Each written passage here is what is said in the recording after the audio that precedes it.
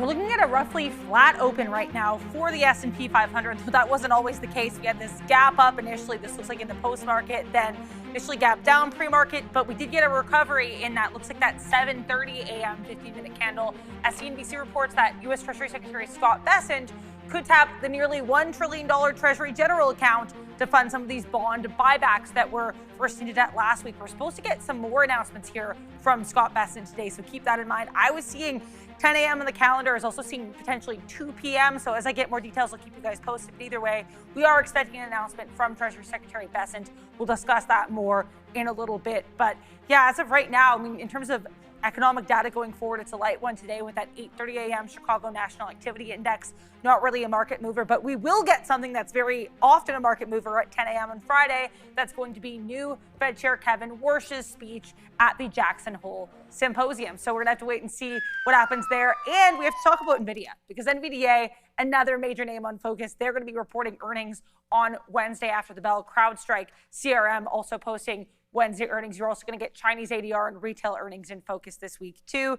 And, you know, a lot of the stories from last week are going to continue to be in focus, like Bitcoin. There's a lot to discuss. Good morning, Sia. What's on the docket for today? Good morning. Yes, definitely a lot on the docket. First of all, as we did talk about focus being oil and what is going to happen with the Strait of Hormuz. So like Treasury Secretary Scott Bessent even said that the single greatest financial offensive ever, Adara, that's going to be something that you're going to look out for. And as Tehran is not going to stay silent, they are going to retaliate, and they already have. They have threatened to seize vessels that violate transit rules in the Strait of Hormuz. So there is a lot going on with at least the oil sector. We're also going to talk about Nvidia. We're talking about Tesla today. There's a lot to cover, a lot to talk about. Stay right with us. Yeah, right now for you guys, just heading into the morning, I guess what would be, and I mean speculatively at this time, your top trading idea so far? Something you think might be your top trading idea? Yeah, it's hard not to be thinking about chips, everybody. I mean, that's just how it is. Like, Nvidia's going to raise prices. You also have, crypto's been strong. So I feel like the last week you had ETH doing really, really well. You had Bitcoin doing pretty well. But a lot of that move was going to be, you know, mostly overnight. So look, we know Nvidia on Wednesday is going to be a big deal. But it just feels like everybody that talks about or even mentions that they want to raise capital, they're just getting burned so badly. So we'll have to deal with AOI and Alibaba, a couple of names that are to the downside for that reason. So AOI is now 12.5%. Yuck. Yeah, we're looking at a few different names. Yeah, we got a new little setup here. So we can't really see what cameras are on us right now at all. So we'll just continue to look forward here at some point. But yeah, the watch list has a couple incorrect things in it there today as far as all the numbers are. But go down to the stories. Those are the big ones you guys asked us about that. You can see here USO definitely, and those flies are still around, and they're really very, very excited to get part of our hair one more time, or whatever hair we do wind up having. But there's USO right now down 1.46%. This should be an interesting name to look at today, down just a little bit on some more easing of some tensions there in Iran. So that should be something to look forward to there. Bitcoin, as you guys can see, 78.2 right now coming through. So that should be something to watch out for. And names like Robinhood on a little bit of a pullback, Adara, I think that's something to watch out for here today. The Robinhoods of the world. Well, actually, Robinhood now has kind of made its way back upside there. Was a little downside as Bitcoin having a problem holding that 80,000. How high did we get even up over the weekend? I didn't have a look. I don't think we really broke through that $80,000 yet. But yeah, we do have a whole bunch of different things coming for you in this first half hour where we'll have some more conversations. Hopefully we've got Joe here, so we're going to do the upgrades and downgrades. But yeah, that's what's going on for me right now. A little bit of oil, a little bit of crypto. Yeah, still NOSPOS, which should be coming on through, which should be good. Adara, obviously, like you were saying this morning, it might not be as crazy in terms of movement, but this is a pretty big week. Yeah. Because Nvidia is a big deal. You know, you're interested in Jackson Hole.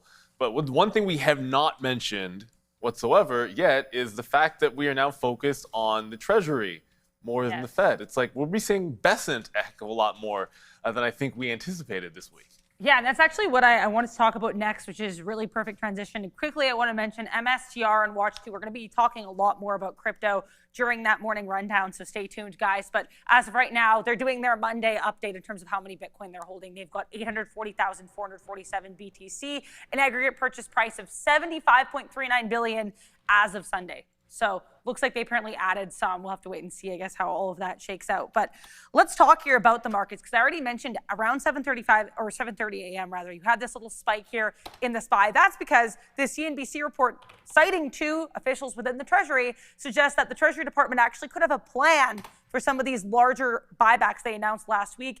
Apparently, they're going to be using their general account, which is valued at up to $1 trillion. We're also going to get some more updates, Sia, with regards to their Iran sanction plans. I was seeing either 10 a.m. or 2 p.m. today, so wildly different times. But either way, Besant expected to speak.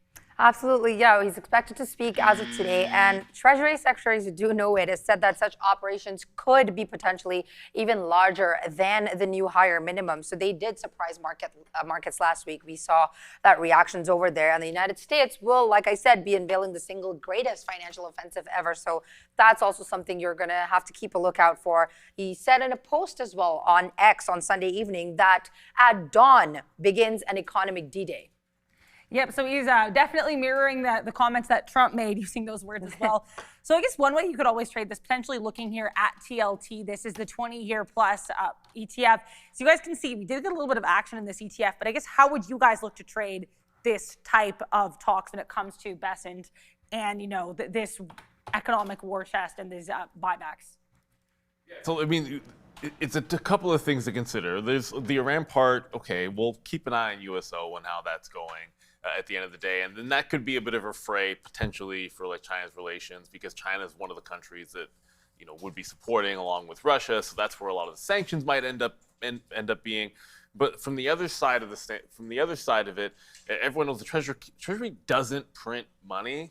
So anything that they do to try to affect the yield curve, right? Like they just raise more debt to pay other parts of debt, and then that's going to be a big concern. I think in the long run, you've seen this sort of weigh on the market from the NASDAQ point a little bit here. But yeah, I want to look at USO if we're just going back to the first part of it, because it feels like we made a little bit of a top, which I kind of like over there in USO. Like we hit this like 136. We've had the escalations of tension, and now you're talking about economic D-Day, and oil's gapped down. So I think that's not a bad sign for us here. Like, oh, we've reached a bit of a top. It's like, oh, well, things are maybe as bad as they can get in the short term, and then maybe we can get a little bit of relief here. So I do like the fact that USO is gapping down today. It's not enough to make me overall bullish, because I think the problem is you look at all the chip names, and they're going to weigh the markets down this morning, and that's pretty much what's going to move things. But no, I do like the fact that we've made a bit of a crest here.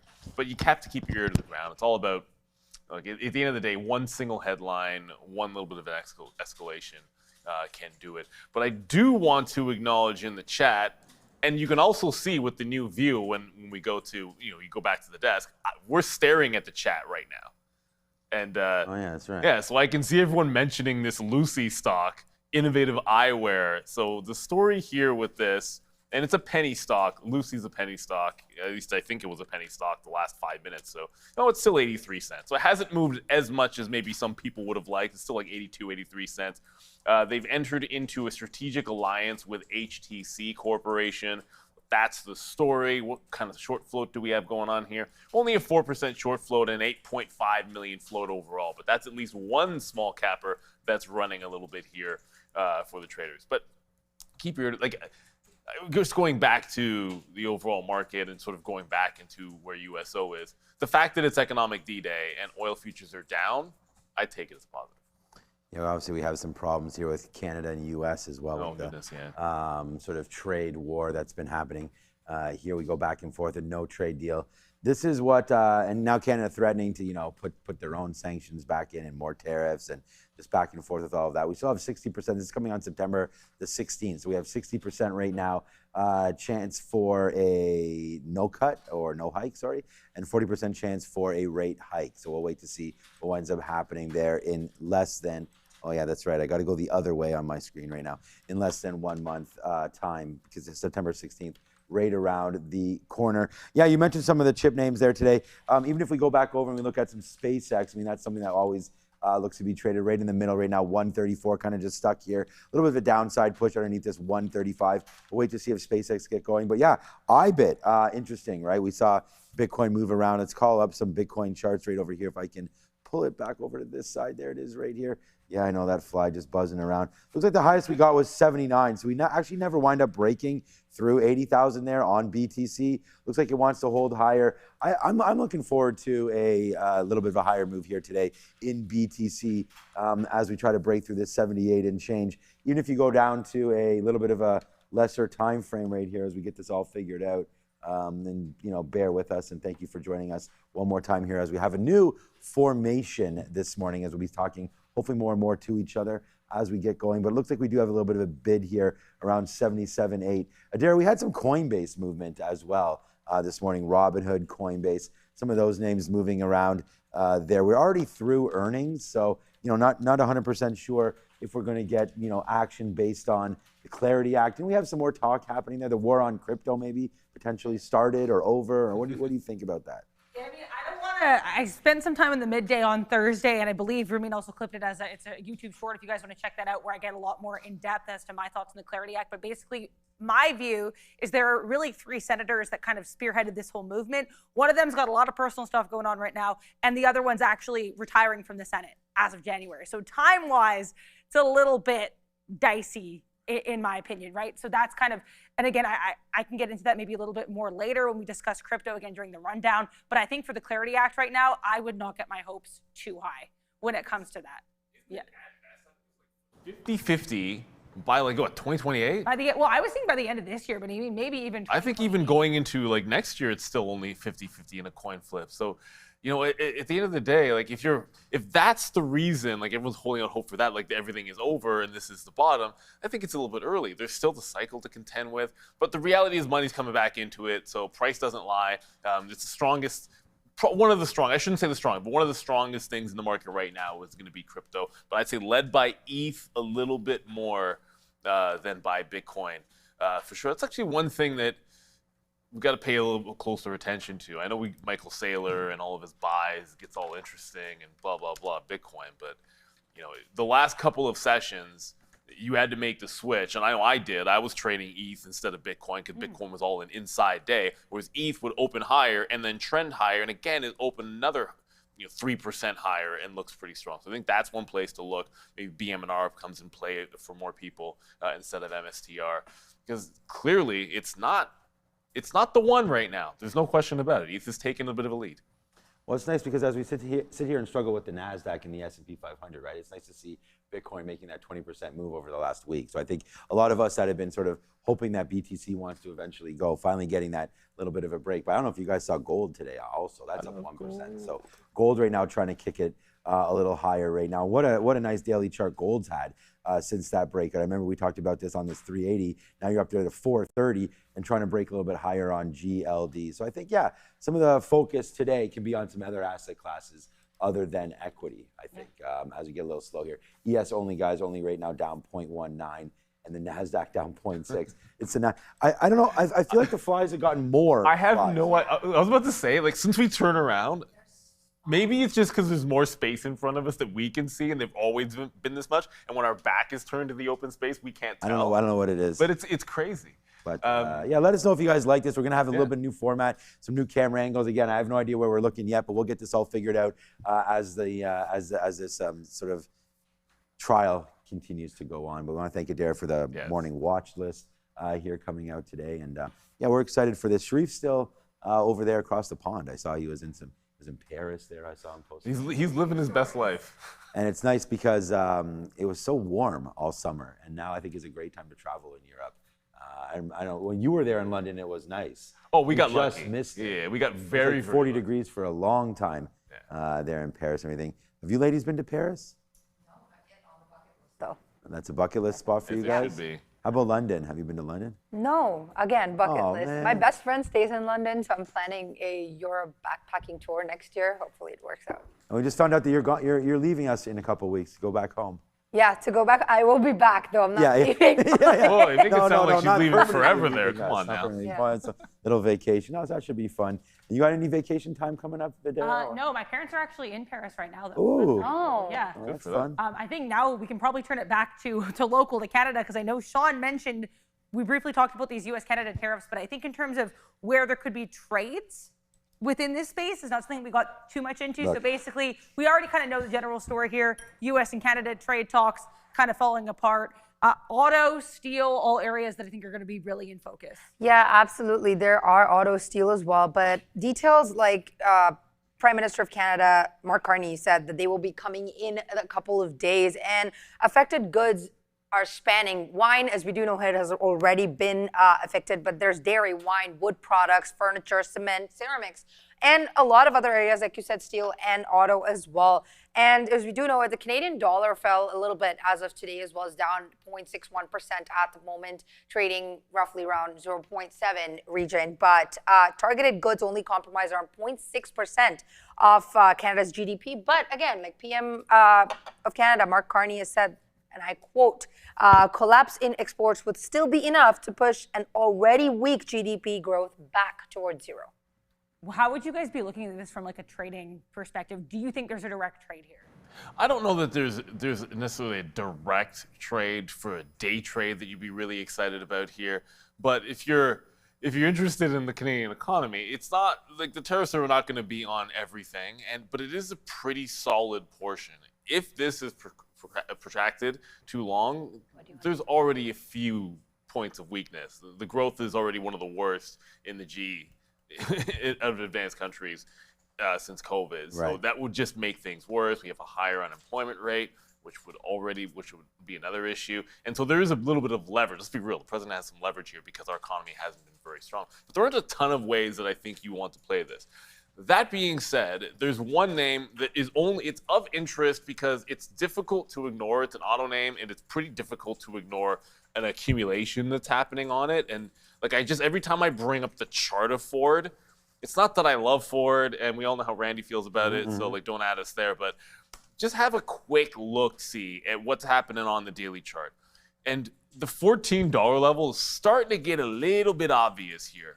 Just over and over. It's already bounced to 200 a couple of times to go higher, and now it's just seemingly holding a very key level. And whether or not, like I like to call it accumulation or just a buy zone, like it just gets back down there and then it ramps up, and it gets back down there and then it ramps up, and it gets back. And you guys can see the pattern. At some point, as a day trade, you see it at $14 or just underneath $14, and you're a buyer. And the other side of that coin is going to be when it finally breaks out of this zone, because the last few times it gets into those high teens, it's been pretty steady Eddie. It's not been too parabolic, but it has been maybe not as good as GM, but it has been a pretty good, last little run here for at least these guys. The EV names have been trash, but they've decided they want to focus basically away from EV, not completely, and it's done really well for them. That being said, you can see what's happening at the $14. It's a pretty cool pattern, so that's what I'd be watching.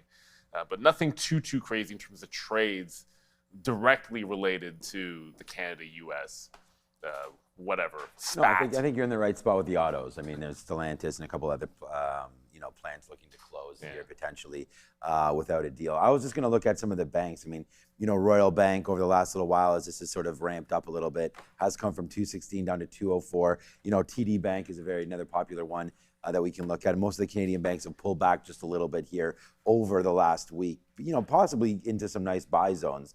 Not that bank stocks are the only stocks to look at. We had looked at Enbridge as well, talking about some of the different pipeline names that, I mean, again, I don't think there's a reason to hit these names, but you can see what's been happening to Enbridge here, just really getting back into the downside. And again, Enbridge still does have some pipelines going through the Midwest, Northeast, all over the place there in the northern part of the United States for Enbridge. So potentially some worries there, thinking that maybe, they cut some deals. It gets a little tougher for Enbridge to operate down there in the United States. But this is a nice name too, coming right back into underneath the 200 period, but into some nice levels from February all the way back here into October as well for Enbridge. So just a few little names there, Adair, that I think the banks, some of the pipeline names, maybe some of the Canadian oil companies as well back into the downside, because the U.S. is oil independent, right? So maybe we don't need to lots of ship too much down there anymore. But yeah, so that's a quick little look at some of those things. We do have Michael coming on. Did he give you a little bit of an update on what he might be talking about? Or? I'm not sure actually right now Oh. what he's going to be talking about. Oh, I okay. have not gotten his email, so we'll have to Fart coin. if he's talking. You think? I don't know if it's gonna be any fart coins, but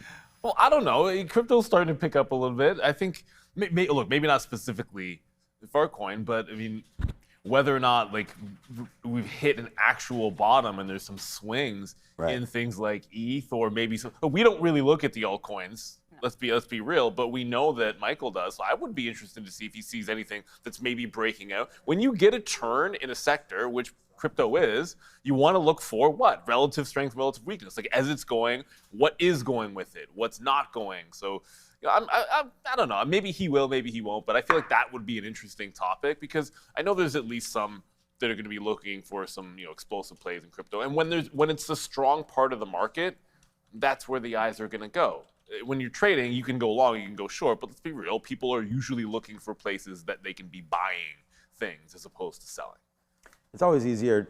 Yeah, it's always easier to catch moves on the way down than on the way up. But at the same time, I think a lot of traders do that, right? It's very easy to average into losers. It's very hard to average up into winners. I feel like that happens very, very frequently as we all get the swatting going on. I do have confirmation that apparently the fly traps, whatever we're using, are supposed to be in today. Well, you got one already, so. See, I already killed one sitting on here, over here. All right, we are getting ready for the upgrades and the downgrades. So Andre's going to come in and fix the cameras there for Joe. So we are going back at 8:30. We'll switch around. We'll do the Michael and Austin. We'll switch back around. Yeah. Everybody's saying they can't see the ladies anymore in the background, so they don't necessarily like that. But Hold on a second. Everyone's just selfish. I love that I can see the chat differently now because old wise trader drinking game, one shot of tequila followed by raw tilapia every time Sean mentions SPC. It's got to be SpaceX. SPCE. But do not take the raw tilapia. You would be trashed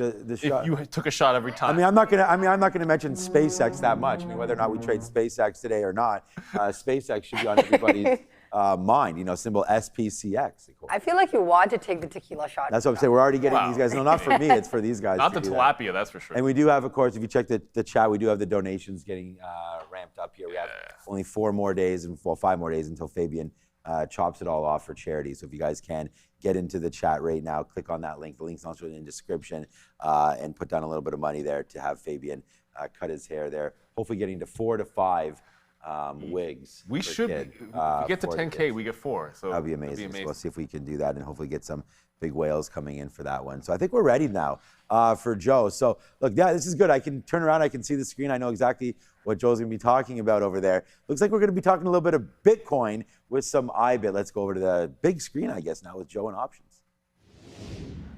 I mean, Sean, it is 5 o'clock somewhere, right? So tequila, why not? All right, guys, let's take a look at some of the options activity from Friday's session, guys. Bitcoin on a little bit of a run, north of 25% off of its lows, ladies and gentlemen. So let's take a look at some of where the derivatives activity is taking place. We're going to kick things off with IBIT at the $44 strike price, expiring this Friday, guys. Now we have 18,000 contracts there. We're roughly around that neck of the woods. $45 was around our high on last week's session. Now, if you look at our bid in the ask, the liquidity is most definitely starting to step back into this name. We're sitting on a $2 spread, but first things first, 18,900 contracts still open at this zone. So there could be a little bit of a resistance area here at this $44 marker. Now, as for the volume, 76,200 contracts open and closed on Friday session. Moving forward, we'll take a look at our Greeks. You can notice that our delta, 46 cents,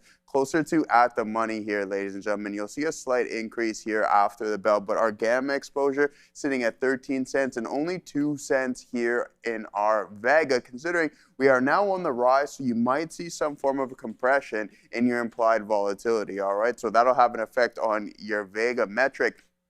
Now, moving forward, a lot of sideways price action after the appreciation throughout earlier in the week, last week.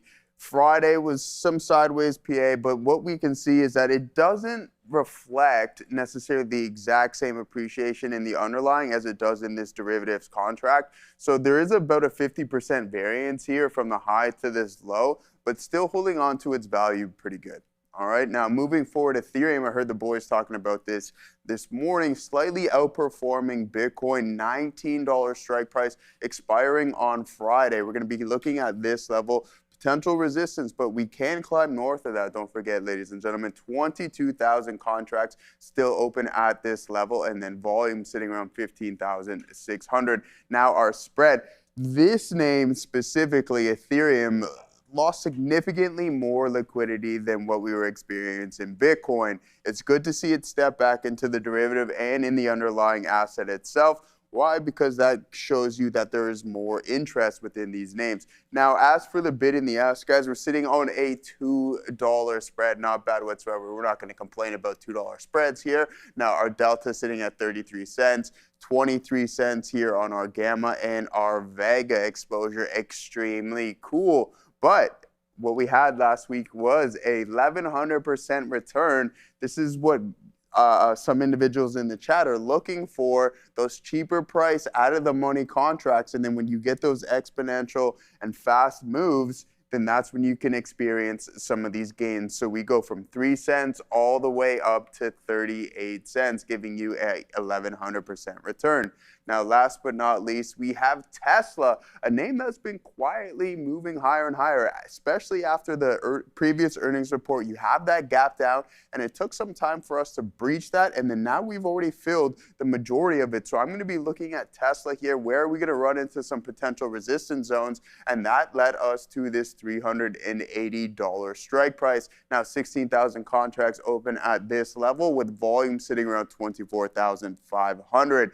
Our spread a little bit wider here. I wouldn't be surprised if it tightens up as we continue to appreciate and the volatility starts to cool down. 22 cents in your delta. So you can say that this contract specifically has an 80% chance as of now that it's going to expire out of the money, all right? Don't forget these metrics are always fluctuating and changing within the price action. Now, Gamma exposure, pretty cool here, only a penny, and then you have your Vega at 16 cents. But what I really want us to focus on is some pretty cool quality appreciation here in this specific contract. This would be the 380, but after the open, sitting around $1.14, and then you have the ability to climb as high as $3.95, giving you a 245% return. Now, we didn't close around these levels, but hey, other than that, some pretty good activity in Tesla over the past week. Let's send it back to the guys. Mm-hmm. Yeah, look, Tesla I like the way Tesla's been looking. It looked great on Friday. I mean, there's a minor story, like the story about the recall over the door safety. We've heard this one before. Oh, it's not intuitive, blah, blah, blah. But it's a software update that they're going to be making. They're also doing a thing where automatically the windows will come down on a crash, makes it easier to escape. So it's a big, I guess it's a bit of a big deal because of the size. It's like 4.3 million vehicles in China overall. But yeah, Tesla was very, very impressive on Friday. I always say I don't like breakouts as much on Fridays, but Tesla was an example of one that was very, very clean. You had a really good double top, about 352 that broke out. One concern, it's not, maybe it's a nitpick, but it's true. Like, you just got back over the 50 period moving average. So kind of closing over it today would be the confirmation that you can hold that kind of a major level. Because if we get back and we're even back at 350 or 350, just low to mid 350s, you're failing the 50 period moving average on a bit of a run. And it has been a very steady bounce from 300. There's been one or two red days, and then we just go back to the upside, and the green days are like every time it's up, it feels like it's up 2 days worth of work, but there's that two-step pullback in this move that's happened a couple times. I don't wonder if we're not looking to that this week. And it's only down 0.5, but then the market's basically that. There's nothing that has it standing out, and my first thought is you might have a dip before we get that next little ramp to the upside on Tesla. Yeah, no, I think Tesla's been a nice little move over the last couple of days. What do you guys over there on the desk? You guys like the look of Tesla stock? You like Rivian? You guys been looking anywhere in the automotive space? Yeah, I honestly, for a stock perspective, not ones that I really look at too much. I do have some, we're going to discuss this later on the rundown, but there's some actually analyst notes in terms of where they see for some of these auto stocks going forward, specifically in the AV space. So that's certainly something we're going to be discussing. In the meantime, though, I want to take a moment to bring on Mr. Michael Noss, because he's discussing something that I think is going to be pretty interesting this week. Michael. Good morning, Michael Noss, Stats Edge CMT. Let's talk here some Nvidia. Yeah, I heard that you guys want me to talk about Farcoin, but I'll talk about Nvidia instead. I'm still an owner, a very small amount, just in case. I'd love to, buy a cheap car or something one day and have a vanity plate. But the real thing that's happening here is Nvidia. So the slide that we talked about this in May. We already went through this. Every quarter, we're going to talk about Nvidia for pretty obvious reasons, right? It's the largest. It's the biggest guy out there, and well, depending on the day, between it and Apple. But more importantly, it's kind of the poster child for how is the AI trade, how is the AI thing going. As long as these guys keep reporting well, the idea from the street is that, okay, we can continue to invest these AI names. If one quarter they come out and absolutely say, yeah, no one's buying our stuff anymore, I think that's where everyone gets a little bit nervous. Now, if you go to the next slide, it's just kind of what we talked about last time. So this is on May 20th. I dug up the old presentation, and we talked about the same thing, is that Nvidia generally beats earnings and sells off every time. And I posed some rationale behind this. This is kind of making me think of what happened with Apple. Before iPhones, before all this, Apple was just another computer stock on the street. Yeah, it was fairly large or whatever, but very quickly became the largest company in the world. And with that becomes all of the analysts in the world following you around. Right? Jensen cannot go anywhere without everyone reporting exactly what he's doing and who he's meeting with and what he's talking about. So when you're that covered, I think it's just generally the street is going to know what's going to happen. So even if they have an estimate, estimates generally come down lower. It's like 80% of stocks, I think, beat their estimates. Estimates usually come in lower, and just no one's surprised anymore with what happens with Nvidia because it's just so huge. But this is the next slide is the actual numbers here, and it beat on everything, right? Beat on revenue, beat on EPS. We all know I'm not the guy to really dive into these numbers, but the idea was that it beat, but then next slide is just the chart in which we kind of sold off, and it went down like 18% from those highs when it happened. And the next slide just shows kind of the history that goes on here, where this is the last 4 prints, and the yellow line is just what happens. There's a lot of gap ups and a lot of just sell-offs after that. So that's kind of the worrying bit, or that's what we need to watch out for. Someday this trend is going to reverse. And that, I think, is really going to be kind of catalyst and fuel for the fire to really rip the market, because if everyone is expecting one thing, if the trade becomes this easy, where it's like 5 quarters in a row, you just do the same thing where you beat earnings and sell and beat earnings and sell. As soon as a trade becomes that obvious, I think often the reversal time is coming for it.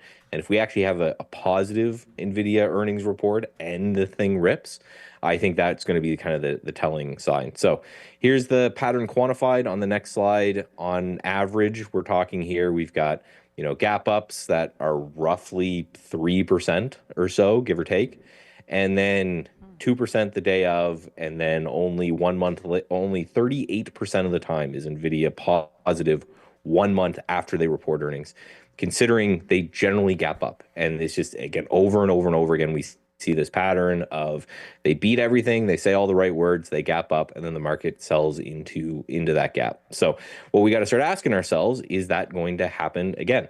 So here is the next slide is the chart as of Friday. And what's interesting here is that it's already pulled it back into this, where those other charts, if you looked at them, we were at a local high or near a local high, and things were actually looking good going into earnings. In this case, so far, we are down into earnings. So I don't know if that's going to be the first signal that maybe this trend is going to change, but if we can continue, it reports Wednesday after the close, so we have 3 more trading days. If we can continue to be off this local high just a little bit, maybe that puts some kind of odds in our favor. And just what we're expecting. So this next slide is just showing roughly a 7% move, give or take. These numbers obviously fluctuate as time goes on, but this is the market maker expected move. I know you guys do awesome options coverage here as well. And generally speaking, they price in a 7% move, and we've got that 3% to move that usually happens. So the market, generally prices in a larger event than the event that actually occurs. So again, any of these trends that get destroyed this time, these are the things I'm watching out for. If everything just happens the way it always happens, then I don't think there's any signal there. There's no tell. I'm looking for something to happen outside of this, like a gap down and it rips, or it moves above or below 7%, or something like this. I think that's the time that we take notice. If it just does what everyone kind of thinks it's going to do based off all this historical data, I don't think there's a system there. But one caveat on the next slide is that there's 20-ish data points that I have here for, it's been around for a number of years, but not enough that I would consider this like a really robust study. So most studies I do, they're going to have thousands of data points, thousands of trades, just to kind of keep in mind that that's kind of likely what happens. So I don't know what's going to happen this time with Nvidia, but this is one of those things where I don't think anyone knows. And if we get something that is unusual and unexpected, I think the whole market wakes up and takes notice. And if it's just same old, then I think we just kind of leave it alone and we look for the next catalyst to finally get us out of this range in the market that we've been in for some time. Yeah, I think just a couple of questions here as well. So I know this is interesting here about that implied move versus the actual move. Given that, as you mentioned here, the actual move is often a lot smaller, what would you say to maybe look for here? What caution would you advise? Should we end up getting an implied move that actually matches or maybe even exceeds what we're expecting on Wednesday? Yeah, and just a quick explanation of this. The implied move is just what the market is pricing in for what they think is going to be the move after earnings. And that's just done by the value of options going into earnings. Essentially, how much are people willing to buy insurance for against Nvidia if it takes a move? And if those people who have been right most of the time end up being wrong and have to actually pay out, think of your insurance company generally doesn't have to pay you anything, but every now and then a disaster happens and they do have to pay out, then that's kind of the same thing. For us to get a above 7% move, there would have to be some sort of huge event one way or another. Now, this is up or down. So if we get a more than a 7% rip, I think the market's, cranking all-time highs and the Qs are doing fine. And that's a whole lift all boats. The other way would be not so good. If we're getting way more than that move, that could happen. Also, I'm not going to be focusing too much on the gap because, like we talked about, Nvidia usually gaps up after earnings. The earnings are positive, everyone's hyped up. I'm more interested in what happens in kind of the days and weeks following. Do we get that sell-off? So I guess, yeah, and then also too, I guess, how would you be looking to play it? Should we either get that sell-off or not get that sell-off after the fact if we continue to see this pattern come through on August 26th? Yeah, I think if you want to stick with the pattern, then the move is just to wait till earnings. And if there's a pop, you look. This is a great tool for more semi-discretionary trades. We call them at Stats Edge, where we know what generally happens. And if you are there looking at your charts and you've got a chart up, maybe if there's a gap up, you're looking to the short side. So opening range breaks to the short side or support breaks or something like that. For me, because I'm looking for the unusual, my plan is I'm probably not going to do anything. I'll probably sell some puts going into earnings, maybe collect some premium that way, but I'm probably not going to do anything unless we have this rare event where we actually go up after earnings for a period of time. Yeah, imagine that for Nvidia going up after earnings when they continuously report records. Thanks again, Michael Noss, for going over that. And I guess we'll have to wait and see how all of this plays out on Wednesday and actually maybe more aptly on Thursday morning. We'll see Michael Noss, though, on Friday morning, 8:30 a.m. to discuss more charts and more data with us. Awesome. Thank you very much. Have a good week. You too. Thank you. Perfect stuff, and thank you, Michael Noss, also for the extra play as well, too. Looking forward to some more future conversation.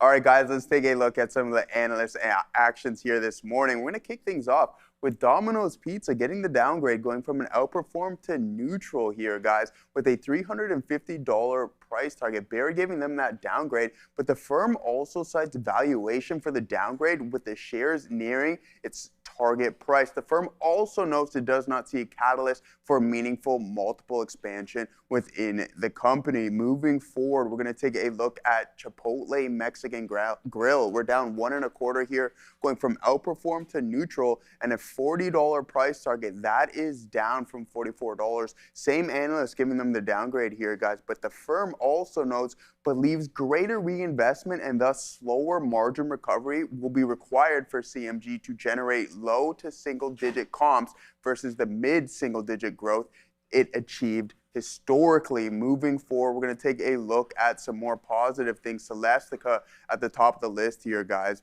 1.3% to the top side, going from a neutral to a buy with a $430 price target. UBS giving them that upgrade. Then we also have a name that we were just talking about not too long ago, Nvidia. Cantor Fitzgerald giving them the nod. Overweight rating with a $350 price target. Don't forget, they will be reporting Wednesday after the bell. Excuse me. Now, Reddit also on the list, slightly negative this morning, guys. 1 1/5, going from a market perform to an outperform here. Citigroup with no specific price target, but giving them the nod this morning. And last but not least, we have John Deere, down about 0.1% here, ladies and gentlemen. But we're holding that overweight rating at Barclays and no specific target. Those are the analyst actions this morning. Let's send it back to Neil and Sean. Reddit and forget it, apparently. Add it to the S&P 500 and forget it. It seems like that's... It always seems to be like those sell the news situations unfortunately. there where you get added in. Looking like on the It might be, it's trying to make a bit of a bottom since then. Look, you got to 180, so you can be happy about that off of some of the lows for Reddit. But it's trying to hold. Like, talk about sell the news. Like, there isn't really an update. It was just like sell, sell, sell, sell, sell.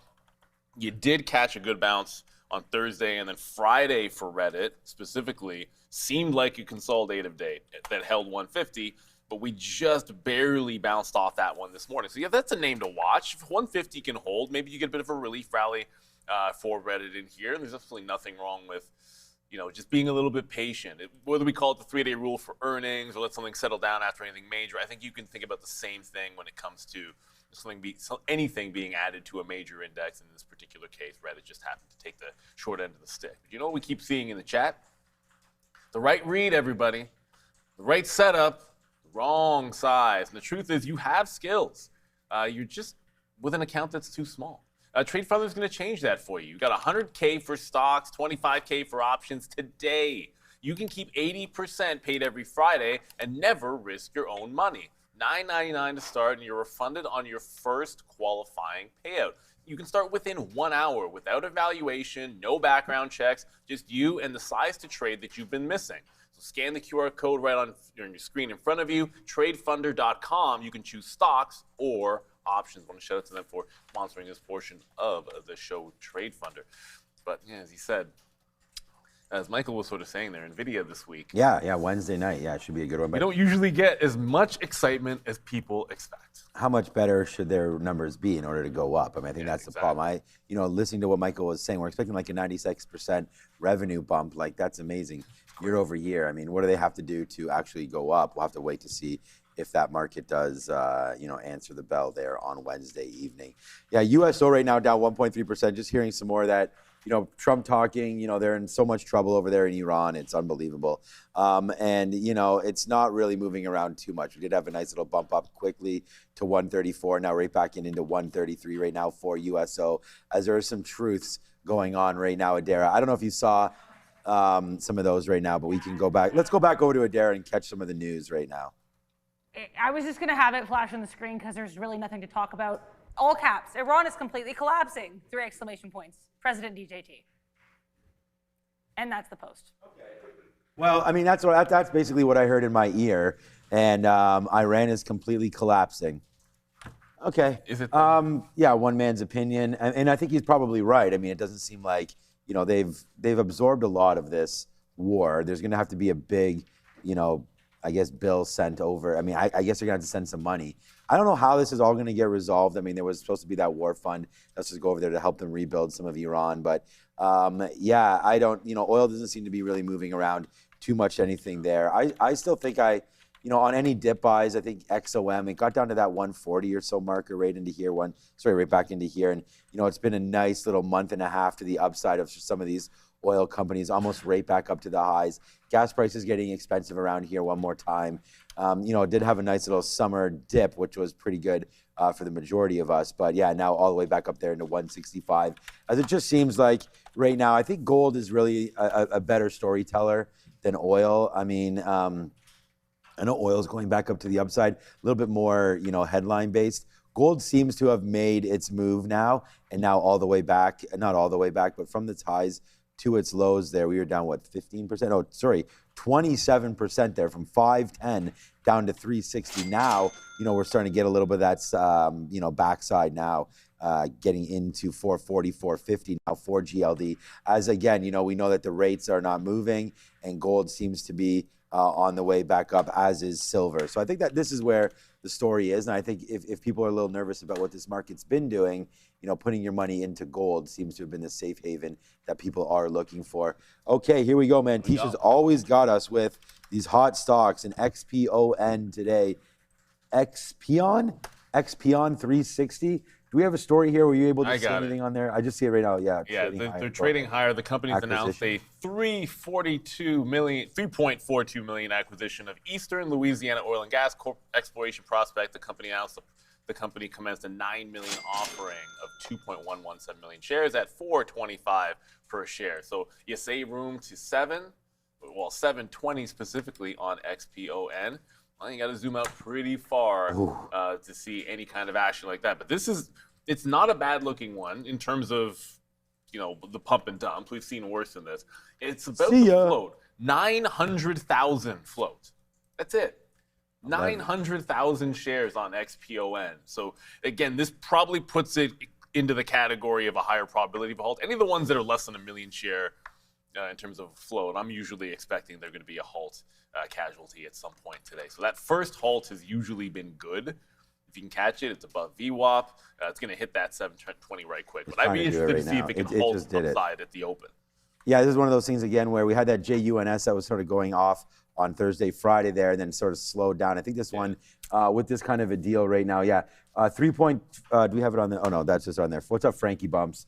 Right there. Yeah, 3.425 million acquisition there. So that's nice. Offering 2.175 million shares, 425 a share. So there it goes. XPON, getting a little excited there. Seems like there must have been some news about this in the last little while. Was this one? Did you say it was reverse split? Because why was that? Yeah, so it just reverse split there on XPON, just back right there on July. So July the 21st, it went 1 to 12, so the other way around. So you can see that's what that little bump up on our daily chart is. Our charts don't show the reverse at all, but there it goes right there from upside to downside.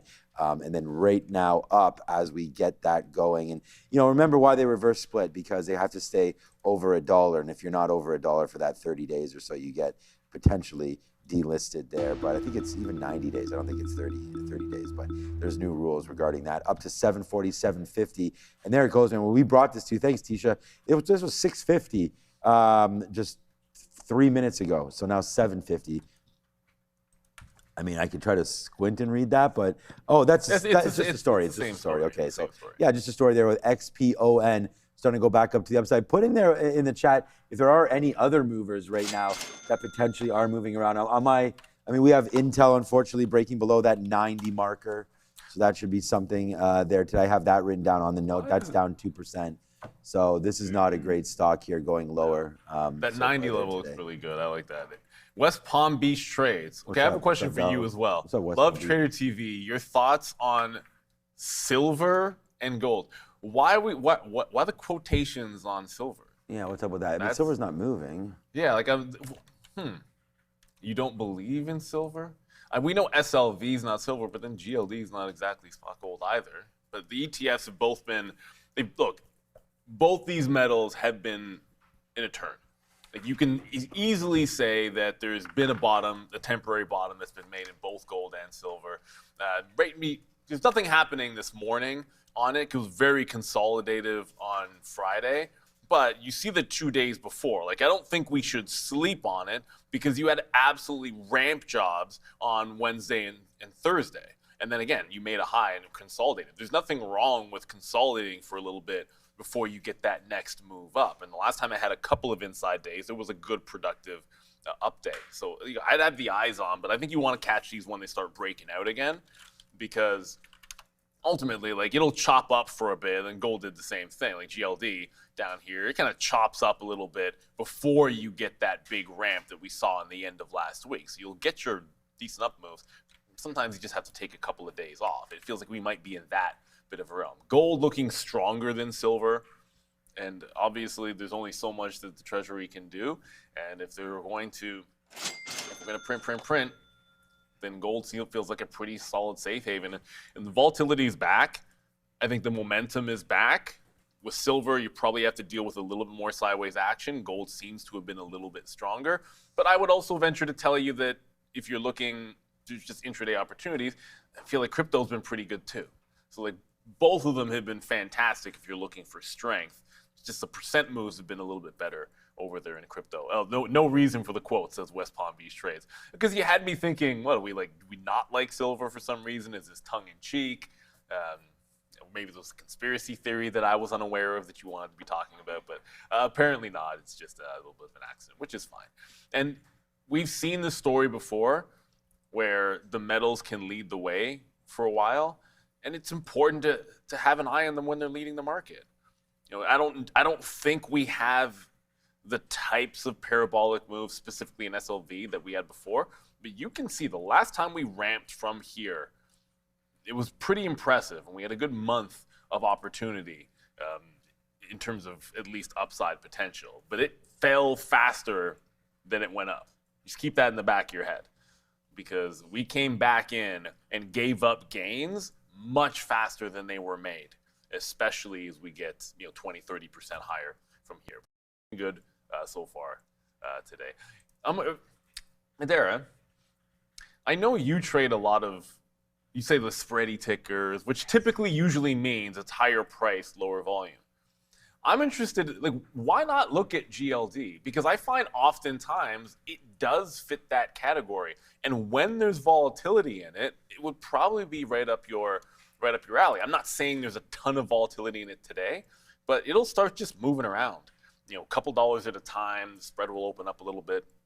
Yeah, so I have traded some GLD. I've traded some DIA as well, like Dow, but I find for some reason on these Amex like ETFs, I have to be a lot scalpier with it. And given that I'm at a news desk, you can't always be scalpy with it. So it really, I think, depends on, how the day is going and how these things look. That being said, I believe I've traded GLD. I've definitely looked at it in the past for sure. And I would say that the way I trade it is kind of similar to how I trade the DIA, but there are some tickers that they are spready, but there's just no edge there. Like AV is a really good example. AeroVironment, if it's not earnings, I don't care what news there is. I've learned, garlic, cross, it's a vampire, don't touch it.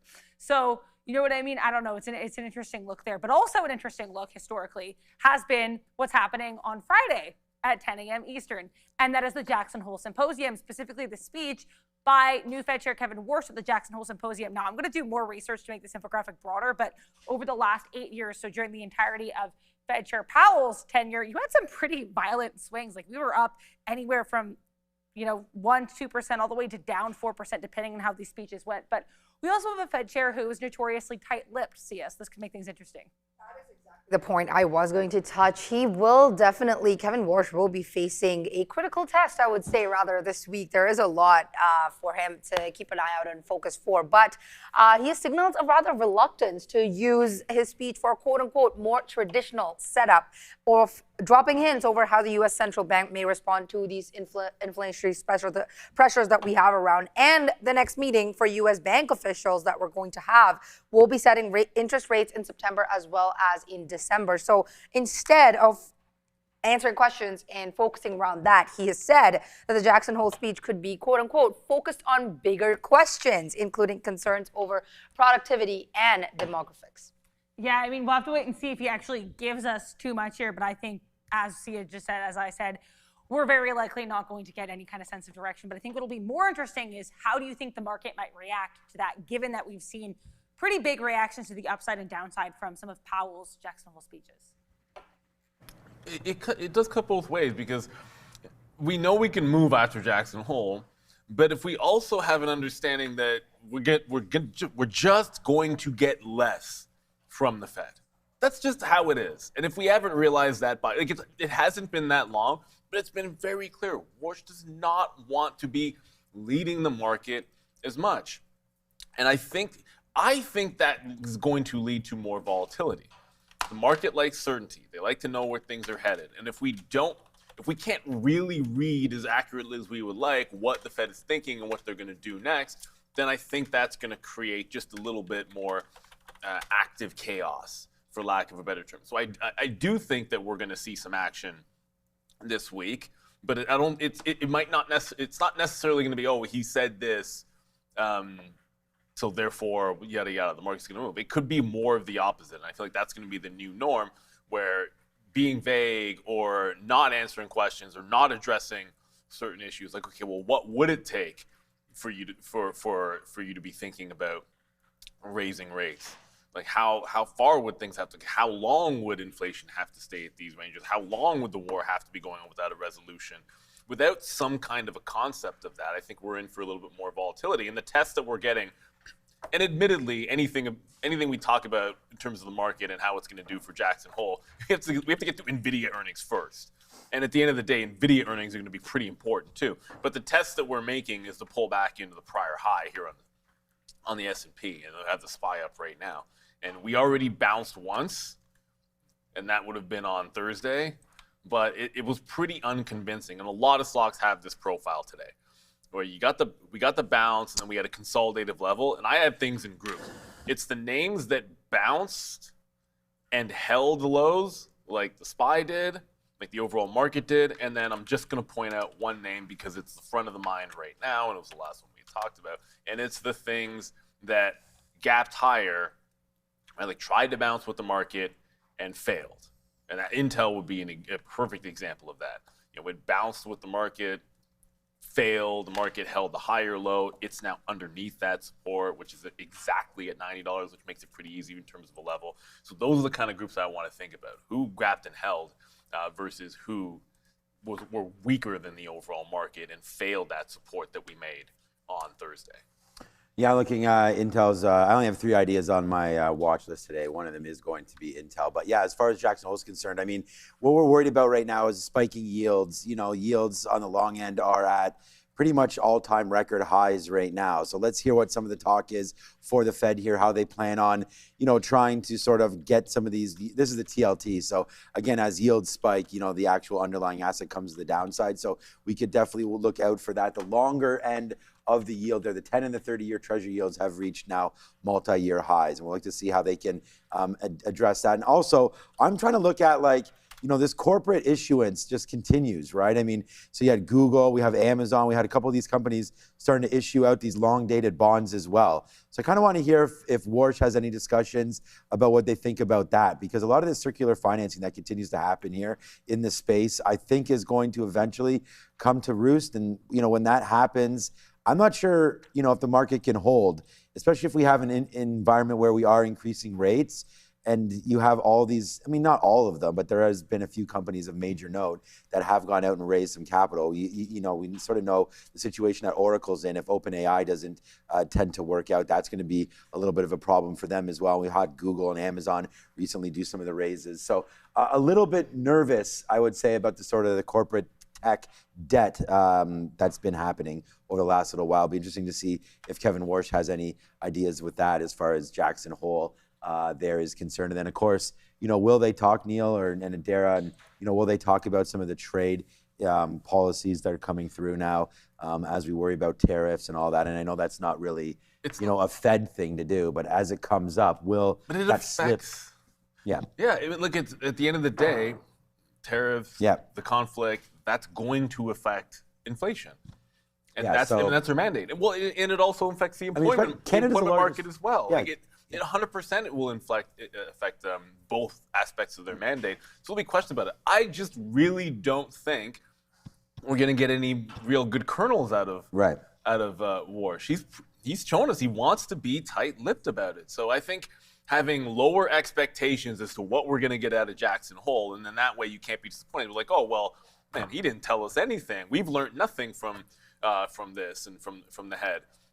And we still have the opportunity that there will be other members that are a little bit more forthcoming. That can still be true. But even then, I think, we're going to get ready for the new norm. And the new norm is going to be a heck of a lot less certainty. Like we know what the Treasury wants to do. We don't know what the Fed wants to do with any certainty. And that's a bit of a shift for us. All right, let's get ready to rock and roll now. It's now 9 o'clock. The watch list is free, completely free. Go down into the link in description, sign up for it. I don't know if we have the little watch list promo thing there, but it's completely free. Go grab it. It has all the stocks we're going to be talking about. Has some notes on Jackson Hole, has some notes on Nvidia there today as well, and a couple different names that are trying to move around, but it does not have, I don't believe, on it XPON, because that was a little bit of a late runner there with news coming out around 8:30 right there.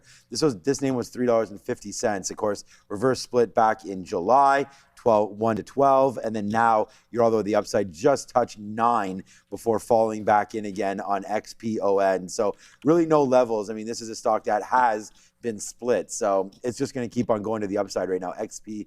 I just heard something in my ear about something else was 1 to 50 today. Greenland something. Green something? Okay, so there's another one. GRML with a reverse split here. Greenland Mines, but it's not really doing any volume. So it would have been a penny stock, like 40 cents, and now it's trading, should have been at $10, but it's trading at $9.50. So nothing too crazy there. Although if we're looking at, I just heard Vivacor might be trying to go again, but no, it's only at $1 and not moving. It really might just be Tisha has caught the best one of them. Dude, I mean, it's doubled in volume in the last 10 minutes. That's what I'm saying. XPON seems like it's really the one, and that's all you could look at. 20 million shares. It's continuing to rake to the highs. Before we go up to the desk, we have to get into the watch list. ETH just continues. We were just talking about how ETHA, or ETH, has been stronger than Bitcoin, and it's already trending up this pre-market. So it's already done a couple of extra points this pre-market alone. That's about as big as the range was the entirety of the move on Friday from bottom to top, and it's already put that in. So it does put that pre-market low into play for us. But let's get back up onto the desk. We got the free watch list to go over. Make sure you go out there and grab that. We'll talk about all the stories. Obviously, Nvidia is going to be in there somewhere, but it's not earnings yet. They found the way to shock the markets for a different story. Yeah, I thought you were going to be talking about shocking the world like PayPal there, Neil. Yeah, but before we get into the rundown, I do have a quick story I want to mention that just came out here. Google Cloud and Verizon partnering up. So here is VZAD. Again, the volume on this, very light, but worth mentioning here. Google Cloud partnering with Verizon for enterprise AI. Verizon is going to be using Google's Gemini for customer calls and agent productivity. But let's get productive here and talk about our morning rundown, which Neil will feature some Nvidia right at the top because, of course, they have earnings coming up. And if you want to know what has earnings coming up, what economic events are in focus for the day and for the week, what stock should be on your watch, check out this free watch list. You can use that URL that was right there. You can click the link in the description. Either way, it gets you there, and it is FREE free. Let's talk here about NVIDIA. They're going to have some earnings here, and as Michael Noss alluded to during his section on NVIDIA, which you can check out back at 8:30 a.m., we're expecting another record quarter from this company. But before then, we have some other headlines to digest from them as well. Absolutely. We saw earlier that NVIDIA is in talks to invest in Perplexity as well, Adara. And it's a funding round that would value the company, startup, I would say, Perplexity, at $30 billion. And if you do know a little bit about this company, they had previously signed a $700 million cloud agreement with Microsoft earlier this year. And Perplexity has plans to go public in the year 2028. So that's another way to look at it as well. But yes, another thing to look at is definitely the earnings, the massive earnings from NVIDIA that are expected to come in after the bell on Wednesday. So it's expected to report second quarter adjusted EPS of $2.09 on revenue of $92 billion. And this will mark a 96% year-over-year jump in overall revenue, also a continued quarter-over-quarter acceleration, Adara. Yeah, and I was also seeing, you mentioned Microsoft there with regards to Perplexity, but Microsoft and NVIDIA have their own little catalyst as well. I guess Microsoft's data centers are starting to get these NVIDIA Vera Rubin racks. So pretty interesting look here. What's the look for NVDA for you guys today, and even looking forward to this whole week? Yeah, it's a big week. As Michael said, they usually go down. So maybe if there's just too much sentiment that, oh, they always sell off, this kind of can be different. All we keep seeing in the chat too as well. It's like, oh, Nvidia always goes down after earnings. Yeah. The more that builds up, the better chance you have of a surprise. But it still comes down to, can the numbers be absurdly impressive enough? Not impressive, because they're always huge. That's just how it is. They beat and blah blah blah. And the margins, like, oh my goodness, look at the margins. And then we get all excited, and then the stock doesn't do anything. So maybe they need to do something a little bit extra extraordinary to catch people off guard. They're also raising prices 15%. I think that's weighing on some names here today, because as that gets passed down, I've seen that be trouble. I don't love this whole, like, every single headline just seems like it goes further down the circular financing route. Like, we were just talking last week about how many, they're invested in everybody that they need. And so now this Anthropic, I don't know how much the market's going to like it, but the truth be told, this actually sets up on the opposite end of, not the opposite end, but the other side from an Intel. Like, it looked like it was gapping down, and it was, and we're still not above the Thursday low, but it's trying to put in a higher low. So that 216 Thursday bottom here, like, that could be a nice little over-under. If it holds above that in the open range, then Nvidia is strong relative to the market and is along from there. Just today, it's 0.25% up when the Nasdaq is down, so that checks one box. It's just not. It's not really breaking out above those prices. So it does need to take out this 216, or it could still feel a little bit trappish. I was actually talking with on the weekend a guy that works for Broadcom, and he was telling me how good VMware is and all this kind of stuff. And that's kind of the problem, I feel like, right now, is a lot of us trying to figure out exactly where these markets are trying to go. And I mean, even with Broadcom right here, this underneath the 200 period moving average and potentially going lower, down another 1% right there. So just looking somewhere else other than Nvidia. I think Intel, we don't have Intel on there. Intel is going to be my number one trade idea off of $90 if we can get up there. We just posted our sticky note right now, but I don't know if we're going to get to 90. That's where we closed there on Friday, but that's a short for me. As far as Nvidia is concerned, we had that super chat on Friday, I believe, could have been Thursday, where it was the first, or I think it was Friday, because we're talking about which days were we starting. And it was that they had ran through one of the LLMs, and it was like Nvidia was up for 3 days, every day into its earnings call. So today would be that first of 3 days, right? The earnings is going to come on Wednesday night. So if you are thinking about some Nvidia longs, I think today could be possible. It's up, market down. You're off of 6 straight down days for Nvidia right now. So yeah, potentially we've seen a little bit of a cooling off period happening heading into earnings. Now traders will probably get excited, but all you have to do is look over those statistics and see that, hey, how much does Nvidia actually have to beat for someone to get super excited about this name? I think it's better to get through earnings and just let it settle. And if it does have a dip, then you buy it if you like the story. Guess who's back? Oh, there he is. JKL is back with some more ideas. This individual has been pretty good on point with some of the calls that we've been having. So short oil and short Bitcoin.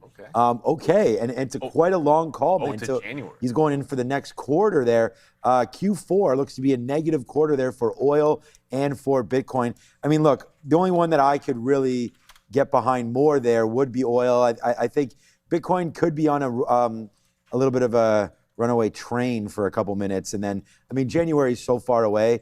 I would just like to hope that, with China visiting the United States soon, hopefully something gets settled down there. If we get lesser tensions between USA and China as well, that would help oil come back to the downside.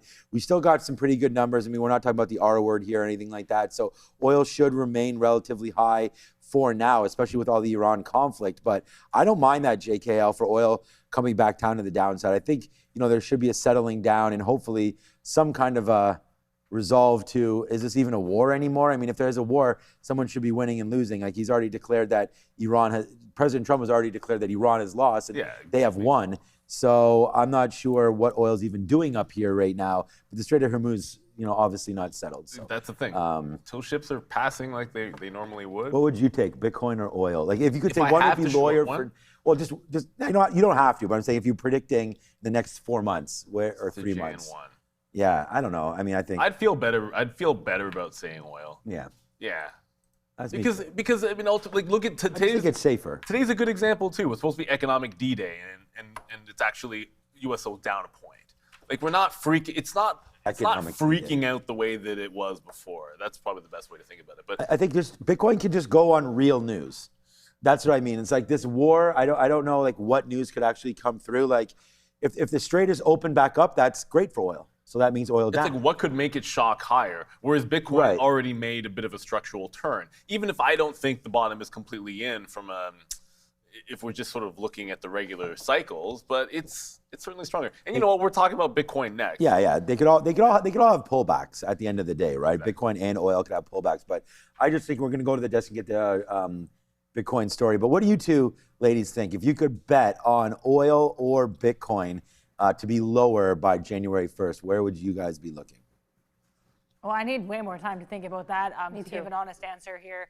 But yeah, in the meantime, we'll just take a look over here at IBIT, which right now is certainly not going lower, actually pushing to the upside now. IBITs, specifically this BlackRock, of course, IBIT Bitcoin ETF, led institutional demand last week on a week that was actually already really strong for BTC ETF inflows, the best since October 2025. Absolutely, you're right, Adira. And just recapping over what happened with Bitcoin, it gained 22.1% over the past 7 days, I would say, and briefly approached the $80,000 mark before momentum had slowed a little bit. But safe to say, Bitcoin's still trading around the $79,000 region at the moment. But Strive Asset Management as well, that is ASST, had acquired 1,110 Bitcoin over the past week, and the average price of this acquisition of Bitcoin was around $73,409. Yeah, so some Bitcoin acquisitions, some ETFs, nothing massive here in terms of Clarity Act levels of shift, but interesting look here for crypto. I know you said, Neil, you're going to be playing some ETH.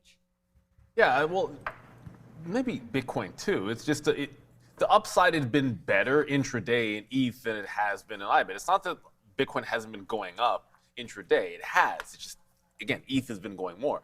If we look at the daily chart, it just feels like people might be clued in on the 80,000 for obvious reason. If I pull up a 15-minute, last spike, couldn't get to 80K.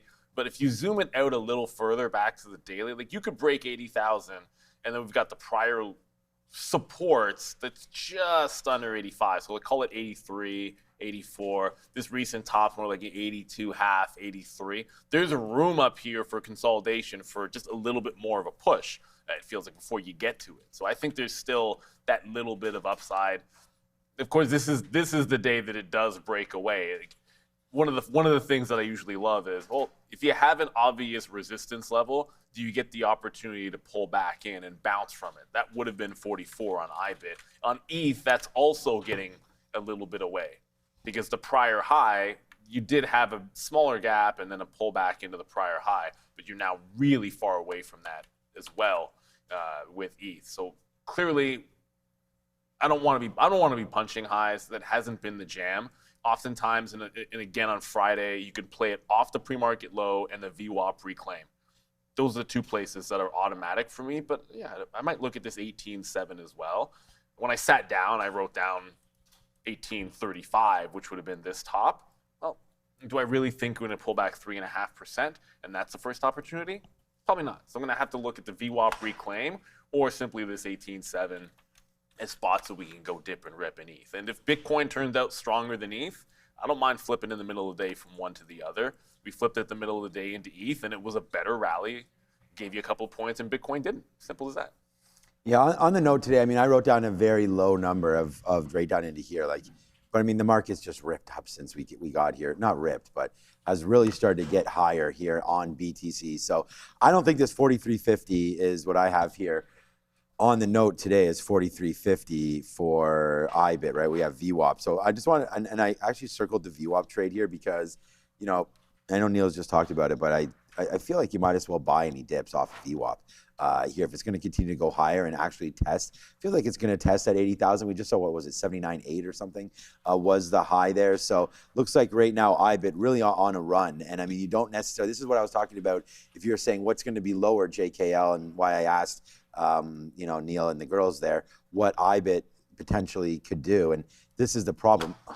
Oh, almost got one there. But yeah, nice upside for it. It looks like it's going to have to turn around at some point. But hey, what happens when we break this level for IBIT, right? And so I'm going to go long today in a relatively slow market here. It almost feels like the futures, every time I look over here, it's minus 0.18 here, not doing a whole heck of a lot in the ES. And look at what the NASDAQ is doing as well. Meanwhile, Bitcoin trying to climb. So any dip down, I think the Bitcoin buyers will be here. We have the Clarity Act. We have Jackson Hole coming through. I think people will shy away from US dollar and put their money into gold and into Bitcoin temporarily for right now. Look, it's always easy to talk bull case when the market's going higher, right? We still have half cycles going through on Bitcoin. We still have really what is the base case for Bitcoin usage. And, you know, whether or not you're a bull or a bear, at this point, Bitcoin is on a train to the north side, right? And so you're going to see $80,000 today, it looks like. And I want to be long when that happens. So, yeah, dip down into the 200 is 44.20. Dip down into the VWAP is 44.40. So you got to have this on your radar. We'll have it on early. I just hope we don't miss it. For sure, one of us will be in Bitcoin there today. I just felt it in my hand, but just missed it. I already there was got, contact. Yeah, I already got one. There was definitely contact there. Jeru. Was this Wendy's? Jeru. Good morning. Is that Thoughts Ja on Rule? Wendy. Oh, no, Wendy's. Yeah, obviously. Thoughts on Wendy's? You obviously do mean Are Wendy's. there the chicken tendies going through? I'm all about We had the chicken honestly good chicken fingers, which is like a Raising Cane's here. I didn't get it when we were at our draft. The kids got it that night, and apparently Nice. really good. Honestly good. It's called chicken fingers. But is that what you mean for Wendy's over there? Any thoughts on them? Well, look, there's no particular catalyst today. I mean, I see 100,000 in volume, so I don't really have any strong thoughts here. I do remember there's a short float on this bad boy, right? Yeah. Pretty decent. Let me just quickly double check in real time. Yada, yada, yada. 43% short float. So that's interesting because it could break. Look, what's the catalyst that makes it break out 950? I don't know.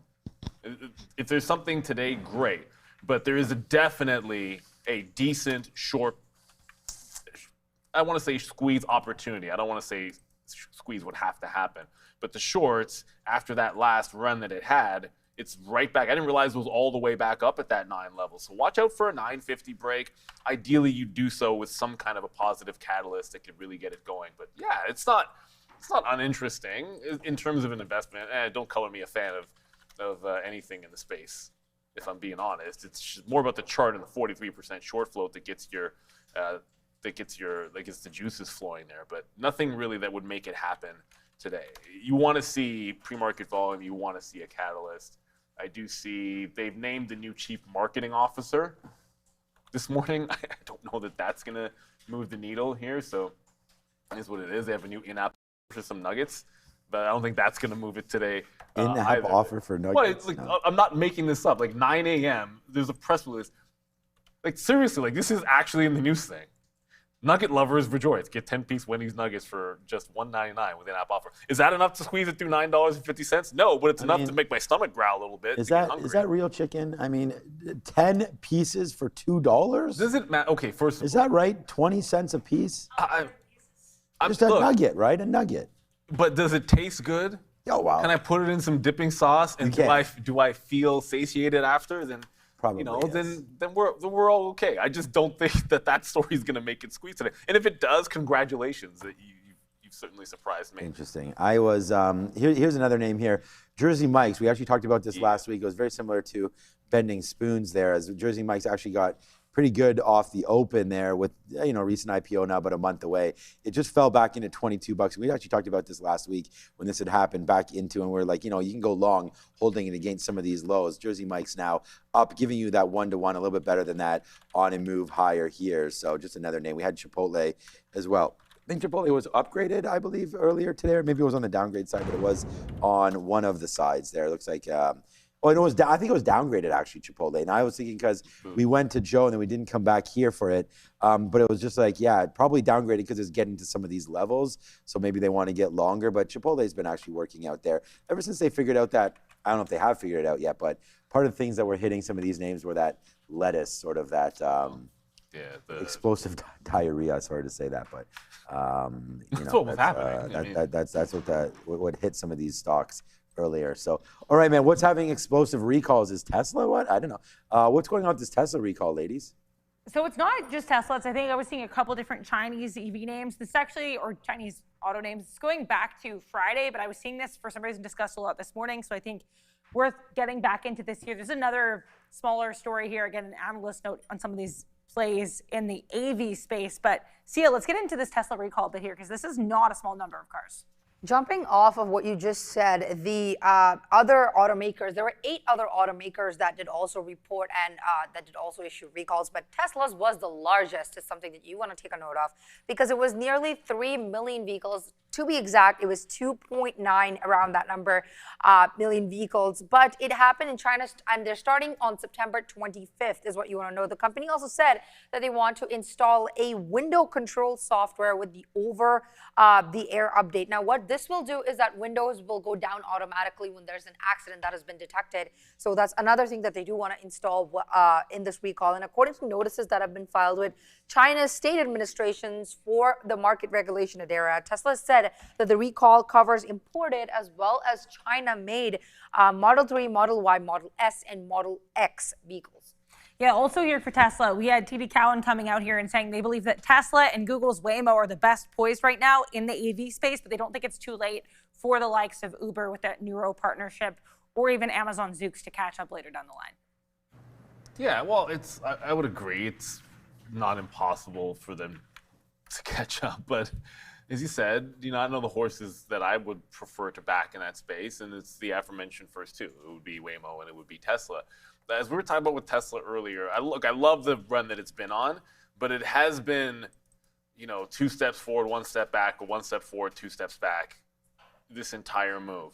It's actually only been a couple of multi-day rallies, and the bigger moves that it's had have typically either been sideways action, sideways, doesn't make a new high, or pullback kind of days. They've been disappointing and mute almost every single time since it's bounced off 300. When you have an explosive day, it's not followed up by another explosive day on Tesla. It's just been what's true.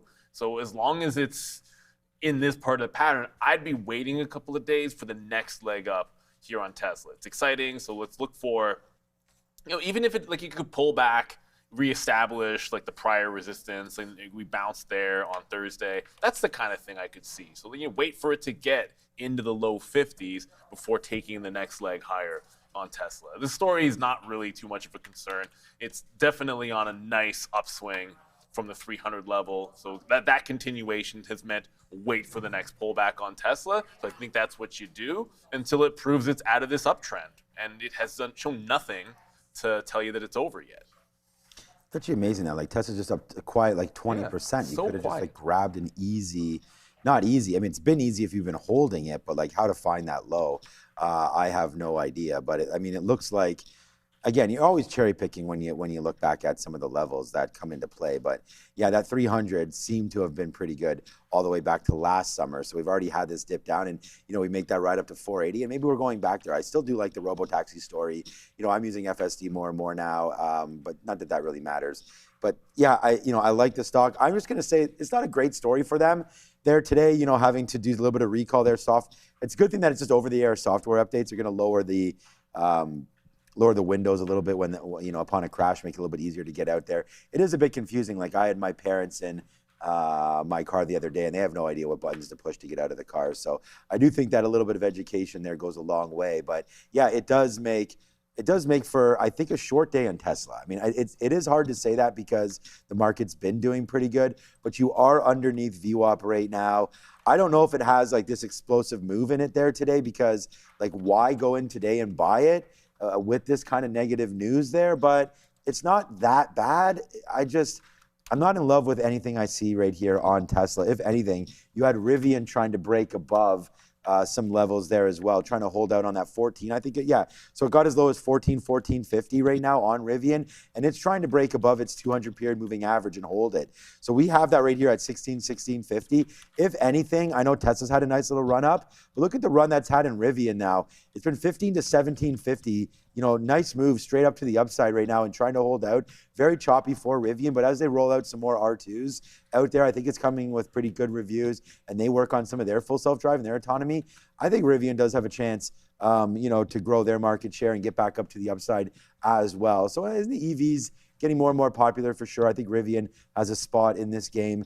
I think the reason why you like Tesla a little bit longer for a longer term play would be the fact that you do have that SpaceX side of things to it as well, and plus it's being run by Elon Musk. And then they also dropped out of the solar game on the housing last week. Where we had that story where there was a product on their website, it was yanked there, I guess the solar panels for the housing, but so I don't know if that means anything for Tesla's long term. I don't think it was. Incentives for. Yeah, and we talked about First Solar and TAN ETF and whatnot going through. So yeah, I like Tesla because of XAI and all that kind of stuff with SpaceX being all wrapped up, and eventually there's that whole merge talk. I don't know what that does for Tesla stockholders, but I think Tesla shareholders are going to get, assuming there's a deal, and I don't know, the betting markets seem to think there's a pretty solid chance at it. So let's just talk about it as it would likely happen. As it develops. It would be, the structure would be that they would be getting purchased by SpaceX, and which company is actually producing cash, which one has margin, and which one actually has some more substance to it. So I think you'd have to convince Tesla shareholders that they should be compensated fairly, and there would be some kind of a premium. But again, that's just one man. So I always thought they could put little shingles, that's what it was, not panels, on top of cars. I thought that could be kind of cool. But I think at some point, I guess it depends on where you're located, right? Like if people saying in California there, I could see the solar game being a lot stronger than it would be here, for example, where I don't even think the sun is out right now. All right, and bounces out. We'll just have a quick little look to see if anything's moving around on those, and we'll go back over to the desk and talk about the last two names, which are big, right? I mean, more sectors. They're memory, and then we'll talk about what Anthropic does to the rest of the market. There's SpaceX again. Haven't mentioned that in about a half hour. So SPCX now starting. Well, we just did when we talked about Tesla, but there it goes up 133 and change. There goes SpaceX to the upside. It's always a funny joke around here that we talk about that name a lot, but hey man, it's the number one name on here. BMR and IBIT, we tend not to look at these on the imbalances.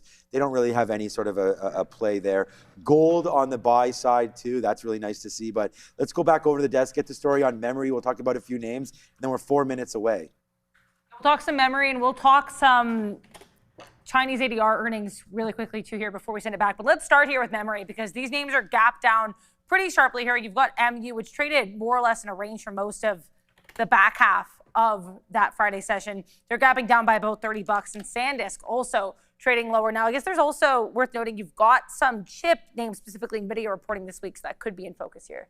You're right, technical reasons, definitely, but there are absolutely, like you said, reaction to Nvidia reporting earnings this week after the bell on Wednesday. SNDK, MU, AMD are down. AMD more significantly because of the Nvidia earnings loom that it's seeing at. Also STX, and as you mentioned, WDC. Investors have pulled back from, I would now say, overall high beta technology stocks here. But you're right, let's also take a look at these Chinese ADR earnings, Adara. XPEV and PDD in focus.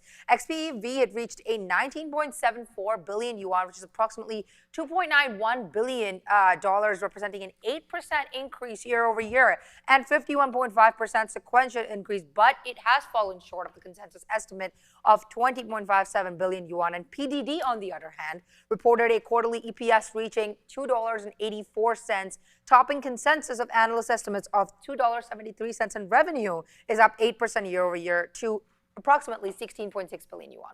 Yeah, I mean, decent growth here for both the revenue segments as well. How do you guys feel about PDD, XPeng, and/or memory as we head into what should be a pretty interesting opening bell? Well, I just saw that graphic for a minute there. Yeah, I'm bearish on DRAM today and the memory names in general. It just comes down to, we saw a 3-day consolidation. It tried to break out above. It was a rejection, like any way you call it. We gapped above and then just sort of fell into the prior high and held it. Now we're gapped underneath. So as far as I'm concerned, 57.5 is back to being resistance. I'm gonna be looking at lower highs in here, $56.50. So I'm thinking pop and drop on DRAM, and just to show that the overall. We go to Micron and look at kind of the first name under the hood that would make any sense for a lot of people. It's a very similar look, maybe not as clean in terms of levels, but again, false breakout when we gapped up on Friday, consolidate even lower, and now we're testing the bottoms enough that I think a pop is at least likely off of the open. So market's down 0.5 point. All of the memory names are significantly more than that, whether it's 3, 4, or up 6 or 7 times the weakness, it's still relative weakness. I'm short in POP, specifically DRAM 56.5 and 57.5. Yeah, I like, a name that I like in the space, I talked about SK Hynix a little bit. We only have a minute and a half to go. This name today, there it is, down 4%. I think we're going to be getting close into a potential buy zone here for SK Hynix. I really like this 140 area. So if this continues its downside push here on the daily, SKY could be something to look at. SKHY could be something to look at right now, down just a bit. We'll see if it can hold that 160 where your 200 period moving average is located. Just trying to see if there's anything else. We saw that XPON. We are now just under a minute right now before we go. XPON, probably your first look at a halt name there today. Watch out. VWAP is at 7. We like trading things north of VWAP right there, but is pulling back down in on an acquisition. So XPON, check the news out right there. 27 million shares. Volumes died down in the last half hour. So, potentially just slowing down to get going again. A name that we didn't talk about at all on the rundown here, and we haven't mentioned it once really yet, was Moderna. I think this had what an absolute monster of a day there on Thursday and Friday. Obviously on that great news where, hopefully extending the life of cancer patients. Absolutely huge with Merck and Keytruda there. So, really like that. And we had a great long at the end of the day. Really helped us bring some of our day back there on Friday. And that was this 140 bid that really kicked in again. So watch out for 140 coming on Moderna with only 10 seconds to go right now. IBIT on our mind, Intel on our mind, Apple moving around today as well. Here we go, 5 seconds left. Welcome to the show. Hit the like, hit the subscribe. And we're getting ready to start another week as the last week in August starts right now. I think it's 31 days in August, right? So we'll have next Monday will be the final August day that we have to worry about. But okay, Intel immediately getting hit to the downside. There it goes, man. I was actually part of this strategy today was potentially looking at a break of the opening range. And there it goes. You don't even get a chance. That's 88 down through 88, now through 87. Intel getting hit early on right now to the downside. NASDAQ also making a move lower here. But will it move much? We'll wait to see. There goes Intel just getting hit early on the way to the downside. Yeah, it feels like, I don't know. I can't tell you the number of times that you think short chips in a general sense where the market's trending like it wants to give you a short to pops, and they just immediately we drop. So DRAM, same thing. We just plowed through the low of the day just like Intel did. But there's still some strength out there, and it's not in the overall market. But ETH is trying to pull back. IBIT probably as well, but not much. It's not a huge pullback. Both these are pretty close to the highs. We're not getting a chance to bounce off VWAP or anything like that. So ultimately, oh wow, Tesla even dropped. I thought that would happen today, remember? Yeah, Tesla, that's the thing. Tesla, it's been like... There was no reason for it to go up. And there's only been, I'd say 40% of these runs, and the run Tesla's on, it's like 40% of the days are up days. And the big up days are a small percentage, and we always seem to sell a little bit. But I think let this one calm down, because the uptrend is still pretty good. You go to the daily chart on Tesla. I don't know if we mentioned much about SpaceX, but that's actually ramping upside today. So off the open, they're buying SpaceX. When I say they, the market, pretty much everything else happens to be selling. And then one more, because nothing is really setting up. We're trying to be patient. Alibaba did tank about $1.50 and then just made a little bit of a bounce, a little bit of action with them. They're also raising money and the market doesn't like it. Nobody likes it. If you're raising money and diluting, nobody likes it. That's just how it is right now. The only thing that is really trying to set up is Tesla to me on the short. I know we've sort of talked about it a little bit, but if we can get something back up here, 361 to 362, trade it underneath 362, I think I like that for Tesla. So I'm going to put an offer up there just in case we get back upside now, 360. Yeah, there's a 10 billion Hong Kong share sale there for Alibaba. So I'm going to put an offer at 360, see if that comes through, and then we'll address it when that happens. Up to 362, maybe there for Tesla. Maybe it's just getting hit early, but if there is a little bit of a move back upside there, we'll take a look at Tesla. It's too bad, man. We recently bought some Intel shares. That was not a good buy. Now down 10% on that one, as that is now down to 87 and change as we put a little bit more money to work there. We'll see if that one wants to bounce upside a little bit. Is there anything else going on, guys? XPON didn't halt things yet. Tanking, that's what's what was tanking? Oh, just things falling. Yeah, really. Yeah, I guess so. The ES started Micron's down. dropped $20 from the open. Yeah. Oh, yeah. Well, I mean, the RAM names for sure. NASDAQ started off the day down 0.7, now down 1%. So, yeah, we're starting to get a little juicier to the downside. We had written down the TQQ short, but again, was hoping for a little bit of a pump early. That doesn't happen. If anything, now the market just takes that next leg lower, and so does Tesla, man. I mean, Tesla's now down to 356. If anything, man, it is SpaceX right now that is just off. Like, this is the one that's starting to go back up to upside, almost back to green now on SPCX. How far can we go? I mean, Friday's closing price right there, 137 coming into play. Highs of 137.50 on SpaceX, man, as this name gets going pretty high upside there. Moderna, yeah, we definitely like that stock, but we have to go to a dare, then we'll come back and maybe look at Moderna. We don't want to forget about that one. Yeah, what's that? Let's talk about presidents, or one president, of course, and one very famous congresswoman and their stock purchases. So Intel, Bloom Energy, both trading lower. Apparently, Nancy Pelosi just filed for her purchase of up to $12 million worth of Bloom Energy and up to $1.5 million of Intel. Both those stocks trading lower. Now, what's trading higher, though, are MasterCard and Visa. President Trump filed for purchases of, I believe, $1 million each for both Visa and MasterCard, going back to June 18th, 2026. So both those names trading higher this morning. Back to you. Yeah, Shocking. We did get that. Yeah, we did get that Moderna.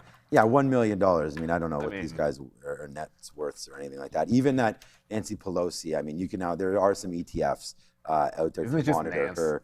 Yeah, NANC, I think it is, right? Or something like that. But anyways, there's Moderna. You mentioned it trading like a stock maybe a little bit more today. Yeah, it is pulling back in. I still think this is fantastic news and want to buy some Moderna. I just don't know where, but this moving target of 133 or so. And the reason why I say that is it's not exactly that price, but that's where we opened up on Friday and we had a monster run. And then the close was good, but throughout the day we did have a sell. But there it is coming right back in for Moderna, so maybe a potential look there. It's only 9:35, 5 minutes in.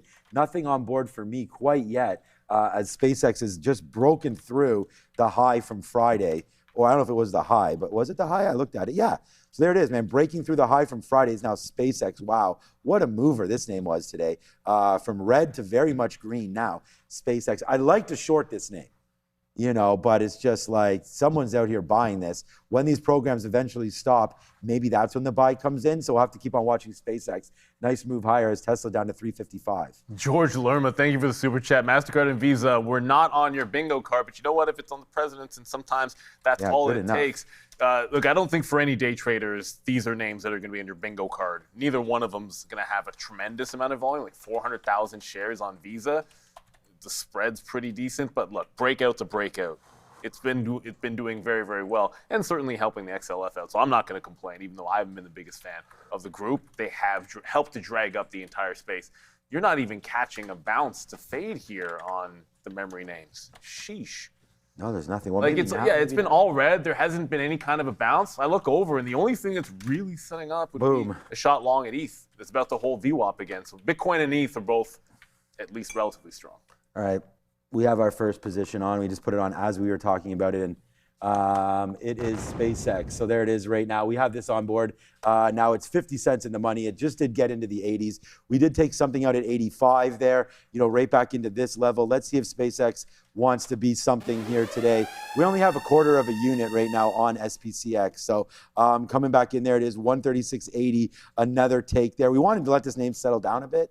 That we saw the programs turn on, and they might still be on, but we're going to try to hold a little bit of SpaceX as maybe we get just a little bit lower. I mean, if we can get something, we just made a move down into 136.50. So let's put another bid there right now and see if we can just capture that. There it is. Yeah. Give me that 136.50 now on SpaceX. Trying to go clubbing early on this one, but for now we're just holding on to it and seeing what's going on. Intel would be another low take for me. 87. Okay, back up to not 90, but back up to 88 or 88.50 could be a trade there. It looks like we did nail. First of all, I mean, we got that SpaceX fill, so that was obviously a good one right there at 136.50. But it was Tesla's story today also, which was on our watch list.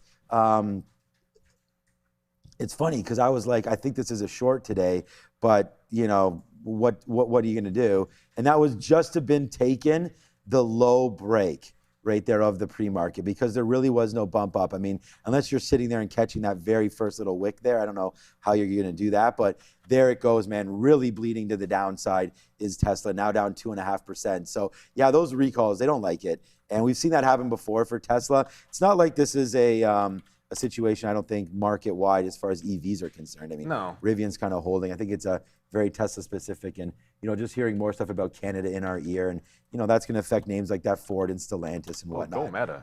Look at Ford to the downside right now. I see people in the chat. What's up with Yeah, that? I see that too. Like Meta's not. Look, it's nothing Ford, crazy. Tesla's really if you're not at the lows, then you're doing something good right now. So it's not at the lows. It's not like it's breaking out or anything too crazy. Dara, did you see anything? No, and actually Trump sold a whole bunch of Meta. That was disclosed, so it's actually not a good look for them even. But AMZN, I just wanted to address because people were saying, oh, this is trading higher. There is no news beyond that Anthropic IPO hype. No, Amazon heavily invested in Anthropic. We think this thing could be valued at roughly $2 trillion with that IPO. Gotcha. You know what? That's true. I actually forgot about that because I did see that about the president. But just because the president's buying or selling something, you don't really know the amounts that were held is one of the things, and some of them were pretty small relative positions. That said, we'll take a first shot on ETH. We were long IBIT early on Friday, but it was more ETH in the afternoon. So when it held VWAP just now, it's the first place we'll go. You break the low, we're out, and we wait for the absolute bottom.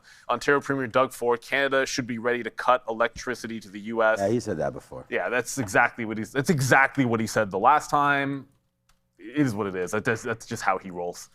I don't think that's moving the needle one way or another, but Carney's probably not going to be happy about that because he tends to run his mouth a little bit. But no, the market, it's trying to catch a little bit of a bid. Hey, here it goes. I'm doing my best not to be, I'm not chasing DRAM, but my intention is to short a pop. But the market's going up, and this isn't even bouncing. Is Intel bouncing at all? Intel, no. Well, a little bit. So Intel's got a little bit of pep in its step. Maybe a pop into 87 can get me into this sucker at some point. It's just so far off the highs. We just did. Lucy broke $1. Okay. We just got stopped out at 138, but then it didn't break too much further above it. So we're gonna take another shot. Right now, I just covered some in the 70s because now we kind of want to give this about 25 cents. There it is. Now we get some in the 50s. Okay. So unfortunately, it does run us again, and I just wanted to wait at 138, man. I didn't want to give this one too much room, SpaceX, in case it really just went up to that 140 marker again, and it may still do that. So we're covering more and more. I'm already out of 40% of the reload right now. I'm going to get another piece now at 137.55 if we're able to. But downside right now. And as we just heard that, the Premier there, Premier Ford, so similar to like a governor or something here in Ontario. Exactly. Not talking nicely there about cutting electricity. So you're seeing Ford and GM. And again, here in Ontario, we do provide a lot of electricity there for Ohio, New York, some of those northeastern states. So I think it's a legitimate threat, and it has been talked about before. That would really shoot up. I mean, I don't know. I'm not as expert on the grid or anything like that, but I think that would shoot up energy prices. I don't think it will, but I just mean something to think about there.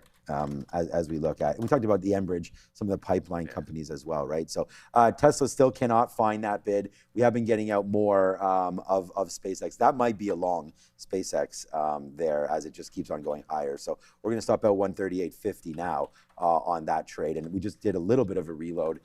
Again, we just got a decent price upside there on SpaceX. Our last fill was 138.20s, so we can actually get a piece out now in the 80s if it allows us to, and just try to scalp out. There it is. So we get another piece out there. Try to scalp out just a bit here of SpaceX now to start the day. The other thing I had written down was IBIT. What are you in right now? Ethereum? I'm in ETH, basically at VWAP. I'm just a little bit above VWAP. It's like 2-3 cents beneath the volume weighted average price, so it's not really doing as much as you would like. But the market's down and it's holding the low, so that's good.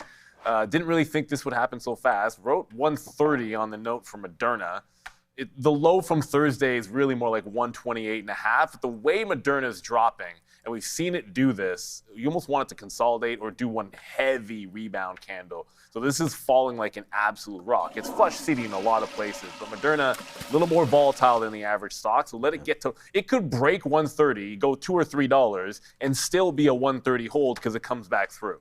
So I want to be pretty patient as it gets down to that support level to not just be sitting in front of it. And make a ridiculous bid, get stopped out. I'd rather try to catch that bottoming tail on the way back in. But we're $2 away, so we'll have a little bit of patience with that bad boy. Still nothing in DRAM. We'll call it a fail. There's just been nowhere to get in unless you just take the shot right away, which I wasn't willing to do on that sucker. And even ETH, we go VWAP, it just broke the initial wick bottom at 118.76. We can risk about 10 pennies on it. We'll wait till we get another low. It is worth remembering, it was chopped till about 10, 20 or so, where you're playing off the lows and sort of having to scalp the trade, and then it was going for good. And that was in the second half of the morning. So I can be patient with this. It gives you multiple cracks at it, but it's not near the pre-market low just yet, so I don't want to hold it all the way to the bottom. And then there was this penny stock, Lucy. You might have heard me say, oh, Lucy got over $1. Well, Lucy's back under $1, but it's holding VWAP. This one's holding trend pretty well. So if there's a small capper that wasn't, I think, was it Xenon? What was the one that Tisha was talking about? Oh, XPON. XPO, XPON, not X. Yeah, so XPON was a good one. Lucy was another. This is holding the uptrend pretty well, but I also want it to be above $1. So see how it holds the volume weighted average price. This is a good looking one. If it can close above $1, I kind of like the breakout up here because you can go 110 long and just give it to the even dollar. Oh, what the heck happened to that stock? That was Lucy, wasn't it? Oh, DFNS. Yeah, this is another name. So this just came off a halt. So this was something that we had traded last week. And if you guys remember DFNS.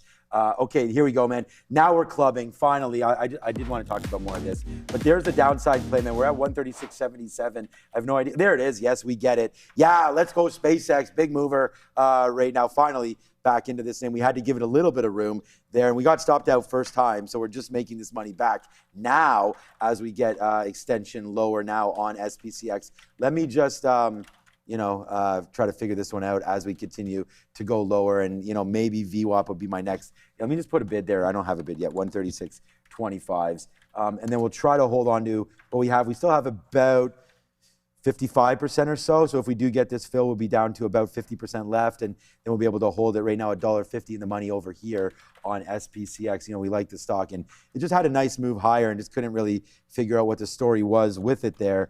But yeah, with Tesla going to the downside as well, it does kind of make sense that SpaceX maybe goes, wow. The number one name for me to look at today was Intel. And we just got to always remember that 200 period moving average is something we like, and it just came through real early there. So not much really to look forward to there on that trade, but definitely something there on Intel as we continue to knock some flies out over here.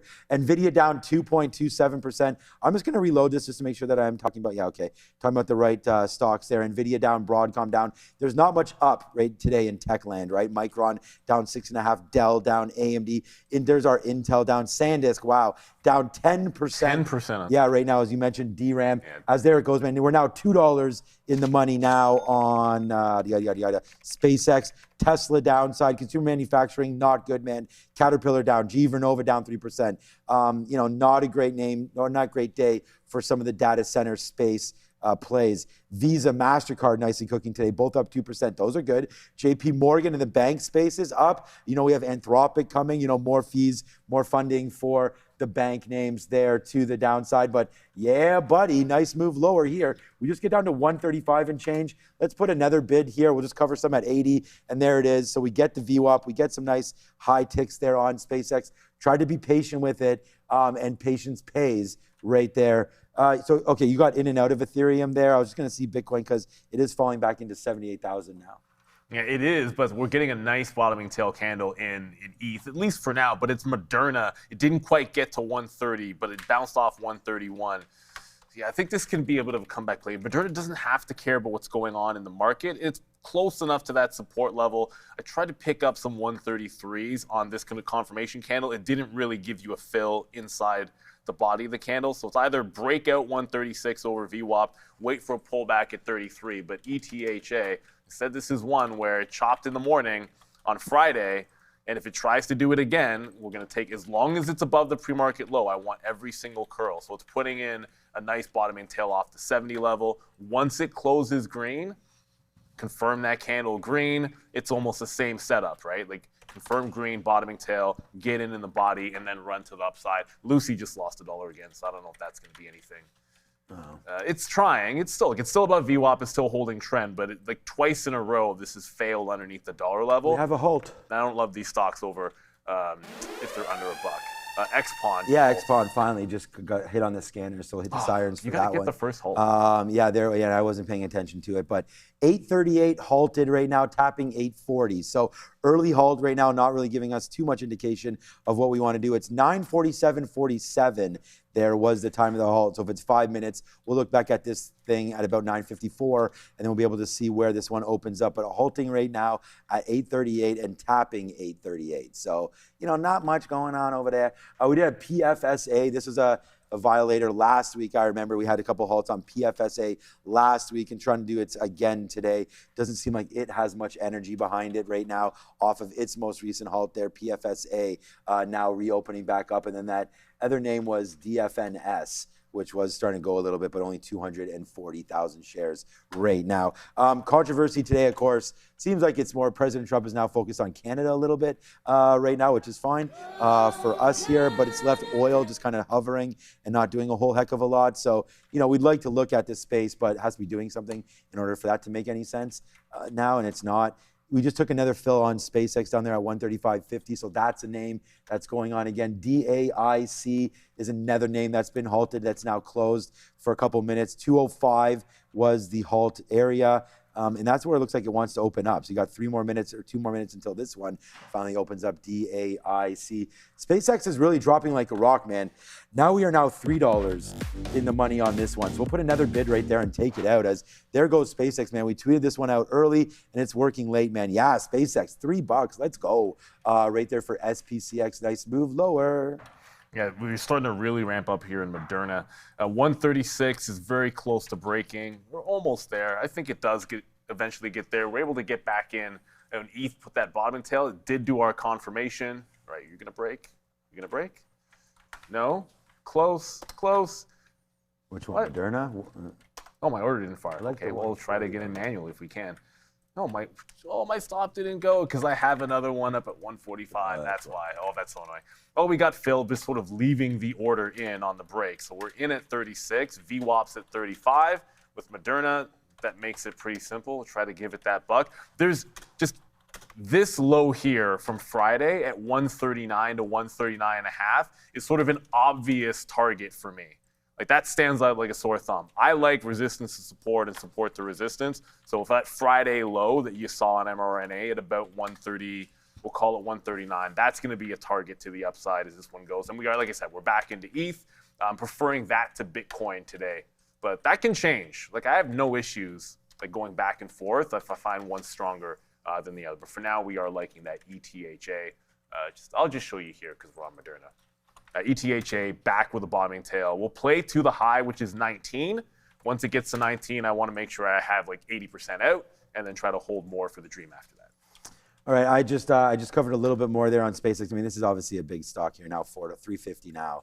And I'm going to wait for a break of the 200 period moving average. We just covered a little bit right here at 135, giving us a big one. I mean, we did get stopped out, but we did put it back on once we realized where we had another out for us. I thought the out was going to be 138. We took profits early on it. Then finally it ran once it finally broke to the downside. Like no idea that was actually going to happen. We just tried to play the momentum in the market, which was down. We've seen its brother Tesla all the way to the downside as well. So I'm going to wait for 134.20s is what I was getting at. Hopefully we wind up breaking right now. That DAIC has just opened up. Oh, it's going to halt again. Yeah, DAIC. Maybe we want to get a little bit long here. Oh, I just tried. Darn it. Just tried to get long there at 215 on DAIC. It's now tapping 225 right now. Look, man, the big winner for me, well, I only have one trade on today. It's going to be SpaceX.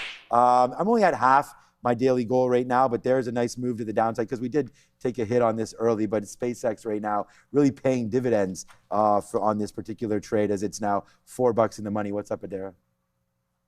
Unclear exactly when this is released, but there's some obviously some movement in Netflix. I want to address this. I'm just seeing now that apparently New York Times reported that Netflix is considering opening its app to other streaming services like Peacock and Fox One. So these services would then be provided directly on the Netflix app. Now, again, this is just a report. There's no imminent deal, but this could actually turn Netflix into more of a streaming hub. Similar models would be like Prime Video or Roku. So potentially new model and focus here for NFLX. Okay. I heard you. I saw you ask Adair about Oscar. I saw in the chat Yeah, that it's a a bunch big of people one. were talking about Oscar moving big, but I guess it kind of gave up the bid. Yeah, I like Oscar here. I have more money in a name like an Oscar than I do in a Big Bear AI, but I like this name as it continues to try to break through some of the highs. Their healthcare name, OSCR, going to give it back right now, right? I mean, some of these stocks, when they have no news, like it's almost like they're anticipating something like a news release or something, and then it just comes right back in. I almost feel like if you gap up and don't have news, and you see any that trend break or that flat bottom break, it's like, that should just be an auto short.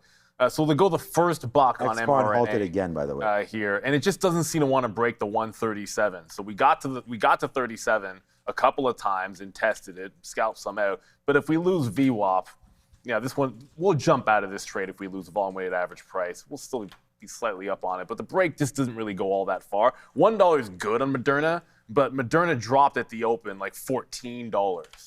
So you're probably looking for a little bit more. I'm going over to DRAM because I just want to show you, like, I'm not finding a place to get into the short on DRAM. We just continue to fall. This is one that we wanted, and obviously it just has not bounced. Intel is not even showing any signs of bouncing either. Like, there's no bouncing, get to VWAP, short it there, short the trend. No, you're basically trying to find shorts at the LOD on this sucker. That's why we're trying to find the things that are strong. And whether you thought Moderna was going to be relatively strong, it's above VWAP and trying to go. So we'll stick with it as long as it wants to hold. But I'm looking for that 139. Like, it's really just about 36 to 39 for me. We'll take that and hopefully be able to run. I mean, we always have a fun time here talking about SpaceX, and we always make fun of, like, oh man, we're talking about SpaceX too much. But I mean, it's where the bread is buttered. It's been like that for now a couple months, and there it comes. I mean, we just got a 130. We just got $5. It just went into the low of the day there, and I was like, what? Like, I'm sitting there watching the P&L, and all of a sudden it's just like, okay, and it just dropped $1 out of nowhere there on SPCX. So man, let's just take the profit on that one. We are getting lighter and lighter now. 25% left now on SPCX. Sure, it's coming back up to the upside, but that sitting there at the low of the day, I mean, we weren't sitting there. Once it crashed lower and we saw sort of that reaction, we had to, if you have the high of the day at 138 and the low of the day at 133, like that's going to be a successful trade no matter how your bread is buttered. So we're just going to keep on watching out for. I got another out there as maybe it's breaking back above, but now we are into just 20% left now on SpaceX. We'll wait to see if we can get another one dropping back through. But what about just waiting now for VWAP, waiting for some of these levels? You know where my stop was on this one? 138.50. So 30 cents worth of a stop there gave us this and our whole day back. We only traded one name. We shorted SpaceX first, early win, then a loss, then the kaboom, right down to the downside. So, hey man, this is what we are up to. It's funny because we both asked Randy for a reload, I believe at the same time. Mine went first, and then Randy's going to get annoyed because yours was like basically right after. I typed it, but hadn't hit enter. Yeah, I think that we're bugging him up there. But yeah, watch out for this name. There's SpaceX coming to the downside. The only other names I written down was the TQs. We wanted that short. But again, to take it right off the jump, I wasn't really willing to do that. Maybe we should have. Maybe when you're trading the futures, it is that first little pull that you're looking for. So many times, though, there's fakes in the first couple minutes. This one does not. This actually continues lower. So right now, if anything, TQs might actually look like a long around 68 because finally we have that little bit of a base. But yeah, XPON, I was saying, finally halted and reopened. And, when it did open up around that 830 marker, now it's down again. So that's two halts now for XPON in the first 30 minutes. It will open back up at, I think, about 9. Yeah, just 10. Well, that's under VWAP now? Yeah, 10. Well, it's going to open up under VWAP. It looks like 720. That DAIC has resumed as well. So it looks like, oh my God, this is going to halt one more time now. Let's see if we can get a bid down there. If we do get it, great. I'm putting a bid at 30.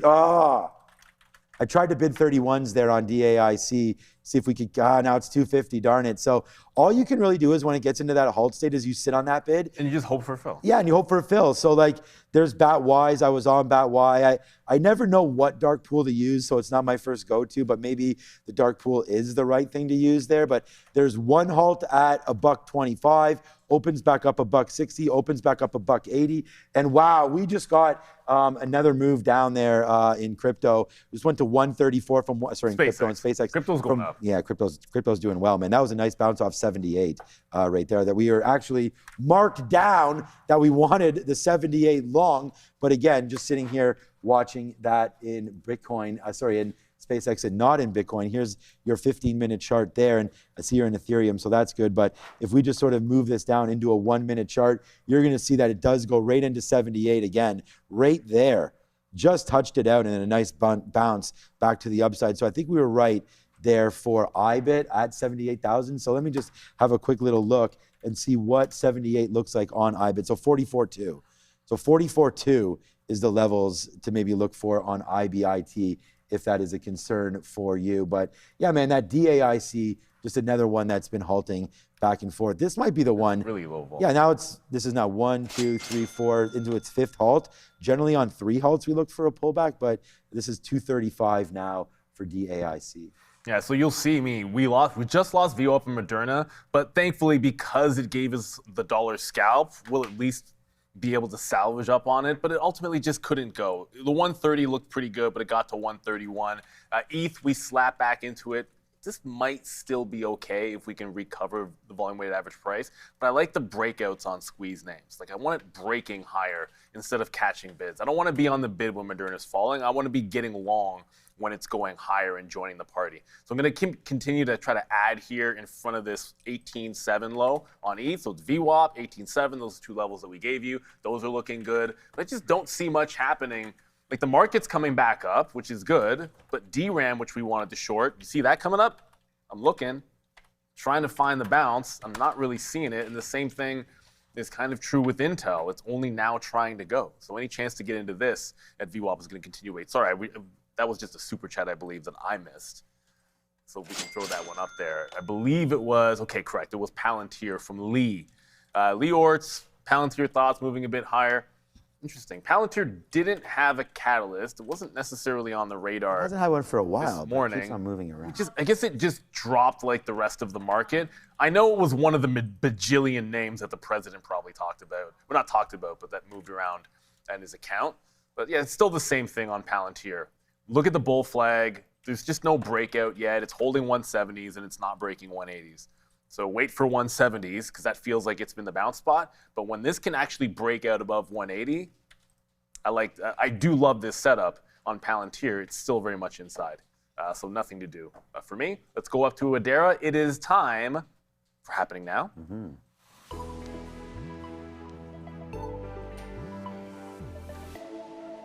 Excuse me, the S&P 500 right now trying to bounce off of these lows a bit here. Still, though, trading lower. NASDAQ looking a lot weaker than the SPY. This is a theme that we've seen in recent weeks, the divergence between the S&P 500 and the NASDAQ performance. Looks like that's going to continue. A couple of catalysts in focus for the overall market, and a lot of them are going to involve Scott Bessent. CNBC reporting around 7:30 this morning that Bessent and the Treasury could be tapping the roughly $1 trillion Treasury general account to fund those bond buybacks that were announced last week. Scott Bessent, anytime I was seeing between 10 a.m. or 2 p.m., could be making announcements related to tougher Iran sanctions. I'm thinking it's going to be this afternoon. That's what I'm seeing more of. So if I get more details, I will keep you guys posted. I also have to mention here this post from President Trump. So around 9:38 a.m., President Trump posts on Truth, quote, Canada has been ripping off the United States of America for years. The ridiculously high tariffs on our farmers and farm products has made life impossible for these great American patriots and has long created a $60 billion deficit between our two countries. Not sustainable, and all caps, not anymore. On January 1st, 2027, tariffs on all cars, trucks, both large and small, automotive parts, and steel will be increased to 50%. Built in the U.S., and there are 0 tariffs, all caps. Canada will be treated like a state no longer on trade and in other ways also. They're among the worst nations in the world to do business or to deal with. They feel entitled, and yet, all caps, we don't need Canada, they need us. They do 95% of their business with the U.S. With us, it's the exact opposite. Thank you for your attention to this matter. So that post came out, more Canada-U.S. trade in focus. Let's talk about Nvidia, stock that's going to be in focus all week long because they have earnings after the bell on Wednesday. NVDA, as Michael Noss discussed this morning, usually goes down on earnings. We'll have to see how it performs this time. IBIT and Bitcoin and crypto also on watch here. We know that Bitcoin just tapped just below that $80,000 level last week. Let's see if we can break out above it this week with inflows led by IBIT inflows actually doing quite well for Bitcoin. last week, the Bitcoin ETF inflows were their best week since October of 2025. Back to you. Yeah, really excited to see what happens there with Bitcoin and that, so on and so forth, moving forward here today. Just before we do this, DAIC right now just halted down. So it's finally a move down. And I tried, you should see, I tried to go short, but you had to pay for shorts. It's $20 for 100 shares. Oh, yeah, okay, way too expensive. But DAIC heading lower, $4 in the money on SpaceX. I'm still waiting for 133 and change right here. But hey guys, here's an offer that you have to look into if you are looking for a prop firm. Markets have been extremely active lately, and for traders, this kind of environment creates, of course, huge opportunity, and big moves means more setups, and which means more momentum. But to take advantage of these conditions, you need to have discipline and, of course, access to capital. Well, look no further. Trade the Pool has both of those for you. If you're being limited by the size of your own account, use firm capital and focus on executing your strategy and managing risk. No more fear of blowing up your own personal account. No more moving your stop loss too early because you're worried about your own savings. This is what they call limited risk trading. So if you want to take advantage of the volatility in today's markets without losing or risking, this is the key part, your own capital, please go over to Trade the Pool, one word, tradethepool.com, and make sure you do scan that QR code. Let them know you're coming from Trader TV Live. That would be greatly appreciated. And of course, Neil and I also trading here on a prop floor. I'm going to bid right now at 134 just because I'm going to cancel my 133 and change. It looks like we may want to bounce off here. I don't know. It's now 10:04, so the market has now been open for about a half hour. SpaceX went up. Now it went down. Now it's just kind of trying to figure out what it wants to do around its own opening range again down here between 134 to 135. That was sort of the blow up spot right there once we took out this 134.50. So, been looking at it. We do have a stop of half of our position, which is going to be lighter if I get a 134 fill. Breaking through 136. Let's see a clear VWAP and get just a little bit higher. That DAIC still looking at 188 tap. Other than that, man, nothing else has been happening. This XPON still halted. This is going to be a 10-minute halt, opening up in 2 minutes. It looks like XPON right now, so that could be something again to look at there. Lucy is still same battle, holding VWAP, but failing $1. Okay. Every single time, it just seems to be able to hold the volume weighted average price. But what I mean when it's failing $1, see how we're not closing above $1. Every single time it breaks, it's a topping tail candle ever since the open. There was one little shot. I just wanted to hold over $1 to take a shot at this one to the long side for a small capper. We're going to go back to Adara. It's still just, before we do that, look, the market makes a little bit of a bounce. ETH, we were able to jump back in, and it goes right to the volume weighted average price.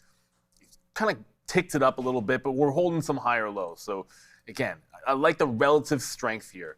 When the market's breaking lower and the NASDAQ is breaking lower and holding the bottom and continuing to trend down, you can reverse that trend in ETH. So I like that. It's just that IBIT, for the most part, hadn't been doing as well. But now today, it seems like it's a bit stronger. I don't mind making the shift. Like on the next dip, if the same thing is true, IBIT's above VWAP and ETH isn't, then maybe I start getting into IBIT and then just hold on to the ETH while it continues to go higher. That might be the play for me. Just a little bit of extra strength happening in Bitcoin versus Ethereum. DRAM, LOD, and continues to fall. 7.5%. Sandus getting smoked this morning. Just really didn't find, unless you were sitting in the short, it wasn't good enough to be looking short. There was never a pop to be had. Adara?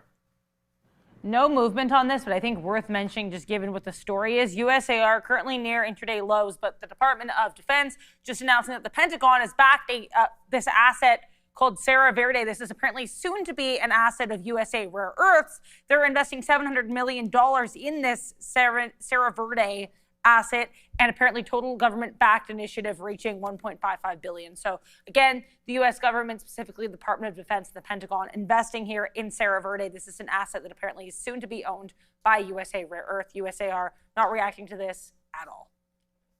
Yeah, if anything, USAR is just it's getting pumped a little bit. That's looking pretty nasty. Like, what all it's doing is giving up the move from Friday. So just look at the bottoms on Friday. That's worth a look. There's not much to talk about with crude because it's not really doing much of anything. We're just sort of hanging a little bit lower. So you can't blame this downside on crude. What you are blaming this on, if you're looking at the broad market, 7.5% on Micron, as I said, to the downside. And this is before we went to Adair. We're mentioning just how nasty it's gotten in the memory names. 10% down on SanDisk. It's making its first little bid here, SNDK, and trying to go higher. But for this to be SSR, I don't know if you had that one on your bingo card, that you'd go SSR and SNDK. Like, I like the DRAM short. I didn't think it was going to be this bad that fast. And ooh, no, Lucy. Innovative eyewear. Is it breaking? Did it break 110? No. Has not broken $1.10, but this is a close over $1. So even if it doesn't break out this $1.10 level, even just closing above $1 could be good enough here to try to jump into it. So Lucy, eyewear name here. I forget the short float, but it's a decent enough and also small float. 100 million shares holding VWAP. It's the small capper that seems to be holding up the best for now. And yeah, you're absolutely right, Lindenmeyer. I'm not saying I would be loading the boat, but AMD, it's only down 4 points today. But if you look at the daily chart on AMD, that loss of 500 in the 50 period, like, it seems like it's got a date with our good friend and our favorite price. Yeah. 420. We've been selling off some AMD, which has been good, but we put some money into Intel. That didn't work out. I mean, they're not necessarily moving together, but they are moving lower. That is for sure. A name that's moving higher. We talked about this last week with Joe. He likes his name, Meta. Right there, nice move. I mean, it's flat on the day, but at least oh crap. I mean, I was going to talk about it when it was moving higher, and then I went over to it now. It's like, had to talk reverse now because there it is, man. It looks like it's going to try to break a little lower. Meta coming back in. So there are, FBL. There are different, things you can trade other than Meta by itself. If it's $550 is a little bit too much there. It's a little bit too much of a spicy meatball coming in there for Meta. But there it is, man, 554. Right down now, another $5 on that one. So we'll leave Meta alone, but it was cruising to the high side, but no longer, my friends, on Meta. Tesla, maybe 350. I mean, that was a good bouncing spot there about 10 minutes ago. We'll wait to see if it can hold 352. That's exactly where we bounced. And 350, pretty easy level to look at if it does come back in. So we want to make things easy around here, not hard. So Tesla, maybe a little bit of a wait and see. But hey, man, what if it breaks back to the north side there and takes out this 355 area? That could be a decent look there for Meta back into the long end of the coin there. Just looking around, that DAIC still halted. I mean, I like that name anyways out of the short side. I tried to do it, but obviously not pay for shorts, so did not get an opportunity to do that one there on the short side. Probably just means it falls even further. XPON now on 1-2 halt, so halted there. 10-minute halt, opens back up at 750. Now underneath VWAP. This is one Tisha brought to all of us earlier as well. XPON right now trying to bounce off 650. Good level, right? This is kind of where the bouncing started in the first place. So watch out for XPON here near those lows. We're still 4 and change in the money right now. On the only trade I've had on all day is SpaceX, and I just saw Obi there in the kitchen when I got my water. And I think he said he traded Nvidia, but not successfully, but just looking for the rebound in Nvidia. I told him what happened to me in SpaceX there at 138, stopped out of our first trade, got back into it, and now it's really starting to come back in. Now is SpaceX. Well, Nvidia is getting pumped. Oh, is it again? It's down at 209. There's just no. Okay, so I think that's what he was talking about. It didn't put in any attempt at a bid till 210. That was the first green candle in Nvidia. I hate to tell you, you're not going to find the strength today in the chips. Nvidia is raising prices, and everyone else is raising money. Samsung was raising money. They got pumped overnight, and you're wondering, well, what's the next shoe to drop? Because why are we even surprised? At this point, we should be pricing in that these companies are doing offerings and selling bonds because we know it's coming. And then when it gets announced, they smack the stock anyway. So It doesn't even matter that we're now expecting it.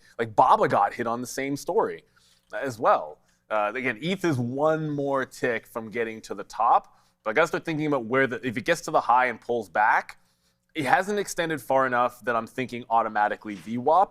I still think maybe play it off of the low at 18.7 and try to be getting fills between 7 and 8 instead of above the volume-weighted average price. And sort of speaking about Alibaba, that held up nicely. Baba, if you don't break the low, there's only one place to go. Baba wicked the bottom, got destroyed on Friday. Another down day today, again, because they're raising money, right? by diluting. So everyone seems to be doing it. It's all the rage. So everyone just kind of follows them off the ledge. But it could regain that VWAP and at least be something kind of strong. Moderna had to get away from it. It gave you the buck on the breakout, but if you hold on to it through VWAP, you're just basically getting smoked another $5. So Moderna is headed right back down for that 130 level and not looking very good at all. Lucy, disappointment. Like every single time I get excited that this stock is going to break, it goes right to 110 without breaking it. It pulls back and is just simply trying to hold the higher low again. It might be I might just try to see if I can slither in front of VWAP instead of taking a breakout trade on this stock. All right, slither in. I'm more of a I'm more What's I mean, the I'm other more of one? a Slytherin than a Hufflepuff kind of guy. Yes. There's a few different things. I don't know who wants to be There it Hufflepuff is. or not, but Hufflepuff there. And then the other one was, what's the purple one? Ravenclaw. Ravenclaw. And then the good got guys one. are Gryffindor. Right. Yeah, I was going to say, Where's our sorting hat? there's the one. Okay, so 67. Yeah, I mean, first of all, SpaceX, we took another piece out there at 133.50.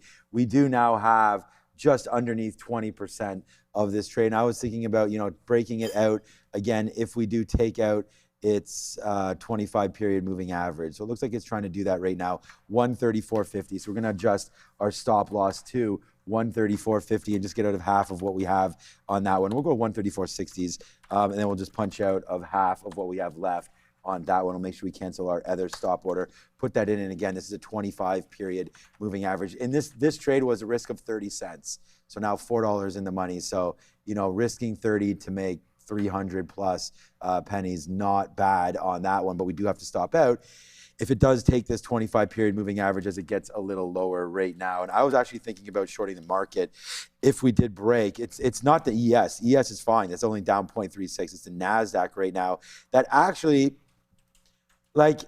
there's been times where we've bounced back in this market, and the time might be around now. Now 10.14 coming back in. We do have some nice lows there, 28.9. I mean, if we zoom this back out, maybe on the TQQs, if we just type in TQQ, are we going to find a level that we can maybe trade off of here? I mean, because the market's down today, you're not going to find too many levels from last week. I think we're below mostly where we were last week. So yeah, a little bit of a bump up. If we can get that, great for a short. But if we zoom back out a bit, we're going to have to go into a longer time frame here to find out maybe where we're thinking about bouncing now on the TQQs. So, here's a 15-minute chart that we could possibly look at. You can see right now the RSI pretty low. Now the NASDAQ, not doing well, man, down another 1.5%. I feel like this wants to get lower, and we just got to find a spot to build into more shorts right now for the TQQs. And just right now is a decent spot, man. You're at the 25 period moving average. So this could be a decent look right now for the Qs. So I'm going to start a position now at 24s. I don't want to give it too much love because, again, the last time we broke above it, for about, that was 68.45. The highest we got was 57. So let's give this one literally 68.40s. And if we break above, then we can just stop out right now. I mean, we could actually even give it, what is that, 60s? Let's stop out at 41 for now because I don't want to, give back sort of what we've done here on SpaceX. So we'll take a little bit of a position here against a 20. Looks like it's going to go against us because I was literally thinking about this spot, 56s maybe. All right, we don't have a whole bunch of shares. Let me just adjust that then. Let's put another offer here at 40, and then we'll see about getting out on a break of 60, right? Like this little level right into there, which kind of does match with our 50 period moving average. Just give it a little bit more room here on the short for the trade as it's only 10.15, potentially lower today. Although the NASDAQ already being down 1.5, right? I don't know. How's Ethereum doing? I mean, Bitcoin's doing great. Sorry. I thought I was putting a different super chat up there. Well, yeah, Rustam, we'll take a look at Stack very quickly here for you. Stack was the one from last week, I want to believe. I don't think it's doing anything today, although up 7% would be good for most. It's a dollar stock. Keep putting super chats. We appreciate you. And I'll say the same thing. It's holding a dollar, but it's not doing anything with the dollar. You can hold the level. You got to bounce from the level. You got to have some kind of a catalyst. And Stack doesn't seem like it has it. This is the super chat that we have up next, and that'll be from Adam James Abroad, who would like to do a shot of tequila. Okay. Well, do more than that. Well, it's an inside joke. Because if you were here Yeah. about an hour or 2 hours ago, someone said every single time Sean says SpaceX, you have to do a shot of tequila and something. What was the other thing? It was something else. Tequila. Oh. Yeah, tilapia sushi, but we're not doing that. No. I don't have the menu though today, so I'm not sure exactly what that's going to That's disgusting. entail, but that does sound pretty disgusting there on the tilapia side of things. But no, I mean, I know it's just a joke inside out, but I mean, this is now honestly, I love trading SpaceX because of the moves it gives you, right? And so I'm almost, like I said, just under 20% right now, bidding again at 133. But hey, man, here's another trade that's working out. We're going to try to go 2 for 2 with the hot dog can, and watch out for those glizzies right now as we're bidding 11s. Can we get it right now down there? Give it to us. Just a random price that we are bidding, and there it goes. Yes, sir. Spin it one more time for the money trade. Coming back in there on the TQs. Let's see how low can we go now, and we just wanted to short the futures and catch it there on a little bit of a move higher into the 50-period moving average. I mean, we can obviously start to close this little gap now because now 68.50 is a spot, but I'm going to bid one more time out here at 11s as maybe that's a bouncing spot. I don't know how we picked it, but we're going to bid 11s one more time. I am bidding 68 flat. That's basically been the low. Not basically, it has been the low of the day right there. So we'll see if we get 11. Oh, we did get 11 one more time. Okay. So we have a couple outs right now. We only have 70% left. We got out of 30% there because it was almost that 1-to-1. So now we'll wait to see if 68 can come through on that one.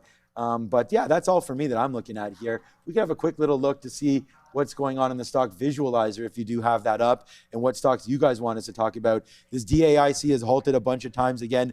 See, Adam James abroad and everybody else, I mean, you're the one forcing us to talk about this. There's SpaceX again. S dot we haven't looked at yet, or maybe we did early. Early, but not. Yeah, $29. This name's been a halting name as well. S dot. And again, I can't remember. Oh, that's Lucy because the white on white there. It's trying, but it's not doing much of anything on Lucy. It's Bitcoin, really just Meta, Apple, Disney. Okay. Bitcoin, by the way, Bitcoin just double tapped the high of the day. But obviously ETH did the same thing as well. But if it pulls back in here, I don't mind. Look, it's whichever even sets up the easiest for me, Bitcoin and ETH, because it's not like before. They're basically doing the exact same thing today. There's not one that's better than the other. So whichever one just has a better entry on a bottom tail or a bounce off VWAP is going to be fine by me. But Lucy, don't give up on Lucy. I don't love Lucy yet, but it hasn't really taken out that top, but you're still getting an uptrend. So it could break out that 110. And if it's along through there, I'd just stop out underneath the $1 level, put it at like 99 cents and walk away. But we're walking up to the desk for the small cap recap.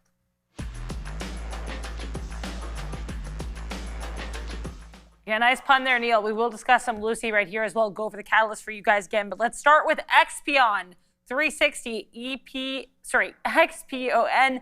They had a couple different announcements today, both right before 8:30 a.m. The first one, ACK was acquiring for $3.425 million in cash this Eastern Louisiana oil and gas exploration prospect. They've also appointed Kevin Sellers, the CEO, effective as of today, August 24th. The company will be renamed Expion Energy. Expion Energy also commenced a $9 million offering of just over 2 million shares at $4.25 per share. Stock currently trading around $7. You've got a almost $6.5 billion market cap and an 890,000 share float. So that float, pretty significant here.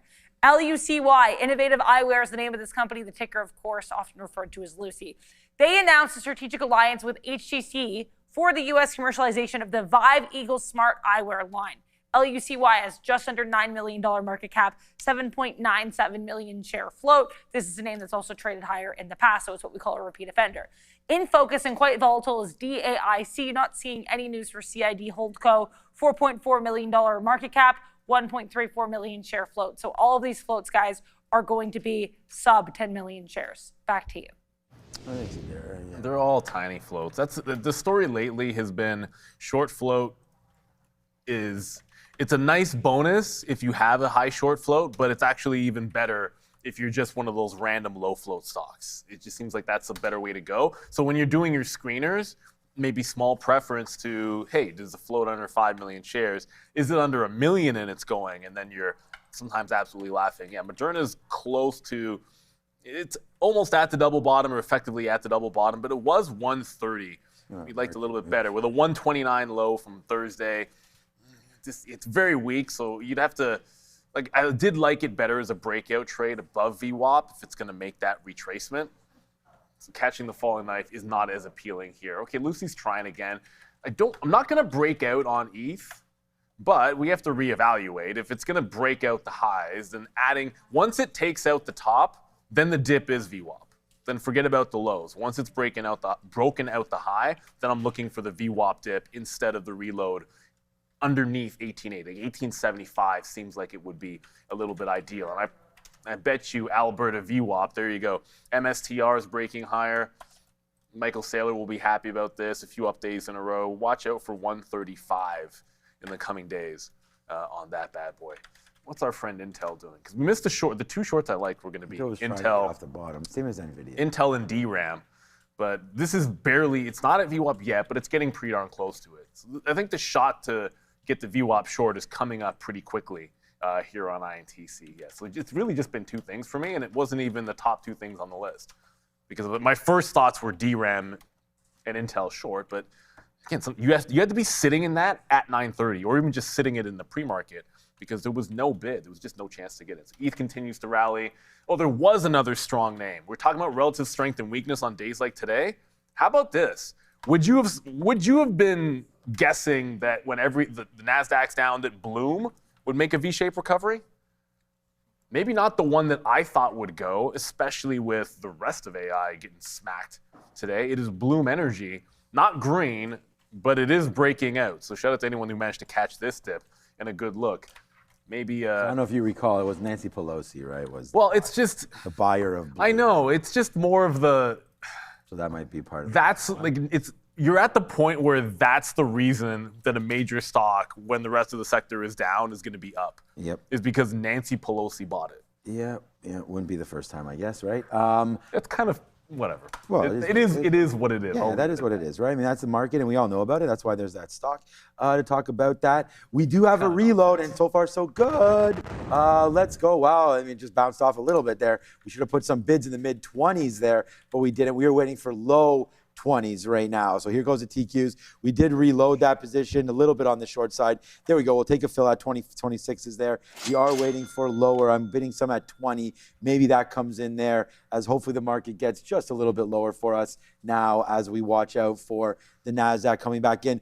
$100 coming through. We want to say thank you so much for that one. No matter if Fibonacci, anchors, tea leaves, astrology, if you're making good profits, that is you. That is right, man.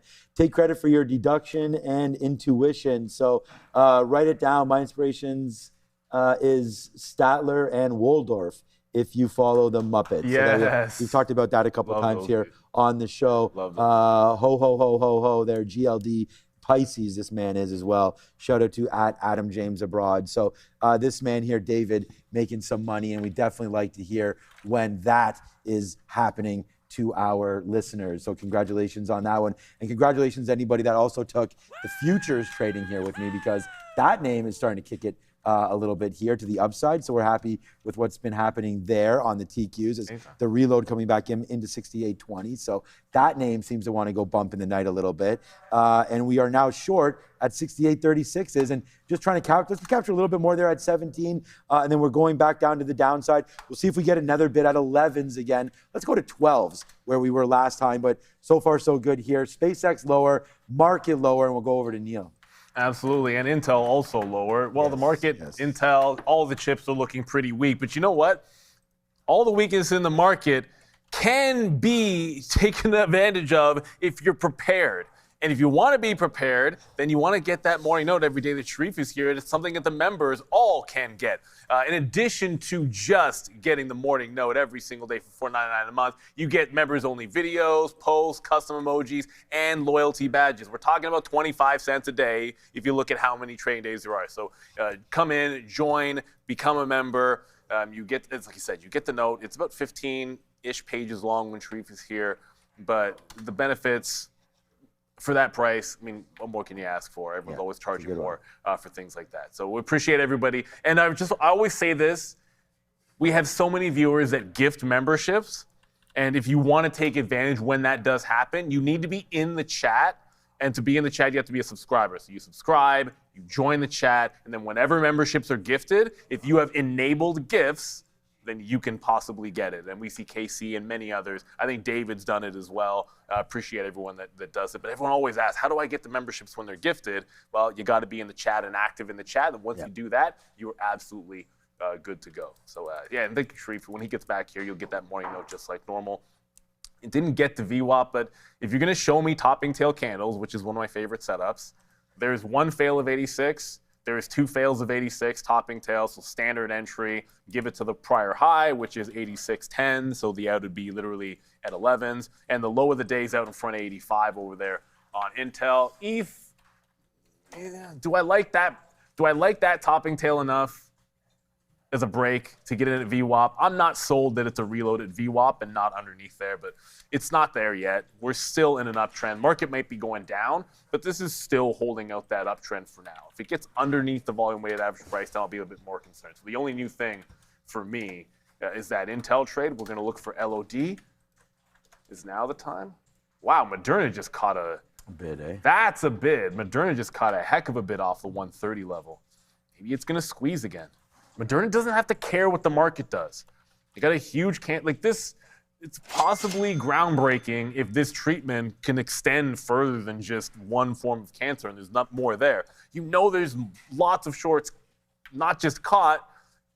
There's probably new ones that got in there thinking that this was too much too fast, and it hasn't fallen apart. Like, look at the chart from the day one. It just cannot break down. Like all the support levels from early on have not been, they just haven't faltered. So the shorts haven't really won the game at any point yet if they don't fill in some of that gap from day one. So yeah, good luck. And hopefully no one else has actually caught short this sucker, because we did it. Well, I think we had somebody was saying it in the chat on Friday. Oh yeah, maybe. I mean, look, somebody will like the short. Like last week we had a $25 winner on Moderna. We ended the week with like about an $8 or $9 winner off of 140. So there's definitely some juice into Moderna. And yeah, thanks for covering that one. And as people in the chat want us to look at, what's up, Tisha? BTCT. So here we go. BTC Digital name. This is not that one. This is not the name that the Trumps are in, is it? I don't know.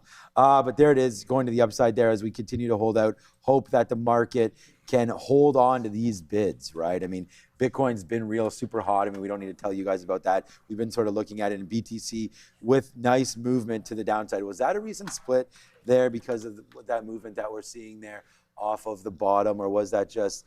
Maybe there was news about BTCT the other day, because that low of 43 cents just came in. Now it's up to $3. So potentially quite a large short float on BTCT here over the last, let me just look it up for you, Tisha. I'm sure you already know it, but I don't. So, all right, BTCT. What exactly is the news about this? So 23% short, 9 million shares on the short float. My news thing is not working out. Eyes operations within 2 months. Oh, Georgia crypto mining site. So announces a 10 megawatt cryptocurrency infrastructure there. So that might be ready within the next 2 months. So catching a nice little bid there today off of hopefully, a project that looks like it's good to go. So BTCT right there, nice upside play right into $283 again.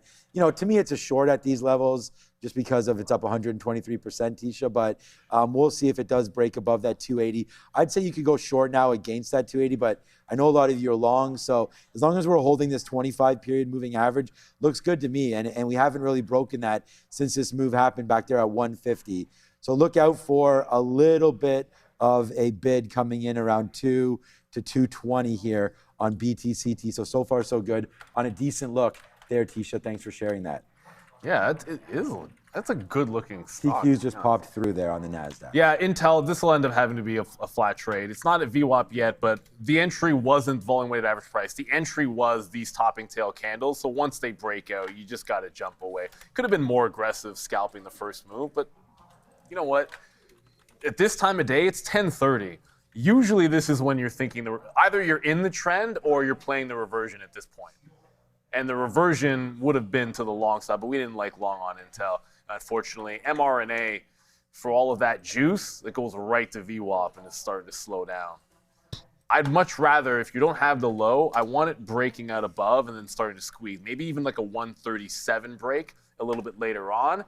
We do see Bitcoin and ETH continue to rally. IBIT, just hit 45.10. Bitcoin is at 75.9. Sorry, 79.6. So 80,000 is an obvious level on Bitcoin. ETH is at, I'd never refreshed this one.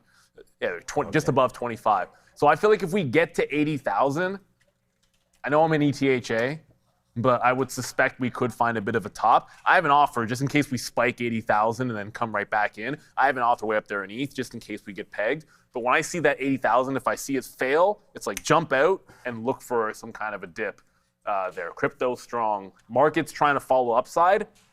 Now they're going together, but there was always strength here. And I keep looking at that small capper, Lucy. What is this thing doing? Like where? At some point, like stop holding the level and actually break out the top, Lucy. You're up 45%. You've got volume. You're supposed to have a catalyst. It just doesn't seem to want to go. But of all of the small cappers, it's the one with the cleanest setup. Like it's just riding this VWAP trend line. It won't actually give you the entry. And now I'm going to jinx it if I look at it. It's going to fall down. It's going to go down because I'm talking about it. So we'll just look away for a second. I wanted to, often that is the case, right? Where you're looking at if you stare at it, it's not. The next thing happens and you're like, what the hell? But yeah, we're saying 86.50. I'm going to go long on an 86.50 break of Intel. Not a break of VWAP. Let's go through and then we'll use VWAP as some support there. So if we can get 86.50 long, we'll do that. And then we'll see about 86.35 or so as some sort of a holding spot there. So just to give you guys a little bit of an update, that's what I'm doing right now into this space. I'll take a coffee if you're going to get one, sure. So that's what we're doing, 86.50, long break, hopefully incoming now on my guy, INTC. So we're going to go long on that. Even though we did like the short initially, the short was right. Look at the market trying to battle back. Look, we're flat on the TQs. Unfortunately, that last little bit did give it back up. Nothing I can do about that. Get stopped out at that spot, took some profit, took an out, flat trade completely there on BTC. And then there's an out on SpaceX, finally breaking that 134.50. Got some great outs downside. Now we can stop out the rest at 135.50. If it, 165. See, that's how you make mistakes. 135.61, we'll put a stop out there of 100% of what we have left on this stock. Good positive day, man, today, that's for sure. But it's all on the back of SpaceX because TQ's is flat. SpaceX was a good one there to the downside. All right, DAIC, no Sharif, no problem. These are some of the small cap names that are moving around. We want to thank Adair for a small cap recap. But 1 halt, 2, 3, 4, 5, 6, 7, 8, 9. Feel like we're the count over here, but 10 coming probably for DAIC. This is the longest it's been open now. Well, actually, no, it was open for 3 minutes right there and then halted in its third minute, but we're going to have to wait to see if DAIC can remain open. We do have the limit up, limit down bands on these things, but so there it is. I just saw it there, 142. There it is. It's going to halt if it breaks above 142. Right now, limit up, limit down right there. So there's 142. Are they going to hit it? If it just break, there it goes. If it just breaks down, that was live, as you saw there, limit up and down levels breaking and holding. So that's what that looks like when that happens there. Now see if it can hold it again, 142. There doesn't seem to be enough action on that one to even look at it, but that is what's going on over there. All right, so Neil's back and forth on Bitcoin. Just quickly on gold, and we'll get going. We do have Jackson Hole later on this week where I feel like gold will probably move on that. I mean, we can look at the historical moves that have happened into Jackson Hole, but again, we're looking for more forward looks from the Fed, right? I mean, we haven't really been able to see exactly how aggressive they're going to be with some of these cuts, although there was a few dissents. The last meeting they had now September the 16th. This is going to be a great opportunity to see exactly what the Fed is thinking. Q&As happen, prepared speeches. Everybody wants to know, what about that longer end of the yield curve? You know, at multi-year highs right now for the 10 and 30 year. 60% right there looking for a rate stabilization, 40% chance for a rate hike come in September, right? And if you zoom it back out into this December, that's where it's more likely. Basically, December is only showing one rate hike. You know, 25% chance for 4, that would be 2, or that we go right back to where we are right now. So it's kind of interesting to see where that is in December. The long end of the rates kind of seem pretty stable out for the rest of the year. We'll see if some of that changes at Jackson Hole, which is why I think Bitcoin wants to just keep on trending a little bit higher there, because they're definitely not going to talk about crypto as we see fit. Uber, also another name, trying to break above 80 would be really nice. Ooh, cheese in a chair. PURR. Are you trolling or is this a real name? All right. Oh, Hyperliquid. I talked about Hyperliquid last week, but that was HYPR. That was Hype Fire there. But this one here, Hyper, PURR. Maybe Adara can, yeah, thanks. Yeah, it's too full. Yeah, the kitty cat there. Thanks, Neil, for the drink. $12 right there. Looks like a recent high. So, thanks for cheese in a chair for this one because it is looking like it's coming back up into $12. Oh, yeah, and by the way, those cheese dispensaries should start to make some, like now that we're getting back into It's NFL football season. That's what I'm saying. Yeah, what's up, Adara? Okay, so I remembered what happened with that Hyperliquid. One of the people at the Trump event last week mentioned Right. Hyperliquid and, we have to bring it to the US. That's why. Okay. Yeah, I did hear it last week and I got it confused with HYPR, but this one, yeah, definitely did the upside right there. I don't know enough about the technology or anything to know exactly what's going on with it, but when President Trump and the rest of the gang are talking about it, probably worth a bid. And, you saw that 7 to 12 and it's just straight upside right now. Yeah, still waiting out. Doesn't look like, I'm still excited to take that Intel break. It has slowed down a little bit there at VWAP. Maybe it's a short. You know what? I still like to take the long there, especially if the futures do battle back. So, yeah, let's hold out hope that Intel does have a breakthrough 8650 and we're able to hold a little bit of that one if it does get going higher. SpaceX 135.50 is the stop. And then one more, and I'll throw it back to Neil, because Robinhood has been really hot fire with crypto going. And right now with crypto down to 78, bouncing so smooth off 78. I wish we had been sitting there, which we should have been. But Hood right now trying to go as well. This could be a little silent hitter today, Robinhood, if the market does continue to go higher. We've seen this name definitely have legs underneath it. Back to 109 now for Robinhood is possible, where we were earlier on today. All right, it's Adara, then we'll come back. Only 20 minutes left in our show. And I already see Obi is here, locked and loaded for the midday, so that should be a lot of fun. But let's go back over to Adara, and we'll take some more questions and get ready for the midday.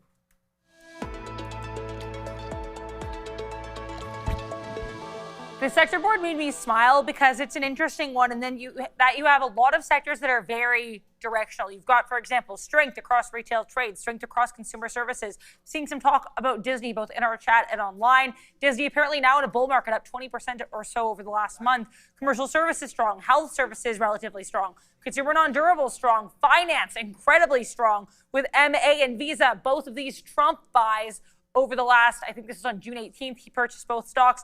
They're to the upside. Now let's talk about what's weak, because there are some sectors that are struggling a lot here. Health tech to the downside, Merck leading the way.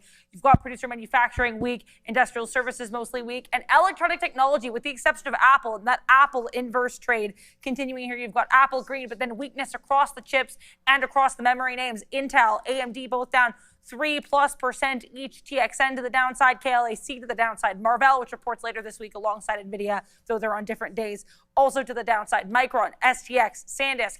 It is a bad look if you are a chip or a memory play. It's also a bad look if you're some of these SaaS names. Now, I say some because they're not all weaker, but if you look at technology services, Palantir, Oracle, Palo Alto Networks, all to the downside. AppLovin also down 2.5%. That being said, Netflix to the upside. They're reportedly considering changing up their streaming service that they offer some rivals, some competitors like Fox and Peacock. I, for one, think that'd be a really cool opportunity for them, trying to compete with the Rokus and the Amazons of the world by offering more services. But either way here, you also have a strength in the likes of Google and Microsoft. So it's not just Netflix, but the names that are selling off are very much in that SaaS-mageddon space. Producer manufacturing, energy minerals, and consumer durables also weak. Make sure to like, make sure to subscribe.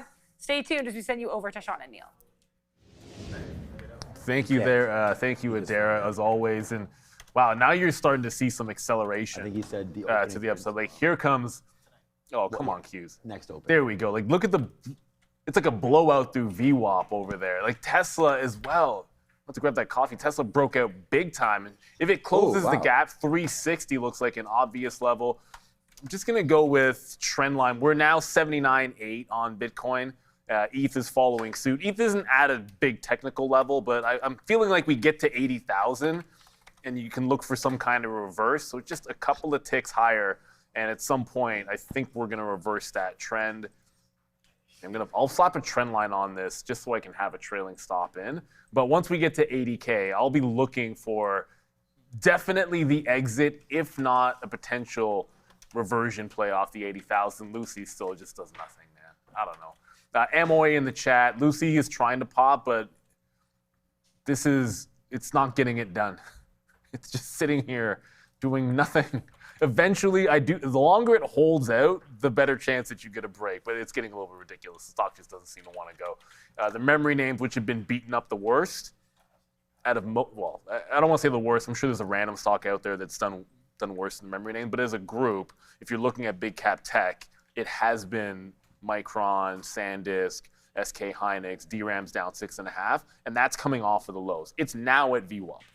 If we fail and we close under VWAP, I'll have my first short of the day in the stock that we thought, ETF, that we thought would be the first place we'd be looking. But like we said, if your plan of action, you can, I liked short, but the plan of action wasn't break of the low.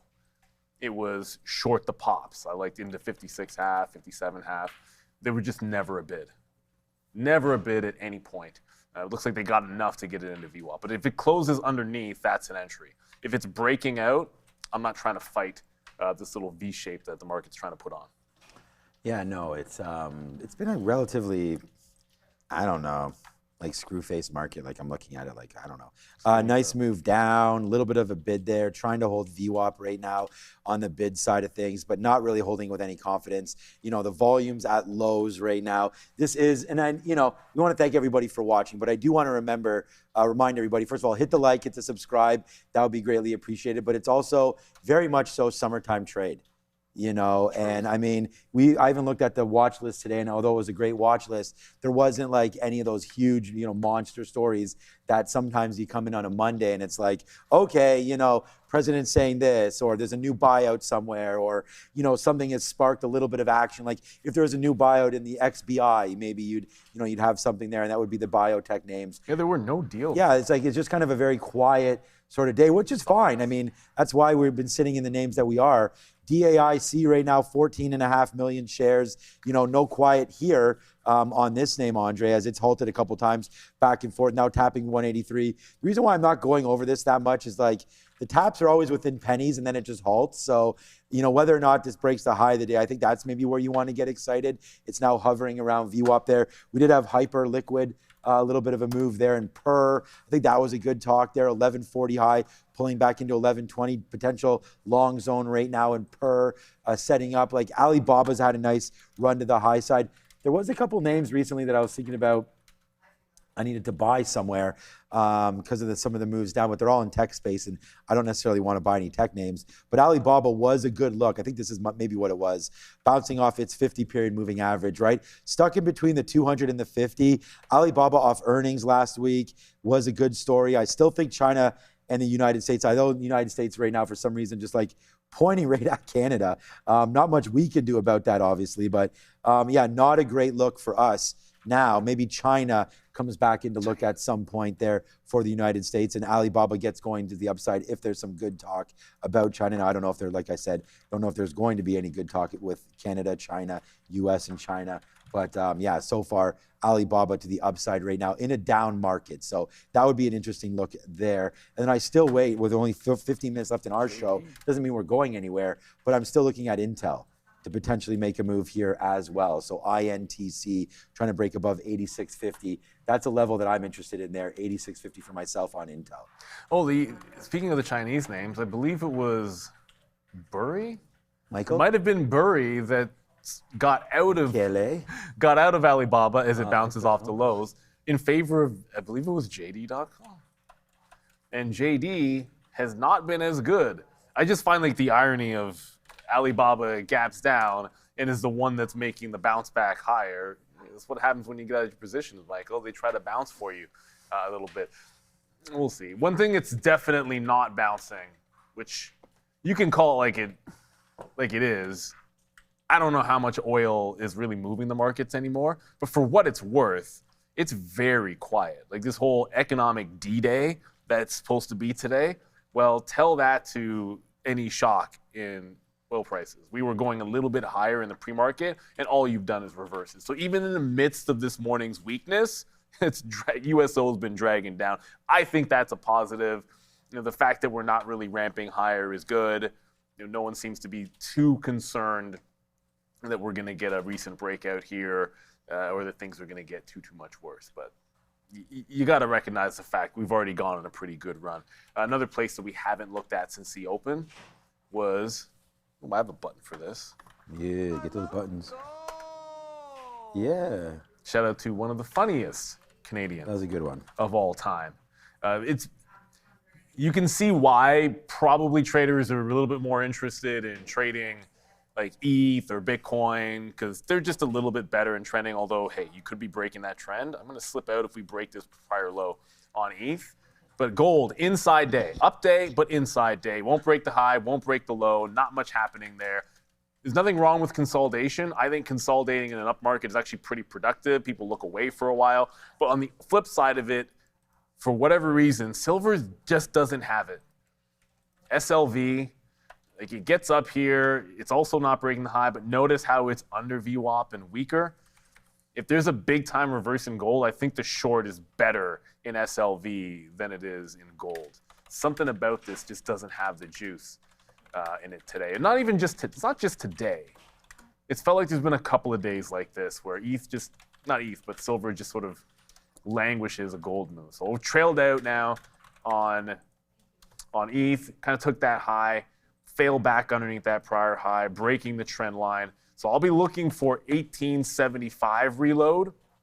We're a little tight to VWAP. It's not much of a drop to get to the volume weighted average price. So I'll still be thinking about an 1875 entry and then the low of the day as an out. But this is the place that we want to go long on any kind of a dip. Hold that upward trend on the longer time frame and join what was already the strongest, right? And this is what worked on Friday, and IBIT worked the day before that, but they're just strong. They're gapping and they're continuing higher, but you do have to be patient when it dips. And when it dipped in the afternoon, here like 2 o'clock, it came all the way in and gave you the volume weighted average price. Didn't go to the high of the day again, but if you were patient to wait for VWAP, you got it, and it was a clean bounce. So here we go. Looks like we are only 10 minutes away, first of all, from the midday show. I want to thank everybody for watching. Yeah, like I'm going to go long on Intel on an 8650 break. It's just, this 25 period has been good, and we kind of rode that for SpaceX, which was pretty good. When we were just at 8630 there, and it didn't look like we were going to break, okay, SpaceX just broke up, so that's great. 135.50, not great because we were short, but exited all of the positions. Oh, it breaks 135.50, then just comes right back down into VWAP again. But we're out now of SpaceX again. Going to be the big trade for me on the day and just hold out to see what happens next. But yeah, that 86.50 there on Intel is what I'm looking at. Looks like we just bounced clean off of 86.50 there. We'll take like 2 units. We'll take it's not necessarily moving around. I mean, we can hold this all the way back. My stop is going to be 86. So if we break back down below, it's worth 50 cents here, I think, anyways, on Intel. Hopefully it does go and break. We could get that fake and break. I'm just talking about this because we're going to go over to Adara. So, back down into the 20s, we could sort of start the bid there as we just try to bounce a little bit off of that level now. And if I'm still want to go long. It's just a matter of if we break. So if we break 86.50, we take it. If we come back into the 25 period, we'll look to take that as well and then stop out through $86. So just a little bit of an idea there on Intel. Let's go back over to the desk right now with Adara, catch money talks, and see if this trade, hits by the time we get back.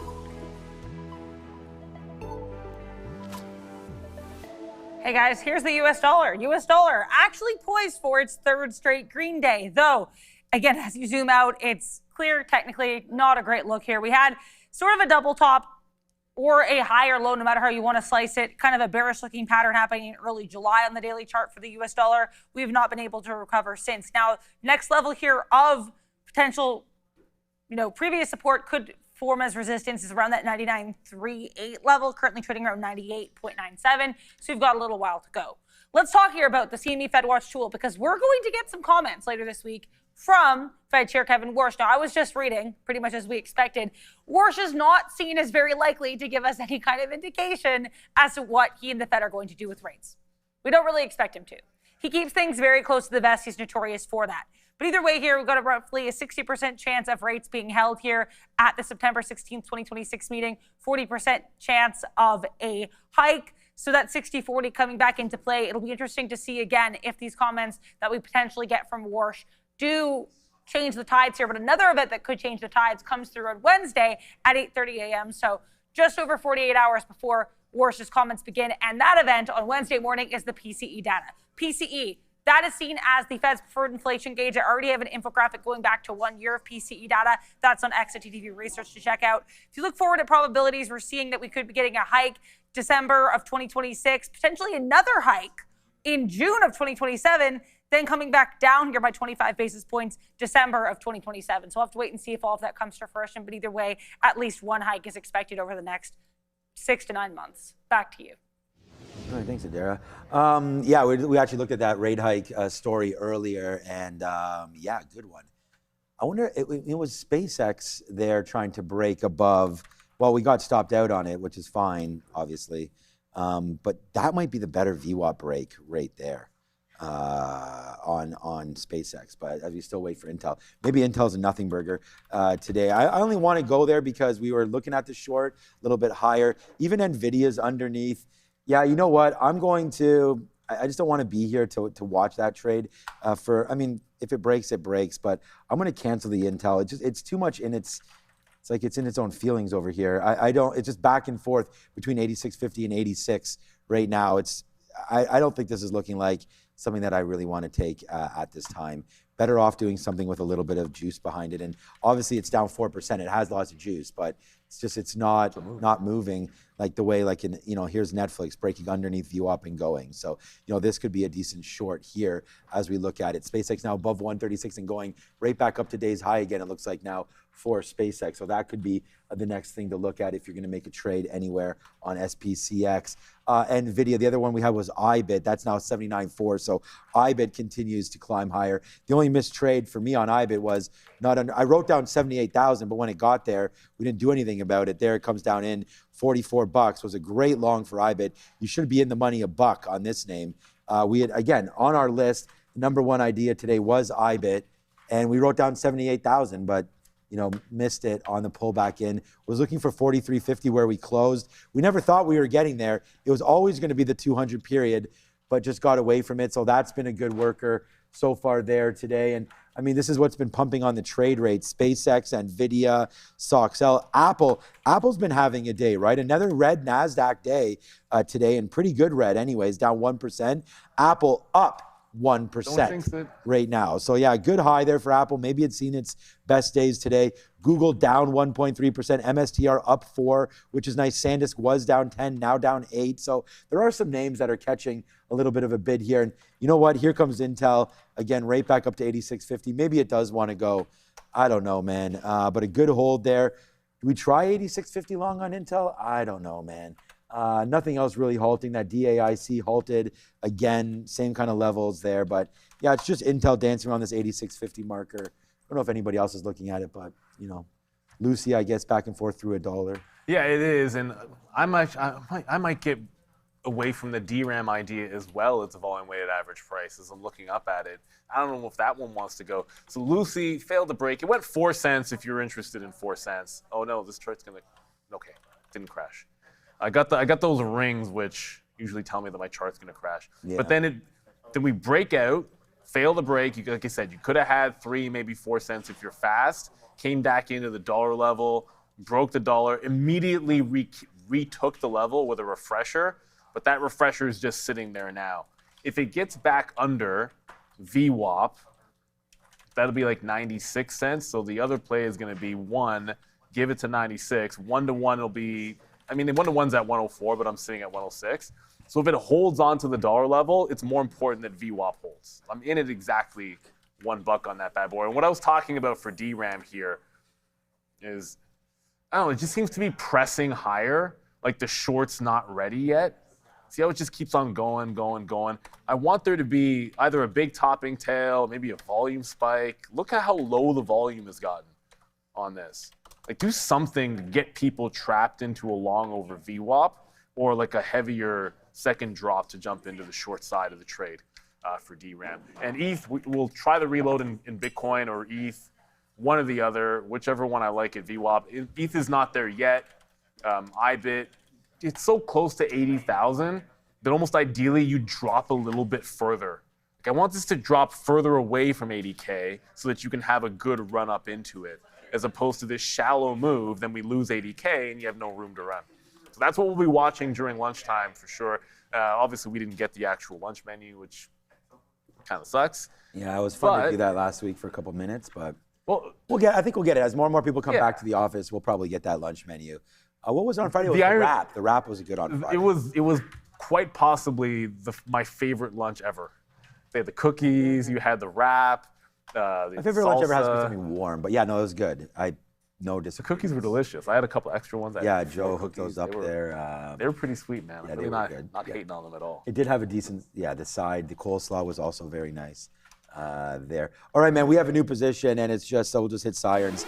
I did take the Intel. We did lower it there a little bit on the amount of volume or shares that we would take on this. But as I thought, like, there's always a chance it breaks and runs. There's always a chance that it breaks and fakes. So now I am sitting down here at 21 to double the position. Again, ooh, it just missed us down there at 21s. But to double the position and then use 86 as our out. So taking a little bit of a shot now to see, let's go. I mean, I'm bidding 21. I'd hate for it to bounce off right now and not get long.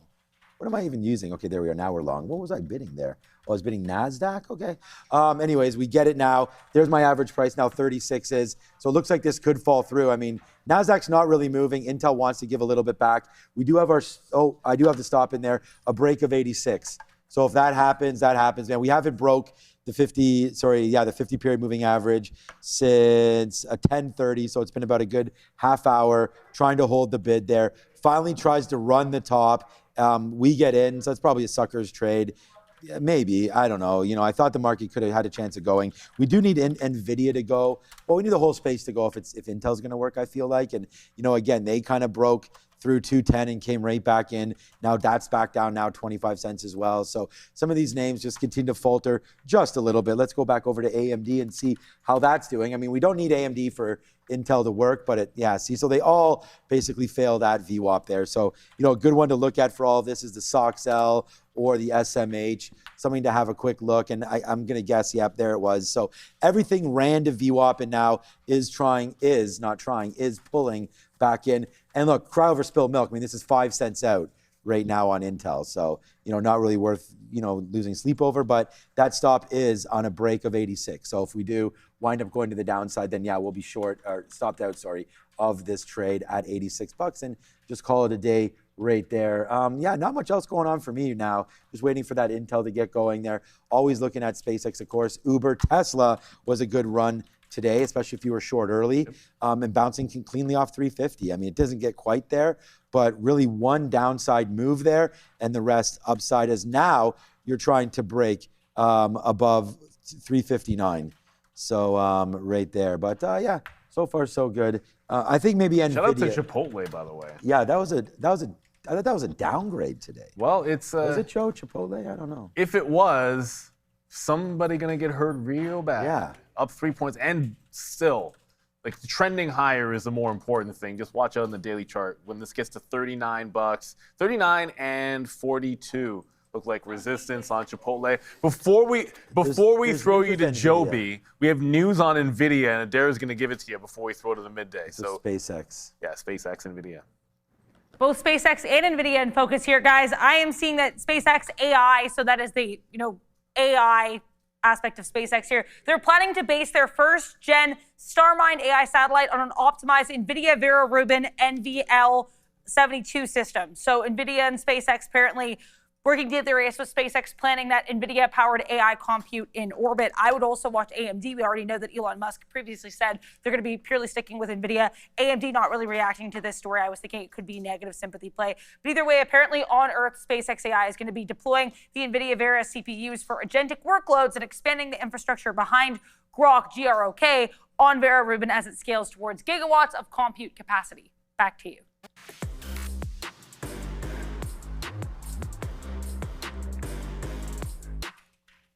Oh, here we are. Let's go. How's everyone doing? Happy Monday. You know it is, your boy Joey O. And next to me is Obi. He is the only one, Kenobi, the Jedi Master himself. I hope everyone's having a fantastic Monday morning. Let's get some of these names out here, and then we're going to start our roll call here, Obi, before we send it back over to you. What's going on, Jody? Who else do we got? We know we got Blakey. Gorev, how's your day been going, my brother? And also, I grow. Did you watch that Fluffy Hernandez fight? I knew Rodriguez was gonna win that. What's up, Virginia Trade? Scott H, get it. We have Christmas in the chat as well too. Wong, what's going on, brother? Taylor Batty, I grow, and a couple more before we get over to our TikTok friends, Wendy's Tendies. I don't know where Jesse's at. Where's Los Polios? City Boy 305. What's going on, my guy? I'm glad seeing all the regulars in the chat, man.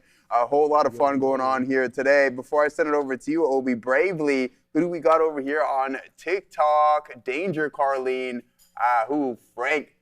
Frankie. What's going on, Frankie? Bumps. The ultimate things burn. All right. We got Capiro, K, Hassan, Chupapi. Oh, I know that guy. I'm not going to repeat the rest of that. Ed Traveler, Sam, a.k.a. Bullpick, and we have Tin Man 1323. I hope everyone is having a fantastic Monday morning. Yes. And if you were in the city of Toronto, Obi, it was a rainy one. Yeah. So if you were all about that chilling life and throwing on a series and doing your binge watching, this was the weekend to do so. With that being said, Obi, how was your weekend? What's going on, brother? Not too bad, not too bad. Welcome back, guys, once again to a week of the markets here with us here at Trader TV. Hopefully, you guys had a great weekend.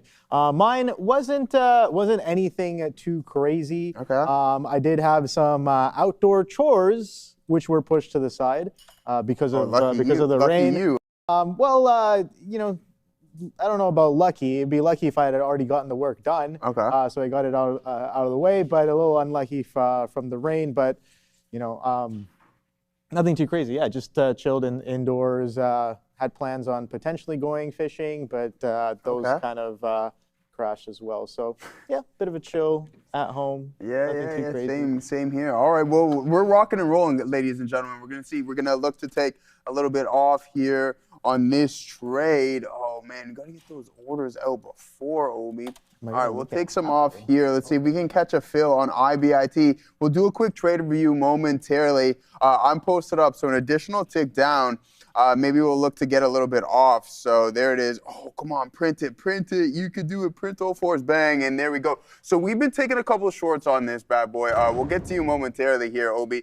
First one was initially right out of the gate, and I was like, all right, now we're sitting on our hands. Then it took me a couple more attempts to get involved, but right now let's focus on what we have cooking up for us, and then we'll look to remove a little bit more here, ladies and gentlemen, just to reduce. Oh, no, okay, all right, we're going to add apparently, so there it is. We'll take some more off there, but other than that, I'm going to be looking for this low of around 44.98, Obi, for a potential move back in towards the volume-weighted average price, my brother. Let me put a couple orders out there. I'll let you go over what you have going on. For sure, yeah. I don't know if you've been looking at the market this morning, but before I send it, actually, I wanna mention this. Nvidia, an 8-day red streak.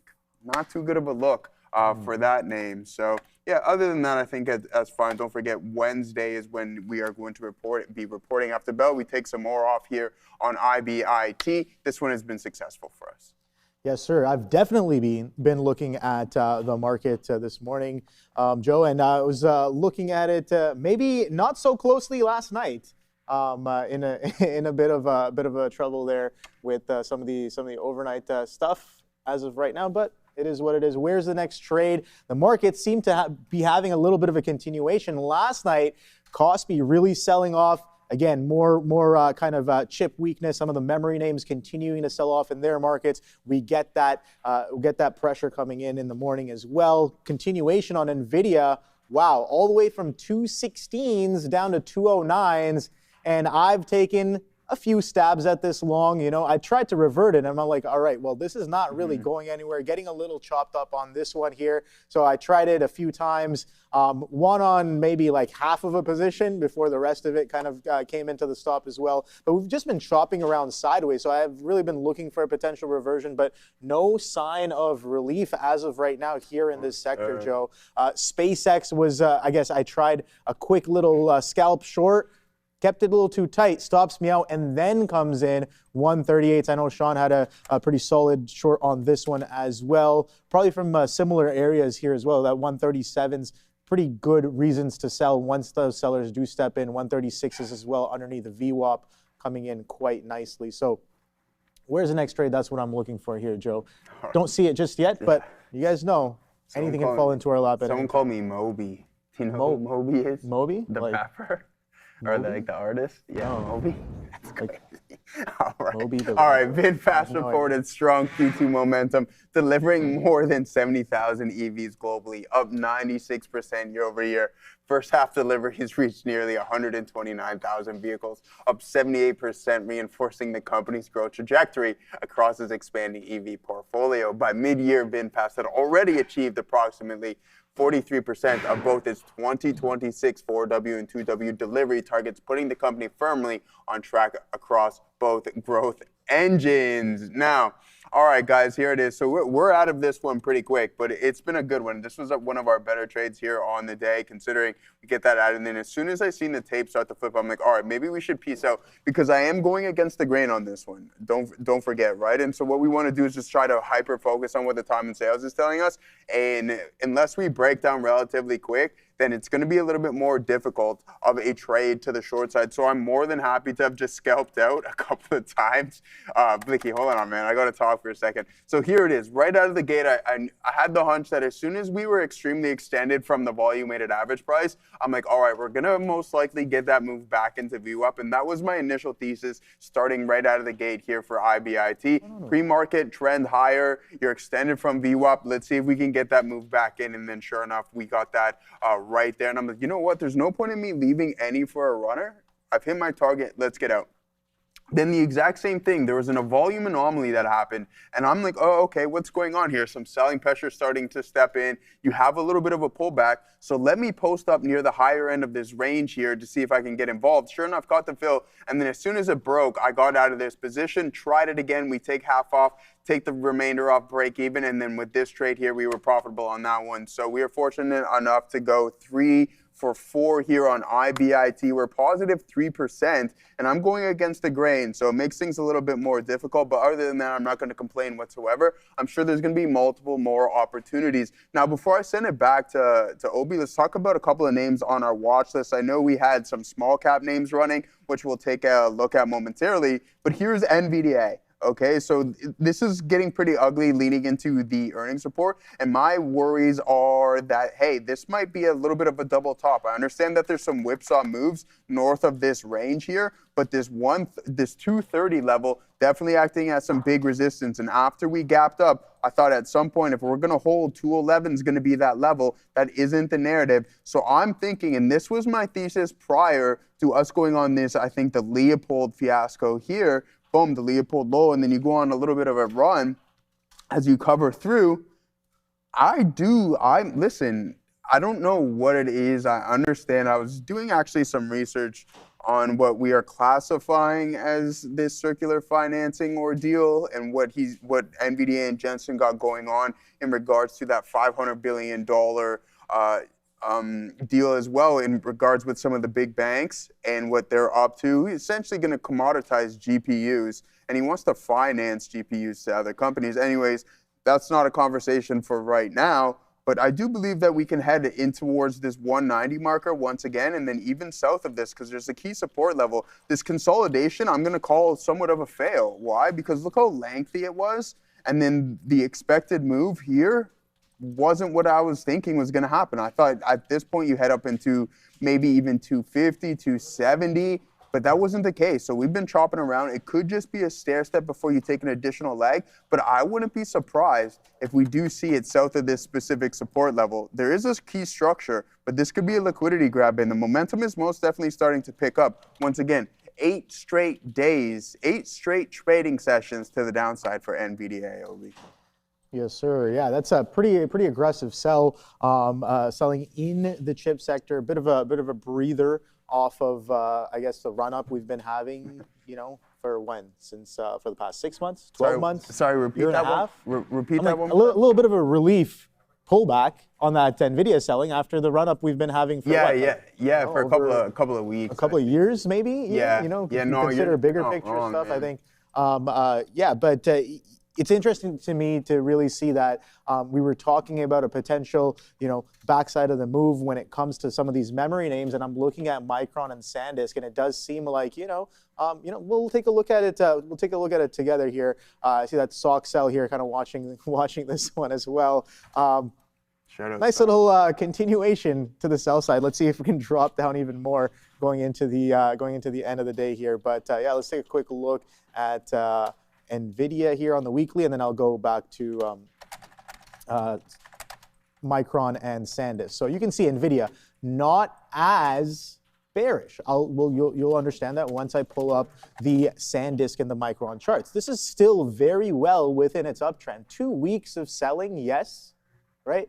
Multiple back-to-back days of selling, absolutely yes, but guess where we are? We're just dropping right back in for another $15, $20 pullback into the consolidation range that we've been pretty much holding since about March or April on Nvidia. Now you look at SNDK, that's distinctly different, where the run-up is, a lot shorter. Majority of that run-up we've seen happen from August, September of 25. Most of that parabolic acceleration happening this year after March, April, May, a lot of those accelerated bars, even with expanding volume, a lot of that front side of the move on these memory names. Now definitely, look, we've made that lower high on the weekly on SanDisk. So this is the first lower high. So question becomes, are people really using some of this action on the chart to really confirm that, hey, this is very much the backside of the move? Have these memory names started to cool off? Are we going to see some unwinding of positions in and around some of these sectors and names? Micron holding up a little bit better here. You can see, sure, it had that parabolic move around the same time as SanDisk, but holding its own in terms of the pullback, not as aggressive here. Maybe we can get a bit more specific and measure percentages. How far are we off of the highs? About roughly just underneath 30% off the highs on Micron, and then SNDK here. Let's see, I suspect it's roughly around the same, but we'll take a quick measurement regardless. Okay, so yeah, 38%. So yeah, a little bit more lower than Micron, roughly about 10%. So yeah, is it over? Is the question that I'm asking. We talk about some of the swing scalps, selling some of the calls, swinging some of the puts. That's been really nice in some of these names as well. That's the real question right now. Is it all over, or is money just going to be rotated to a different thematic? Yeah, that's typically what happens, I feel. You know what I like here, Obi? Because I pulled this up and I seen that you tried some. I potentially like Nvidia here around the lows. Why? Because look at our risk to reward ratio. The post up at the lower end of this range here, because as soon as it cracks the LOD, you get out. So your risk to reward from point A, which would be our stop loss, or to point B, is around a 2 or a 3 to 1. So I really like this for a potential bottom with that whipsaw move right there. It may take a couple of entries to get going, but who knows? Maybe you find some form of recovery here on NVDA. So maybe we'll post up. You know what I'm going to do? I'm going to post up at 50s here. I don't know if I'm going to catch that fill just yet, but I'm going to post up at 50s on NVDO. Now listen, we definitely have to take into consideration the fact that we are going super counter trend as we're down 2 1/4 here at this point. We're going to be talking a lot about this name and SpaceX, but what I'm going to do is post up at 50s to see if we can catch this lower. Okay. All right, well, I guess we'll just get involved with it right away. No, I definitely tried to post up at 50s there, and it gave me that order fill. I mean, 8 cents is huge. Maybe I wouldn't have caught it, but other than that, let's see if we can get this for some form of a recovery, potential double bottom. And listen, I'm in the camp when it comes to this name specifically, is that, again, Chris Arthur. Yeah, Chris Arthur and I having some good conversation on just, again, we're both shareholders of the company, and we're just like, hey, what are we thinking are those next major steps in regards to putting more power into the hands of the shareholder? He wants to see the reinvestment. I want to see a share buyback program and really reduce that float. I think it's just too large, and with that being said, gives those short sellers, which at one point not too long ago was the largest notional shorted stock, in the market, which is not good, and something for a long shareholder you don't want to hear. So I think for Jensen and company, for me personally, what it would really, really get me giddy is a big time increasing the share buyback program to something ridiculous. But yeah, Obi, what do you got for us, brother? Yes, sir. Just a quick reminder for everybody out there. Trader TV Live members only, get Sharif's daily morning research note every trading day. Big market stories, key levels, trade plans, catalysts, and what we're watching into the open. It's only $4.99 a month. And you also get members-only videos, posts, custom emojis, and loyalty badges. Hit join below the video to become a member, everyone. So here's my question to you guys. Coming in today, even Jose at the back as well, he was just like, I had a 45-minute delay on transit today. Shout out to the TTC. Take the car. Jose had it. Take the car? Yeah. Bro, take the car. There's no way. You know how much I hate driving in downtown. TTC, take the car. Oh, okay. That's what that means. Yeah, fair enough. You know what I mean? Yeah. That's what I actually haven't heard that one. Yeah, take the car, man. But I came and I sat down. Literally, it was 9:29 at my desk, and I was like, oh boy. I was watching Walmart for a potential day 3 continuation. I wanted to watch Moderna. I wanted to watch some SpaceX as well. Pinduoduo, PDD had earnings this off of the open. But guess what? Nothing really did what I was looking for, maybe other than Moderna. Moderna had a nice, beautiful quadunk off of the open. But yeah. Wasn't really watching too much, was waiting for stuff to kind of fall into my lap. Nvidia potentially was one of them. I was like, all right, well, this is starting to get a little overextended. And I was a little cheeky. Not everything in terms of my check boxes for my playbook were checked off on this one for a good reversion. But I still, I was like, there's enough boxes that I can checked off that I can start to dabbled into it. Let's see, 1, 2, 3, 4, 5. So maybe two too many times, we'll say. But not as aggressively sized. I was just kind of getting in, small size, looking for it to actually get going, so then I can start really pounding it in and get aggressive with it, but not really giving me the chance. And I'm finding that honestly, my style has been changing in that sense, where I'm like, when I'll start off the position really, really light. Like something, it's nothing too crazy. This is not for every trade. For most of the trades, some trades I'm just very confident that if this is going to go right now, and I need everything right here, right now. Boom, slap it. It goes or it doesn't. That's the trade, right? But this is slightly different, where not as sure. Things are starting to set up. Delve into it. Boom, boom, boom, boom. Get aggressive if and when it shows you. And if it doesn't show you, you're not in big size either. So it kind of works out there on that one. But where's the next trade? That's what I'm asking you guys. Smoke Tuna S. Dot. I was watching this one on Twitter. Of course, the famous Tim Sykes had posted about this one this morning, and I saw it on my feed. I'm like, all right, let's go. Small cap traders, shout out. Everybody's apparently printing on the longs here. Shorts getting squeezed out, and a bit of a continuation off of the open. So pretty solid there in terms of opportunities. I can see some of these breakouts. The thing is, in the pre-market is where I find some of these to trade, I guess, really, really clean. There's a lot more chop when it comes into the open. You can kind of see that there on the chart as well. A lot of those top and bottom wicks happening in the open. In the pre-market, they happen as well, but you can see some of the moves a lot more directional, it's up, trending up, so it kind of holds that uptrend really, really well. And you get a nice little breakout off of the open there on S. Dot, but pulling back through this consolidation back below 26s, that's a little bit concerning. This was support, guys, since 10 o'clock. Since 10 o'clock to now, so over about an hour, just over an hour, 26 held on the bid pretty well as we attempted to push through 30. So the question becomes, can we find some support a little bit higher, or is it over? I mean, if I was watching this, maybe I'm taking that 26 breakdown, but I really like the long on this one here. I guess the pre-market was the time and place to be on S. Dot. So thank you for calling this one out. Still potential for a lot of opportunity as we see both long and short. Now I know a lot of people may be only long biased on some of these, and that's perfectly fine, man. Whatever works for you, whatever is part of your playbook is that's what matters. You got to stick to that as well as possible. So Moderna saying Gorev trim some size here on mRNA. Let's see. Okay, all right. Okay, but he's got the long apparently through that 135. So I'm watching this one as well. This one's been such a great vehicle.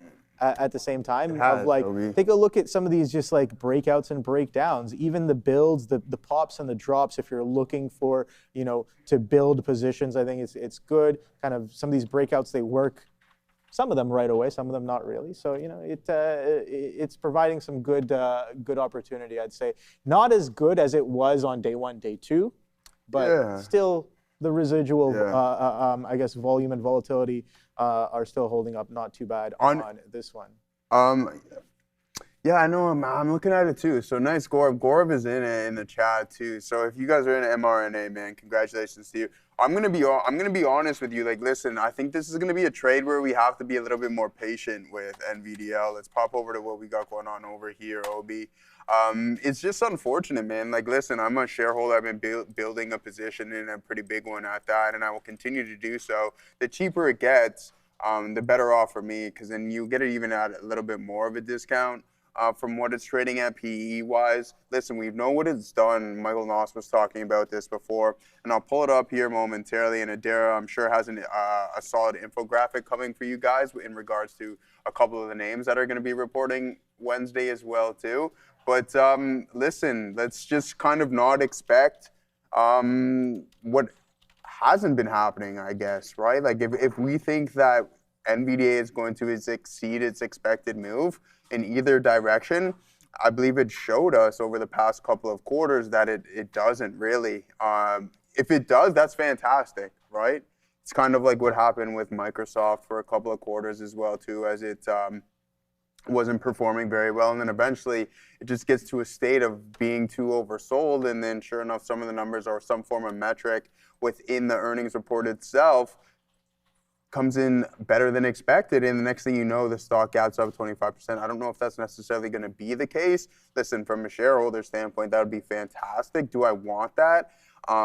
Listen, I would prefer to sell off a little bit more. Like, Joe, you're talking crazy. Like, you're a shareholder. Well, I get to own more, right? Because I do have a lot of confidence in this company for the foreseeable future, and I will remain to do so. And the cheaper that it trades at, the more I get to own. Now, I was going to pull up the expected move for you guys. There goes a couple of small upticks, nothing crazy to write home about just yet. Let's head over to our expected move here, ladies and gentlemen, see what we got going on in regards to that. Nvidia, and then we'll head over and we'll take a look at some of the other names as well. Wednesday, man, it's going to be a lot of fun regardless of what happens here. So expected move around 5.5%, I believe. So, yeah. I mean, hey, I don't think that's crazy. A high of $220, so that doesn't even put you around the previous all-time high. That's still about $13 or so, and then you have a low of around $197. And from a structure standpoint, we can see where that puts us relatively close to the lower end of the range, which I'm totally fine with. There comes this Bitcoin move. See the price action in this channel? It's pretty weak in my opinion, so maybe we can get another opportunity to get a move back into the volume-weighted average price. But I mean, we're kind of going counter trend at that point, so maybe we'll be a little bit more patient. We have this trade. 197 is going to put us right around here, so at the lower end. And if that's the case, if we do exceed it to the downside, then I think it's almost inevitable that we break these levels. See, at the desk, I remember we did a poll a couple of weeks ago anyways, and I said over under NVDA all-time high in, I think it was like 12 and a half sessions. Sia mentioned over, and multiple other people mentioned over. I mentioned under, and it turns out that the boy is wrong, which is totally fine. Once again, if it sells off, then I wouldn't be surprised if we had a little bit lower. Yeah, nice. So I like making those bets. Always those over unders. Yeah, it's always fun to kind of see what people are thinking. Yeah, no, you know what's a good one? Flakes. I really like Flakes. I know you were watching this one pretty closely. Was it last year? Yeah. Finding a bit of a base, to be honest. Remember, I was like, I want to buy some Flakes as well, but talk to me when it's at 70. That's the first thing I told Joe when he 70, was. you said? Remember, I was like, yo, talk to me when it's at I 70 think you again. did We say were that, man. trading at like 100 something. I saw the chart and I was like, yeah, talk to me again when it's at 70 because I'm not buying this thing all the way up here when it has so much room left to go in terms of support. Like just here, this is all I was looking at was this. Oh, that's nice. That prior resistance Clarity right here, there, man. right? That's Boom. really nice. We were dropping like this was like 2025, yeah, last year or sometime last year.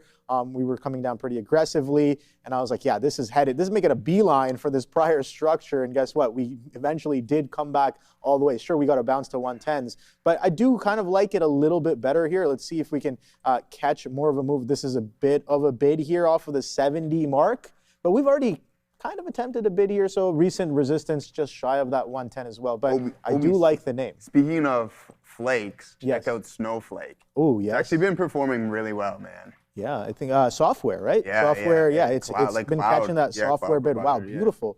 Has been. Multi-year breakout, 280, multi-year breakout. Hello, how are you doing? Uh-oh. That's looking real good right there. Maybe potentially coming back into some of these prior levels from 2022, 2021. We're looking at an all-time high of 429. Now, I don't know if Snowflake has adjusted or not, but take a look at this base, Joe. Yeah, I know, If man. we're going to talk about defense, we're talking about playing some defense, some strong defense.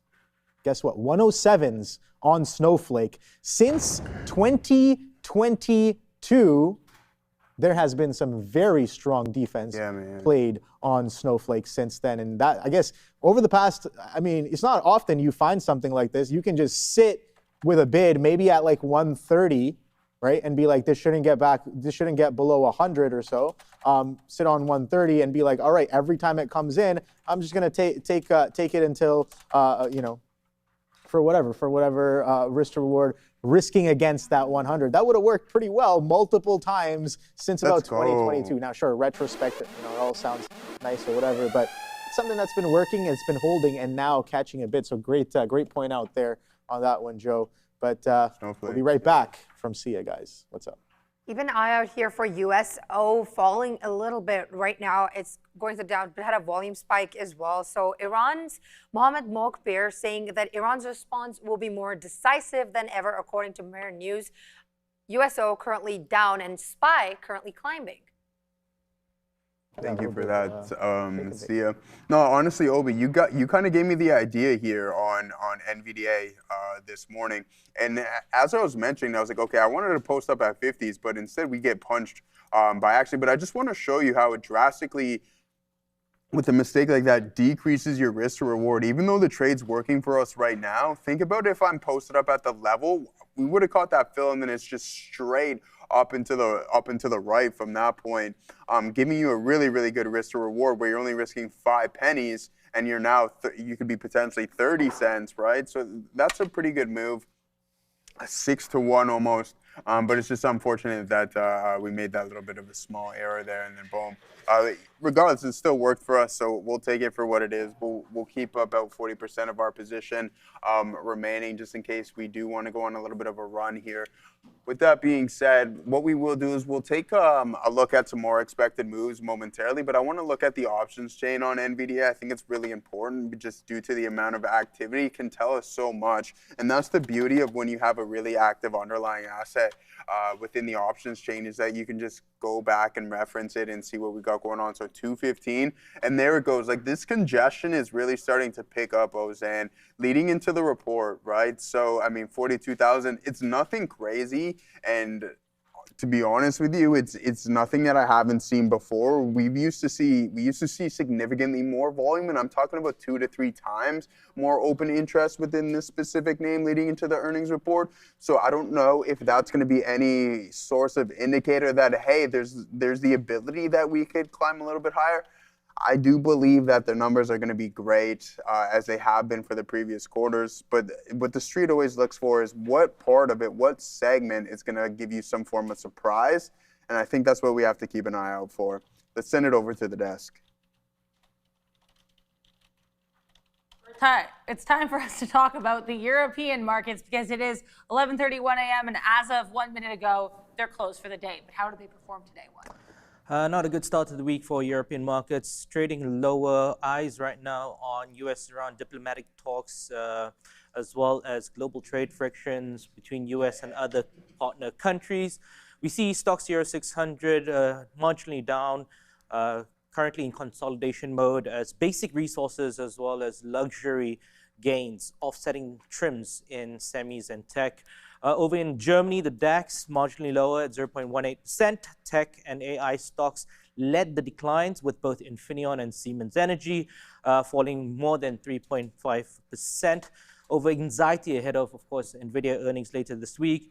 Volkswagen as well was down nearly 2% after CEO Oliver Bloom. He warned that there's going to be a lot of pressure on the auto sector, and it will require further cost cutting as well as workforce reductions, especially as global trade frictions have not yet been resolved. Other auto names that were declining included BMW, Porsche, and Mercedes-Benz. They were also down for today between 1% and 1.5%. Over in France, the CAC 40 also marginally down by 0.35%. Luxury lifted the index on stabilizing Chinese demand. We saw L'Oreal, Hermes, as well as Louis Vuitton all above 1.5%. But Stellantis led the declines, nearly down by 4%, amid ongoing US trade frictions. Other names that also led declines was ST Microelectronics, as well as Total Energies and Schneider Electric, all down by 1.5%. And over in the UK, they are the regional performer right now. Mining gains offsetting that of energy as well as healthcare weakness. Oil majors, Shell and BP, fell around 2% each, with crude prices currently easing around $92 per barrel, as investors, of course, await that of US-Iran policy. Healthcare stocks, AstraZeneca as well as GSK, were down both by 1%. And higher metal prices helped to boost that of mining stocks, such as Endeavour up by 2.7%, Antofagasta up by 1.6%, and Anglo American up by 1%. So everybody's going to have their eyes on Nvidia earnings later this week. All European chips like ASML, BE Semiconductor, they're currently facing some heavy positioning flows ahead of those earnings reports and how it will impact them, whether valuations rebound or they could face some further de-risking at the open tomorrow. And of course, US-Iran trade tensions, sanctions against Iran right now, further restricting that of Middle East oil exports. So that's driving Brent crude around $92, maybe $93 per barrel. Keep an eye out on energy markets for tomorrow and whether or not it will increase pressure on European transport logistics networks. Yeah, and keep an eye here as well on some of these tariff talks. I'm actually just seeing apparently the U.S., according to Bloomberg, considering 7.5% tariffs on China over overcapacity ahead of these talks between President Trump and President Xi. Speaking of China, you can catch One and I here at 3:30 p.m. to talk about the Asian markets. Back to you. Thank you, Juan and Adara. Yeah, thank you very much for that, guys. So we're posted up here at 3185s on Nvidia. Let's see, that was a nice little move off of the lows. I still have my eyes on Bitcoin, maybe a potential move back lower here. But yeah, Los Polios, I agree with you. If we can break this 3190, that's going to kind of correlate us here with that 210 marker, and we get north of VWAP, then I think there's a good opportunity. Bang, there we go. We caught that fill. Doing it live. I just took 70% under 210 resistance. Nice, locked the majority of that in. But let's do, I shouldn't say everyone a favor, but I know some of the small cap traders in here calling out a couple of names. So let's go check those out. Obi, Lucy, some people are calling out, and S dot, there goes that. Oh, what a beautiful break on this one, as you would say, Obi, that $1.05 marker, that $1.06, boom, and then you get 20 cents just like that. So a pretty good call out there, ladies and gentlemen. S dot also doing wonders for Adam James, and I haven't seen Casey mention what she was trading here today. Bubin, I know he's probably at work, but everyone else who's been trading small caps, this was one of the leaders, and then there's another one that failed earlier this morning. But other than that, guys, looking pretty good, and you're getting that continuation that you want to look for. XXRP, yeah, how's that performing? How's XRP been performing? Bloom Energy, yeah, shout out to Nancy.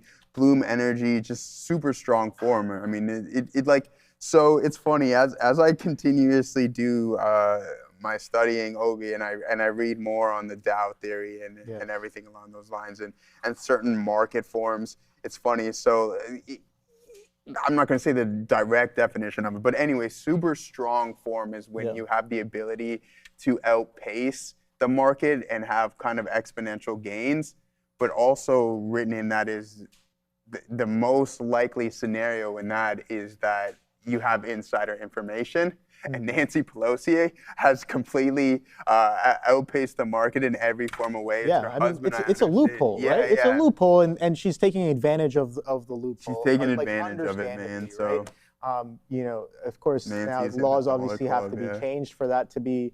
But they will never be changed. I mean, they're definitely trying. Never say to. never. I think, yeah, exactly. Come on. Never say never. Shout out to our boy JB. Never say never. Yeah, I was going to say there are some Congress people right now who are really very anti-insider stock trading. Just off the top of my head, Colorado's Joe Neguse. You've also got Anna Paulina Luna of Florida. So you've got, off my head, one Democrat, one Republican. It's actually bipartisan support for ending this Congress trading. It's just not widespread bipartisan support, and I think that's the issue. Fair enough. Thank you very much. Okay. All right. Fabian's been working on those. Yeah, Fabian's been working on those. Yeah, had to do a little bit of a relog for some reason. You had to log back in? It shows pending orders send me that. when I kind of tried to. You guys, you know, I got into an Apple short here, but it wasn't showing up. So you had to I do just the had to quick relog. refresh I just had to refresh because sometimes the blotter gets a little buggy. And I guess so does the chart. There's like a crazy wick happening here. No, Apple is not actually trading down at 309s. I wish it actually was, but you know, it's a little bit of a dark pool wick happening there. So you're just gonna take that out of there. It's not corruption if Nancy's involved, man. Don't forget. Yeah, exactly. You seen that meme? It's like the African. Yeah, he's like, it's not corruption. He's like if I'm there, it's not corruption. It's like but if I'm part of that corruption, I will defend it. It's just crazy, man. Absolutely crazy. Oh, what a nice pullback. I was gonna be talking about something. I totally slipped my mind. Someone had mentioned in the chat as well while I was relogging, but bit of a blank there. What were you just talking about? It was something important. I know it was something important. It's just not on the tip of my tongue here. In regards to right. Yeah. No, Dow theory. Yeah, we were talking about studying for the CMT. Have you read about our boy Elliot yet? Elliot Waves. Yes. No, I'm actually on Elliot. I'm more in depth on the fib. Okay. Still, there's a lot of criteria to cover, man. I'm on section 2, subsection 2, like B. But like you have to understand, like the first section is like almost got like quarter of a notebook filled up with stuff here, man. So there's a lot of material. Like there you go. This is all one section pretty much here. So yeah. And how many sections are there? 11. I'm like, oh man. Okay, so by the end of it, you might have a few of those. Yeah, I might have a couple of those by the end of it. Have to consolidate a lot of those notes as well. But man, good luck. I'm seeing here Scott saying Intel, OB Intel. Okay, let's take a quick look at Intel here. Let me pull on Nvidia. It seems like Nvidia is finally catching a little bit of a bounce, but not the reversion that I was looking for. But INTC here. Wow, come on, bro. Scott, you gotta tell me. You gotta point this one out at like 10:30. Come on, bro. Where were you at 10:30? I'm joking. I wasn't even here at 10:30. But I was getting ready to come up to the desk here. But wow, beautiful little bid there. You know what? This is the stock I should have tried to revert. I'm out here trying to revert Nvidia, the leader of the bunch, being like, all right, well, this thing could catch a bit of a bounce. This is a little overextended. It's starting to kind of tick a few boxes for my for my playbook here. Not all of them, but guess what? And Intel's the one that probably did it much cleaner, much nicer as well. And you get the bit of VWAP hold and breakthrough with a consolidation above much stronger picture perfect reversion here as it stair steps back up here on Intel. So shout out to Scott H340. Thank you very much for pointing that out. But you got to be a little bit earlier to point that out, man. I'm trying to get long around 86s. We're already at 87. It's not going to chase it all the way up here, as we've already done about a 50% retracement of that flush lower. So yeah, nice little move on Intel. Scott is saying long Intel 8650. Yeah, solid right here. Boom. I see that right away. That consolidation breakout, that's a trade within itself. This, in my opinion, the 86 hold is also a trade within itself. And then this break of that downtrend, this consolidation, maybe getting a little bit involved here as well because of the first sign of buyers actually stepping in to the market as well as the sector as well as Intel. That's definitely a trade in itself below that 86. So yeah, nice little boom, boom, boom, boom. Triple whammy of that trade. That's the thing about great trades. With the continuation, those the trade can be so good that another trade sets up on top of the one that you're already in. So you can just take a fresh trade, and trail that stop. So some of that stuff is when you catch yourself in a trade that's working that well, absolutely beautiful stuff to say the least here. Apple trading back above 312 here. So don't know if I really want to stay involved in this one. I know my stop is nearby as well here, but didn't really crack through that 312 like I was looking for. There it is. There's that stop. Boom. Get insta-punched out into the 30s there on Apple, whatever. Where is the next trade is what I am asking. Now, it is what it is. I was looking at the Nasdaq, or sorry, the SPY really recovering. Yeah, a bit of a I was looking at this is where I wanted to play on IBIT again, but I just found myself messing around here with this NVDL trade. But again, up here at this peak at 45.30s, this would have been a really good opportunity to post up around those lows, and now we're heading right back in towards the volume-weighted average price. So let's keep an eye on that as the Nasdaq is finding its form and it's on the road to recovery. Just got into my first week's NBA calls, so get it, brother. Yeah, good luck, man. I hope everything works out for you. Obviously, don't forget that after the bell on Friday, we do our Wednesday. They're going to be reporting mRNA $6 ITM only with my runner now 10%. Nice corp. Wow, look at the volume just step in there on IBIT. Some big time selling pressure starting to kick in on this name here. You can see this isolated volume signature right here, ladies and gentlemen. So watch out for this. Oh man, one more attempt, and then you finally get this. You get this almost borderline home run. We'll call it infield, a three base, anyways, or whatever they call it in baseball. But yeah, that was a missed opportunity. I guess we can't complain for what we have on right now. I'm posted up at 31.95s. But there is a clear resistance zone there, ladies and gentlemen, that we have to keep an eye out on. So just remember that S-stop breaking trend and starting to head back in here. There it is, bang to the downside. We'll take a look at Lucy because I know it's a fan favorite in here. But if the large caps are working for me, I'm not saying I'm not going to wander on over to some of these small cap momentum style, because this is really my wheelhouse, and just like reading the tape and just having this momentum step into these stocks.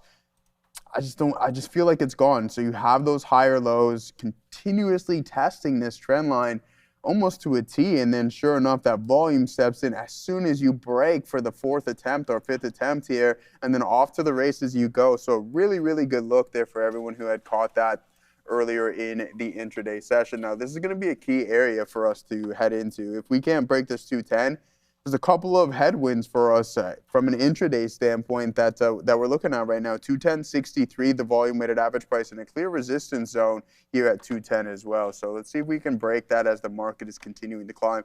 And someone also mentioned Google. Google putting in a pretty half-decent session. Okay. OB, it is up almost 2% this morning, and it's channel up. So really good look here on Goggles, channel up on this bad boy. And then we also have Apple up about 0.5%, breaking back through the volume-weighted average price. SpaceX holding on to positivity, 0.4%. And then we have Microsoft doing its thing as it's still holding up around these highs after the previous earnings report.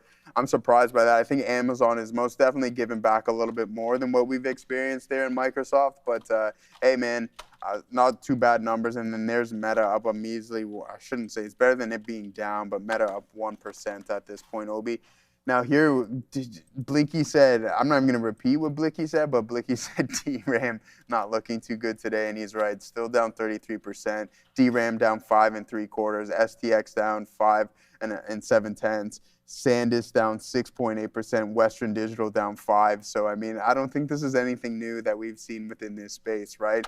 These guys are either up 10% or they're down the equivalent of that as well, too. So we're probably going to catch this fill momentarily here on NVIDIA LOB. Not too bad of a look off of those lows. Yeah, for sure. I'm talking to Scott H in the chat here, talking about, well, that Intel, thanks for pointing that out. That's still continuing, so shout out to you. Good luck with that one. Now $1 in the money for you. Nice, great stuff. And then he's also talking about Scott H. Yeah, so SPCX, we were just talking about, he mentioned, potential rejection of high a day. Yes, no, I definitely see that. Excuse me, but for me, I want to be a little bit more specific. The high a day is specifically 138.33. So I replied, I was like, well, yeah, no, I definitely see that. We're struggling a little bit here, but a real rejection, like what is a very convincing rejection? This could still very much reject. I have no, you know what I mean? Like anything could happen. This could very much reject. We are slowing down a little bit here, but a real rejection of this high would be, we come in, we push up higher, boom, boom. We actually attempt to get in within range of this area right here. Even the best iteration of a false break being you push with some strength. Maybe you only go about 10, 15 pennies. Only a small percentage of your daily ATR is pushed through the high a day break, and then you pull right back in. That to me is a much stronger failure to follow through versus something that slowly, it's creeping up. And we had a bit of a shake and bake. Boom, boom, boom, boom. It's creeping up. And then we could still, you don't know. Right? Sellers and buyers are pretty much matched with a slight, imbalance of buyers slowly trending it up. So it's not enough umph from either side for me. I don't know. That's just my perception of things. If it really goes and then slams, I like it even better because it's boom. Sellers are showing their intent right away. Right now, I don't know what it's going to do. We could break out. We could pull back. I can't really put probabilities in my mind on this, and that's all going to be subjective, right? It's all going to be subjective. I can look at a chart, you can look at a chart, and you can be like, this has a 30% probability of going lower because of X, Y, and Z, and because of this, that, and the other, and all the seat time that I've had or whatever. And then someone else can look at the same chart and be like, well, I don't really agree. I think the probability of it going that way is like less than 50% as well. So it's all very, very subjective. Yeah, that's kind of how I'm seeing SpaceX right now, to kind of answer your question. Long-winded, but not really a false break for me. I do think that is an important concept to cover here. Apple, you know what? I'll take it as it comes in. Not really doing too much here as it's just chopping around this 312. Right, we're back into this 312 area here. So I was just like, I'm gonna try it again. Stopped out, get back in. Maybe this time with a lot more size than before, just because we're rejecting an area that we had rejected before, just for a quick little scalp, right? This time, why also a lot more? Because this time it only gave me 10 pennies worth of risk. I was like, all right, well, if you're gonna give me 10 pennies worth of risk, I definitely do wanna be involved there. So, all right, cool, nice little quick 30 penny scalp, but that's not what I'm looking for. Give me that 10-20% ATR. We were talking about this yesterday. When I'm in a trade, I want to ideally try to catch that much. It's more of a wish, a hope than anything more. But ideally, I'd like to capture a decent chunk of ATR when I am in a good trade. So what do you got there, if the market's going to give it to me, it's fine. If it's not, that's fine as well. We got. It looks like Asian beef today. Okay, we got some beef. We got the beef. It's a beef thing. All right. Yeah, nice work there on that Apple move there. Obi, what are we trading at right now? 311. No, 311. Like nothing, man. Like honestly, I'll be real. I've covered 90% already. Oh. I've covered 90% already. I want to see it go. It's not. It's not going. Like you print 80s and then you bid back up above. Like I'm like, all right. I want to stay as dynamic as possible, knowing, like I said, like some trades I miss them. Right. I start off light and then I try to get aggressive and get out too much, and then it goes whatever. But like it's a work in progress. Like I'm trying to get better at getting very, very aggressively positioned into trades that are actually working for me, and I have real confidence it's an actual trade. Obviously has to meet all of those other things as well. Question: do you guys have trades like that? What is your most confident trade in your playbook? That's my question. What's your most confident? So obviously I'm not going to get into like detailed specifics, but if I were to tell you my best trade in one single sentence, I look for things that are overextended and then look for a trend break to get involved for the mean reversion. Okay. That's it. Simple. We like that. Bang. We'll hit the, what happened? Hit that there. And sometimes that happens too. Yeah. You know, you try to revert something, and then boom, you're the one who gets reverted. So Yeah, for sure, man. yeah. Okay. Okay. All right. So SpaceX. I see we're getting some new what are they called? Ad libs. Yeah. We get Sound effects. Yeah, ad libs. What do we call them? I'm gonna call it the hype man stream deck. Yeah, And have some some of those. Yeah, man, a big pivot on the stream deck. Sean's got a good one, man. Listen, I'm gonna just put it out there. The Stone Cold was hot for a long time. No, you know which one I want? I'll let you finish. I'm gonna tell you Okay, which one I want. The Stone Cold was hot, but now Sean got the I Get Money. Oh yeah, and it's I like get that, money. Yeah. That I one, get money. listen, that so one's wrong. so that got me thinking. You know what I really like? You know the fit. Yeah. Yeah. So- that one, so that it- one's so, wrong. Yeah. The one with the his laugh. Yes, No, straight to the bank. Straight to the bank. That's what and I he goes, said. ha ha ha ha ha. We just need a that's- clip of the laugh. Yeah, no, right. well, we got and then, this one. You know, when we get into a good position, then we just go ha ha ha ha ha. Oh. Boom. Yeah, well, that's a lot uglier than. Yeah, that one's the best. Come on, And Spice come on. Adams. Spice Here comes Adams. Apple right back in. So we'll see if it actually breaks this 11 halves, and I'll get re-involved right back in. Sure, leave 20, 30 pennies on the table, but really looking for that flush back into that 310s if we can get it. Kind of a sideways chop here on Apple, right? Nothing too crazy. So I'm just taking stabs at it. I would give it like a C plus, if anything. So while I'm saying that, I'm laughing because I'm asking myself, why are you even taking it if it's a C plus? But you know, sometimes you just take a shot here or there, whatever. Where's the next trade is what I'm asking. I'll take some C's, but I'm looking for my B's. Don't really see any A's right now, but maybe SpaceX. I guess this was a bit of a B right here, or it became into one. SpaceX reversion off of this little consolidation. You guys want a little piece of that? 133.51. If you want to go look into what potentially has happened there, I really like that for a potential reversion. But again, it doesn't really give you that confirmation until it actually gets, you know, I would say past this 34 halves with some distinction. That doesn't really happen until 34.80s at 10:45. So, you know, not the most ideal. BE, I'm being asked to look at by Mr. Danny Patel. Okay, all right. Wow, would you look at that?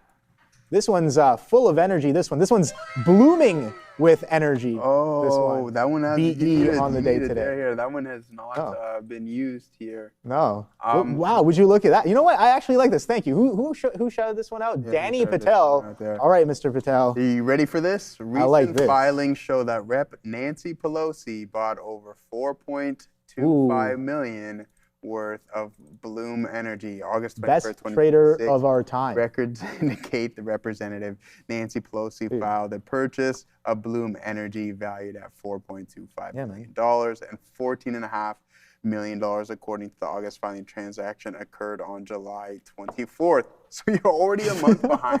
You're a month behind. Yo, George Soros? Who is that? Yeah, I know, come on, man. who is that? Who is that? Come on. Thanks. Warren Buffett? Who is that? Pickle me, Timber. Nobody. Warren Buffett. I'm pretty Who's sure. that? We don't know. Pelosi. Pelosi's the best trader alive of all time, bar none. When is she releasing her course? That's my question. Never, my guy. Do you think she'll ever give away? What is there to give away? What playbook? You know what I mean? Oh, policies incoming. Let's buy the stock. Hey, let me call my husband. Hey, buy this, that, and the other because we can. And then those policies are gonna pass, and then naturally catch a bid as well. So yeah, I don't know. But yeah, thank you for pointing out BE. I like it here. It's not even trading. It's not even gambling. There's a couple of questions in the chat I missed. I'm putting back in there, but we're posted up at 3205s here. I mean, we keep rejecting the volume weighted average price, but if we continue on this path, it's crazy because I kind of want to short the market at these highs because there's a key pre-market resistance zone, right? So you have that over-under play, something that was once support, now clearly acting as resistance with some indecision prints around those highs. And you can see that the SPY looks like it wants to slowly turn around as well too, ladies and gentlemen. Buying pressure, selling pressure slowly starting to step up here. Keep an eye out on that one. Channel still being held higher lows on IBIT. If this trend line breaks at VWAP, there could be a little bit more downside. I wouldn't be surprised by that. It moved pretty quick. I mean, I'll take it. My long-term portfolio will take it. Other than that, that's all the crypto that I really hold is Bitcoin via IBIT when I was first buying it. Rumor has it that Nancy has finally made enough money to purchase a Soul and Conscious, but she hasn't pulled the trigger yet on those buys. Yeah, you know what? There's no point, man, especially when, Don, there's no point when you're up as much as she is. I mean, I don't know. The question is, and I want everyone in the chat to answer this, all right? If you had the opportunity to do that, would you, yes or no? And just be honest, right? If you were in Nancy Pelosi's shoes, would you do what she was doing? Put it in the chat. I know some of you would say no, but is that true? I guess it's tougher to say considering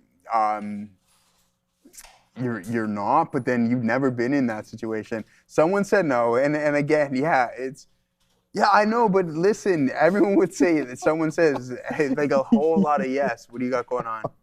This is actually hilarious. All right, so crazy. I did a performance comparison. Everyone would do it. I did a performance comparison. I was like, Nancy Pelosi's performance versus Renaissance's performance. So now, if you guys know who the Medallion Fund is, then yeah, of course, you guys know what kind of outlier performance these guys have been doing since what, 1988. 39% net annual return and 66% a legendary 66% annual gross return. Now, Nancy Pelosi gained roughly 54% in 2024 and then 65% in 2023, almost rivaling the returns of some of the best funds like Medallion, Renaissance Technologies. So, you know, multi-billion dollar fund versus, you know, someone who sits in office and their husband trades. Next headline's going to be and like they get some insider information. You can push some crazy percentages.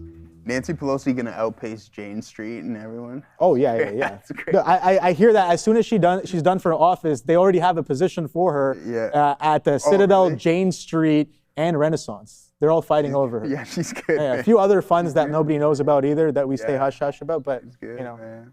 I'm sure they've contacted her as well. Anyways. Apparently Kate Fry. Yeah, I mean, that was funny. I don't think that's anything wrong with saying that. But, hey, did you see what Kate Fry said? Who's I'm that? not going to repeat it in the chat. Oh, in the Anyways, chat? No, I'll take a look. Oh, wow, it's already that time. Okay, time flies when you're boy. having fun and you got a couple of good trades. Before we send it back over, here's absolutely. NVDL, guys, right off of the low. Boom, boom, boom. It's identical to what we had going on Friday, so not too bad of a look. And then we got into some, I'm not going to call it tomfoolery, but we really wish we had the additional leg. So this is the leg that we were really looking for, but we were fortunate enough to get some nice scalps. One loss on IBIT. We just keep our composure, and then we just continuously hammer it down. And then eventually the longer play came in. Trend lines are starting to be breached on this one, so maybe there'll be a little bit more downside. But other than that, not too bad of a session thus far. Let's send it over to the desk for Sia and then Neil with his lesson of the day.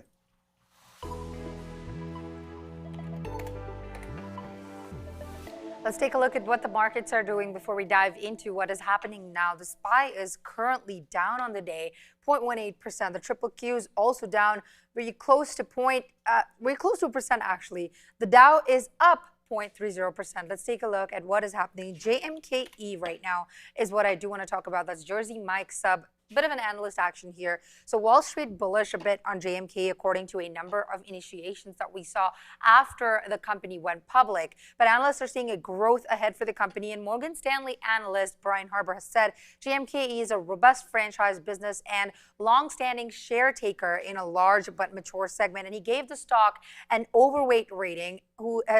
So he has also said that we think it has the pieces to remain a good compounder over time. His $29 price target implies a nearly 22% upside from the stock's close on Friday. In another note as well, Jefferies analyst Andy Barish has also given JMKE a $29 price target and has rated the stock a buy. So let's also just quickly take a look at WTI and U.S. oil levels. WTI during the open was trading around the $86.17 region. Currently, it is trading around 85.6 per barrel and is down 2.19%. USO also down over 2%. Let's send it over to Neil for his lesson of the day before sending it back to the midday show. Thank you, Sia. I mean, sometimes, you know what? It's worth waiting for a good thing. And whether it's like trying to catch the bottom or just looking for when will squeeze happen. Like Moderna, obviously was wrong the first time through VWAP, whether you're positive or not. When this tried to break out the first time through, it just couldn't quite get there. But you give it up. It actually broke the low, so it looked like it was all over because you're making fresh lows. You're like, yeah, forget about it, man. We're toast.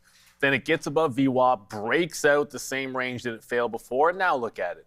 And the thing about the stock that has squeeze potential, and this is a squeeze type of play, is once it gets going, you don't have to be in at the bottom. Like one thing that I'm not a personal fan of, like I don't like getting into something which had been weak and then trying to like bid lower, just keep bidding, and then eventually it goes higher. I'm looking for places where it's turned and I'm getting some kind of confirmation, or you're just joining the party, right? So you wait for an opportunity to join the party. But the other side of waiting could be just saying you like something, but it never became invalid. And so I'll put Lucy into that category, right? Like Lucy the whole time, like it eventually, the follow through on the 110 break did happen. But if you look at this small capper, it just sat there all morning long, holding VWAP, not really breaking. And then by the time it broke, it's 11:30, middle of the day. Like the entire open range, it's scalp inside. And then in the middle of the day, it finally makes the ramp job. But if you think about the long there, at what point was the long not valid anymore? Holds VWAP over and over again. There's never really any trend break at any point. So you just sort of stick with it and wait for that opportunity. If you took every break or you just simply bought on the dips and with a stop under VWAP, you were good to go. And oftentimes what will happen is like, oh, this stock, it's not moving yet. It's not moving. Go do something else. That's fine. But if this was the one you were waiting for, then it never told you it was done. If Moderna was the squeeze you were looking for, well, once it goes off the volume weighted average price, it just doesn't stop. Like it's telling you how strong it is. And sometimes you've just got to be patient enough to listen to it and give it another chance. And if the secondary break is better than the first one, then just make sure that you're in every single one of those trades that set up for you. But understand that when it was dropping early, at no point, like it didn't look like a long here, but now you made a convincing bottom. It didn't look like a long on the way back down. I could make an argument about it under VWAP. That's not my plan. It barely even holds VWAP here, fail, hold VWAP, good, and then a break. There's only one long trade, in my opinion, if you're looking long on Moderna, that I should have had. And it's either just the 130 retrace, because that was the level we liked, or it was this break here at 136.5. But you know what? You take the next available break. And if you missed that one, heck, you could have had a 140 break when it tops out at 140. You could have just had a 140 break as squeezes go higher and higher. There's so many chances to have got into this move on mRNA, but they all require patience, A, but B, just not giving up on the stock because it was in a downtrend. And how many times have we seen the V-shaped recovery or the rebound, and after 10:30 or so, that's the place to look for it. There's no need to be bleeding on a move or bleeding on a stock just to get the later move if you know that that pattern happens over and over again, right? You've got to be willing to miss the trade to make the trade. And sometimes that means not trying to get overly involved when the stock is in a downtrend.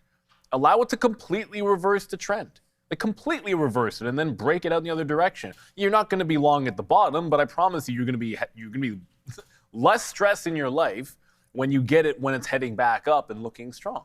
That's just how it is. And just make it easy on yourself as a trader by not trying to fight the trend or be perfect. Like you'd rather be positive than perfect. Like you'd rather be up than have your entry look like, ooh, look, I'm a genius. I got the low of the day. You know what? I have yet to see somebody's overall strategy being, if I'm buying the dip, I need to have the low of the day and be positive and consistent and green. I've never seen it.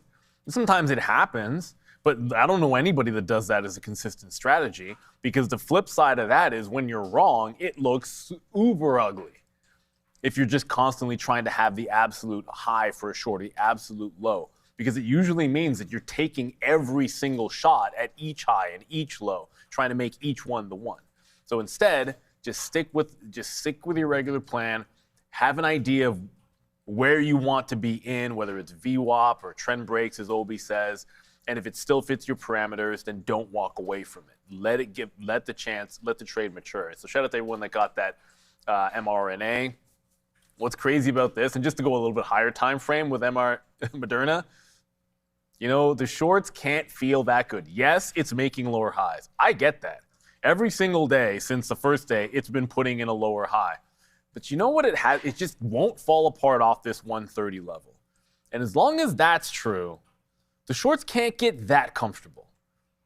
At some point, if you don't break this 130, we take out this 160, you could really see another squeeze action. And it's worth looking at every single day.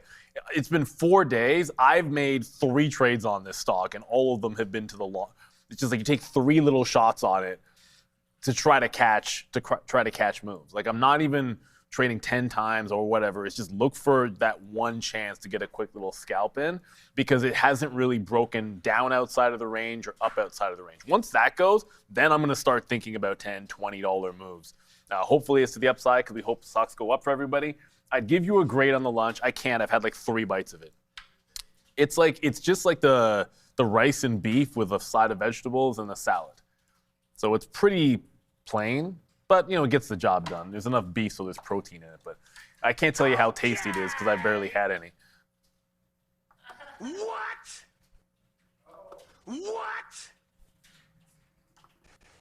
Yeah! Yeah, I requested those. Sia doesn't even know about Chappelle's show, so I sent her a clip so that Sia can be in on the greatness that is the Dave Chappelle show. Maybe one of the, if not the greatest, it might be the greatest comedy sketch show of all time. It's definitely in that upper echelon. So, Sia, you got to get on that. But you guys got to get back to the midday. Joey options and Joby killing it. We'll see you later on. Back in 2.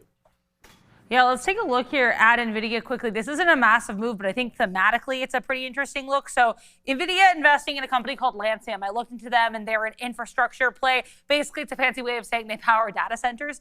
Nvidia and Lancium forming an AI factory pact for over 15 gigawatt portfolio. Lancium is going to be deploying Nvidia's full stack AI factory platform, and Nvidia is also strategically invested in Lancium. That's the deal here. Now, also, be aware, not sure exactly when yet, but I'm seeing anywhere from 12:50 to 1 p.m. So I think that's very likely when it's going to happen. U.S. Treasury Secretary Scott Bessent to make an announcement about further Iran sanctions. Specifically, what I'm seeing is it's going to be kind of sanctions, final crackdown here on countries dealing with Iran. So if I get more details, I'll keep you guys posted. Still looking for somewhere to watch that. Apparently, also, Prime Minister of Canada, Mark Carney, speaking out now after Trump's and the White House's threats here for more tariffs. I'm going to be watching that stream as well, so maybe keep an eye on auto steel. Back to you. All right, thank you very much. Man. There, guys. Yeah, I'm still I'll forever be in the Trailer Park Boys camp. I love Chappelle's show, but the Trailer Good show, yeah. Yeah, I grew up on. I haven't really seen much of Trailer Park Boys. Yeah. It's crazy. It's absolutely crazy. Anyways, aside from that, guys, let's get right back into these markets and see what we got going on. No, I mean, it's down. The market is down. I said let's dive in. Let's dive. Oh, yeah, it's delve, I guess. Delve right into some of these names here. Trendline break. So this channel that we had not too long ago on Google starting to breach there, and then we're starting to come back in here as well too. In regards of the NASDAQ, guys. So just keep that in mind. I'm still posted up. If NVDA wants to continue to recover, Dare brought us that story not too long ago. I'm reading into it as well. Pipeline for about 15 gigawatts, but what's really at the forefront right now is 4 gigawatts with this company. So, hey, man, watch out for Nemotron as well, too. Obi, what do you got? Not as much, man. I'm just kind of looking at this here breakdown right now. But I thought you had Yeah, for sure. Sorry, yeah, no, one second. all I good. don't have my earpiece in. But guys, VinFast reported strong Q2 momentum, delivering more than 70,000 EVs globally, up 96% year over year. First half deliveries reached nearly 129,000 vehicles.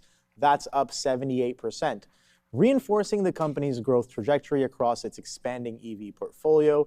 By mid-year, VinFast had already achieved approximately 43% of both its 2026 four-wheel and two-wheel delivery targets, putting the company firmly on track across both growth engines. So shout out to our friends there at VinFast. Yeah, so might help when I have a little bit of that earpiece in my ear. So yeah, sorry about that. But no, I was looking at this.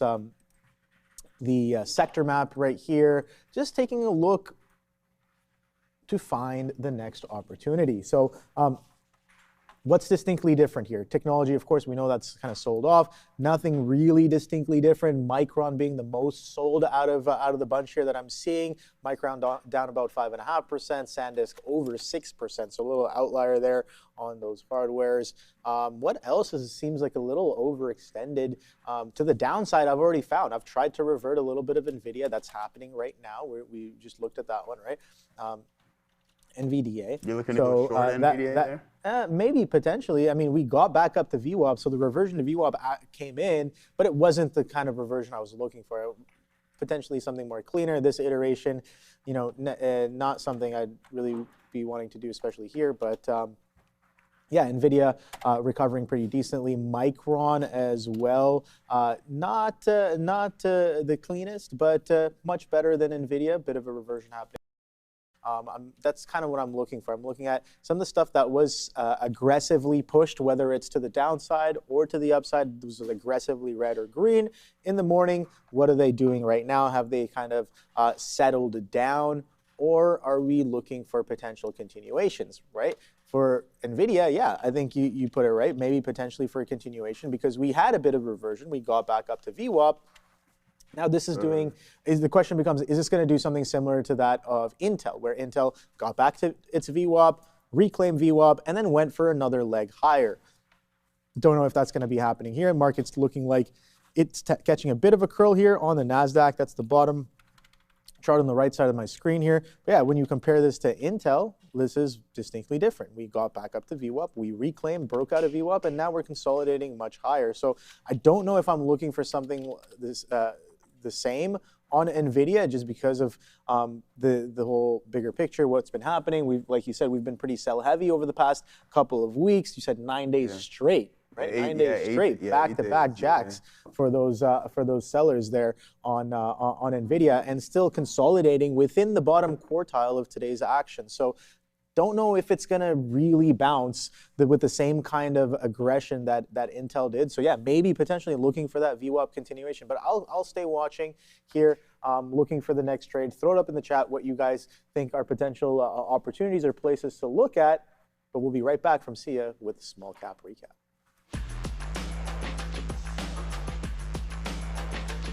The IWM is down just a little over 0.5%. Let's take a look at two individual tickers, shall we? ALVO, Alvotech is up 17.5% and over. So market cap for the company is standing at $2.03 billion. They're initiated at buy by Bank of America Securities, and on Friday, the company had announced a licensing and commercialization agreement with Lotus Pharmaceuticals. Let's take a look at the last one. GLOB, that's Globant, is now up close to 8%, market cap $1.73 billion. And the company has appointed Fernando Matzkin as the new Chief Operating Officer for the company to help accelerate its AI narrative and native transformation. He's been with the company for over 17 years, just looked at his LinkedIn, as the Chief Revenue Officer and previously as Chief Business Officer in recent years. All right, Perfect. thank you very much. Some pretty crazy names today on in the small cap world, I think. SDOT, obviously. Lucy, one of them. Lucy's going right now. Lucy's looks going like right it wants, now? Yeah, it looks like it wants to test that high of the day. Man, a lot of love for Lucy here on the day today. Innovative Eyewear. That's definitely a name I've heard before. But yeah, going pretty nicely. This could be something going into the end of the day. Dollar Reclaim. Ooh. I know I like that a little bit there. reclaiming a dollar. You seen this one, Neil? Lucy. I know it's definitely a repeat offender where it's had aggressive moves in the past due to whatever headlines, and you can see every single time that it's had that, you can see over and over again. Let's raise some money. Let's do some. Let me take a guess. A reverse split. Yeah, a reverse split, 1 to 20 right there. Boom, and raising money. Again, this is kind of what some of these stocks do. Some of these companies, they don't have enough runway to kind of finish the year off. So they'll post out press releases. Stock goes up, boom. Do a filing, raise some money, and then now you have some more longer runway for the next pump and dump, if you want to call it that. But yeah, reclaiming a dollar here on Lucy as of right now. Now these are the ones you guys ask about, like, you know, swing shorting and like stuff like that. Like, take a look at this and tell me, if you were to get yourself on the right side of the V on a name like this over and over again, sure, there are times where you get squeezed out, but you tell me, just go back the past 5 years and tell me every time if you did that and you took a little bit of a 3-day to like a couple weeks swing on the short side after the craziness had already happened, what's your success rate on this stock? That's the question I would be asking if anyone who's curious about swing shorting some of these names.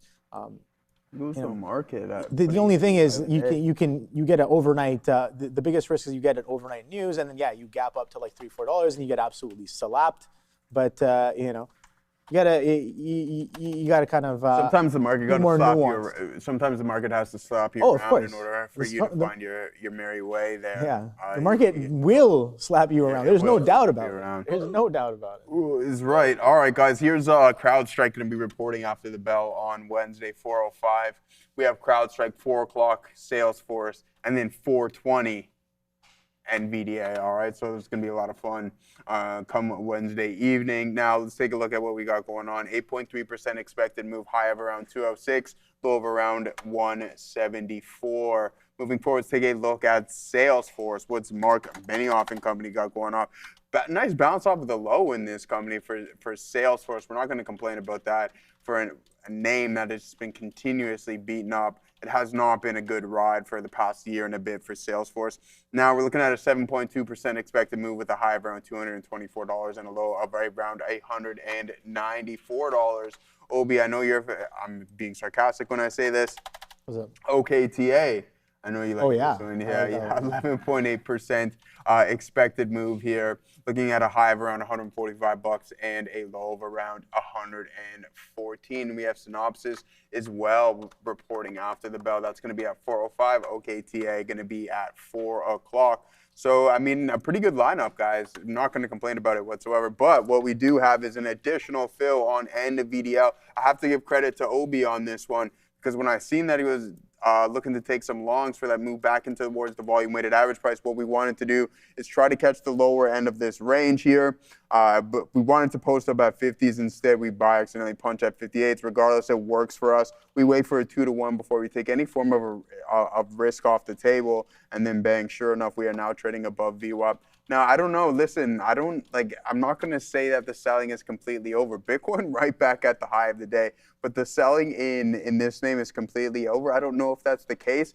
And when you seem a little bit pessimistic, or that you believe that there's going to be some more downside, that's when things can turn around for you. But if I just look at the daily and see what we got going on here, I mean, I don't know, man. 1, 2, 3, 4, 5, 6, 7, 8. 8 straight red days here leading into the report. I thought, considering that we had some pretty strong sessions, that maybe we'd break, and it would be one of those all-time highs where you gap up in the post-market, in the blue ocean session, and then in the pre-market you tap into it and sell. But no, we just didn't have the momentum or the demand north of certain price levels, this 230, in order for us to breach that level and head into that all-time high. So, I mean, yeah, a little bit tougher of a look, but I'm most definitely looking forward to what we got going on with this name specifically. We'll be digging into that report and we'll go through it like a fine-tooth comb. Now, as for Robinhood up to 107. Full disclosure, guys, I sold the majority of my position. I sold all of my position, I should say, in this name. But again, I was in this from the 40s. We took some off at 22s and then came back in. I bought some more at like 19 or 20, and then we offloaded the remainder of our position and then sat on some cash. We grabbed some more Google. We grabbed some more SpaceX. And that was it, really. I didn't buy any more Nvidia because I have like $140 average on that one. So it'd be a drastic move higher, and I didn't add any more to my Bitcoin exposure either. So those are my positions. I have number one being Nvidia, Meta, iBit, Google, and SpaceX. A lot of tech. Oh, and JP Morgan. How can I forget about the bank man himself, JP Morgan. And Chase, so I mean, not too bad of a look, but really heavily concentrated within the tech sector. But I feel if I'm going to at any point, it's definitely during this build out until things or the narrative changes, which I don't believe it's going to, but anything can happen. I'm going to remain relatively heavy in the tech space. Yeah, no, I like that. I like. I think my biggest tech long is in Apple. Ooh, that's There's a good one. Definitely nothing closer that comes to it. Then Apple, yeah, Apple's doing relatively all right. Sure, it doesn't really participate in the crazy volatility that some of the other tech names have been experiencing, but it does participate in a lot of the uptrend that the market does participate in. So that's all I really kind of care about with that position.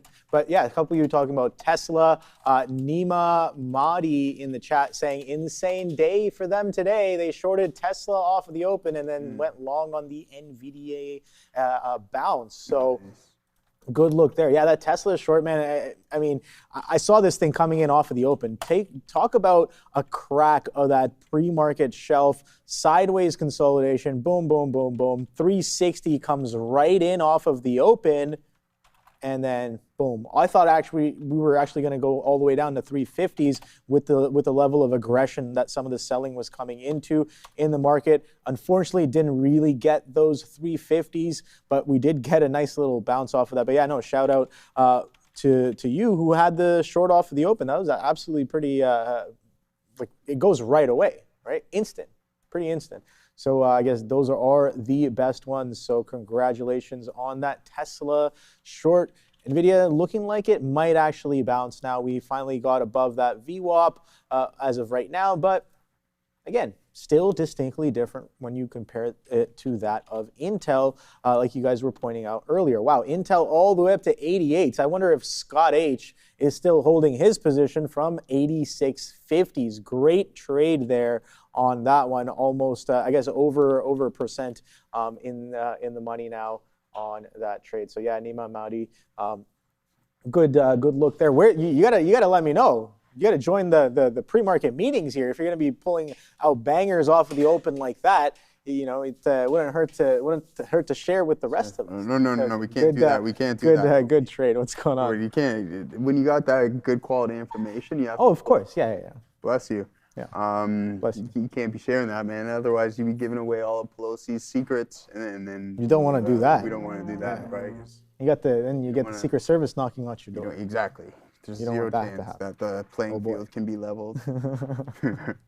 I think SoFi looks good for a risk-reward long. Ooh. They think, says Rich Buddy. Okay, SoFi. Let's see if Rich Buddy has something interesting here.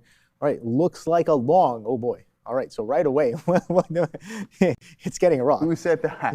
Well, maybe they mean higher time frame. Rich Buddy in the chat. So intraday, definitely not. For me, I don't know, just my opinion right here. Wow, Nvidia's going a little bit.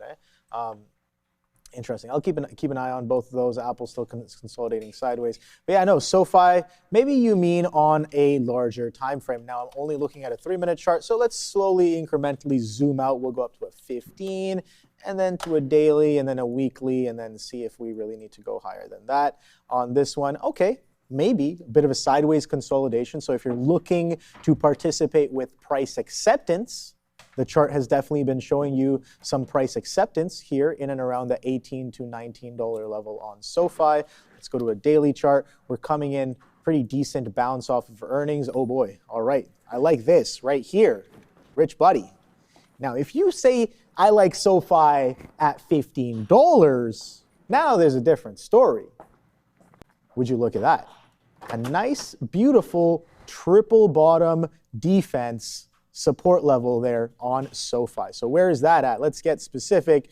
1488. We're consolidating here. So you know what? Right away, if I am looking at this daily chart and I'm like, I'm looking for a potential push here, the chart is telling me exactly where buyers are and exactly where I'm potentially wrong. That's just around that $15 area, triple bottom. Every time we've came into there, into that level since March of this year, and it's been about roughly four times, maybe 3.5. There's a bit of a quick double test here within the span of a week. But that week, if you were to look at this on the weekly, that's probably a single wick there on each of these. So a triple bottom there on top of that $15, maybe giving you some confidence for a push higher.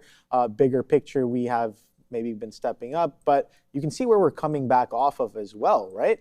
We're coming back off of this here area just shy of that 35, 33 level. Now I know I have a bunch of lines here. These probably don't mean too much anymore, so feel free to take them out. But yeah, I think I'd be looking for that $20 push. But if I personally am taking this trade, I'm risking below $15. Is that enough of a risk to reward if I'm really looking for a push? Like, look at how much headwind we have to get through here on SoFi. We've got to get through these 25, this little chop structure there where we were consolidating for how long? Over 113 days, so roughly about over 3 months. We're consolidating over a quarter there, and we flushed off of that. So, there's a lot of different things happening on this chart. So you know what? Good luck. Good luck to Rich Buddy for that look there. But honestly, you know what? Again, not any financial advice. Let's just try to read the chart and let it show us what the participants have been doing. That's what I like. That's the first question I like to ask myself. So if I want to buy, if I want to get long, I ask myself, where have buyers been and where are buyers as of right now over the past quarter, over the past year? Very clearly a strong defense at that 1489. And then I'd have to ask myself, do I want to buy here at 18s and then risk down to 15? Or do I want to post up 15, 16 and then risk down to 18 to make that risk reward a little bit tighter? So however, it's up to you how you want to potentially exercise that idea. It's up to your discretion. But yeah, no, I like the look here on SoFi. It is showing that it's been supporting on top of 15. So good luck with that one there. SoFi to 200 today. I am convinced saying Ozan. Yeah, 200 right here, right now. They might get a buyout from, what would it take for SoFi to gap up to $200, What? What would it take? Something ridiculous, like a buyout offer from both SpaceX and Nvidia, and they're both fighting for it. Something like that. Something ridiculously crazy, stupid like that. Bigger bank, I don't think that's possible. Bigger bank. Nvidia's got the market cap of a few countries now. SoFi, but you're saying SoFi. Yeah. Yeah, but SoFi is like more of a bank. Oh, right. No, I understand. I don't know if a tech name would. I see what you mean. You know what I mean? I'm just saying something ridiculous like that has to happen, like off, I don't know. They go the Michael Saylor route and just absolutely load the balance sheet with Bitcoin, and then exactly. Danny Patel, an act of God. Exactly, an act of God has to occur for SoFi to gap up to $200 right now. I mean, hey, anything could happen like over the next 10, 15 years, right? So remember that. Look at the Nasdaq. Yeah. Before we send, I know we got to go send it over to the desk, but give me 1 second here. Rohin, let's take a look at SanDisk as these names. Mentioned this before. Apes together strong, apes alone not very. And I mean, these guys just move in tandem, and some of them are up. When they're up, they're all down. Or sorry, when one's up, they're all up, and when one's down, they're all down. And SanDisk is definitely like on the road to recovery right here. Off of those lows, it's not too bad of a look, especially after this waterfall-style price action to the downside, to where you run into $1,400. But you have this gap down, and now clearly we're running into resistance. I mean, there's plenty of time left in the day. Don't forget that. you can enter this gap, but you want to get through the pre-market levels first. But all right, let's send it over to the desk. Let's take a look at what's going on with the market. The SPY currently down 0.11%, just above 0.10. Let's take a look at the sectors here. Electric tech, Nvidia is sliding a bit towards the downside, down 2%, with other chip names as well. You have INTC that's down, STX, MU, AMD all to the downside, and Nvidia earnings on Wednesday after the bell. Broadcom also down over 1.5%. SNDK Marvell also sliding. Apple, one of the names that is here in the green. Actually, in the entire sector, the only name that is tilting a bit towards the green right now is Apple. Tech services, you have Google, Meta, and Microsoft up greatly over 1%. Meta on the dot 1%. Netflix is up close to 8%. Accenture is essentially a bit towards the green, but technically still up 0.60% at the moment. You've PNW that is down 2.5%. Oracle down 1.7%. Rest of the sector, a little bit of a mixed sentiment here. Just another name though, DDOG is down 3.2% right now. Finance, you're seeing strength in MasterCard and Visa up over 2.5% each, and BRK, BJPM up 1%, over 1%. But MSGS and Citi, Robinhood as well, that was having a great week last week, is now flat on the day. Coinbase as well now flat on the day. Retail, Amazon is up 1.5%.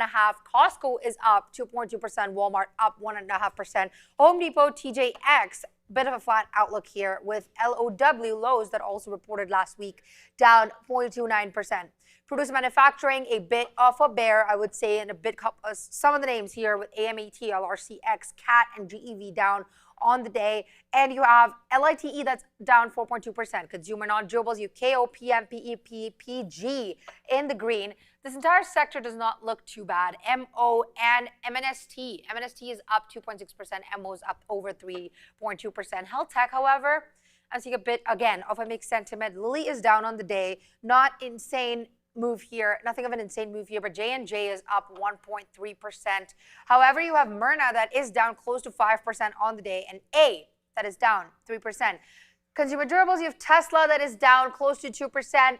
Ford, however, also down close to 3.5%. Energy minerals sliding towards the downside, with XOM CVX crossing the 1% mark. Utilities, process industries, transportation, where DoorDash over here is showing a bit of strength, 2.5%. Industrial sectors, as well as health services, a lot of mixed names here. Nothing too crazy going on with these sectors in the bottom right of the S&P 500. Consumer services, I would say McDonald's, Disney, BKNG, not a bad outlook for these names here as well. Yum is up close to 3% on the day. And finally, let's see communications. You have Team is flat on the day, unaffected. T is up 1.7%. VZ up 1.5%. And Echo, only name in the red in the sector, down 1.3%. Yeah, this one you're talking about, right? That's Thank you very much. Remember there was like this whole thing going on about it? So like, whoever created it, there was a change because there's a window there and there's a boy sitting on the other side. Oh, is there? And they removed it or something along those lines. Yeah, it was weird. Okay. It was all within like the lo-fi kind of community. Okay. We're talking about the infamous lo-fi girl, like the music video. Currently everybody watches it. I was telling him, I was like, I saw it on his screen. I'm like, that's great. Like I use it for, for studying, for trading, for gaming, for chilling. Like it's a good, lo-fi beats are always a good. Always like lo-fi, man. Mood setter. The lack of no lyrics is key, and it's just like, gets you ambient and vibrant. All right, guys, here's the NASDAQ. I'm looking at this. We're still posted up north of the volume weighted average price. I only have 10% remaining of this position. It's been a pretty good one so far. We're not going to complain about it. I mean, I wasn't crazy from a size standpoint or anything along those lines, just a half a lot. But we'll take it off of those lows up into here, just that kind of top up to what we had going on here in IBIT bright and early this morning. This is where we're pushing a little bit more size right out of the gate. And I mentioned kind of what I built my thesis, or exactly what I built my thesis out of, is just how extended we were in the pre-market, especially around that 8:30 hour. It was just straight channel up, and then eventually we started to break down. And we actually talked about a contract at $44 here on IBIT, which we're actually north of. So that's under the water at this point. But if anywhere, my risk to reward is greatest at where we're currently trading. And you can see that we have multiple attempts and multiple touches at this zone. So if there's another short opportunity, maybe we'll take a look at it. But the same thing with the NASDAQ. But I mentioned to Obi, I said, watch out for this trend. Until trend breaks, even though it does slightly decrease your risk to reward ratio here, I think your probability slightly increases on the opposite side of this trend, because we had that first 15 minutes of just straight selling, and then we've been on the road to recovery since then. But if we do inch a little bit higher and fail to break this pre-market zone, then your R to R would be there, but you're kind of anticipating, not participating, waiting for that trend line to be broken. Let's send it back to the desk. I just want to mention a story and clarify something, because I just saw this circulate on social media now, but as I looked into it, this story came out at 7:10 a.m. So IBM and ARM have actually collaborated again, guys. This is not a news story, but if you're seeing this headline circulate right now and you're wondering, hey, what's up? Here's the deal. So again, as of early this morning, IBM unveiling its first dual architecture mainframe processor to support IBM and ARM platforms in future IBM Z and Linux One systems. So this story, couple hours old, but just circulating now. I did want to mention here, ARM and IBM not really reacting, but in case you're seeing that headline and wondering what's up, that's what's up. Pretty much the same. And then Thank you very much, how Dara. cool it would be to live in there and stuff. Yeah.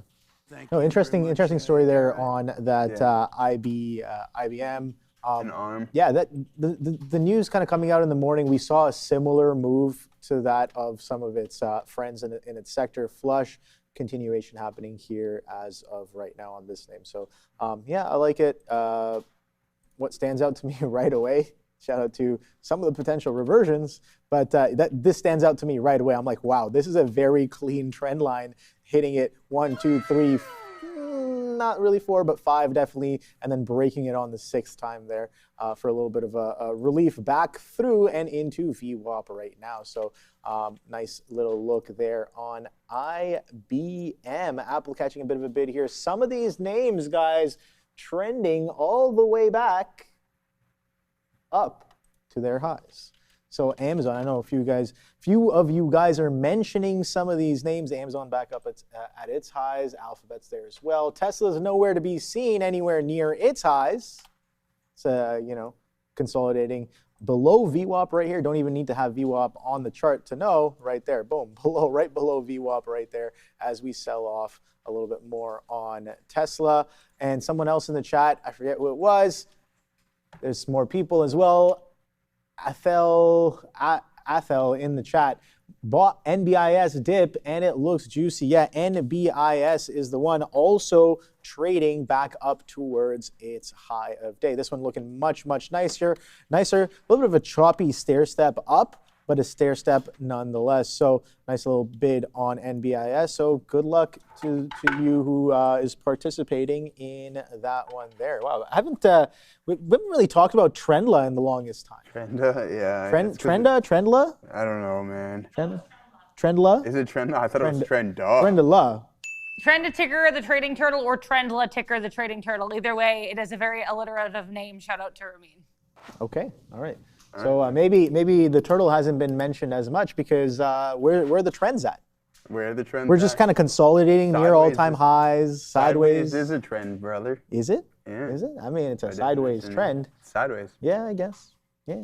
It's trending sideways. Yeah. I don't know. I usually don't hear it that way. Would you guys consider a sideways a trend? There's an uptrend, downtrend, and then I usually go uptrend, downtrend, sideways consolidation, but it's valid. It's not wrong.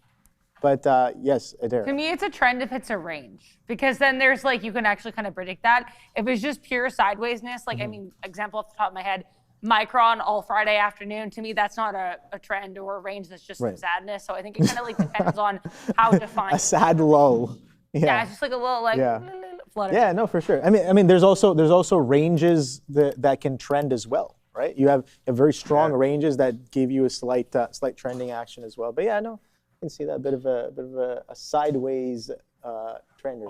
However you want to name things. I'm like, price is not going anywhere. That's kind of what I'm trying to get at. Price is not discovering new areas or levels. And ideally, if I'm in a trade, unless I'm in some sort of straddle, right? Then you don't want it to move. Then you want it to stay within range, right? But No, Yeah. that's strangle. Is that strangle? Yeah, Okay, strangle you okay, want. true. Straddle you want. I always mix those up, straddle and strangle. I don't know which part of the horse I'm getting on when I'm getting Oh, into those. straddle you want. A really strong trend to outweigh the other. Yes, contract. okay. All right, yeah. I mean, listen, guys, we got a couple Obi. You're no positions right now. This breakdown. I knew I should have hopped in right there on that 44.19s as we're down to 44.98s on this bad boy. No, I don't. Anyways, aside from that, here is the TQs, ladies and gentlemen, looking like it wants to break the trend. SoFi, let's see, we got a $5 super chat from our guy Mopar for life. Now, if SoFi could corner the crypto and stablecoin market and run back the end for all major financial institutions in the Western Hemisphere, that's crazy. That's how. I mean, yeah. If it can somehow manage to do all of that, yeah. SoFi's going to 200. Absolutely. Definitely, Mopar for life. A more realistic, I guess, crazy outlier scenario that could potentially happen to SoFi. So yeah, it's always good to. See what they come in the crypto space. Let's check out BM&R. We haven't talked too much about BM&R here today. 8% today. Holy cow. Man, this thing is giving you 100% return since July. So, I mean, $12, it's obviously, I mean, hindsight has really good vision. 96.7% to the top side.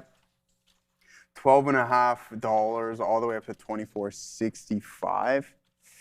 Man, what is this? What are the chances of this thing going up to 50 now?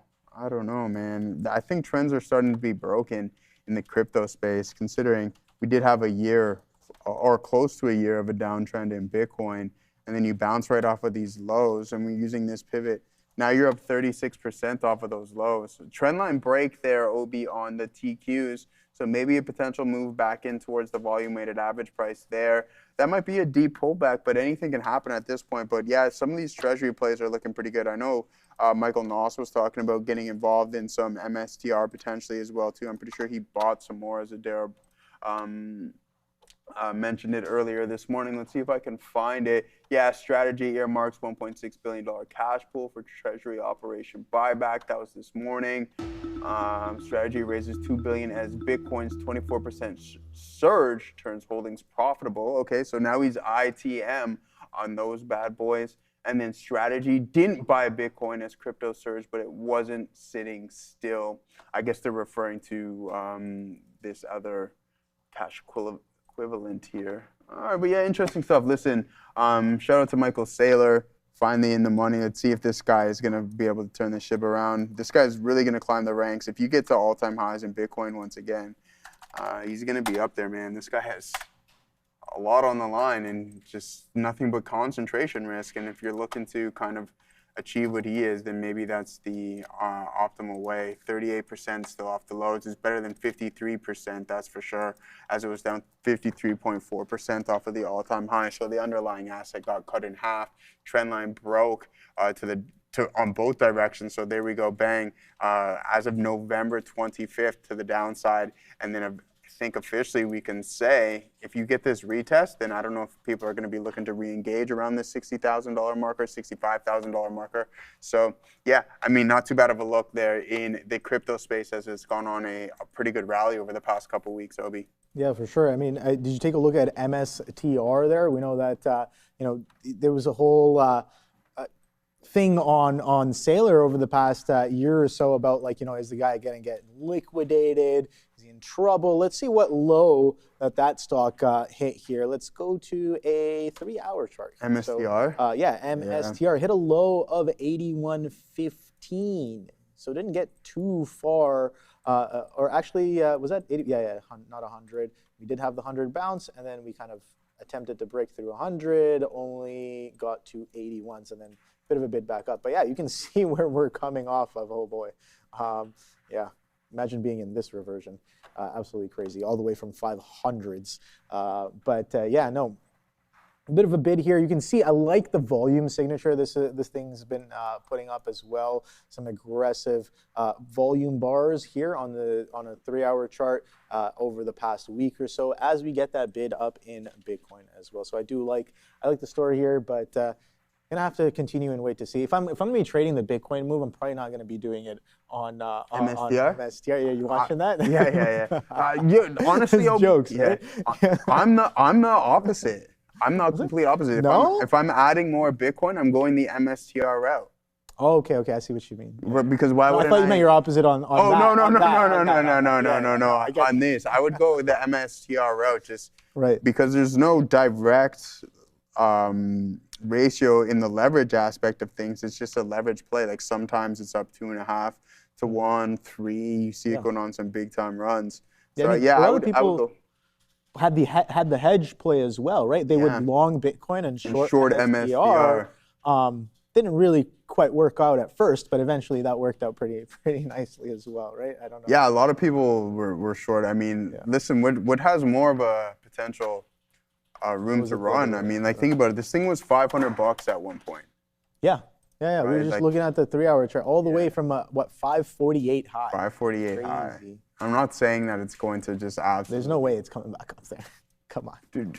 Unless tell me if Bitcoin goes back through 200K, 250 like tomorrow, then maybe. And even here's the You mean 125K?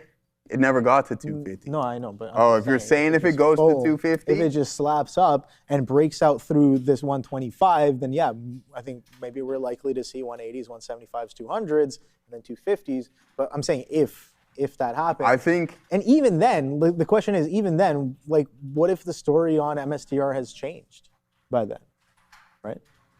But what would have changed? What would change in it? The dude is over leveraged. You know what I mean? For sure. So like, you still have to pay your bills and run the company and pay people. Yeah, he has to pay. Like so, he sells his preferred. I mean? Things could change by the time that happens, and we could be looking at a totally different story. But he still has like 800,000 Bitcoin.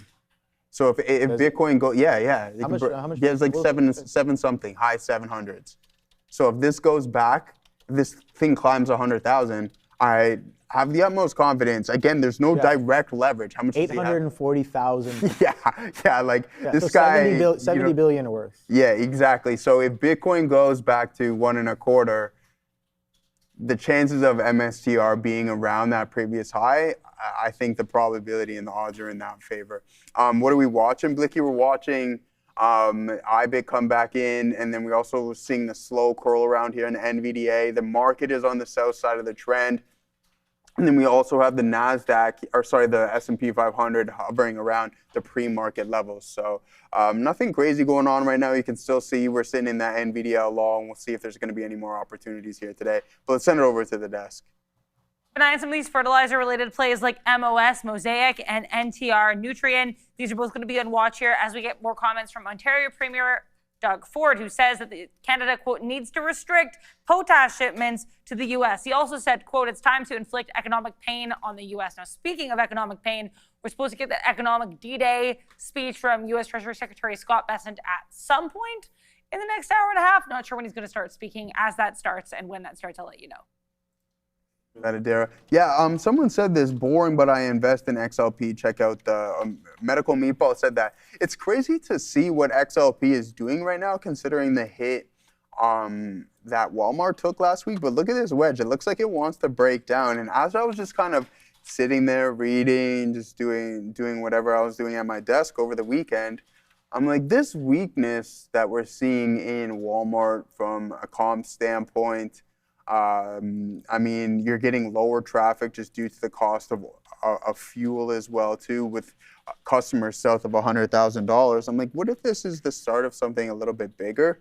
I don't know, but look at XLP, and we can take a look at its main holdings. And Walmart, I'm pretty sure, is at the top of the list. So the fact that it's performing like that, and here it is, surprisingly so, Walmart, speak of.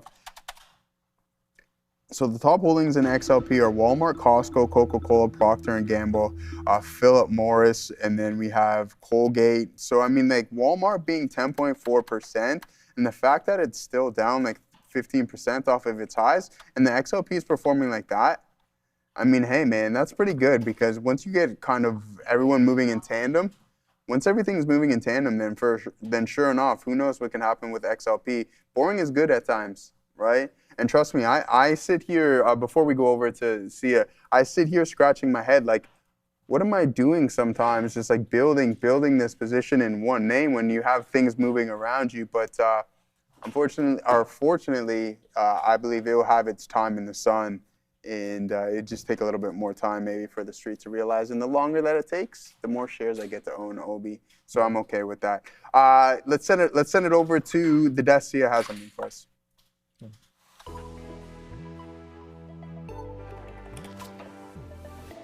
Yeah, lots to look at over here. Let's take a look quickly at what is going on with the money markets right now. First of all, let's take a look at the Singaporean dollar. Singapore's headline inflation last month had come in at 2.2% and had compared to the estimates of 2.3%, according to the Monetary Authority of Singapore and the Ministry of Trade and Industry. And a joint statement said that elevated global energy prices have led to rise in Singapore's electricity and gas charges, as well as higher transportation fares. So the USD SGD pair right now currently flat around 1.27 region. Let's take a look at the dollar as we always do.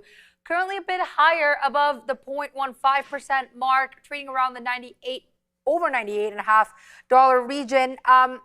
We're also patiently waiting for U.S. Secretary of Treasury Scott Bessent to deliver marks as of today. Adara, as she said, we'll keep you updated on that when it starts because time has not been specified as of yet.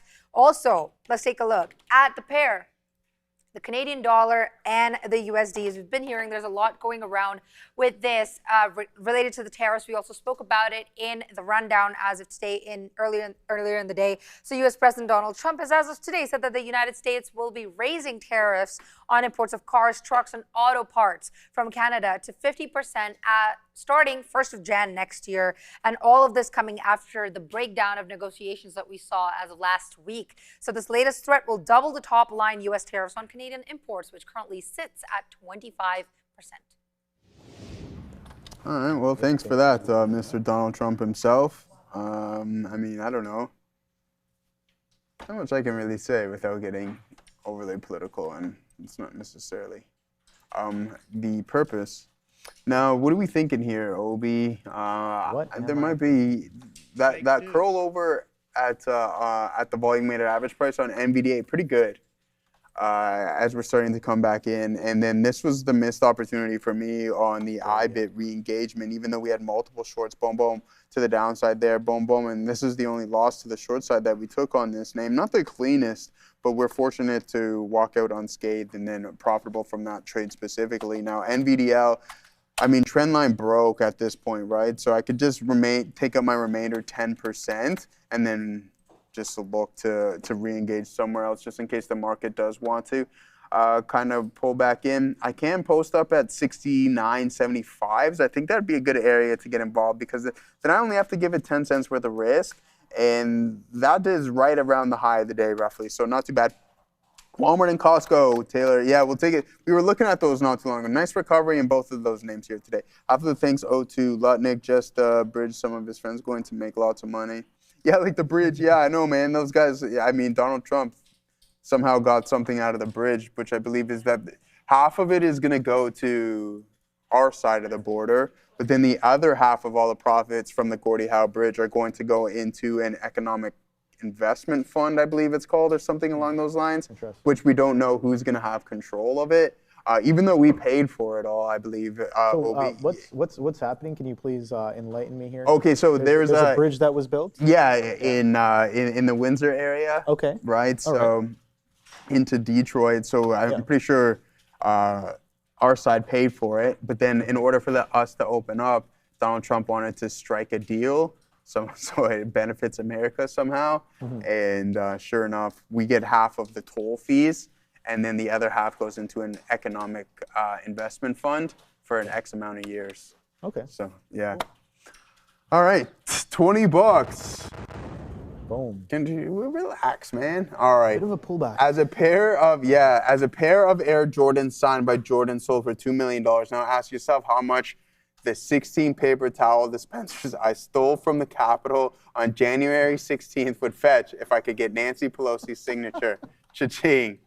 Yeah, man, a lot, for sure. I like the way that you think, Cheese and My guy, yeah. Here, listen, you want to make outlier returns in life, you got to think outside the box. Forget about it. You got to tear up the box. And that's the kind of mentality that that I'm looking for, especially if I want to invest with somebody, you know, something outside of the box like that. No, that's actually really, really funny. But yeah, no, some of the valuations on signed things pretty crazy. Yeah, don't know if Nancy's is going to get you that, but you never know, man. You know, you never know. Trading you know, in a world where you can bet on everything, in a world where you can literally sell air from the Appalachian Mountains to people at sea level for ridiculous amounts of prices, in a world where you can sell your bathwater to your fans for some reason. It is pretty wild, and you should not put anything past anybody or in terms of what you're able to sell and not sell in this world. So you know what? I won't judge. I won't judge. Try it. Sober or let me know how it goes. Yeah, I'm still in this trade. Like, I mean, I mentioned that I have 10%. This trend line has broken. I could hop out. It's not going to make any form of a difference. I mean, I removed my order up here. But if we do form a higher low, and then there's no reason for me to get out. If it gets closer and heads right into this around 3165 level, then I'll just get out and look for a potential move lower. But I do like the way the NASDAQ is looking right now, just weak and really choppy. Maybe we get a move back in towards the volume weighted average price. Now, this is a name that I was actually, as I was running through a bunch of tickers yesterday evening, look where AMD is sitting at. Now, I believe at some point, this is the weekly, it's going to get a pullback here. Like, we're just holding on to this support level.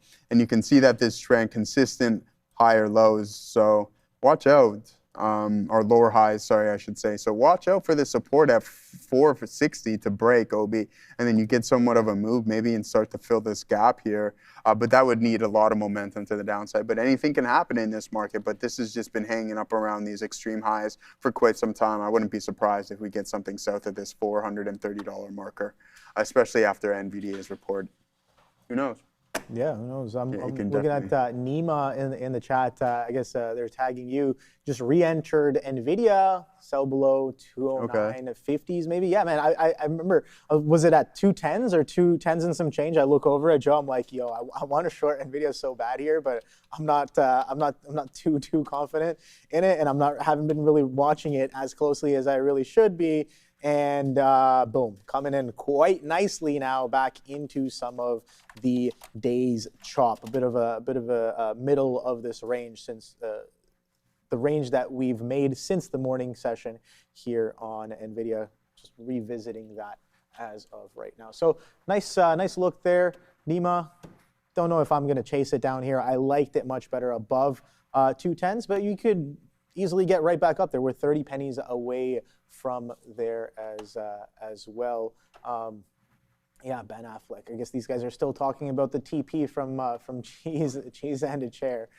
Funny ideas for sure. Let's see what else you guys are talking about. DAIC, CTDG. I haven't heard either of those names today. Let's see if these are doing anything significant. Okay, this one's up 500%. Talk about a halt fest here. Halting up a bunch of times, halting down a bunch of times as well here on Sid Hold Co. I guess that was a real play on words, because if you were trading this stock, you were holding it through a lot of these, not imbalances, through a lot of these halts over and over again throughout the day. So good luck with that. Not something that I would really want to touch with a 10-foot pole, but maybe you have it in your playbook to do so, and that's perfectly fine. More power to you, my friends. So nice little build up on that one, making higher highs and higher lows, but under under a 1 million market cap. I have 836,000 for the market cap, and shares float 1.3 million. So buyer beware of those statistics.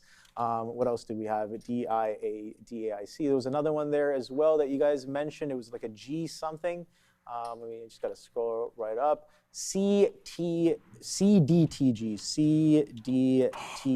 That's Charlie Delta Tango Golf. Let's see what this one's up to. Okay, nothing too crazy. I guess the other one had been doing or is doing a little bit more volume. This one just recently starting to pick up maybe. Relative volume in the pre-market though. potentially interesting. Maybe there was some news in the after hours as well with that volume spike on this one, but it doesn't seem like anything too crazy. But good luck to anybody who is participating in anything like this. GIPR, Grunfeld saying GIPR. Now that's a name I have heard before.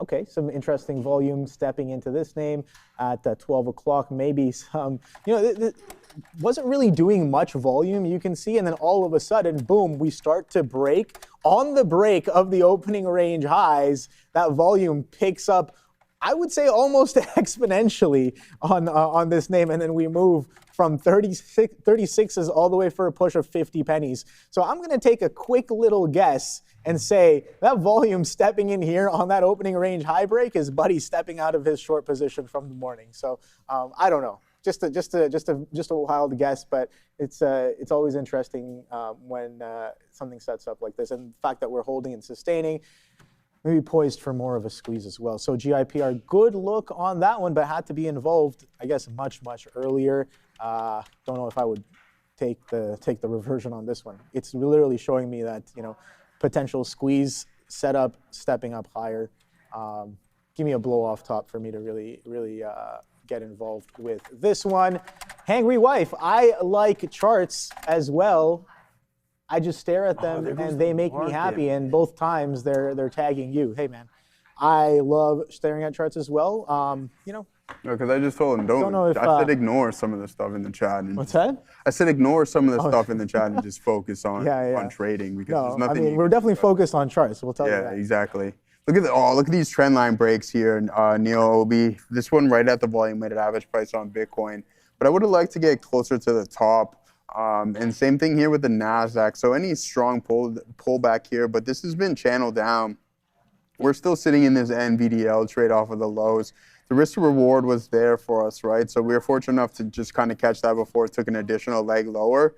The momentum most definitely cooled down. So we're just chilling and not getting too carried away at this point. But, man, the FOMO on this bad boy. No, I'm obviously, of course we would like to be in the trade up here, especially up in these highs into the consolidation. You can see the similarities here between this and Bitcoin just consolidating at those highs. You have multiple minutes, and then sure enough, bang, to the downside, we got some nice movement here so far. Volume starting to pick up in Bitcoin as well, too. All right, Adara, talk to us. What do you have?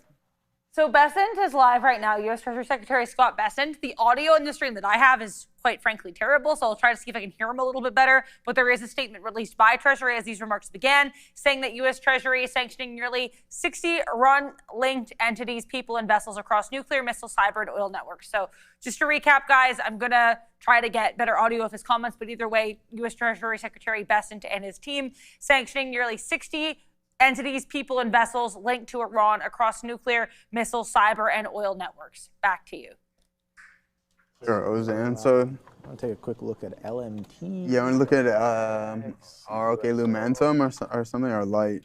Lockheed Martin. Oh, RTX LMT. catching a little bit of a bid potentially on that. I don't know if it's not really that much volume. There's a lot of volume that came in around 12:30. I don't know if statements were made around there or then, but yeah, right away looking at some of these defensive names. LMT was the other one. Lockheed Martin. RTX. IBIT. What's the options chain looking like on this bad boy? Yeah, that's not really too strong of a reaction right now. Pablo saying BMNR falling. Let's take a quick look at, I know you guys, someone said USO falling. All right, no, not really a falling knife there just yet.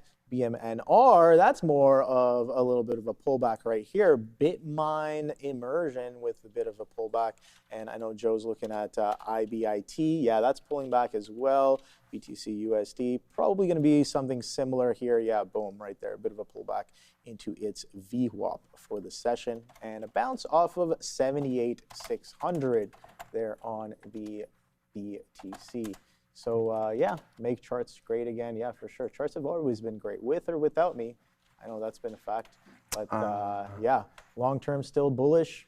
Save man, woman. Yes, of course. I mean, long-term still bullish on specifically what? That's my question I'm asking you. Yeah, that's a great question. On the market, absolutely. On the spider, absolutely. It was funny. I was talking to my sister just yesterday, and a couple of years ago, she came to me. She's like, I'm making some money now. I don't know what to invest in. She's asking her older brother for some brotherly advice, not financial advice. But I was like, how active are you trying to be? It's like, not really. I get really busy with whatever. So I was just like, keep it simple. The market is just like, you can be part of a few world ETFs and SPY as well. And then yesterday I asked her, because she's like, oh, the market seems to be selling off, and she's specifically looking at Nvidia, right? She's looking at Nvidia and some of these other names, and I'm like, yeah, but how's your SPY doing? She's like, yeah, SPY's perfectly fine. I'm like, yeah, there you go. There you go. Buy something. Perfectly fine. So long-term bullish, bringing me back to my point, long-term bullish on the SPY, absolutely. Individual, names, that definitely requires a lot more nuance for me to get confident with some of those calls. But bigger picture, I think stocks go up. Yeah, stocks go up. SPY's almost rigged. I always say this all the time. SPY's almost rigged to do well, right? Okay. Because it kicks out all of the bad performers, and then it brings in the best performers. Exactly. And then you're also printing more money. More people are making more margins as well. And it's like, inflation, everything's just like, everything's almost geared towards, a higher bidding SPY over large data It's designed over long periods of time. Or you get 10-year lulls, like we did in was it in 2010s maybe? But what, the great financial crisis? After that, a little bit of a lull, right? In some if anything, X-Bond to break out at VWAP. Okay, yeah, let's pull that one up. Now, listen, if we're ever fortunate to get Jose and I, after everyone left, Jose and I were there for another couple of hours, man, just talking pure book. There goes the Nasdaq, a nice recovery. Now I've lost my train of thought. What was I going to pull up? Oh yeah, the Qs. So let's head over and then pull up the Qs and just see. If an event like this happens again, which I mean, we've kind of already had one, but not to the same depth, 12% there. I think this is going to be identical, another 12.5%. But if this happens again and you just happen to be sitting on cash, 25+%, 30, 40%, not financial advice. This is what I would be doing is, I don't even need to finish my sentence. Is that when you get these opportunities, as long as democracy, I guess, is still intact, then I think you try to get as heavy as you possibly can, because look at where we're trading at from this point, right? Yeah. I mean, just even more, man. Since last April, are you kidding me? This is the market, ladies and gentlemen. This isn't an individual name. From the March lows. From the March lows, we're going to figure out what Besson had to say momentarily. 80%? Come on, man. Yeah, bro is right. Adara, talk to us. Yeah, keep an eye here on the U.S. dollar. Not too much of a move. This is the 3-minute chart, but U.S. Treasury Secretary just said, Treasury Secretary Besson just said, and I quote, "Any country who helps Iran will be removed from U.S.'s dollar system."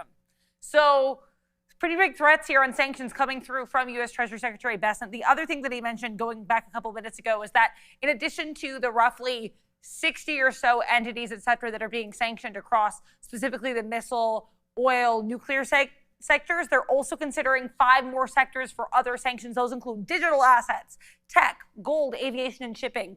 So those secondary sectors could maybe be of more interest here. We'll have to wait and watch and see what happens going forward. But either way, apparently the rules now is if you are dealing with Iran, if you're supporting Iran, X U.S. dollar, no longer going to be in that system. Back to you. Come back in 5 years and see what it looks like. Yeah, thank you very much, Adara. Just continuing that conversation. I was like, because talking about my sister, I was like, she doesn't really look at markets that much. Yeah. So I was like, I kind of took it from one of the greats. This is what Peter Lynch basically says this in one of his speeches. Really old speech, great. It's on YouTube if you guys want to go check it out. But Peter Lynch basically says all you need to know is every now and then the market will go down, and sometimes it goes down 20-30%. I think that just that statement kind of really vibes with me. And that's when I turn on the DCA.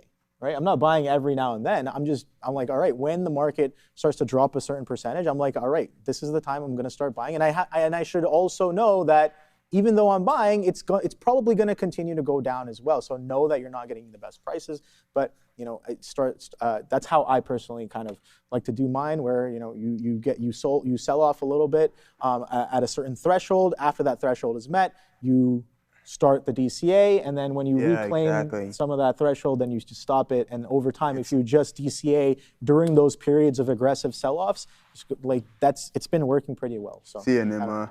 Yeah, I mean, as soon as you hit 20% down, it's like, okay, where am I allocating and how many tranches am I going to set up here with the amount of capital? You obviously, as soon as you hit 20%, you don't throw the book at it. You just wait to see if there's going to be some more selling, because listen, sometimes it takes a long time for things to break down. And it's kind of just with the example that I made here with Nvidia, right? Yeah.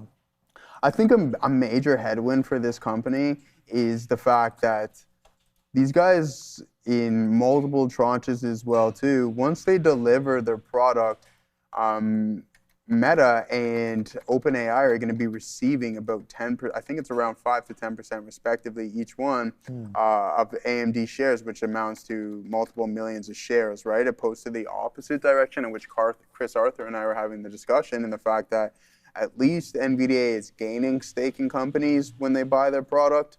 Unlike AMD, they have to remove stake in order for some of these companies to buy their products, which I think is a bigger issue. But other than that, I do believe that we're going to get some form of a breakdown in AMD. It is, in my opinion, structural change. I think the majority of us implement some form of AI tool in our day-to-day, and I think that's going to continue to grow. Will it cap out? Will it max out at some point? Maybe the growth rate will definitely slow. Yeah. But I think for the next, who knows, 5 years or so, maybe even more, you're going to see more people taking on these styles of tools, and as they get integrated more and more into our day-to-day routines, then sure enough, it's going to make it more difficult. And it's funny, kind of rambling on here, we know what's going on with Meta, right? Obviously, with all their lawsuits in regards to social media. And I don't know if I'm wrong for looking at it. I'm just kind of looking at it from a different standpoint. Why, I understand that social media is bad, but would social media be as big as it is right now if it wasn't for this? Why isn't Apple getting in trouble? This is the manufacturer, because I don't think that many people have desktops. This is just me thinking out loud, right? So I think if Meta should get in trouble for what it's done with its algorithms, would Meta be as powerful without this thing right here? No, I don't think the answer is none of these tech names, man. Absolutely. I think it comes down to design, right? Because one of the biggest cases that's being made is that Meta was intentionally designing things to be addictive. Was this designed to hold apps that are then designed to be addictive? That is a crazy case to me. It is. If I was a Law and Order judge or whatever attorney, I'd laugh that thing out at the courthouse. I just don't think you could make that argument. I think you can. I'm not saying I agree with the argument for Meta necessarily, because I think it's very complex, but I think you can make that argument. I think you'd have a very hard time making this argument. So I get what you're trying to say, Joe. I think it makes sense. I think when you dive into it, though, from a legal standpoint, I don't know how much water. Yeah, I mean, I was just thinking out loud, right?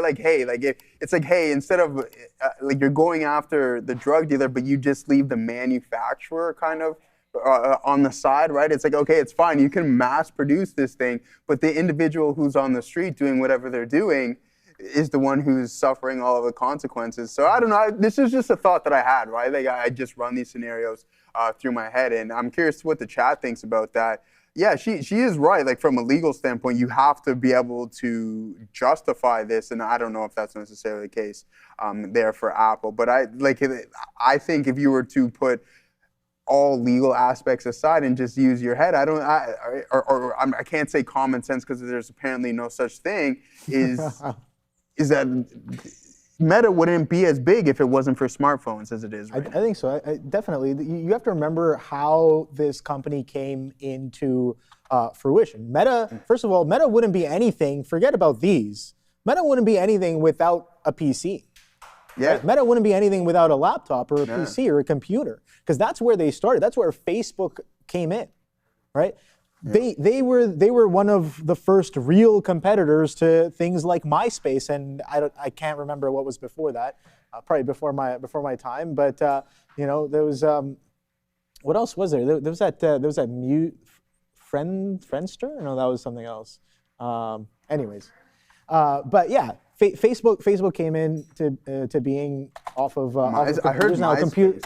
I heard MySpace is making it's coming back. Oh boy! All right. Well, I don't know about that. Good luck to them on that. Maybe they come in and try to compete with TikTok, because right now, what is the largest? I guess the most influential social media? Probably going to be TikTok, right? If I were to take a guess.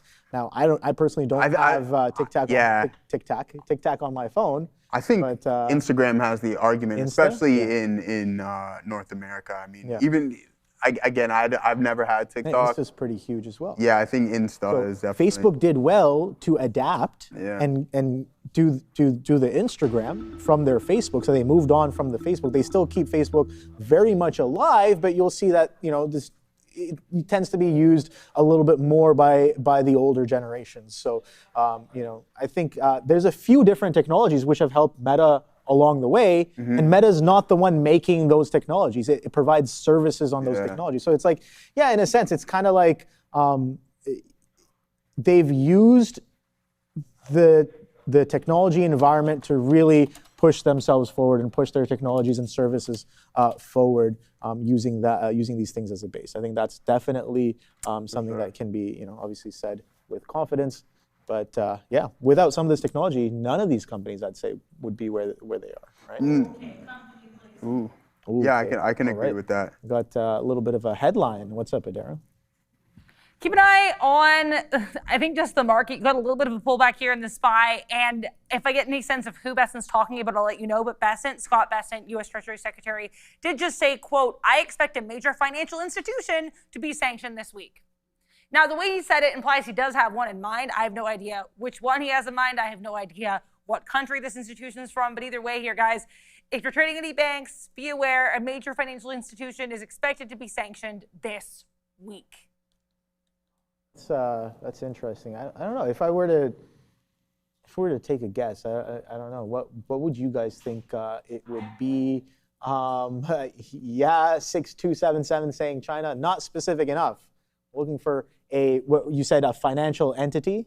A major financial institution. Financial institution. Didn't specify, as far as I heard, what country or region of the world it's going to be. Maybe it's a worldwide institution. I mean, some of the financial institutions are kind of international. Yeah, like I have one U.S. theory, but I think it's kind of a long shot because I think it would have less to do with sanctions and more to do with other issues that the admin has with them. What's your guess?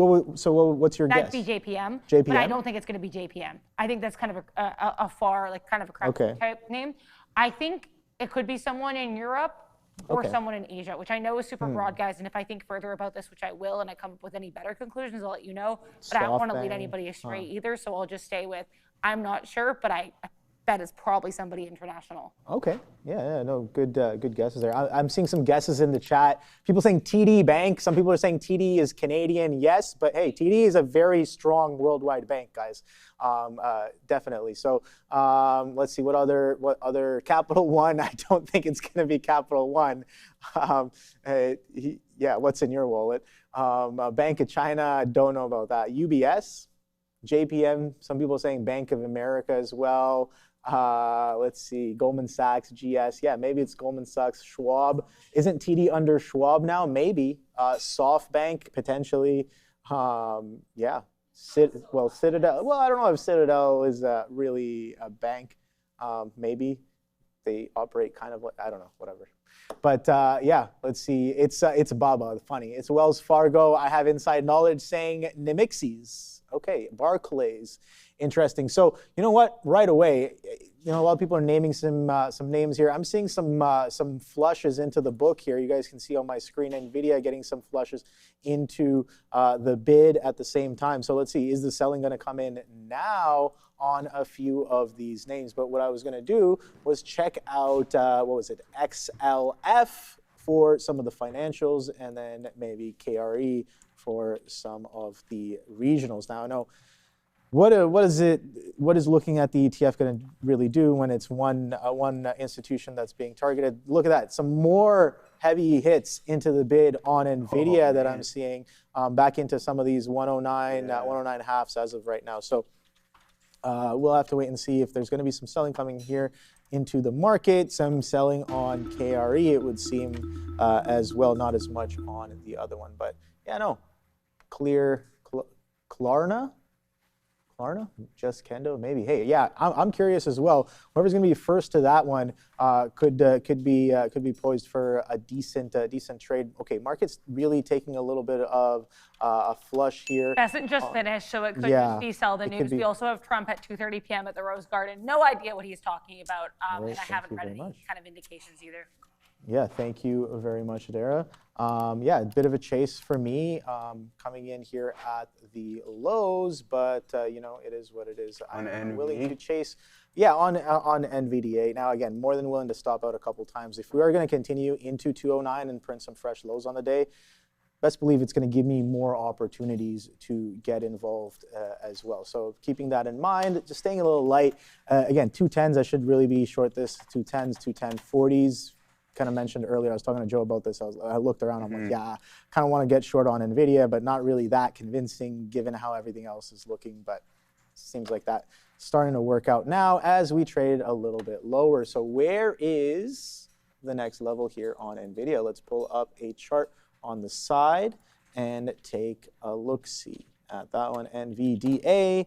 Where's the next level? Where is the next trade? All right, so low a day, 208.60s. Don't know if we're going to get there, but currently trading at 209.30s, 209.40s. This is pretty much where I'm in from. So we'll have to see if this continues off of this into the low a day. Bit of a continuation, it would seem, of that multi-day sell-off that Joe was mentioning. You can see here, especially slow and steady. Some of the days a lot more aggressive.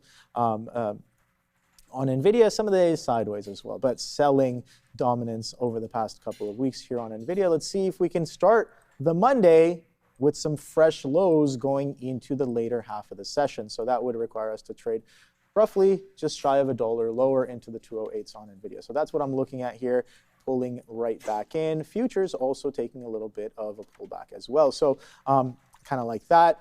Near the high, we were consolidating. Now we're breaking below that consolidation here on the NASDAQ. So I'm asking the question, supply was here right off of the open. Does supply actually come in with the same kind of aggression now that we're going into the final couple of hours of the day? Crypto plummeting, saying Joey T in the chat. Let's see what else you guys had. GIP here, pull back. Man, Nvidia got flushed. Yeah, handles Insta. Yeah. Nvidia got flushed. Let's see if it can get flushed even more, or I get flushed down to the upside. That didn't really make any sense, but you know what I mean. I get flushed to the upside. Who knows? I'm gonna wait for and see. I want to wait for a pullback. Yeah, dude, I'm waiting as well. I got all out of six. I got all out. No, you got all out. Yeah, dude, I'm starting a new position here. Yeah. Well, I mean, that would make sense. Like if it can break, out, if it can continue. Yeah, if it can continue is a real question. No, but I'm getting short as. Oh no, you're getting out for the long. I'm getting out from the. Yeah. I thought I saw the red candle. And I was like, oh, okay, no. So I was long from here, and then we were fortunate enough to get this move. But now I'm posted up on the NASI here, the triple Qs, we'll call it. See if we're going to get any form of an aggressive pullback. But a really nice style trade here. What we had was an uptrend, and then it broke, and then you have the retest of the backside of it, and then now you're starting to flush. So you might have the ability to run into the volume-weighted average price, and I wouldn't be surprised if NVDA runs into this 208 marker or 68, right? It's just this thing, man, I stand in the camp of, again, I don't want to get too fixated on this or have any form of like I'm not going to say confirmation bias, but what I truly do believe is that the float is too large. And I remember experiencing this in Apple. It's just that too many opinions, too many people are short this name. It makes it really difficult to appreciate in price, even though it has in the past. But now it's not doing anything. So whoever's accumulating or whatever they may be doing, man, missed opportunity here on the NASDAQ. Double top up here, ladies and gentlemen. But if I'm Jensen, I understand this guy's extremely smart, and if you listen to the All-In Chamath and those, I forget the other dude's name. It's kind of slipping my name right now, which is absolutely crazy. But not Schultz. I'm just throwing names out. No, That's the thing. it's really frustrating me. Yeah, Sachs. There it is. Yeah. Sachs, David Sachs in there. Yeah, thank you.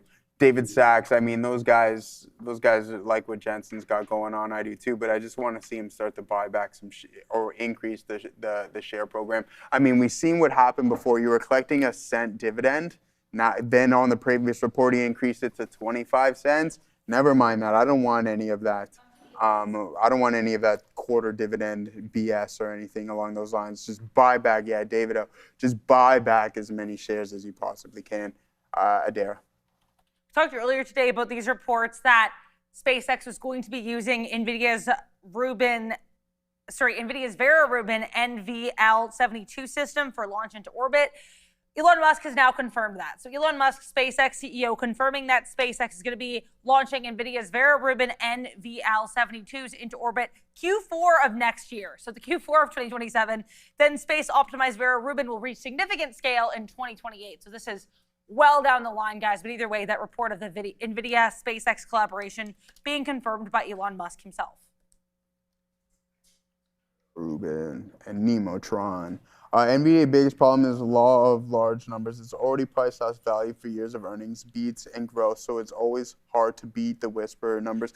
You're very right, Don, and that's the thing, right? So that's why sometimes you see some small caps outperform, is because NVIDIA is so large and so much of it is already priced in. And this is what I was referring to earlier in the day, Don, and I've been saying this for some time, is that the reason why, even though the numbers are just so massive, the reason why, I'm not going to put a sole reason on the fact that why it doesn't appreciate or why it typically doesn't exceed its expected move. It's just the fact that there's no surprise. It's not like, oh, okay, you went through that exponential growth cycle. Now it's kind of just the standard that, oh, okay, yeah, we're going to see just ridiculous, like $100 billion quarters or plus within that name specifically, right? So I mean, totally understand where you're getting at. And it's just so big. It needs so much more capital, but it's the same thing with Apple. Don't forget, when Apple increased, so what I'm getting at here, Dawn, whether you agree with me or whoever in the chat agrees with me or not, is the fact that, like, look what happened with when Apple increased their share buyback program to $100 billion and well-managed company, but people already knew. Yeah, exactly. It is 100%, Dawn. It's a great company. I think at some point it will have its appreciation. Again, I don't know if it's going to go through. It will never go. I should never say never, but the probability of it going through that exponential growth cycle again is low. But can it be just one of those nice, steady growth names that gives you that yield of an average of 10% a year? I think in the near future, it definitely has the ability to do so. And I always go back to the example of Apple of just when they increased their share buyback program, what that did for the name specifically. So if Jensen and company take a couple billion shares off of the market, I think that would do wonders for the appreciation and for the shareholders, opposed to appointing a 25-cent dividend, right? Did not mention none of these large companies is growing like Nvidia. You did not. What do you mean the others? And yeah, I mean, we know what Jensen said in regards to Marvell, saying it could be potentially the next $1 trillion. I mean, come on, man. We've seen this before. Elon's done it.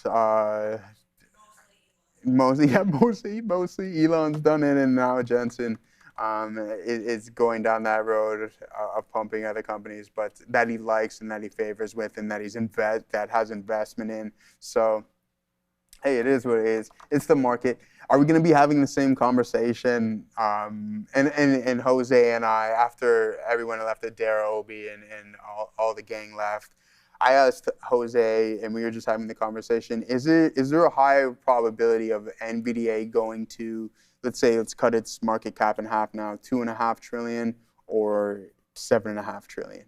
And I'm curious what your guys' answer is. I'm not going to tell you what he said, but let me know what you guys think. Does NVIDIA have a higher probability of going to 2.5 or to 7.5 from a trillion? So 50% in either direction, all right? Price action is the only thing that matters. There's other things that matter as well. 7.5 says no loon. 2 trillion first says Byron. So already a mixed bag.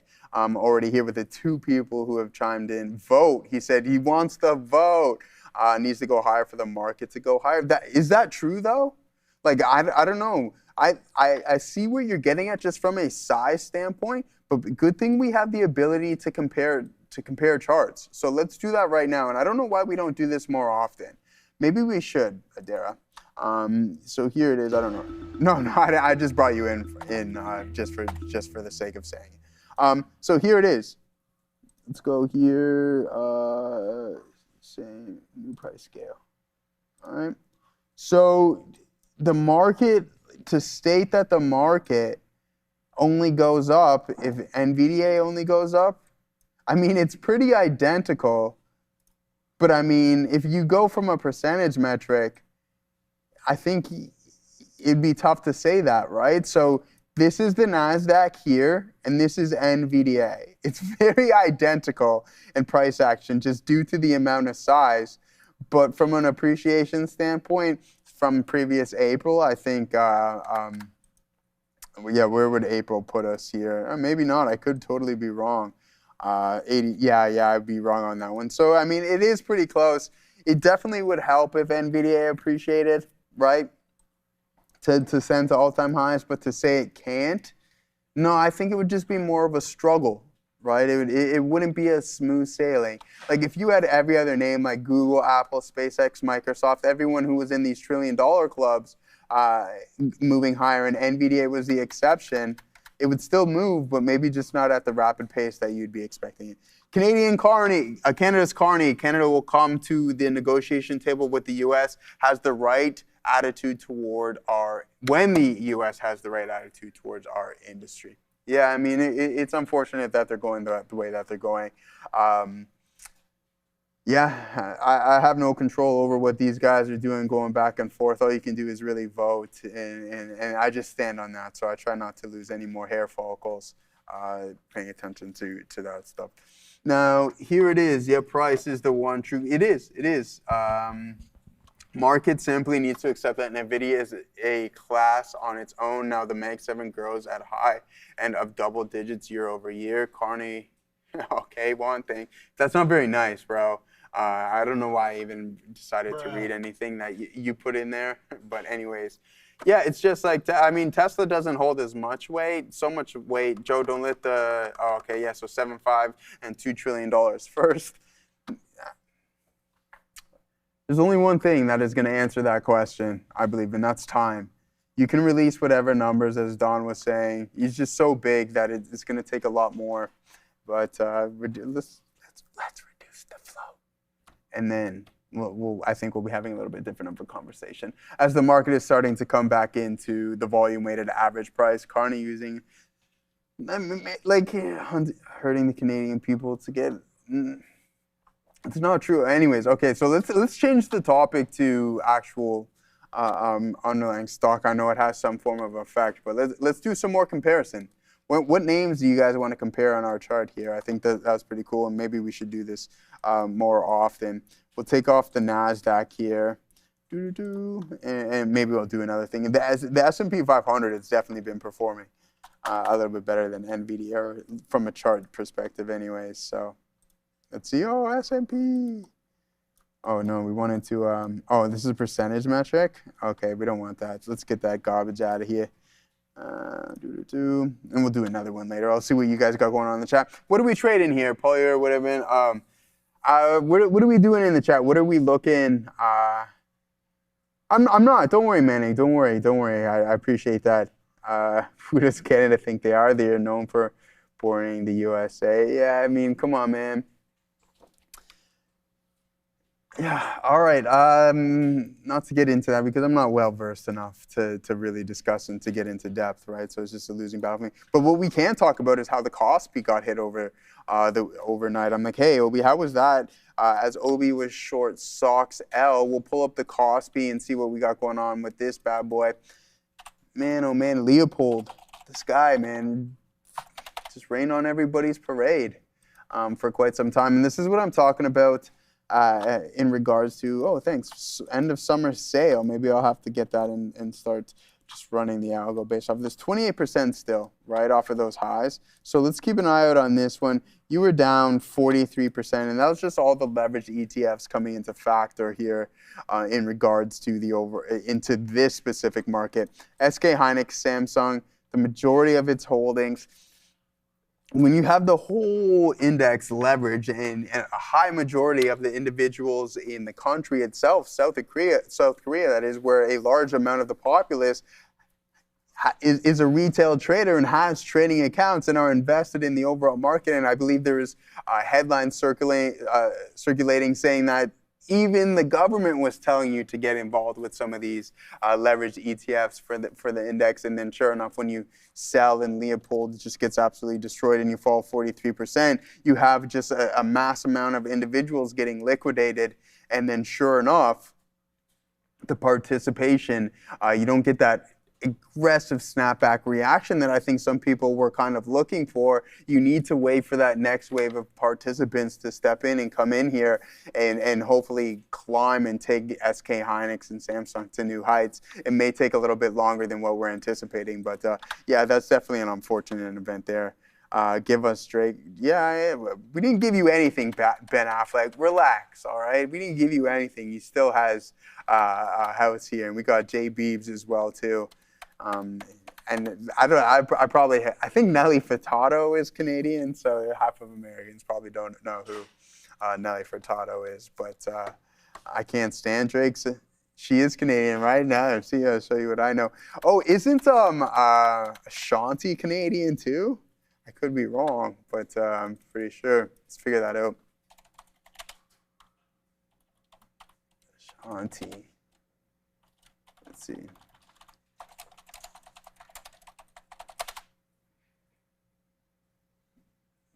Okay, yeah, all right, there we go, man. We got, yeah, this is what we want. Oh no, she's American. I thought she was Canadian. Yeah, definitely not. Shanti Bor. Oh, hey, what's up, Libra gang? I didn't know your birthday is. Anyways, aside from that, Lance Stroll, we love Canada, says, bro. I much appreciated. It goes both ways, Joe. You are my best friend. Only good things heading your way, brother. Wow, no respect, pure respect. You are the best, my friend. No, I'm just having fun with some things. No, that was his brother. Who was the crackhead mayor in Canada, bro? Be nice. That was his brother, Rob. Rob was actually one of, obviously a legend. The guy was a Toronto legend. You got to watch it. I believe there's a documentary on that one there. Yeah, Rob Ford was actually a really good politician. So, man, so we're not catching this fill on the NASDAQ here, guys, which is unfortunate. It's just been a straight bleed ever since. What's up, Randy? Randy killed the rest of the samosas, so, I mean, I couldn't get any more. I'm going to get you to move your car up. Now? There's a leak above your car. You're lying. No. Do I need to move it now? Is it leak above your car? Do I need to move it now? Move where you want. You want it? Yeah. Okay. Uh-oh. Right. Should I have He's done not that? coming back for another couple man, hours. I shouldn't have done See you, that. Randy. Randy. Man, hey, man, listen, I was at the beach last weekend, so yeah, I just gave Randy my car keys.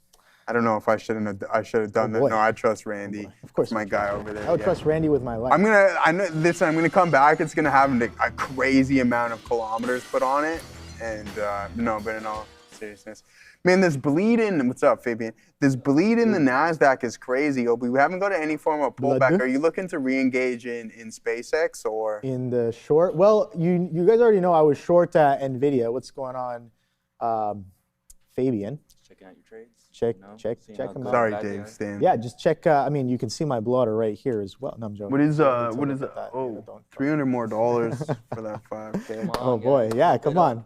Rookie numbers. Boom. Yeah, we got what, $300 more.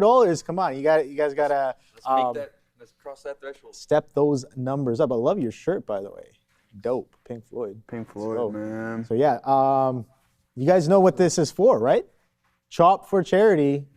It's our guy right here. This week. It's gonna be Friday. Friday. If we make the goal. Got to get down on Friday. $300 more, and then is that the goal, or is that on top? That's on top. But I was trying to make it the because you said you wanted 10, right? Yeah, I'd So like 10. so is this the first 5? 10K. Okay, this is the first 5. Maybe we got to do 2 iterations of it. Maybe. right? It'll keep So going. this Friday you cut off half of your head for the first 5. And then, you know, if I say it like this, they're just going to stop it at 5. They're probably just going to stop it at 5. I was going to say, if we get to like 20, I'll eat the spicy chip or something. Ooh. What is it? What is Okay. it? What is that chip called again? The death chip. What is it, like the Packeye chip or I something? don't know. It's whatever banned in it's certain called? countries. Okay. My guy. Huh. A banned chip. Are you sure it's not Nvidia in China or something like that? Oh, or, you know? I see what you did there. China. Boom. Yes. So please donate for a good cause. That's crazy. Shout out to our friend here, Fabian, for willing to cut it all off up, for Noah? a great cause as well. So Dave Z Siamese in the chat. Thank you very much for the super chat here. Let's see. Is this appropriate to read? Okay, yeah, that's fine. Analogy, metaphor, and allusions are first language. The 5-second rule on dropped food is legit. Yes. If you have a strong stomach, patience, and healthy enough for the risk, crypto rotation passing many by. Interesting. Nice. Some words of wisdom from Dave C. Siamese. Thank you very much for the super chat there. I think that's a good question. It's being posed by a lot of people. Like, is this what was that it for the lull of this Bitcoin cycle? Have we started a new one? Guys, relax. We've got two weeks worth of bidding.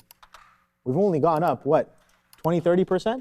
40% maybe? In Bitcoin? Yeah. Yeah, something along those. I think we're still, I want to know if we can hold that 70K really well, which kind of we did, right? But we got to sustain above it. I think that's a little bit more my kind of action that I'm kind of looking for. So we did go all the way up to 79.99.99. So yeah, nice clean high there. Just literally 1 penny shy of $80,000 on Bitcoin. But this is kind of what I'm talking about here. Let's zoom out to say like a daily chart and take a look at what we're looking at. So we're coming up from here, right? So can we sustain above the 70? I think just simple, that's what I'm asking. If we take this leg and we pull back about 50% of the leg, will we be able to sustain a higher bid on top of that? That's just one of the many questions I'm asking for Bitcoin. What does it mean? I have no idea. Does it get the people going? Definitely. So Bitcoin is definitely one to watch for and continue watching. Prior highs, 85s, right? If we continue this bid and this strong action, we definitely see some 85s if we are headed towards some prior resistance levels here. And then 85s, then 100s, then 125. So I think if I can just break it down into quarters, if you guys been watching the show for long enough, you guys already know I like to work with quarters and eighths. So Bitcoin quarters, 75, 100, 125. I think those are definitely places that I'll be watching. But fun stuff. Oh boy, indeed, Michael P. DeRider. Indeed. How are you doing today? What have you traded? What have you guys traded? No, I haven't traded much. You guys already know what I've traded. I've touched some SpaceX, some Apple, and some Nvidia. Nothing crazy. No real, what was it? Was it a B trade or an A trade? I don't know. Let me see. This I think it was more of like a C plus. The attempts at the long off of the open on Nvidia. I think when I'm trying it, especially, it's definitely getting into C territory once I start trying it, as it starts making lower highs there as well. But I guess a reversion eventually came. Short, not really there. So took like a couple pieces, took a piece off of that short, didn't really work out. Only caught 30, 40 pennies on most of it there. Nvidia is still making lower highs, and SpaceX, yes, of course, SpaceX. Apple got a little chopped up on that one. Here, attempt to add a couple of shorts. One of them didn't work, one of them did work. But it's sideways consolidation, right? Nothing crazy. I'm not seeing something that's screaming out at me, some of the best trades I get into, it's almost like, first of all, the trade kind of falls into my lap. It's something that is playbook. I may or may not be looking for it, but it starts to happen and I get eyes on, and then boom, falls into my lap, and then, off to the races. So it was fun. What's that? She's fun. Oh, she's fun. Yeah, this guy. Yeah, he got the keys back. Got he got the car and keys back. All right. Yeah, coming back with no tank and everything along those lines. You got to make sure you got to go downstairs and check. I don't even know where he parked it. Yeah. Who knows? The parking spot's been changed because there's apparently a leak on top of your spot. Yeah. Yeah, we don't know if it's parked there or in the parking lot over. Yeah. Don't try butterflies. I was never a big or a broken wing. Butterflies? I was in options trading. Yeah. Yeah. I was never like a broken wing or a butterfly guy, to be honest with you. I was just like, let's keep it with like bull puts, bear calls, iron condors. Those were really good days, to be honest with you, because it's just like not as directionally biased. So today is a day to be patient and wait for something to happen. Don't search for it. Let the universe present it to you. Yeah, but listen, man, we traded 2 names today. I mean, we got 14 minutes left in the show. We always do a quick review, but I'm in no rush to trade anything. IBIT shorts was definitely where my better trading came from. So let's break things down for you. For those who are just joining us, make sure you hit the like and subscribe for not myself, but Obi, Adara, and Sia as well too. But here was initial right out of the gate, and I very rarely, this is 9:31. We're not even 9:30. So within the first candle, just because we were so extended from VWAP, I'm like, let's see if we get this move. Yeah, there was some continuation to the downside, but I ran into the target. You take the profits, and I ran. So I was happy with this one here, all the way from 72s all the way down to 14s, but we get out at 58s, which is totally fine. We take that short. Then we try it again, right? Get out when we were supposed to, and then I was like, oh, I still have like a couple of shares left, so then we get all out. Re-engage, take half off here, get out, break even once again, and then re-engage. And I know it doesn't look like much. We can get into some more of this detail, and I think you'll be able to see a little bit clearly now that I don't know if the rain is gone here in Southern Ontario, but other than that, peace out, ad there. IBIT, just due to the size, you just take a couple of pennies on it, and then that's it. You get out of Dodge.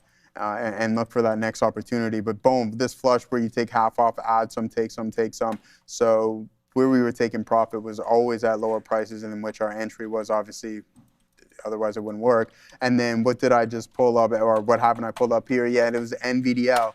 NVDL wasn't horrible for us today. It was actually Obi who got me involved with this. I've seen the consolidation, then after that we were getting close to a double bottom here, and I'm like, let's see if we can post up at the lower end of the range. I went to type in 3150s, but then I guess I hit the wrong key and it just punched me on Frex. If it goes 3160s or 58s right out the gate, and then we were fortunate enough to just hold this, boom, boom, boom, boom, all the way to the top side, and then we just stop out the remaining break even at 10% right here. That's how much of the position. So 90% of the position was removed throughout these partials here. And then sure enough, we still haven't completely broken down. So we are forming somewhat higher lows, which is good for this name. But I wouldn't be surprised if we see significantly more downside in NVDA leading into the earnings report.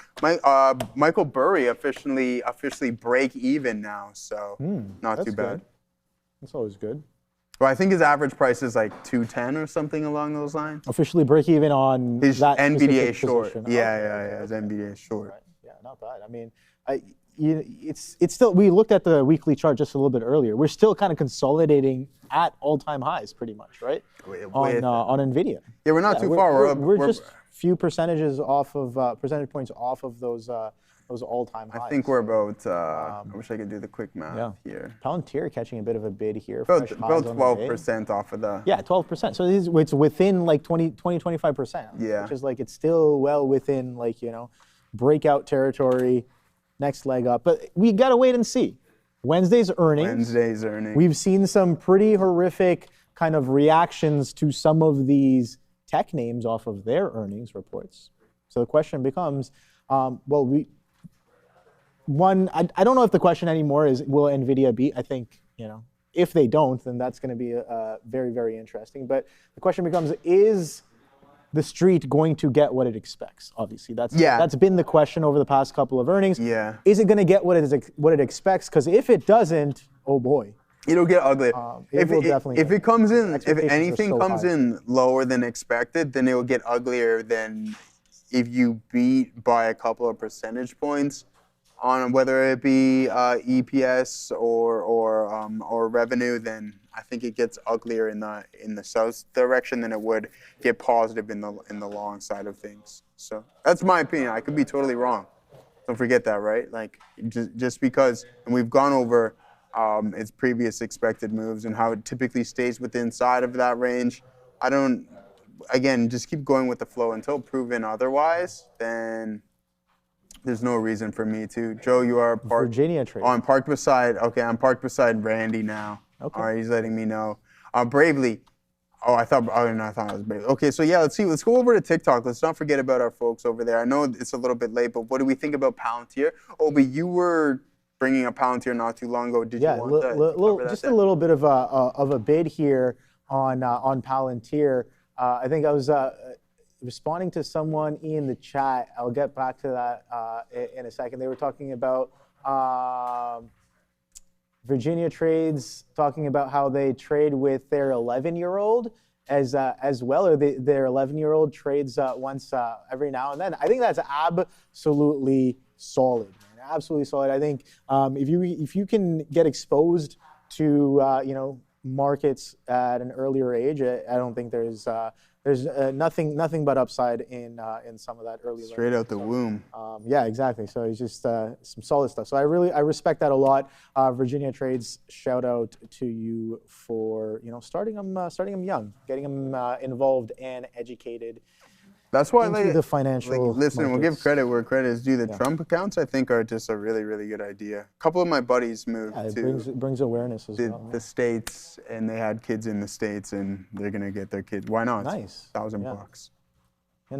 Yes, absolutely solid. I think it's great because it brings awareness to the people as well. Maybe a lot of people are not really familiar with financial markets. It sounds kind of crazy talking about it on a trading show, but it's not not as popular, as common as you might think.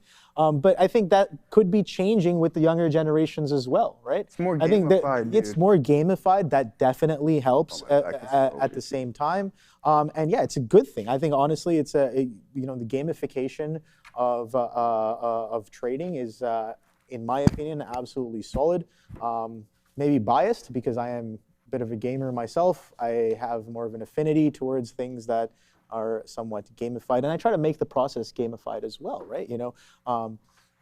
In a sense, roughly speaking, when we talk about, what's a good example of gamifying your trading, we talk about risk units, right? Risk units. Sure, it's not like fun and games, but like it gives you a way of standardizing your trading, right? You're kind of gamifying in a sense. Oh, this deserves 1 or 2 risk units. Whether my daily shutdown is $500 or $5,000, it doesn't matter. The trade deserves 2 risk units. So it's in that sense. That's one great example of gamification-ish. Yeah, you're seeing stock market challenges and competitions a lot more as well. I know TradingView has one every quarter or something like that. Some good stuff there. So a lot of different, places that you can be potentially introduced and practice some of the financial markets. You're exercising your ideas on them as well. The earlier you begin is better because more time to fall on your face, which you will, and get back up and learn how to do it better. Longer runway, man. Yeah. Especially when you're especially some of the kids who are getting involved in their teens, like the high school kids. Yeah, of course. I would have loved that. I think a lot of them learned, and unfortunately, some did get pretty heavy. But when crypto was just really in play, and you could just download whatever it was, your coin squares, your Coinbases, CoinSquare being Canadian, and just really just like, dude, you just go on there and it's just like, all right, you put a little bit of cash in there and be on your merry way. So, no, I would say arguably some of the better, if not best, traders of our time started when they were very young in their teens. So. Yeah, when money doesn't matter is a big time to get involved. Right? I think it just doesn't mean anything to you, or you just don't understand the meaning of it. And that would definitely be in. Because a lot of that thinking definitely poisons your mindset when it comes to trading if you're thinking too much about the money. Yeah, exactly. Because you stop thinking about the trade, you start thinking about your P&L, and then everything just starts going down the drain in terms of efficiency and effectiveness of decision making. So that's definitely a great point that you have to disassociate Bookmap from is the a dollar must. signs. Listen, Save Man Woman says Bookmap is a must. I don't know. Like, listen, I think I don't think so. I believe the options chain is equally as good. Yeah. For a fraction of the price. It's the same thing. pretty much. Yeah. In my I'll say opinion, one thing. in my opinion, that is. Yeah. I don't think it's a must. I think you can look at the options chain or a deeper in-depth book, which I think is a little bit more difficult because there's so many orders at specific prices, opposed to where you go over to the options chain and it's a concentration. That's just my opinion, though. Yeah. I could be. I agree with what Obi just said. Yeah, absolutely, man. Me too. What are you looking at here, brother? I know you haven't put on too much. I've taken my trades here today as well, too. Randy's moved the car. I'm beside him now, apparently. I don't know where exactly is. A Gamma Strike is a great tool. I don't know, but I don't know where you're parked, though. Oh, okay. You're still in the same spot? Okay, yeah. Because I thought you said last week that you were moving to the second floor. Oh, really? Oh, okay, yeah, because that's the only reason why I thought. But no, thanks for Randy getting the vehicle moved there. Settings, though, you need the TNS, time and sale setting. Yeah, I think tape is really important, too. That'll tell you a whole world. But that's when you're just getting really, really in-depth with things. Nothing like trading. Options are nothing like trading anything else. In the most, yeah, Randy sold Joe's car to Carvana. Yeah, I mean, yes. Anything can happen. It's up there now. That's why Carvana's been catching. Yeah, is it? Did it? Oh. What happened after the short report was released on that? There was a Carvana short report? Yeah. When was this? No, it was a while ago. It was, Are you talking about the Hindenburg report at the start of 2025? Yeah. So that was January 2025. That was a very long time. Shuttered their doors. There was another one, I believe, earlier this year, but they're all basically having to do with, I think, one of the facilities that Carvana uses. Basically saying that I think one of the banking or loan-related facilities is kind of hogwash, a little bit sketchy. I read through both short reports, but guys, they don't tell you how much short reports. It's just like very long passages of text and research. So I have read through some of them. I will say there's a lot of overlap with the short reports. I was going to work on an infographic, but there honestly just wasn't that much groundbreaking info. Okay, true. Yeah, I mean, I'm looking at the weekly here on Carvana, and talk about another name that gave us. It almost kind of reminds me of how we were talking about BW yesterday, the Babcock stock, and I was like, that slow, steady, rounded bottom, the stair step with expanding. Take a look at this chart, guys, right here. Boom. Very similar to that, but the continuation has been much better on this one. But take a look at how it kind of began, where you had that slow, steady, kind of beaten down, not really going anywhere, slow, steady grind up. Make some resistance levels, boom, gap up on expanding volume, pull back and hold those levels. You're off to the races. Talk about a multi-year swing on Carvana. This pattern keeps on showing up. So bigger picture stuff. If stuff hasn't really changed, this kind of setup, I think I've heard Michael Noss talk about it as well. That rounded bottom. You can name it whatever you want. You can come up with fancy names, fun names, or whatever. Have fun with it. Make it your own, but this similar pattern of stocks that have gotten beat down, there's no more selling left in them, and then the curl starts to happen in the price action, and then the curl starts to happen fundamentally and in the stock story as well, and then you get a boom, nice little confluence of that price and fundamentals for potentially a multi-year run. That's ideally what I like to see on them, but Carvana, just looking back at it, some beautiful bid step action happening on that one over the past couple of years. Reminded me of that BW from yesterday. But it's fun if you find these early on. If you can look at some of these and the chart only looks like this, like take a look at something like this. If you're looking at a chart and it only looks like that, like you got to have some guts buying this thing up. But that's where everything else comes in, the factors of confluence, the expanding volume, the increasing prices, fundamental shifts in how they're, how they're operating their business, and all of that has happened with Carvana since 2023, 24, 25, right? So no, I didn't. Pretty solid chart on this. I didn't drive the Lambo today, smooth. The Booth Gibbons, are you ready? So here it is. We're long off of the lows. Here 31.58 all the way up to 32.04s there on Nvidia, and then we went Scalp City as we end the show here, Obi. We'll go over quick. You know how we do. We do our quick trade review. Oh, short right out of the gate. 930, bang to the downside. We take the profit right at the volume weighted average price. Same thing here. So we've taken 5 trades today, and we go 4 for 5. So here it is. Only loss of the day was this one on IBIT. We get out there, and then it's been scalp city on these. This was the longer move that I said I missed. I was unfortunate to miss it on. But then it gave us another opportunity to get involved, and we didn't pull the trigger. But a slight breakdown, still positive 2.25, but not too bad of a session, going 4 for 5 on today's session. The Booth Givens. Yeah, no, I think I went over a couple of my trades as well. We got a little chopped up on that SpaceX.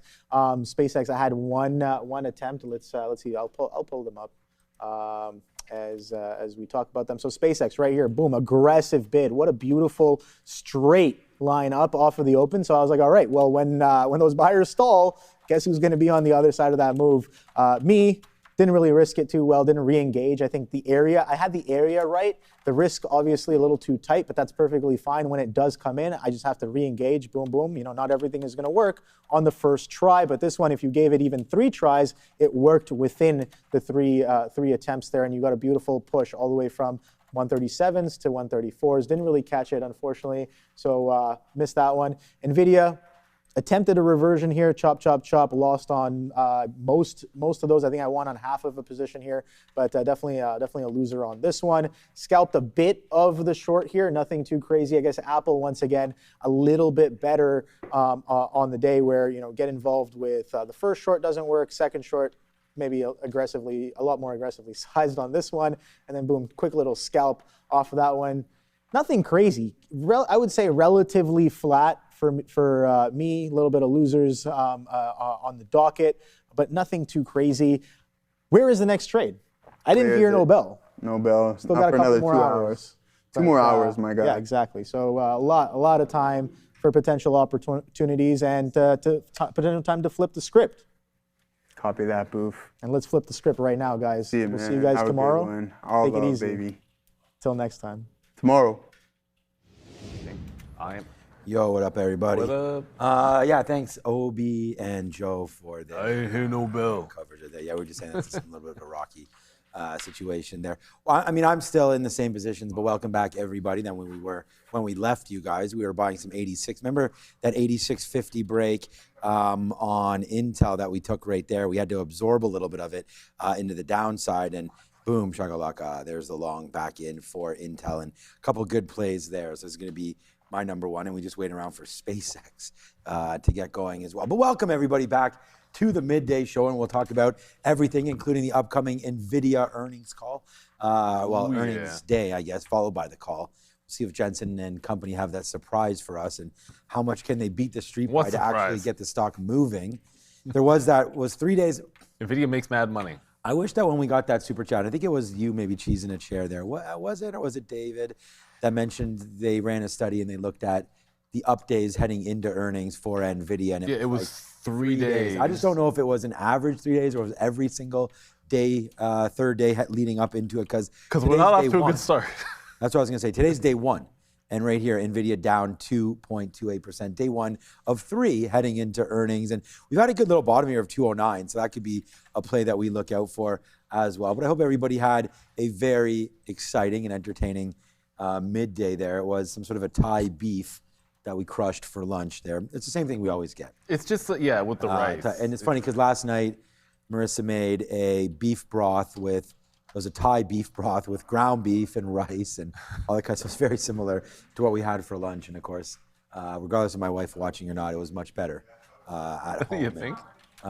It is not raining, Joseph, outside right now. It is actually it's quite chilly, but quite nice, I think. And I needed my jacket, which I did not wear for my walk. Yeah, it's a fall-like weather today here in lovely Toronto, but are the Jays coming back home now? They were in 100% they are. Right, yeah, because they're away for a while there. The best statistic is we don't play a team with a 500 record at all for anymore. The rest of the season.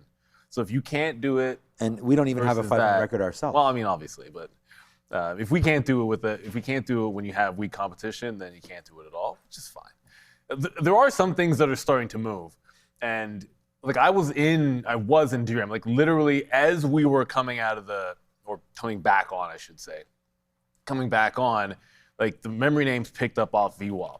Like it was actually even a little bit of a volume spike as it did so. So if it does see this 55 area again, I don't know how much I'm gonna like the reload. It's looking pretty. They're looking pretty strong. And when you look across the board, like Micron, obviously there is going to have bounced off VWAP, and then the worst of them all, worst of them all, SanDisk didn't even get to VWAP. It's down 6%, but looking pretty strong. So I almost want to look for some kind of a long play if we can. Like hold this trend, hold the trend, maybe the next available dip, hold above the volume weighted average price, and suddenly this turns from what's been a good short today for myself, but it's looking much more like a long.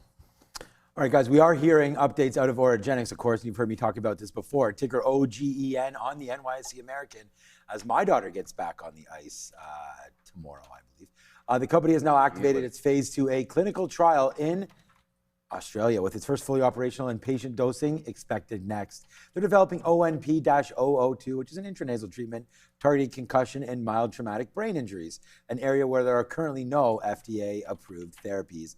Alongside that, Orogenics has spent the past year strengthening its balance sheet, raising capital, resolving liabilities, and restoring exchange compliance. The focus now, of course, shifts to execution with clinical progress underway and additional CNS assets under evaluation. Go check them out. It's ticker OGEN.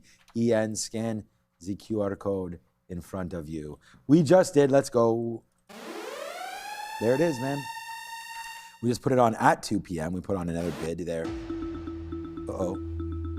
Trump. Oh, no. Canadian officials should fall in line? Yes, sir. Yeah. Whatever you say, Mr. Trump. Or the consequences will be far worse. I did everything right and they indicted me. Interesting, President Trump. Although our government may not indict you, your own may at some point. But we right now are, we're trying to fall in line. I mean, I think this is not like, why is it like a general, like we're supposed to be partners, Like, can we come up with an agreement instead of like, just like, like when apparently not. When I'm trying to make a trade with Zane. Apparently not. I don't tell him, Zane, give me Genti or fall in line, my guy, or the consequences will be Actually, maybe severe. that's how every trade should get made. But anyways. No, I mean, I don't know. I was looking at the Canada-US dollar. I mean, it wasn't really moving around too much. We had sort of, other than autos, it's really a hard thing to think about where to invest in. I mean, the energy threats, if you are for which was a big story today, of course, because that's what our premier said the last time around was, hey, what if we just stopped sending energy or electricity? And I don't think that that's going to happen. The prime minister doesn't even feel like that's. Look, man, we own like 5 tanks.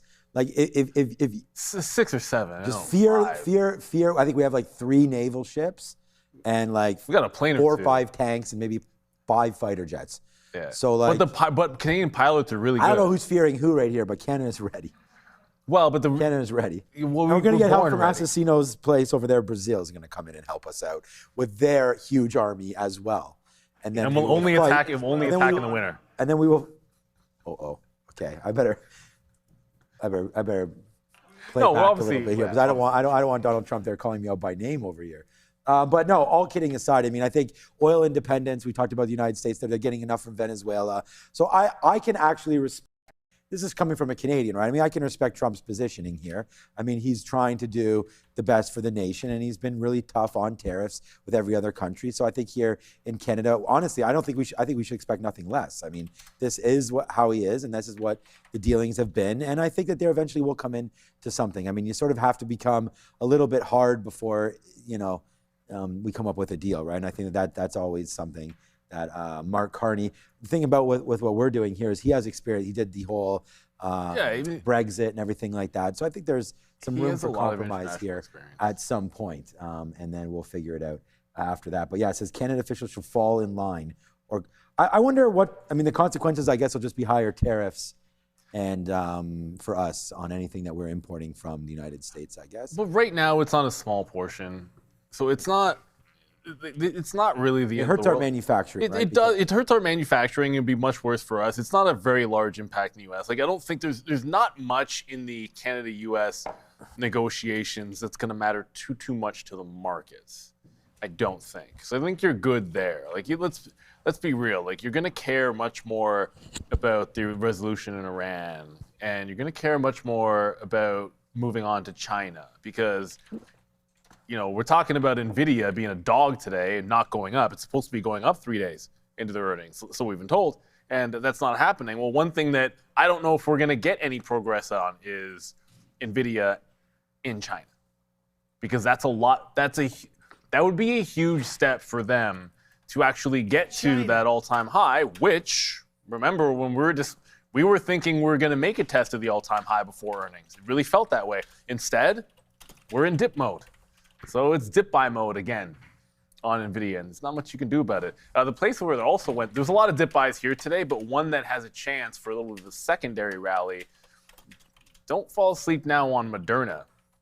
It's trying to retake the 140. So when we left you guys, it was a breakout into 140. It eventually went further, almost bounced off VWAP, but it looks like it wants to take out this 140 again. It feels like there could be like a place to join, like let it go parabolic, join a pullback and breakout again here on mRNA. Either that or I'm going to look for that VWAP. 130, a pullback into the 38-39 range looks like it could be productive.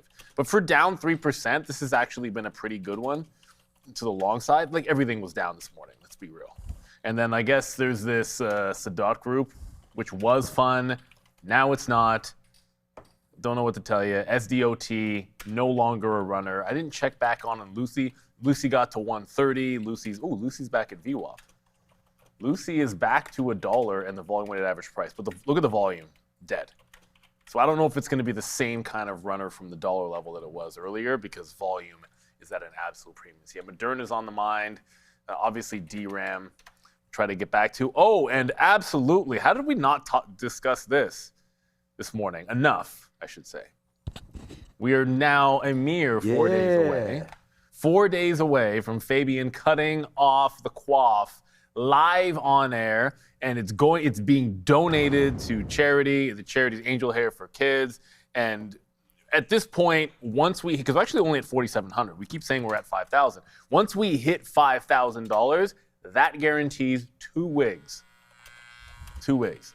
And the goal would be to get to 4 if we could. So you can scan the QR code out there. It's a fantastic cause. The link's also in this description, Shop for Charity. You can find it just pinned to the chat. Really easy to find it. So, hey, if you're looking to send super chats, whatever, you can go directly to a fantastic charity. And I want to thank Fabian for doing this. And thank everybody that's already contributed. All right, yeah, I think Fabian you might have just heard him there in the background. He says thank you. It's a big thank you from the kids, right? I mean, it's very nice that Fabian is being able to do it, but even nicer that you guys are helping with the donations. So 100%. Thank you so much to everybody for doing that. It's too bad. We were just before, like I'm bidding honestly 135.08 on SpaceX. It came right in and it went to 09s and we didn't get long. Otherwise we'd have a bit more and we had to punch in a little bit there in the 40s as I felt like I missed that bid there in SpaceX. That's what we got long right now. As we rode it to the upside, almost we were able to get out. We had a small piece left and then we wanted to average in here at 135. That was our breaking spot right there. We were able to go short and then once we busted through VWAP, we went long, took it back long again on VWAP on the way back down, on the way back down, right? And then out on the way up again for SpaceX here as we continue to look out. What names do you guys want to look at? Okay, here's this DIAC. I wish there was a halt counter that we had because I'm not counting all of these spaces. I'm going to say 30. Well, now we have to count it. It's more than 20. No, it's way more than 21. Different numbers there. But yeah, let's go over to the good look there on the visualizer, Andre. Let's go back over to that quickly. Just have a quick look at what you guys have been putting in order to be part of this visualizer. And we want to thank everybody, whether or not you're on TikTok, whether or not you're on Instagram, wherever you're watching us, YouTube. Put in $ and a symbol. Like someone just put in $ Google, type $ SPY. Any of these names. We just had XPON go in, and that was one from this morning. I can't even read what that. Oh, that's Lucy. That's right, the white. We got to change. Yeah. Yeah. Fabian knows. He's going to be getting all over that one. But there's BTCT. We got that one this morning as well. That was a big one. Mover earlier there. Is that Moderna, the M? Yeah, mRNA. So that's going to be a big stock there. Disney. Quick look. Yeah, B. Bloom Energy there, BE. A good name there as we had our girl Nancy Pelosi investing, I think it was $12 million or $1.2 million, one of those. Anyways, carry the zero one way or the other. And that would be a good one there. And then Tesla had a great move earlier this morning. So those are kind of the stocks that are on your mind. We'll switch it over and put it onto our mind as well. At this time on Friday, so the last time we were live with you, we crushed Moderna together. It was this right here, and it's the same area, 140. What we were waiting for was, and we wrote it down on our sticky note, a 140 break long. Unfortunately, that happened right in the morning, and we were like, oh man, can't believe we missed that because it went all the way to 160. And although a lot of other traders had it, I did not. We let it fall all the way back in, and then when it finally took out the 25 period and the 50 period moving average, and that was at 140. Then we said, yeehaw, and we rode that all the way back up to the upside for $8 or $9 winner at this time. So if we look right now, feel like we missed it, man. That Moderna trade was right into there. So there's the whole move up, and here's the move back right into 136, 137, absorbing that view up. So I want to do this again. So if Moderna does fall back into 137, 136-ish area, I think that's the play, man, and we'll wait for that. But we're going to go to a dare at the wall. I just want to show, soon. I just want to show one quick thing here about Intel, and that is like I wanted to short early on Intel, and it was a good move, right? Obviously, it didn't quite. I think we both were looking at somewhere around 90, the closing price of Friday. It got to 89, but yeah. So it didn't. It bumped early there, right into the 200 period. Once we made this low, obviously catching it down here at 85 would have been a good opportunity.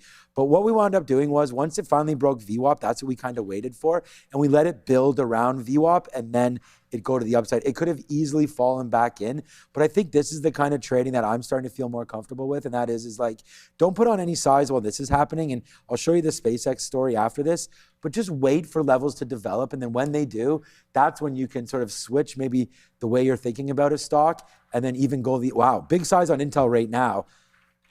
There's always a Michael Scott line that I could use whenever we talk about stuff like that. Yeah. But it was just there with 100,000 shares somewhere. I think it was at 55. Let's see if we can find it. Now it's still there, but it's being covered up. So, all right, we'll talk about that when we get back. But anyways, for right now, we go from the desk to the stock window to the wall with Adara, one of our favorite segments here where we go over some of the graphics that she's been working on. Thank you for that intro, Sean. I mean, now we have the little John sound effect, so I think it's even better for this segment, which is called To the Window, to the Wall, where we take a look at a infographic window, we pull it up on the wall, and we talk about it. Now, the star of today's infographic is one President Donald John Trump. This visual, and we talked a lot about President Trump's trades, it breaks down what I was seeing were some of the most noteworthy trades, the trades that were discussed the most, that happened in June of 2026. Now, he had a whole bunch of Nvidia trades. Those infographics or those trades are not in this visual. They're going to be in their own separate Nvidia Trump visual. That's going to be coming out either tomorrow or Wednesday. This infographic comes out tomorrow morning. So if you're thinking, hey, Adara, what about his Nvidia trades? Those, which basically canceled each other out, they're going to be all dealt with in another infographic that I've already made. So stay tuned for that. But in the meantime, we've got about 10 transactions here that were of note, 5 buys, 5 sells, 7 of which occurred on June 12th, 2026, and then another 3, including the largest transaction in this batch that occurred on June 22nd. Let's start with the June 12th interactions here. You've got Berkshire Hathaway, a buy of $1 million to $5 million. Visa, MasterCard, buys of $1 million to $5 million. Cintas, buy of $1 million to $5 million. Now, the amounts I have here, that is like the maximum possible value of the transaction because they have all these declarations and ranges, right? So anywhere from $1 million to $5 million. So that maximum he spent $20 million, minimum he spent $4 million here across these stocks. So let's take a look here as well at the 3 sales that he had here on June 12th. So he sold $1 million to $5 million each of Meta and Motorola. Then he sold $500,000 to $1 million of his old friend Palantir. Let's slide over to June 22nd. Now, this Vanguard trade here, I have the Vanguard logo because it was actually a Vanguard dividend appreciation ETF, sold $5 million to $25 million worth of this ETF on June 22nd alone. So that's significant. He also purchased $1 million to $5 million worth of Fidelity and Home Depot on that date. So that is a quick rundown of some of the more noteworthy, more significant in size trades that President Trump made. I was seeing overall with that latest batch of declarations, which were for June 2026, total transactions, total trades valued anywhere from $78 million to like $200+ million, again, because of that range thing. So pretty interesting look here for President Trump. Again, I have a whole bunch of NVIDIA-themed infographics coming out this entire week in honor of NVIDIA earnings. This includes that NVIDIA Trump transactions infographic to come out soon. But in the meantime, that was today's segment of To the Window, to the Wall. We'll send you back over to the guys in the meantime. And as always, check out X at TTV Research for all of your infographic needs. I have a whole bunch of fun stuff coming out this whole week because the first half is pretty light on earnings. So I've had times to do some fun, like Jackson Hole infographics that I've been working on, stuff like this. So check us out there. This infographic comes out just before 11, just before the midday tomorrow morning. Jackson Hole. Nice Jackson Hole. I feel like I know there's a lot of things, a lot of crazy information over there, but the credit card ones kind of seem notable, right? Because it's Bro, Bill Ackman also. Yeah, Ackman did it. It's two, not one. He seems to like them both. But thank you, Frank.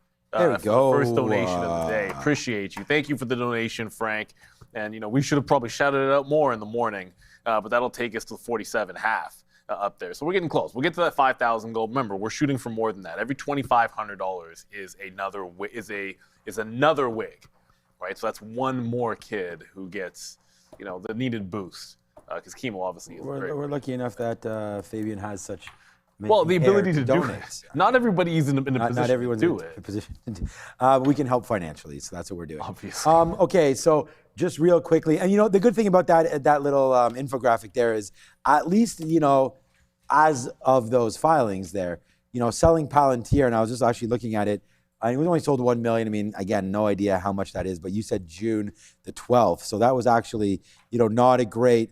Somewhere around 130 for Palantir. So obviously it has that dump down into 100. So that looks genius at the time when you sell it. But as you can see, Palantir all the way back up to 180. So see, even the president and his cronies, I guess, whoever's buying and selling all those shares for him, might have made a mistake there on PLTR. And I'm sure it's very hard to go ahead and judge all these decisions because, we don't know where they're in at and all that kind of stuff. Yeah, how long did he have it? Did they buy more? Like, I don't really know, but anyways, it makes me feel better that at least even the president and some other people that are a little higher up still can make decisions that potentially they should have held on to just a little bit longer. And I have a sort of a FOMO situation there with Intel too. I came back and was holding still hundreds of shares. They're long, which was a good move.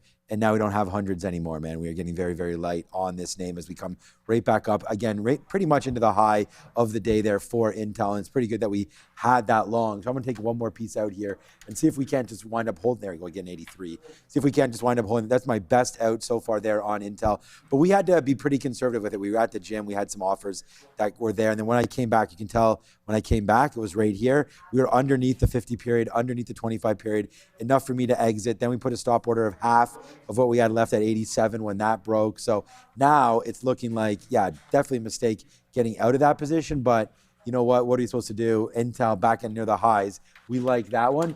And then I know it's SpaceX, and I'm not supposed to talk about it too much, but there goes SpaceX right there, back up to the upside again. So let's take out another 136 area there. So 65 cents here, $2 here on Intel as we continue to climb through. So there's David with a super chat that just says @Fabian. So we definitely want to appreciate Fabian and everything he's doing for everybody. Trump hosts Rose Garden event at 2:30 today. Okay. Like, I wish there was more. Like, why can't we think of names? What else can we trade, Adair or somebody that's maybe more related to what he's going to talk about on Canada? Because there's not much. There's not like really any lumber stocks that I know of that. I can't really think of where the best place to go is. Like sometimes you automotive parts, you might think of Magna, but who cares? Like Ford. Because he's going to hammer us again. So he's going to hit us. That's the real question. Hey, Sadat Group. Thank you, David, for that. Appreciate the super chat there, David, and for the contribution. Remember, go directly to the charity. Every dollar goes to the charity if we do it that way. Yes. Don't super chat us. Please just scan the QR code right there. If you could. And then we'll put it up. We will put it up. Anytime Fabian or anybody sees any donation go through, we're gonna mention it live here on the show. Get the shout out, all of that. So please donate through that. But we do appreciate the super chat. Yeah, it's never. Yeah, exactly. It's not potash fertilizer companies. Yep. Potash is not bad as well, but again, it's like, what name do you want? Oh, Sadat Isn't it was potash. Anyways, I think it's potash. Yeah, you're probably right. I've always said potash, but you're right, potash. So Sadat was trying to get back to the upside, and looks like a little bit of a VWAP failure, unfortunately. But we just saw there was a spike in the Nasdaq. I went for the third little. I mean, obviously, if you watch me, I always go for these tight stop entries. Like, I want to see you get to a key price level. I want a topping tail. I want a consolidation. Get to the price level, then get it on the way back in. Like, let it make a top. Like, for me, it's like, what about just extension of last week, right? and pretty much every single day, I look at all the stuff that worked consistently. It gets to the price level that you're interested in, and don't just start getting short. Like let it show a top. Then when you get some kind of a topping tail or an area to enter, that's what I'll look for. So when we double top here, you get a topping tail. I'm going to enter on that candle and give it to that candle. It just defines the risk a little bit better, as far from what I can tell. And then again, to each their own, right? But what's really driving the market? One of the names that's driving the market seems like it's going to be Meta. Like Meta just broke HOD. What's Apple doing today? That's under VWAP. See, part of the thesis that's recently been, if the chips are going, Apple's not. And I feel like that is happening here. So with the NASDAQ strength, I look for something that's either bouncing VWAP or fading VWAP. And Apple is fading VWAP. Is it? Oh, I like that. Yeah, because the chips are strong. I feel like when the chips are starting to go again, then Apple tends to work in the other direction. It's just been counter trend. Yeah, as I say, here's an example of that. It's Marvell. I mean, you just talked about. Yeah, look strong. This is really strong over the last little while. Marvell up now $3, bouncing again off your 200 period moving average. Marvell, yeah, let's kick it to the long side, man. We really like that one. And my boy Intel, let's go. That's starting to go upside a little bit right now. So yeah, right into these levels. We'll take a little bit more out there of Intel. Still have a decent position on. Not decent, but still probably about a little bit less than 10% of what our first position was. Let's check out what gold's doing. I mean, we love Bitcoin today, although it's not really moving. We will call up IBIT and have another look at that just a bit. Gold had its day in the sun basically early, has fallen back into sort of underneath where we were at the open now, and now finally trying to catch that bid. I'm kind of excited for this Rose Garden talk here today to see what that has anything to do with anything. Nvidia, maybe if we start talking a little bit about China. I still like the Nvidia story heading into earnings, man. I'm going to take this trade right here. A 211 break long. Did I just get filled on something? Yeah, SpaceX. Okay. Yeah, okay. There's SpaceX at the 200 period right there. Just gave me that fill right there ahead of the 200 period. So we like that one off of a nice reload there on SpaceX. But let me go back over. We watched, still watching that Tires. It's okay. It's not, the third season is not my favorite, but it's not a bad show there on Netflix. And we've seen the rebound there on Netflix. Still looking for a movie to watch. I was with, again, over the weekend, and these are 11 and 12-year-old girls. One dad told me their daughter just watched the movie The Ring. I was like, I thought when I watched that, I was scared of that movie. That wasn't that long ago. Is it not that bad? Like, I feel like I may have watched it maybe 20. When was it released? I feel like I saw that. Oh, that's old as all hell. I think 2001 to 2000. Yeah, okay, so that's university. right. I was going to say 20 years ago. Yeah. I thought that was scary because Gia watched, you know what she really likes? Megan. You watched no, just because it's not a great movie, but it's just like it's more of an adult type of movie. It's a robot where the robot kind of goes off. So I was thinking like maybe she might like. I watched that on a flight and really didn't like it. Yeah, well, maybe it's because I was on a flight. It's not that they're high quality movies. It's just like if your kid is into these type of things. It's not that. Because The Grudge was kind of scarier than The Ring. Maybe The Ring is not what I'm thinking about. Maybe you think The Grudge is maybe the one you're thinking about. I feel like as long as there's no like, SEX and things like that, then I'm fine with my kids How about you watching. said that even though it's like there's no kids watching? I know, but I was just like, oh, but my kids can fully spell, so it doesn't really matter. That's the best part. To me, that's like the awkward thing when you're sitting there watching a movie or something with your kids, and then that kind of dialogue. Oh, I'm like, I can't. No. Especially like that. The daughter's like, no. I was like, change it. But my son's 14, so it's fine. Like swear words every once in a while, if appropriate. I mean, we don't swear at home. But I know there are some people that do, and I'm not judging against it, but we don't. So I don't mind the swearing, but it's the other sort of content. So that's why I was wondering about The Ring, if anybody. So you think that might be okay then? There's nothing bad in those types of horror films are watchable. Like they usually don't have any bad content. And someone there in chat said too, like social. I just media. don't think they're that scary. Like they What? like. What is my wife showing me here? Okay, here's something that she showed me. She said. Look at this. She said, is this something that's going on social media right now? She says, are these giraffes or does it look like a bunch of graffiti to you? Huh? This looks like giraffes to me.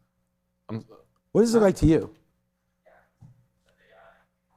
No, of course it's AI, but I think it's one of those things where it's like, what do you look at when you see it? I see giraffes. Why is she sending this to me? Of course it's a picture of a giraffe. Okay. It might be the white on the blue. I think it's the latest. Remember that dress? What color is the dress? It's probably the latest of those. Is But anybody what else seeing could you anything possibly different on see? here? You see a giraffe. I'm saying discussing big giraffe on and air. a little giraffe. There's a giraffe in the bathtub and a small giraffe in Only the bathtub. giraffes. Yeah, I don't know what she sees. What else are we possible? Does anybody else see anything else? Because Yeah. no, if you see something else, then we got a problem. Okay, so good. So great. I'm gonna put this on the side burner for now. What? And we can address that as we go. What is he? Because this does not look like What are you supposed to see? graffiti to me. That's what I'm asking here. I don't understand. I don't understand what else that's supposed to be. Anyways, just want to get that out there because when I saw it, I saw 2 giraffes in a bathtub. Well, yeah, a big one and a little one. Okay. All right, so I don't know where that came from, but I thought I'd show it to everybody else in case they saw something different than I there, but okay, that's what that is. Thank you for your donation. There it is, easy peasy. Thank you. Easy. So much easy peasy, and you can always put it up there like what your trade of the day was, anything like that. Hopefully we're able to see that Oh, again. here we go, Lil Jon. Yeah, 413. Yeah! There it goes, man. We are now over 5 Gs, man. Drop that. What? There it is, man. We want to say thank you so much to everybody for that one, man. Putting us well over. That's $5,200. We like that one. So thank you so much for all of that support. Hopefully there's going to be some big donations coming in to get us to that $10,000 near the end. I have a feeling that that will be what happens. Oh, by the way, we got distracted with giraffes and all this kind of stuff. And we say welcome. Thank you, Lil Jon, for that one. But there it is, breaking through 211. I like that trade. It's a very, very similar trade to what we sort of took on this Intel that worked, and it was just wait for it to sort of get above some key levels, base out, and then go. So right now, I'd like to see it get above VWAP right now, and then take out that level. Then we can use VWAP as support. So if Nvidia wants to go, we like that. We like that trade a lot, but it's going to have to go. So that's what we're doing right there on Nvidia, trying to let that one go back up to the upside. Just because Nvidia's in a couple days. AMD's been getting hit. It doesn't even look that violent on AMD, and it sucks because what is this doing here? I don't know what that is. What is that? I don't know. I'm gonna have to. I must have something. It just shows minus 20.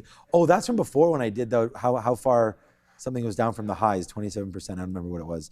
It was in the morning. I think it's like frozen on this chart. But anyways, this is not as bad as it seems, I feel like, because I just remember this stock being in the mid 500s. Now it's in the mid 400s.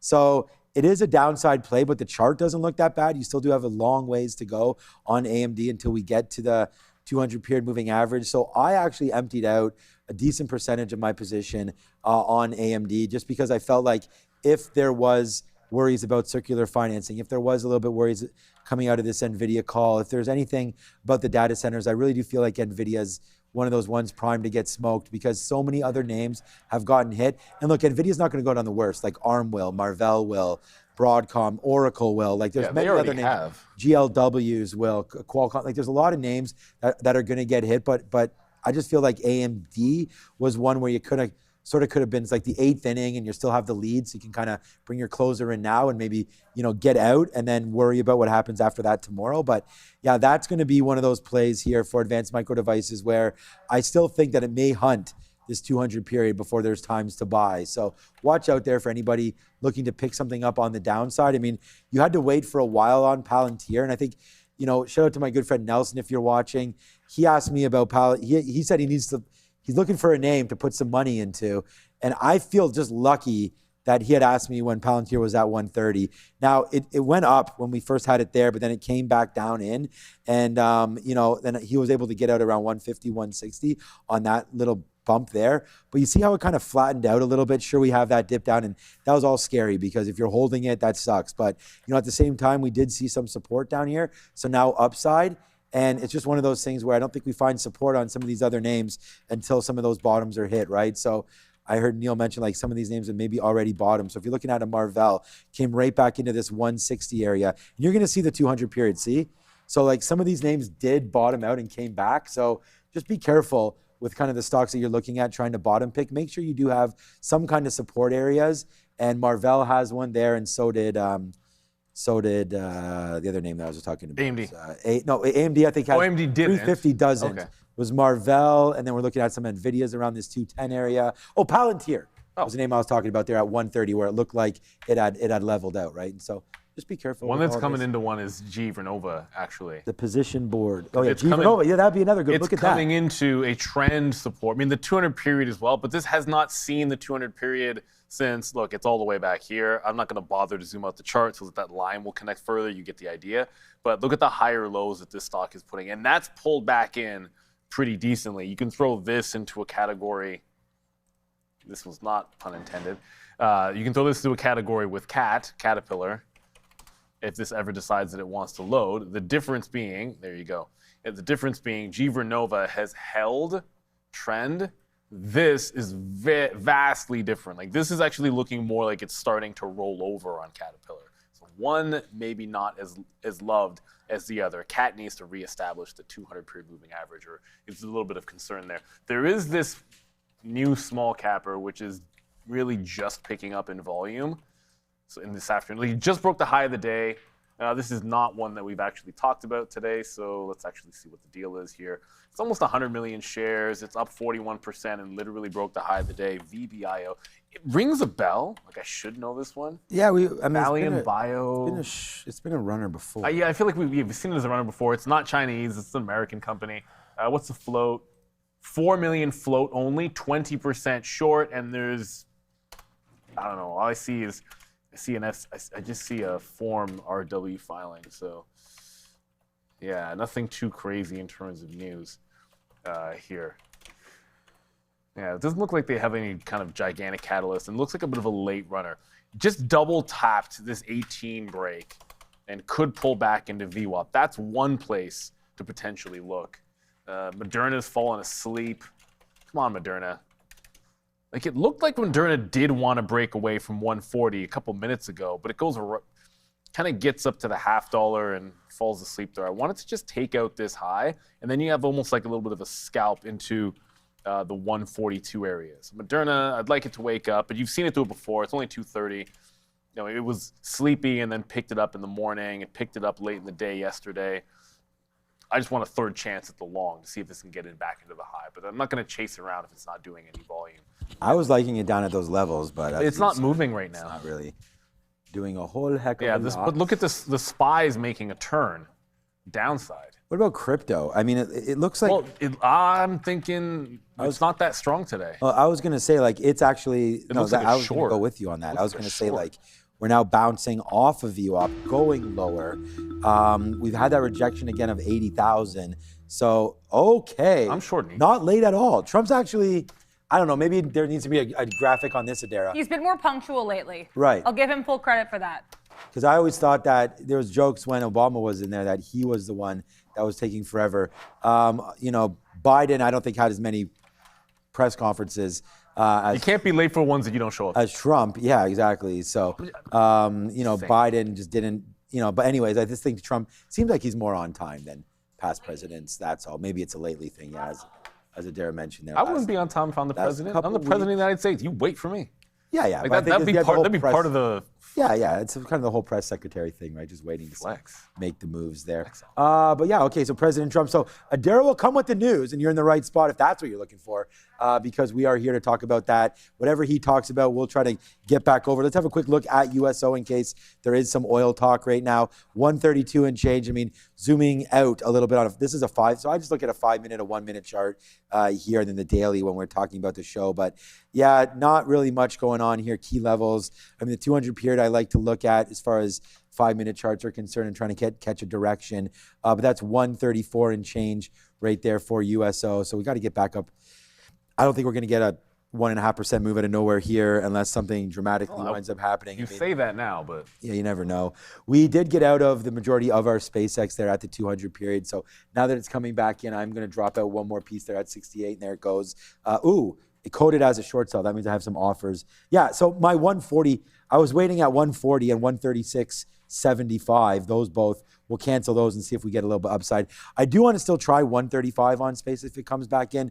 Double touched down there near the lows. Let's see if triple works. If not, then we will dump out of that one. Of course, that's going to be SpaceX. And then I wish there was more halting or more happening than just this random DAIC stock. But, you know, this is what it's close to, it's definitely more than 20.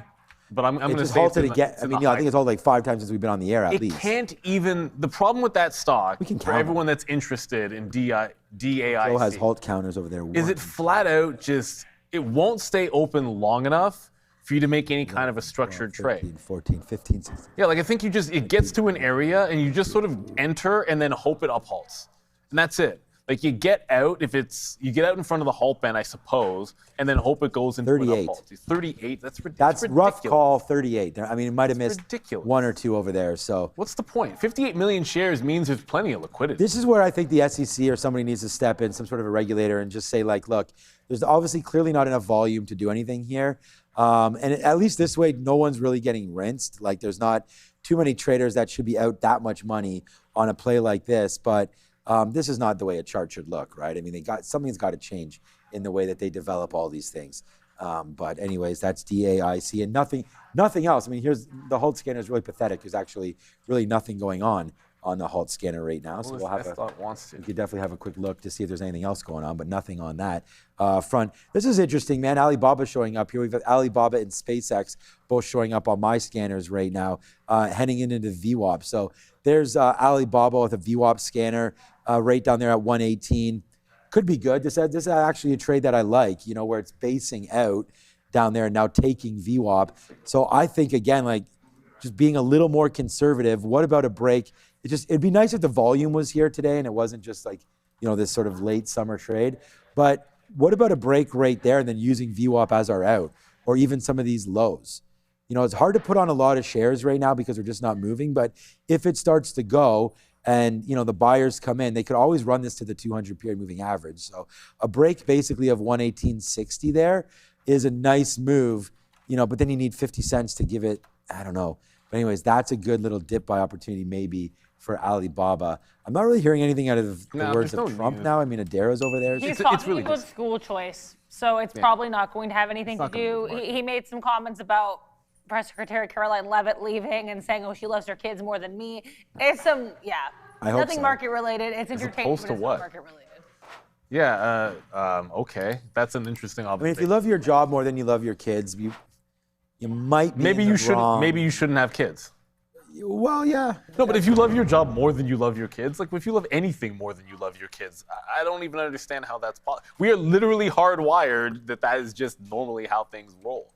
But anyway, let's look at one thing that he might talk about. I don't think he will, but he could talk about crypto. And when we talked about crypto, I said, "Oh, I want to short BMNR." I would say BMNR when I mean ETH. ETH because IBIT is at VWAP.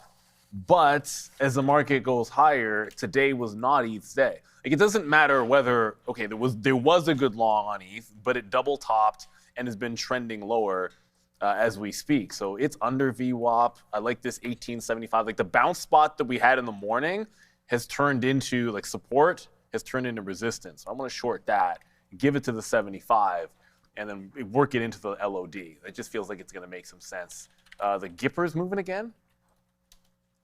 This was one of Cherie's favorites, I think a couple of weeks ago. GIPR. I called it the Gipper because it's GIPR, but it's something else. 165 million shares. That's better than that VIBO stock or VBIO stock.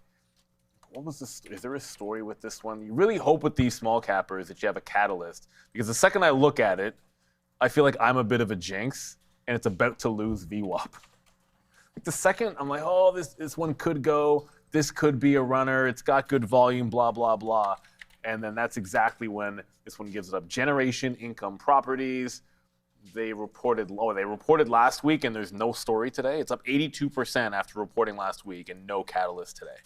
So it just randomly does 160 million in volume. I'm almost more inclined, if there's no story, to look for a short, because look where it just pulled into. This was the stock that said, hey, we're not just going to fail the breakout.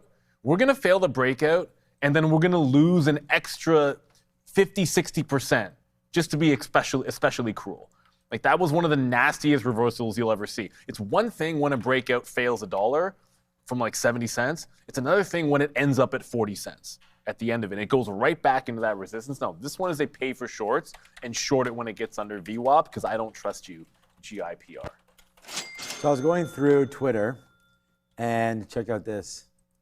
This is from Easy Peasy right there. Here's Neil right here. So there it is, Neil getting jacked up a little bit right there. I do Steroid notice that he time. has the tag on you there, but it's the Steroid wrong time. way. It will be that should be this way if you're going to look at your watch, but there we go. Yeah, there we go. So that's why we get the Mr. T I haven't taken roids in years. going on there. Yeah, that's a good one there. And then I like mine, but do you it. know, I mean, I was just gonna say this is it right here. You know, the Tony Montana a little bit here. The world is yours. This is supposed to say the market is yours, and then with all these stacks over here, there I like this, and that's what Sharif calls me there as well. So I just want to say a big thank you so much to Easy Peasy. Which one do you I'm make just missing those my wedding ring right there. The wife may not like that, but True. there it goes right there. But I this one's awesome. So I'm trying to think of a way to, you know, maybe incorporate this somewhere. I don't know if I'm gonna. I just like it. Maybe I might use it as my new. I like that image there for Twitter. Maybe I'll change it right now. I think that's hilarious. So thanks for that, man. AI is great as we go. But anyways, I'm gonna say shout out to Grok or whoever. I don't know which one made it, but yeah. Let us know, Easy Peasy, where you got that made from. But that was pretty cool and pretty fun. So Grok makes all my fantasy football logos. I feel like they do the best. Whenever I asked, I tried. ChatGPT was trash at them. Oh, really? It just never got it right, and never anything I like. Okay. We're gonna go to the desk, but it's to Sia.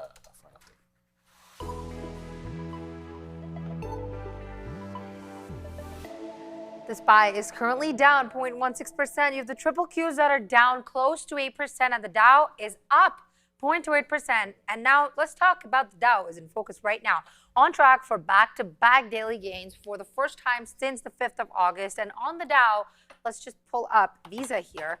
Visa is the best performing stock on the Dow, up over 2.5%. Caterpillar, on the other hand, is the worst performing stock on the Dow and is down 2.5%.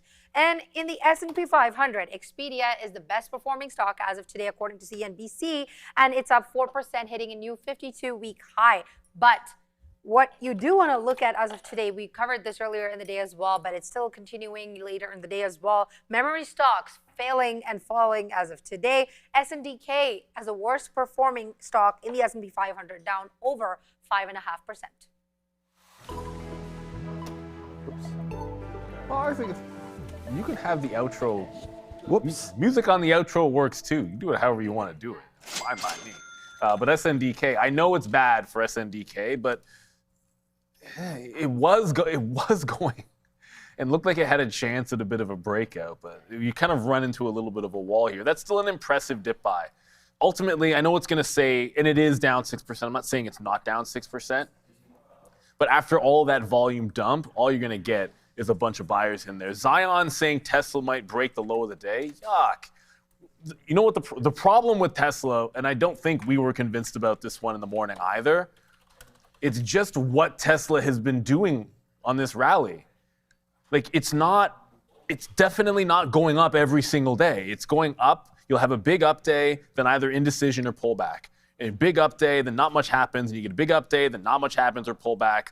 Big up day, pullback, big up day, pullback. So it was hard to be overly bullish on Tesla. And again, didn't want to get too excited about the 50 period because of the pattern it's showing. But the good thing about that pattern is, generally speaking, if you buy the dip, it's been pretty solid. So even if it breaks the LOD, hey, that prior high is sitting there.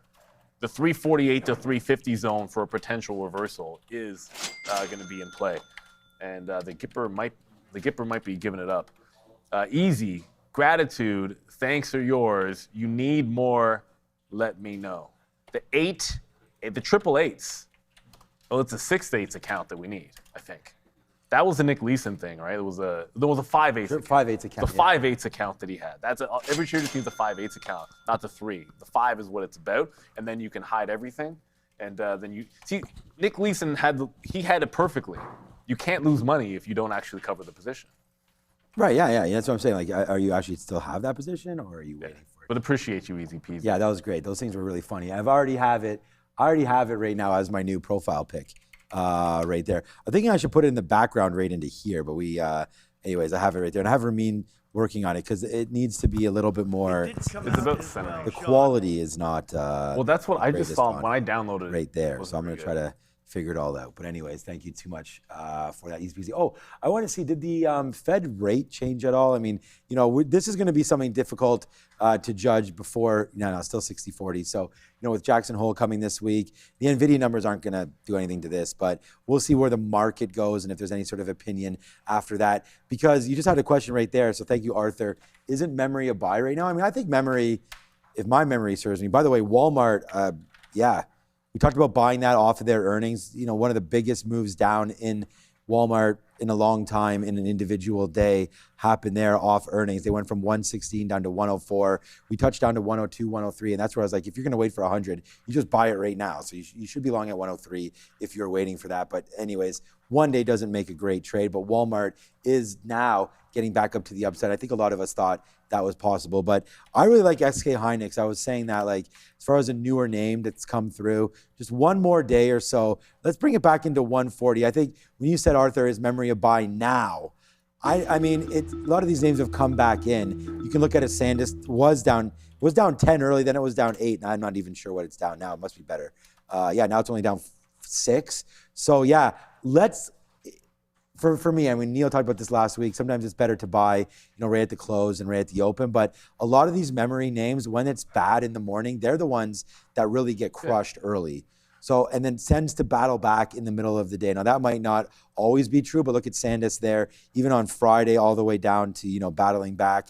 I guess it almost went and that kind of flew higher, then came right back in off the open again and made another move there, and then closing, near the highs again that day on SanDisk right there. So I was just going to say, this is nothing that I've vetted myself, but it seems like when the market is really getting crushed early, it's often led by the memory names, and then the rebound is also led by the memory names. And with the NASDAQ being still very close to highs, I think if you're going to average into a position on memory, give it like maybe every day around 10 o'clock, maybe start to think about accumulating and see how that goes. But I think that there is an opportunity for memory names to be bought back up here. I feel like that about on any down day, the thing that feels the most panic selling, I don't think you want to even be trying to go long till after 10 o'clock.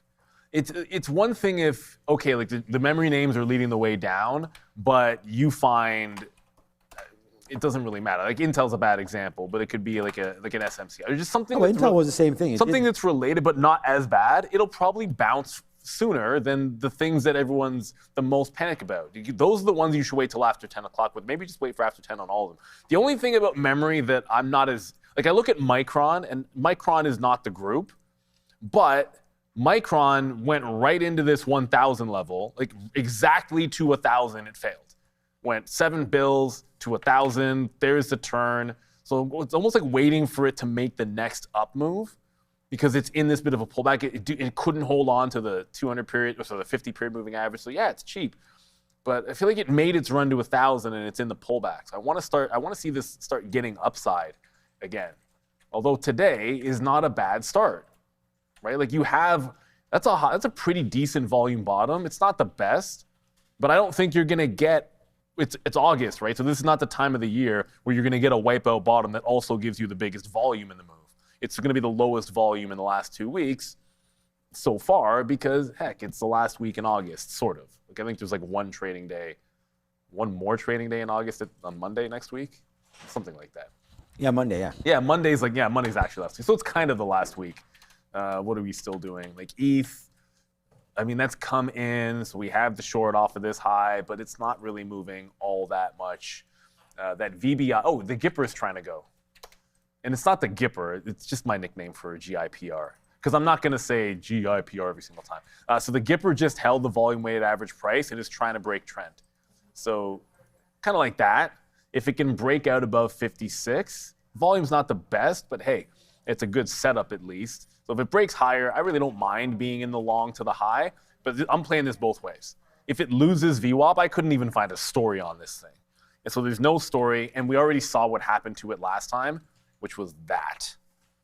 Still the nastiest reversal. We see small cappers all the time. I don't remember one doing dirty like this, where it didn't just fall, it didn't just come back. It also said, no. We're gonna take everything away from you. We're not just gonna go to break even.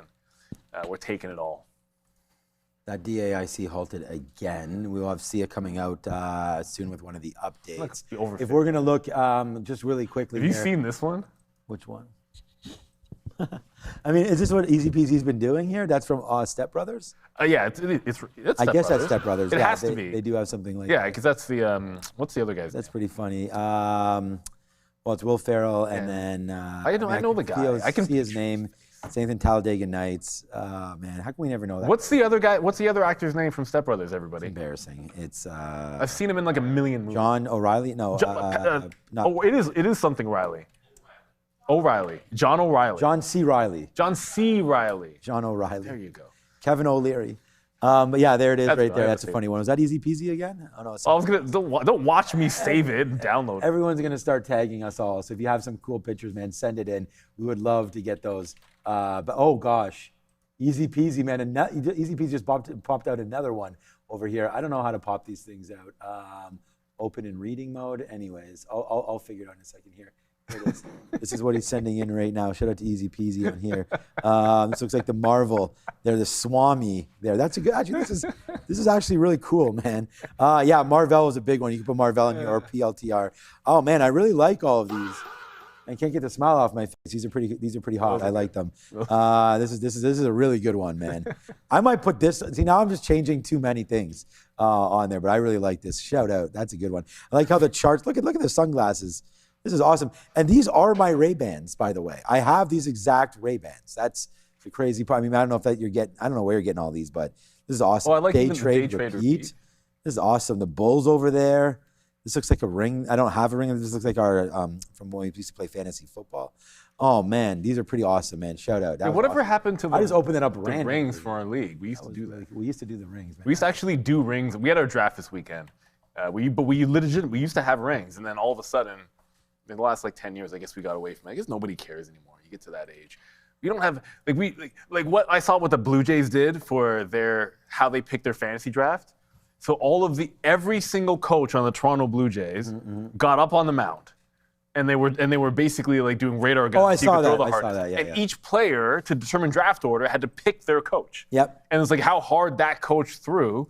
So like apparently one of the coaches was hitting 90.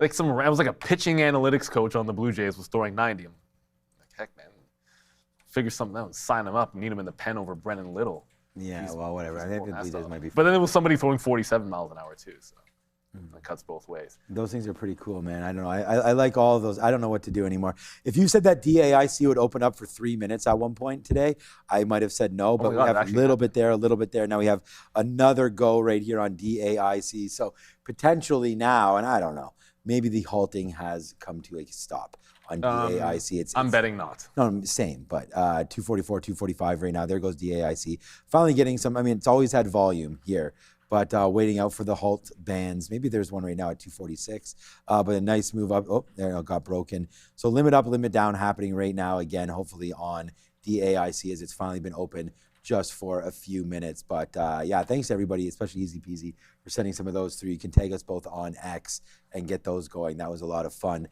Did Moderna come back into some levels here as we're looking? Trying so badly. Is it though?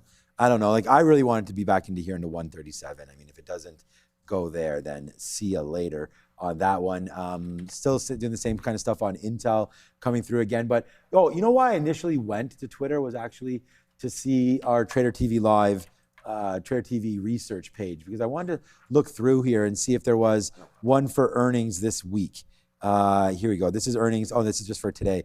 Oh, when's Twilio? Oh no, that's Stifle Tech Limit. Event that's happening. Was there a earnings release for this week, Adara? Oh my God, look at this one. What is it? Yeah, that took me, like, you don't want to know how many, that one you said, oh my God, too, like, that took me more hours than I should admit. If you keep scrolling, you'll find it. I ended up posting more today than I thought I would. Here. There you go. Okay, here we go. So there we go. So we got Dick's Sporting Goods, one of my favorite stores in the United States. They're Trader Joe's, Dick's Sporting Goods. I mean, love going in there. We bought a Pokemon hobby box from there, and my kid hit it like an $800 card, so he loves Dick's. Intuit, Zoom, and Box. You know, a couple names that have all been software hit, of course. With Fail, Intuit. fail, and fail. Yeah, I don't know I mean, Dropbox, a little bit of cloud. Yeah, that's actually not that. They're a little bit there. better. Yeah, Kohl's coming through with more Retail. There's Li Dump Auto. it. It's starting to get into some Chinese names now. Okay, here we go. So this is buddy. obviously a lot of CrowdStrike. software on this day, man. Salesforce, Nvidia's not a software name, but their software is very, very important to the Vera Rubin. And once you're in that cohort there, you got to use the Nvidia software. CrowdStrike, I mean, there are a lot of names. Join us. We will, I guess, be staying late there on Wednesday to get you the Nvidia. Do you have a time of Nvidia there? And It's 4:20. They're incredibly timely. The one time they were late, it came out at 4:31 and some seconds, and that's pretty because I still maintain, I am 95% sure based on the numbers that were leaked, that it was leaked right at 4:20. The company panicked, and so they just randomly delayed it 11 minutes. I remember that. Unlike that one SMCI release where it came out at 4:51, the SMCI release came out at 4:51 even. That was clearly a scheduled release. We could argue that it was weird it came out at 4:51, but it came out at 4:51 intentionally.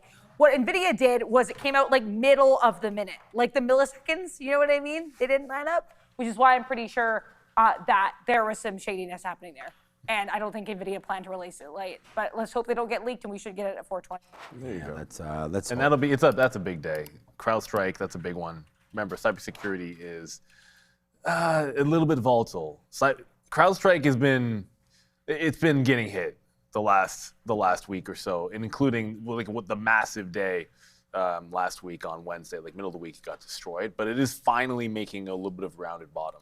I'd love to see it break out a little bit going into the earnings, but yeah, that's one to watch. And we're also going to watch out for Sia. She's at the desk. Yeah.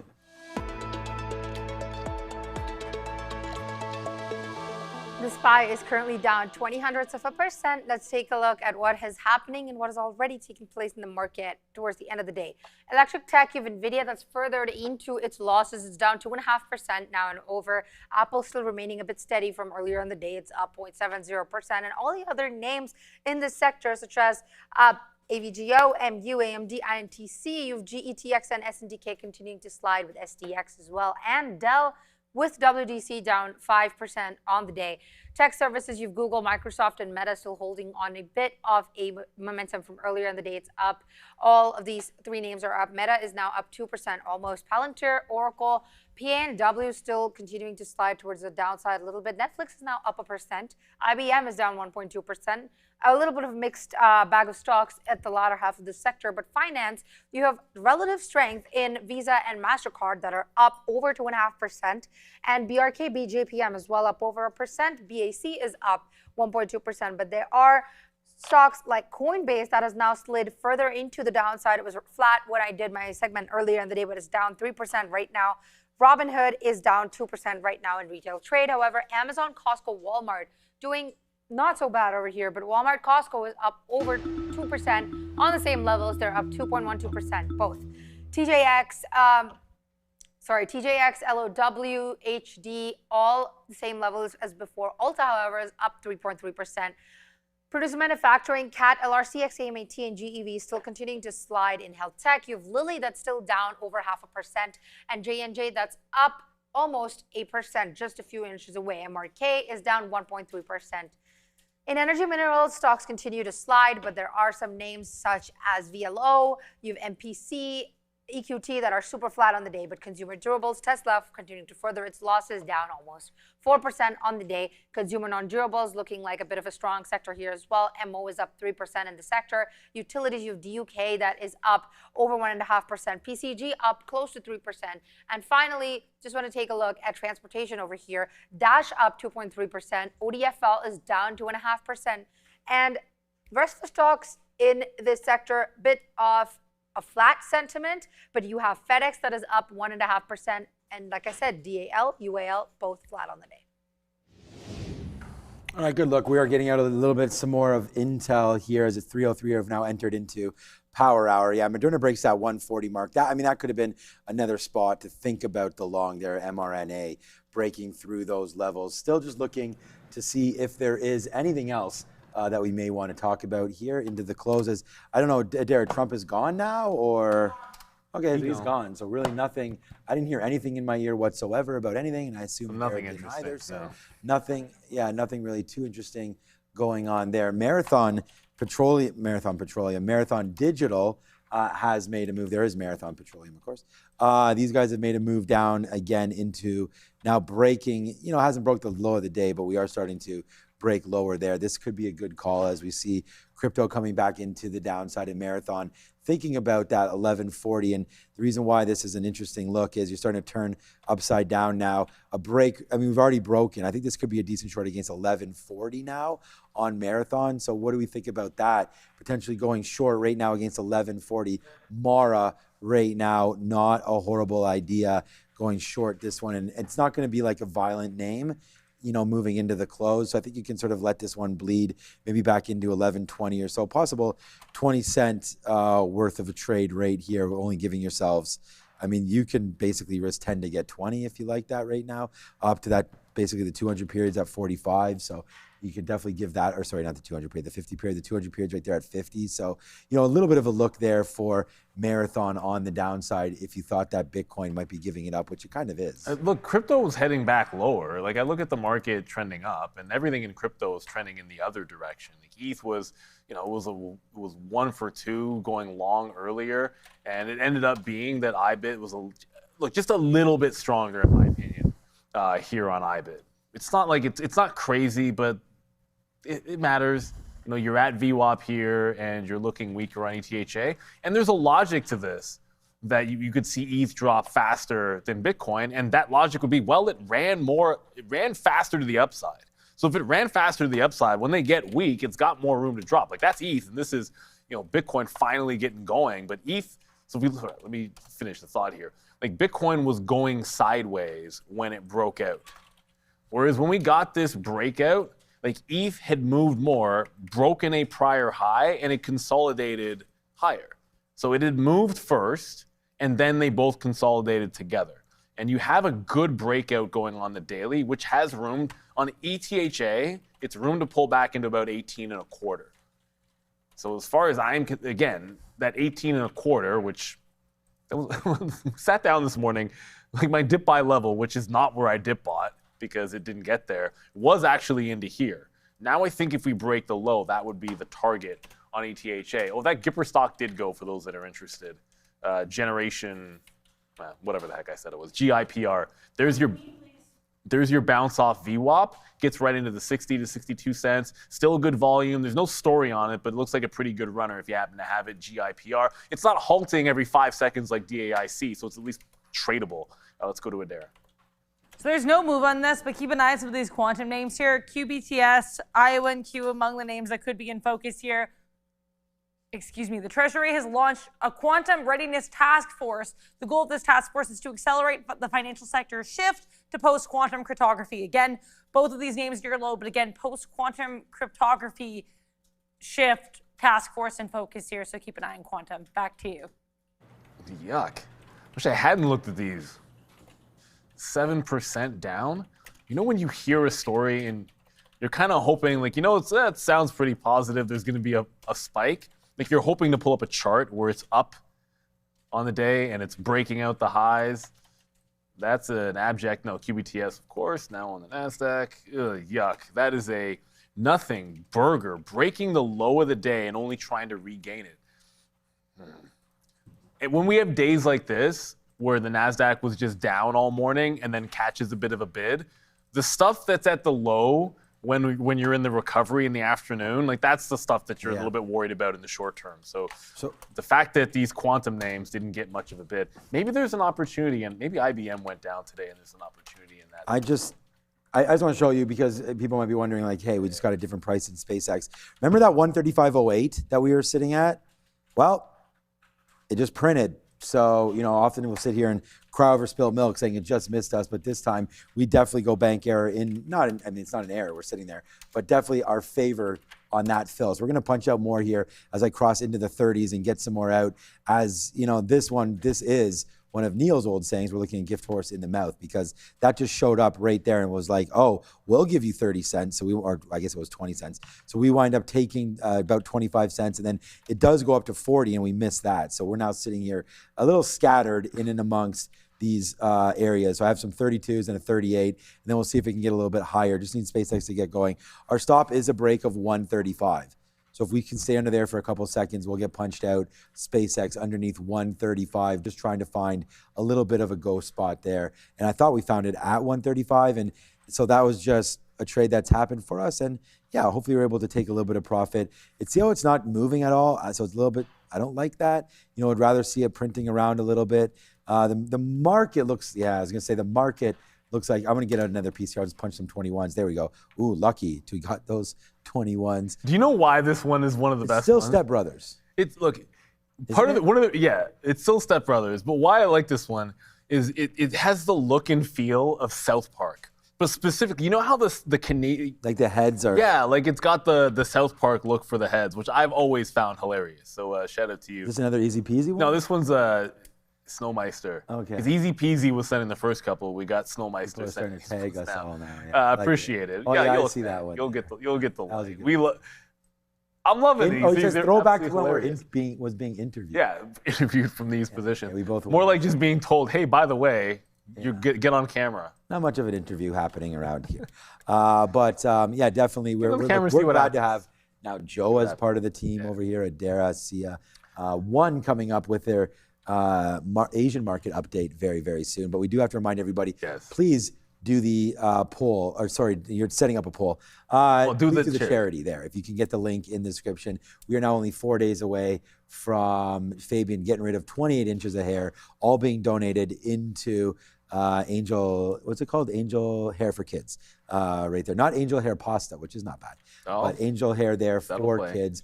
Go check those guys out, or check that QR code there, scan it out, all the funds going straight to GoFundMe and right over into the right space. So we want to thank everybody that has given a donation for sure, man. That's been, I was even saying this to Marissa over the weekend.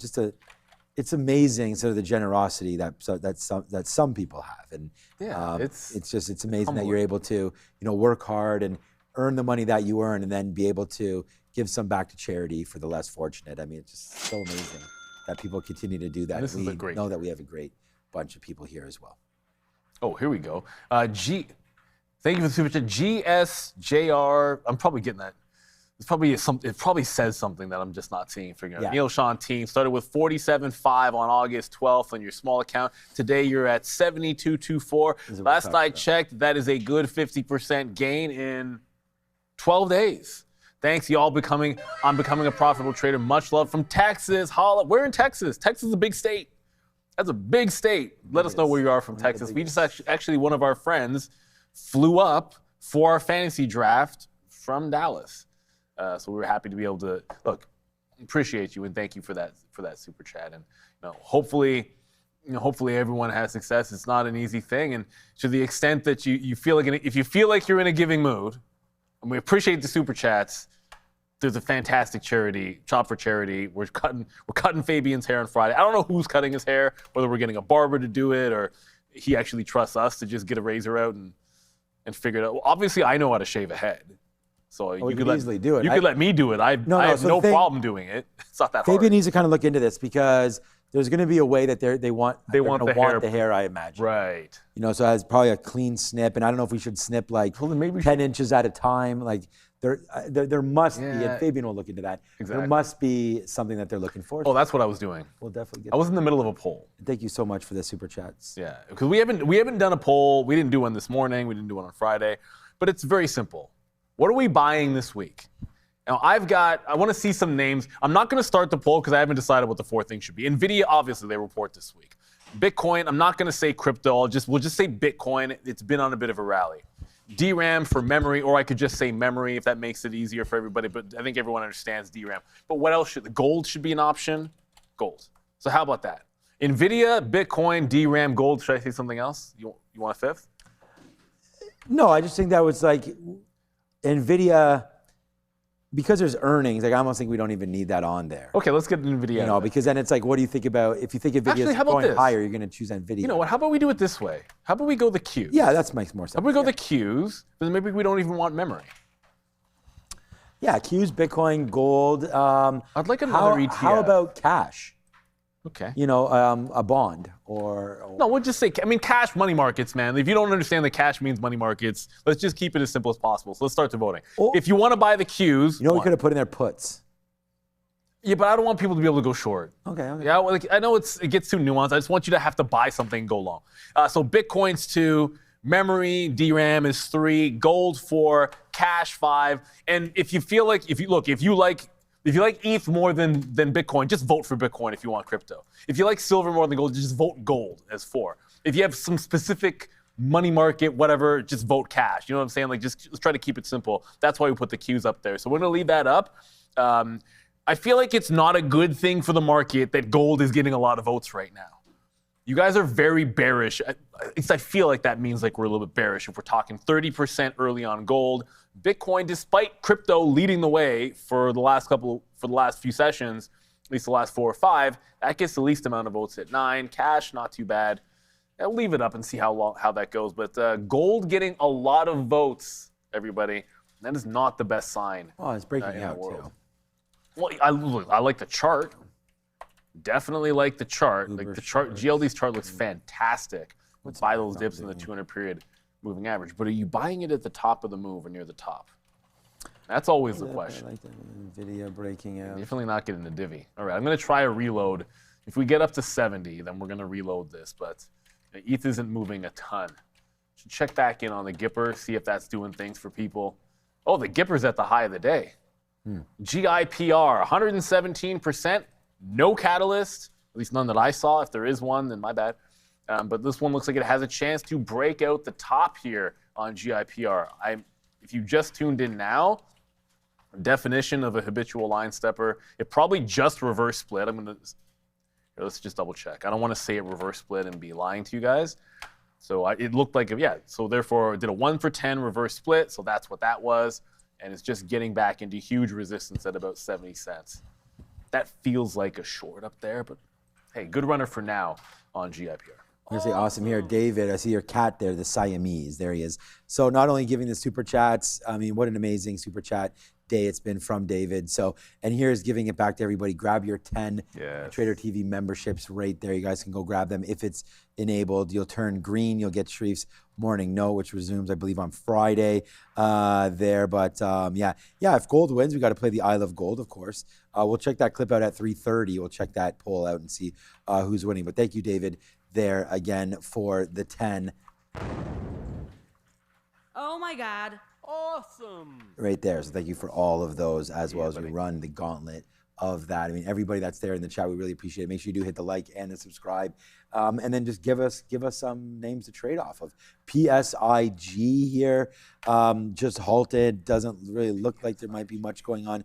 This was, I guess, another name that just, I mean, back in June 26th, obviously something going on there. It looks like maybe not even a reverse split, bouncing off $1. That actually looks like a great little level there, $1 right there for PSIG. And now breaking a little bit higher. Not much volume, but it is a recent halter. I want to talk about it. And then DAIC right now, 440%. Just another one. But I mean, it looks like gold continues to, I mean, I don't know if people went in there and started buying up immediately, but a little bit of a move right now on GLD. As the market, the ES has been worse, man. I mean, the NASDAQ and the ES were both a lot worse than where we are right now. Only down 0.8 on the NASDAQ, 0.2 on your S&P 500. The S&P 500 is not even that far away from all-time highs right now. I don't know how many percentage points it is away. Maybe it's 4 or 5 from the all-time highs. Let's let this sort of settle up there, and let's get a quick look, and we're going to go over to Adara. So made all-time highs about middle or early last week, and let's just say we play right to the bottom. Just down 2%. Right there. So pretty much at highs right now. Oops, get rid of that. For the market as we continue to buy dips. Is this much of a dip? I would say no. I'd say I was actually looking at this before because I actually said it to, forget who it was this morning, but it was like I'm done buying stocks now, maybe just indexes. And it's just a lot of move down into the 50 period. Might be a first little tranche for myself. 750 on SPY, then anything down here near 720. It's not a load the boat situation, but I think that would be a great area to start buying 720 to 730 for the S&P 500 for myself for more of a longer term look. Always at the 50 period. NASDAQ and the ES have a good way of battling back. Seems like in the last 20 years or so. But you never know when the next movement to the downside is going to be. Let's go back over to the desk now. It's going to be, I think it's Money Talks actually, in and around now. So let's go over to Sia. Sorry about that, Sean. let's just take a look. Thank you for that. Let's just take a look at the money markets and what they're doing really quick here, just focusing on the dollar. It's advanced as of today, coming off of its third weekly decline before that had sent dollar to 3-month lows after U.S. President Donald Trump's administration had announced the expansion of sanctions on Iran, also separate tariffs on Canada. So it was trading around the $98 region earlier in the day. Now it's at 99 to be precise, up 0.19% on the day. And it's also extended gains after the U.S. Treasury Secretary Scott Bessent had announced the expansion of secondary sanctions in hopes that they will, quote unquote, sever every economic lifeline that sustains Iran in the latest effort to pressure Tehran into ending its attacks on ships in the Gulf.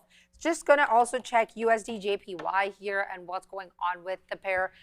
Trading around the 159 region, and the USD JPY pair also trading higher, up 0.21% at the moment. Thank you there, Sia. Yeah, that US dollar, well, I don't think the Treasury's done. That's the first thing. And they're probably not done with Japan either. We really do have to watch to see what Japan does, because obviously any further unwinding of the carry trade could get pretty nasty. Tesla's bounced nicely off the lows. 348. Looks like it wants to try to get back into the upside. It's a bit early, but I want to have it up and just be locked and loaded in case anything pops up out of nowhere. Why in the heck is Pinterest already 4 million to the sell side? What? Is it that bad? What's wrong with you, Pinterest? Maybe they're getting going on with that? Snapchat's 1.4 sell. So Snapchat and Pinterest are both very decently sized early sells. Doesn't feel like a coincidence. It's at VWAP. It's breaking down at VWAP. Okay, 4.2 early sell, breaking down under the volume weighted average price on Pinterest. It kind of makes you think that this is going to be a... It's a trap? Well, there's only one thing to do, is to spring the trap. Although Admiral Akbar didn't say that. That was Obi-Wan. Okay. But no, it's a big... It's only done 4 million shares on the session, and it's got 4 million in the early look imbalances. If it breaks this low, it's like 1 cent from here. That stop is at 46, so you break short at 37 or 36, give it 10 cents. If it comes out a gigantic buy, yay. If it doesn't, well, you're stopping up for 10 cents anyways. The low of the day is 50 pennies down. That's 2%. Yeah, I'm going to throw pins up on the side chart just in case it starts to break down there. Of course, anytime you're looking at the imbalances, if that 4.2 million turns into 2 million, that is smaller, don't like it. If that 4.2 turns into 5, 6, 7, 5, 6, or Evan, as my daughter likes to say, because she just doesn't even want to say 6, 7. Then it gets bigger, you just punch right in. So that's going to be of interest to me. XLF, small buy. 1.5 million for an ETF, who cares? Individual stocks are what you care more about when the imbalances come out. Merck's a sell, 1.1 million early look sell. It's funny, for all the talk of Moderna, everyone seems to forget that Merck broke all-time high. Broke out its 52-week highs. I don't know if it was all-time. Just last week on that same news. They didn't get nearly the credit that I think they deserved, because they didn't go parabolic the way that Moderna did. I did. Oh man, where was it there?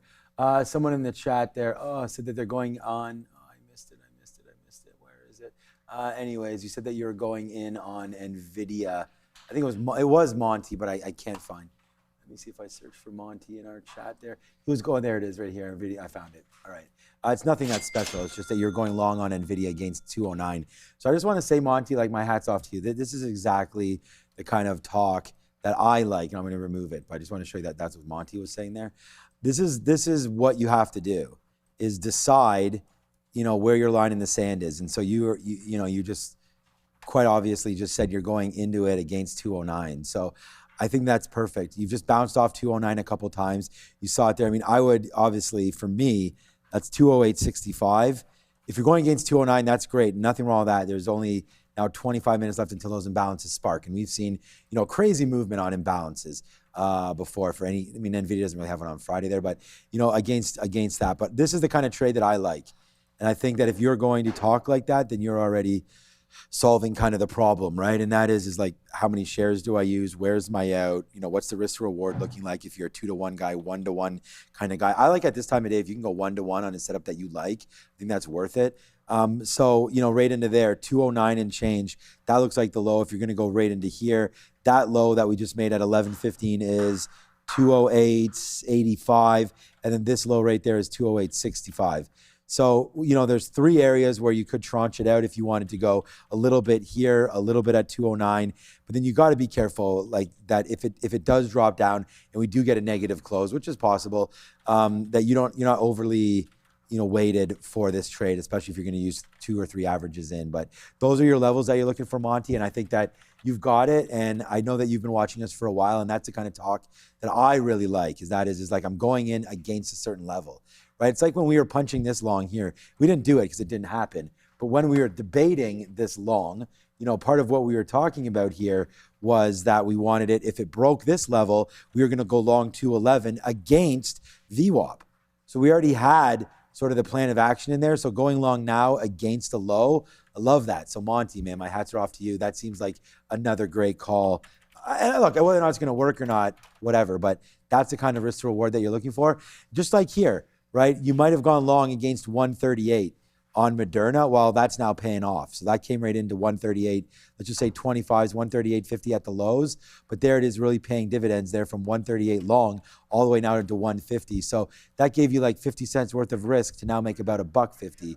So sometimes there is worthy trades that you can just find out of nowhere. And I think that's one of them right there. But okay.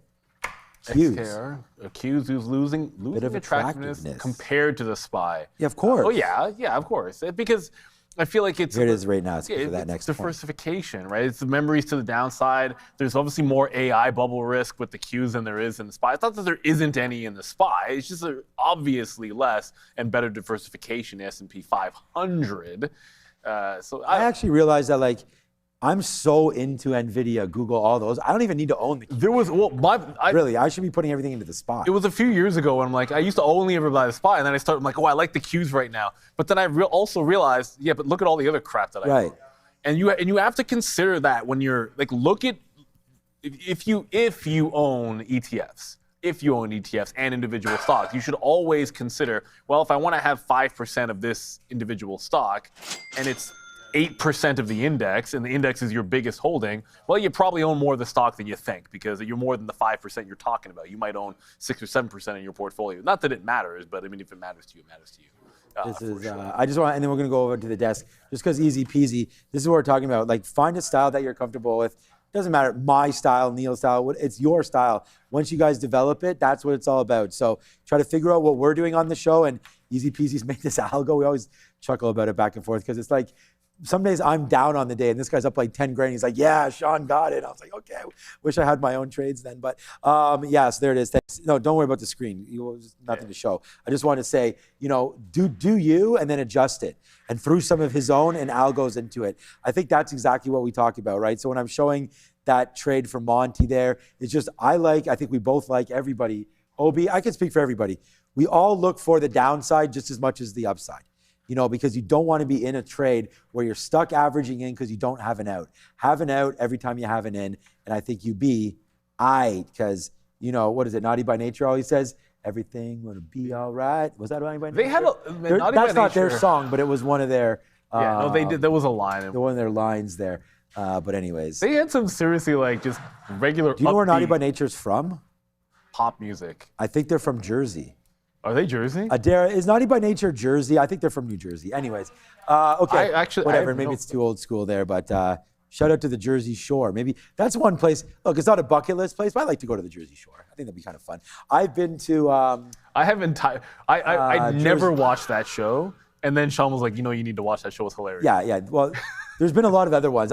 There's like a reunion show. I don't watch.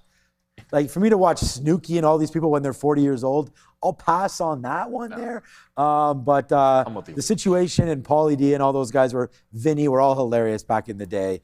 But now that I think about it, that was probably a waste of brain cells. It's funny for a minute, and then you just... That's what I mean. Now that I think about it, I don't know if I could watch it. It doesn't have this staying power in terms of our brains that going up to the desk and listening to one does. That's true staying power, right? You don't have to worry about cycles. It's just always. Because this segment that we're about to throw to does not have nearly the success. Well, Jersey Shore does not have nearly the success that this next segment does. I mean, our ratings go through the roof when this gentleman gets on the screen. So let's do it immediately. It's One and Adara with the Asian update.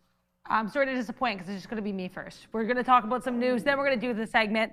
Let's talk here about SYM and AMZN. So keep an eye here on Symbotic and Amazon. Business Insider here reporting that Amazon's developing a new generation of apparently highly automated warehouses that use AI and robotics to process packages at the final stop before delivery. So last stop type of thing. Now, if you're thinking, maybe Symbotics is a robotic play, you'd be correct on that. That's very likely why SYM is dropping, as AMZN, at least when I first saw this come out, did get a little bit of a pop. It's pretty infinitesimal. It's not massive, but that SYM move to the downside could be of note. It is worth noting, though, less than 1 million shares of SYM have been traded on the day, specifically around 820,000.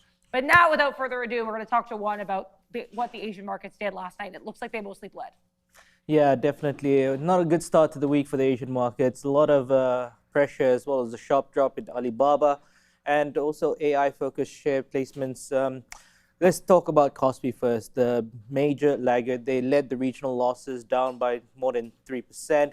Some of the tech liquidations happening with memory giant Samsung down more than 8.4%.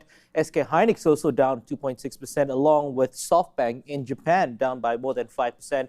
Most of these tech names are basically dropping as investors taking profits ahead of Nvidia earnings and also upcoming US inflation data this week. If we move over to Hong Kong, the Hang Seng was down by nearly 2%. Alibaba down 8.5% after announcing a discounted $10.2 billion share placement for AI expansion. So that sparked a lot of concerns over share dilution as well as heavy capex into AI, but nothing to show for it. So apart from that, we also had Shine. They launched their book building process for their Hong Kong IPO listing. They're offering about 280 million shares to raise up about $1.8 billion US. Trading is set for September 1st in Hong Kong. Other notable decliners in Hong Kong were Tencent down by nearly 4%, SMIC down more than 7.9%, and Xiaomi, Meishuan also down by around 4% each. Now, as we head over to the opening for Asian markets, keep an eye out on the US Treasury, if there's any news releases from there, especially on new sanctions packages for US-Iran. Any penalties targeting that of third-party shippers or refiners could directly impact crude oil as well as Asian logistics. And also Kospi right now, current support level at 6,600. So watch that opening volume for the Kospi, whether or not those memory names, Samsung, SK Hynix, can find some foreign funds to support them. And if there's no de-risking pre-US inflation data coming up. Yeah, that Shein IPO is certainly going to be of note here in Asia going forward. IPO season is here. And if you're looking for one season, you can check us out at 11:30 a.m. and 3:30 p.m. for the European and Asian market updates, respectively. Send you back to the guys for the rest of Power Hour. There it is. Dara and one. It just makes it even better that you got both of them. So a few people have asked me this. I'm just going to say it once. Do it. In the afternoon here, and then we can move on from it. What's that on my arm? Does it hurt? So it's called a bandit, and it's effectively just a brace for elbow tendonitis because I'm an idiot. Isolating the, yeah, like it just effectively gives support because I decided, like I got elbow tendonitis from probably like overuse. I did one workout with pull-ups and push-ups like twice in 1 week, and it was like kind of like an every minute on the minute, do pull-ups and push-ups, and then just do that for like I was like 15, 20 minutes. So it was a lot of volume. And I did it a couple times, and my elbow started feeling sore. And then I would start throwing at practice, and I'm like, oh, my elbow feels even worse. And then I just kept on throwing twice a week until I eventually started losing some feeling, and I had to pull myself and stop pitching. Our buddy, who was a doctor, at the draft, he's like, yeah, I'll do a little test on you. And I go like this, and he just twisted it. So he just pushes a little bit, and I'm telling you, I just went. I saw, yeah. It was crazy. I'm like, oh, that hurt a lot. He's like, dude, why are you not wearing the brace now? Wear this the whole time. Do these exercises, because I didn't think it was that bad, and apparently it's like you can make it worse if you don't let it heal. So, and when you're typing all that stuff, it just helps. So I don't feel pain now, but. And yeah, you're right. Electric passions, don't underestimate what the mouse and keyboard does. It really does not help whatsoever and I knew it was aggravating it, but sometimes you just get that like, oh, I'm a tough guy mentality, but I'm over 40, I got to heal. So with 15 minutes to go in the imbalances, pins hasn't gotten any bigger, so there's really no reason to rush into it. I still want to take it short if it breaks down, but it hasn't, like it didn't break this little support level yet, but it is getting closer, and I think I likely will at some point for sure. Taylor ready, let's race. Come to Canada. If you show up, race. The dude that was supposed to race me at the draft didn't even show up, so I'm kind of feeling some ways about that. Pentagon Chief Hegseth on Iran not ruling out using military force in the Strait of Hormuz or anywhere else. Wake me up when we start actually moving on USO. For all the headlines and all the doomsday, economic doomsday, there has been nothing happening on oil today. So it's a bit of a pullback day. Hopefully it's not just a little bit of a lull and then we go back to breaking out.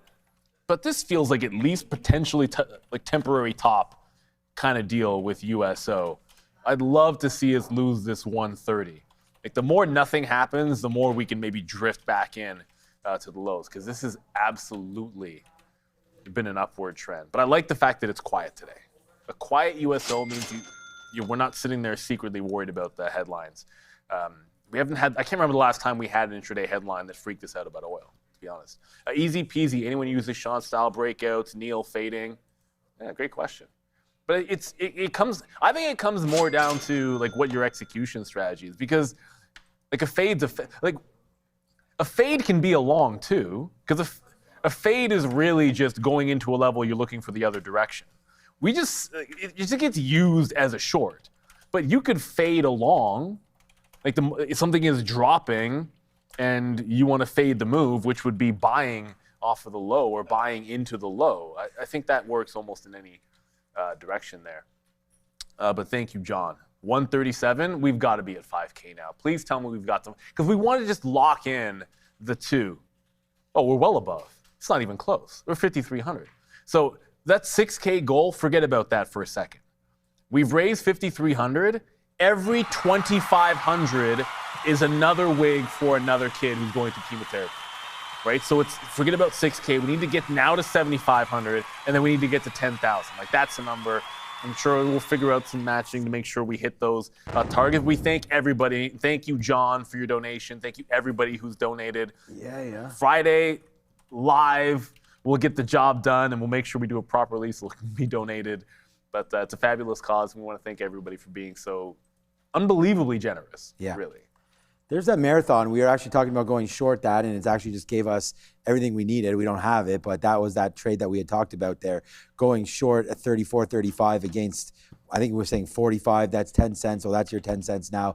And looking lower, we said maybe you can get even into $11. So marathon's starting to go down. We did get stopped out, which is completely fine, man. Like our SpaceX breaks 35. We got out of it right there on a break of 90. So, not the greatest of outs, of course, but we had such a small piece left of SpaceX. We actually just got another piece out there at 25. So, SpaceX is going to be we've only traded three names today: SpaceX, the Qs, and Intel, and they're all been fine. Qs were down a cup of coffee. It's going to look crazy that we're actually down on this name, but short, and out. So that was like fine. We didn't really lose anything. We should have. The funny thing is, this is when we were going long down there on Intel, right? Intel was a big trade. Oh no, actually that was 10 o'clock. We went long on Intel 11 o'clock. So that was a really good one. Now that's dropping down. I have like less than 2 or 3% on this one too, as we start to break. And maybe right now we just wind up getting out of the majority of this as we are getting closer and closer to those imbalances. Now the marathon trade was a good one. And the futures though, this is the ES. Look where we are in the ES at VWAP, right? If you go over to the NASDAQ, you have a little bit of a different story, bouncing off right now of VWAP and not quite there. So it looks like the NASDAQ may have a little bit of stronger life right now than the ES. I mean, there's not really a whole heck of a lot moving. We did have the earnings calls for later on this week, including CrowdStrike, which started the day down. Don't know what it's so flat right here, not doing a whole heck of a lot. Although the NASDAQ's trying to break down, I like CrowdStrike, any sort of a dip in a problem for CRWD, a good look there as we were all the way up to 225, now back down to 190. Palo Alto as well. These turned out to be bigger positions in my account than I had hoped for, but I didn't get anything out. So they've both come back in. 400 back down to 350. That's not great. Like falling from 400 to 350, losing that $50 on 400 you're down about that 12% right there. So that's not overly a great look. And then we did have Monty was using, and again, remember, it wasn't about you went long against 209. I just hope you're out, because look what happens. See, now it's down to 208.60. So as the market got weaker, Nvidia was already weak to start with. And again, the only long that I kind of liked had to have broken VWAP, and that didn't happen. And we were looking at 211 long, and right there, 1, 2, 3, 4, 5, 6, like 6 violent minutes that you had to absorb there in Nvidia, but at least it got you out in and around 209. And here's the easy peasy / Sean trade, I guess. Once a big level has broken for you, then you just want to go into the short. So once that 209 broke, you'd be into that short now, and hopefully you're printing 40 cents more on your position than you maybe would have on the way upside. So yeah, we only have now 10 minutes until the imbalances. Still looking to do something. DAIC halts again. It was 38 times at one point. I think it's probably 10 or so more. So we're looking at about 50 halts there. It has been kept open a bit, but not really doing anything. And then Alibaba was maybe a look on VWAP, and we had sort of looked at that as well, using some of those lows. So this is, again, would be a better trade, one that I would like. NASDAQ being down 1%, Baba's a little bit more aggressive to the upside than the market, and you have a bid coming off VWAP. So, that's one that you can sort of stamp right there on. What we got? Oh, Vivek. Yep. Thank you for the super chat. Should I sell or hold BZ, which is a 2x daily or leveraged Bloom Energy short? So what does it look like? All we can tell you is, what does it look like technically, right? It's not because ultimately your trade's your trade. You know your own risk tolerance. You have an idea what your targets might have been or what wrong meant to you before you get into a trade. I was asked the other day, what's the first thing you consider before getting into any trade? And the answer was, what does wrong mean? Does it mean it breaks this price, I get out? Does it mean this moving average, this pattern? Usually means something, right? And whatever that question is matters to you. One thing that you'll see on my daily chart, there's only ever 2 things on the daily chart: the 50 SMA and the 200 SMA. You know what BE just bounced off of? The 200 SMA. When I see a stock bounce off the 200 SMA, my usual thought is, if it trends down into the 200 and bounces, it's going to make some kind of a move. I'm looking for some kind of a move up generally. Now, I don't own this stock, but any stock I'm ever a buyer of off the 200 period moving average, if I saw a day like this, and if this was GE Vernova, and I wanted to buy GE, I'd be buying it this close, the wick, the hold, or maybe I'd wait till the next day close, because I can be super patient. So if you're talking about just what it looks like on that daily, yeah, it just hit a bit of a support level. But again, that's just me looking at it and saying I like the 200 period moving average for bounces in a general sense. If you're sitting there and you still like the short, or maybe it hasn't come anywhere close to your stop level, and you want to let it ride, who's anyone to say? I have a lot of respect personally for the 200 period moving average when you get a nice little bounce off of it. Yeah, what's up? Bart in the chat says, Hood, oof. Yeah. There it is. What was that? It's like a Roblox. Right there. But yeah, Robinhood right now falling down 4%. I mean, we didn't see an aggressive move like this really in crypto, but we are getting a move down now in Robinhood, down now 4%. And, it can be really excited when Bitcoin's going. We've seen that. There's just $91 back on the 19th, so whatever day was the 19th. Let me just look this up. That was last Wednesday, and then we had a pretty epic run in Bitcoin from then, including breaking, or I heard Obi say that maybe it went to 79,999, something like that on Bitcoin, so it didn't quite break 80, but Robinhood didn't quite break 110 either. So I feel like this name, if you do believe in Bitcoin, and a break of that 80, maybe 110 is in your purview, and you can see if Robinhood does get up there, still down that 4% there for Robinhood, and a nice move lower. The gap that's, sort of happened there from basically 100 up to 106. We'll see if that gets filled, and I think there's buyers at 100. You may want to have a quick look at that if you guys are so interested in crypto names. That's another one here as we continue to look at Robinhood. So yeah, that's just, nothing wrong with having looks over at those names. But don't get too aggressive with them. There's more to come. And I don't know if we all believe. Oh, what's that poll at, by the way? Are people buying gold or whatever that was at right there? Because look at SoFi. That's also down 3%. Here it is. Maybe we actually had it on something better to show. Well, we said we'd hit it, so. What was it?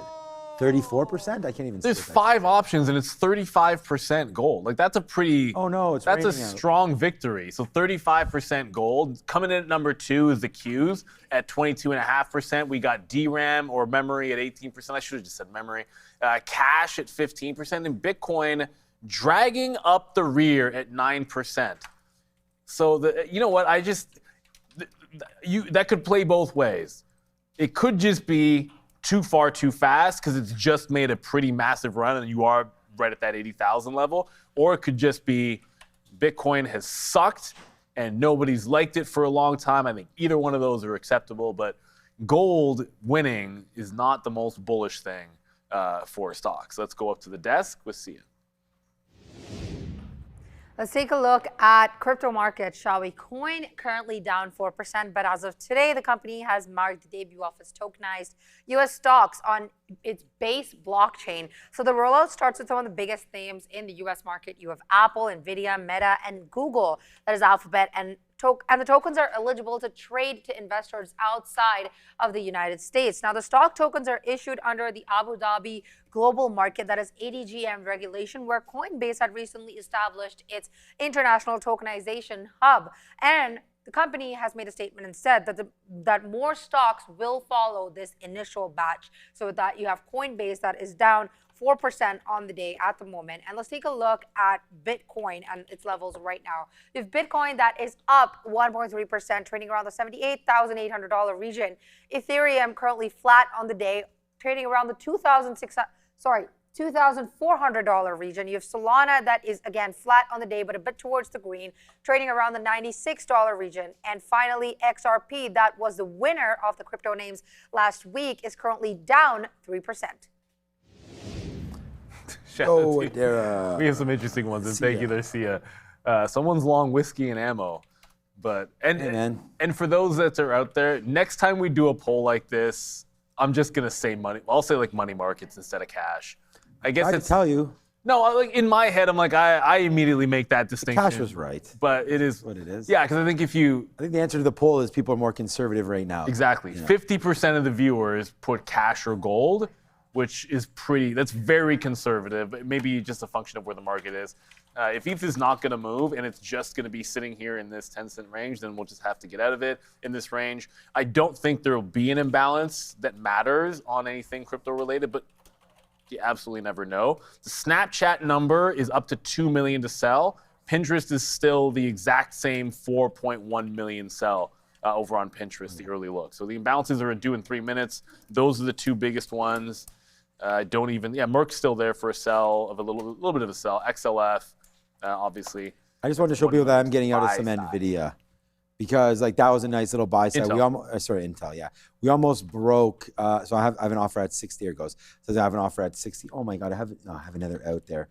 I have another out at 88. So if we do rip up there on these imbalances, and now you're just minutes away. So let's take advantage of that move there. We almost broke 87. My stop was always going to be view up, but now we just have 1% left as we continue to climb a little bit higher there. It takes them out on the 50. It didn't even matter the levels, but there's the 200, there's the 50. Now we'll see if we can get out more at 88. I only traded 3 names today, man, and we're basically 2 for 2. This TQ is as flat as you can. So I lost basically 3% of what we made on Intel as the only losing trade today, and about 10% I lost 10% of what we made on SpaceX there with that TQ trade, and then 3% of what we made on Intel. So very, very positive day here today. Makes me happy to do that. All right, quickly on USO. Again, to see if there's anything going on there. It does not look like it as we get ready for the imbalances. I did see, shout out to you in the chat there. Oh, who was it? I have to go look. They were saying, holy Apple, watch out for Apple there in the chat. My bad, guys. We get distracted with so many people writing stuff. But yeah, Apple has turned back down a little bit into 310 area. So I think Apple will catch a bit on the imbalances, but who knows? There's 310 right there. Look, man, you talk about memory. That's exactly where it bounced off. And we're talking about memory stocks, but stocks also have memory. If you play it, memory stocks with memory, I feel like something. So thank you so much. But anyways, right in there, 310 and change. Yeah, on that one. But there we go, 310 and change. Can't give me that key. Coming back there for Apple. So that could have been a good bid zone there. And our Marathon Digital, that trade worked out. We didn't take it, but that was a good one there, following to the downside there. And boom! Another 68. Vaughan spawn. I was in Vaughan earlier I was at York University for a while there this weekend, because that's where the hockey tournament was, at Canlan, York. Hollow. Shout out to York University, right across from where they have the tennis. Yeah. Up there at York. Actually, my daughter was at York today because that's where the Vladdy camp was. Okay. Which I heard from my wife that Vladdy showed up late. At least he showed up. But he did show up. But he was a little bit late. Yeah. But you know what? As long as his $70 million a year, I mean, if his swing gets better, I don't care if he shows up to the camp a little bit late. Yeah. Well, just hit a bomb at home.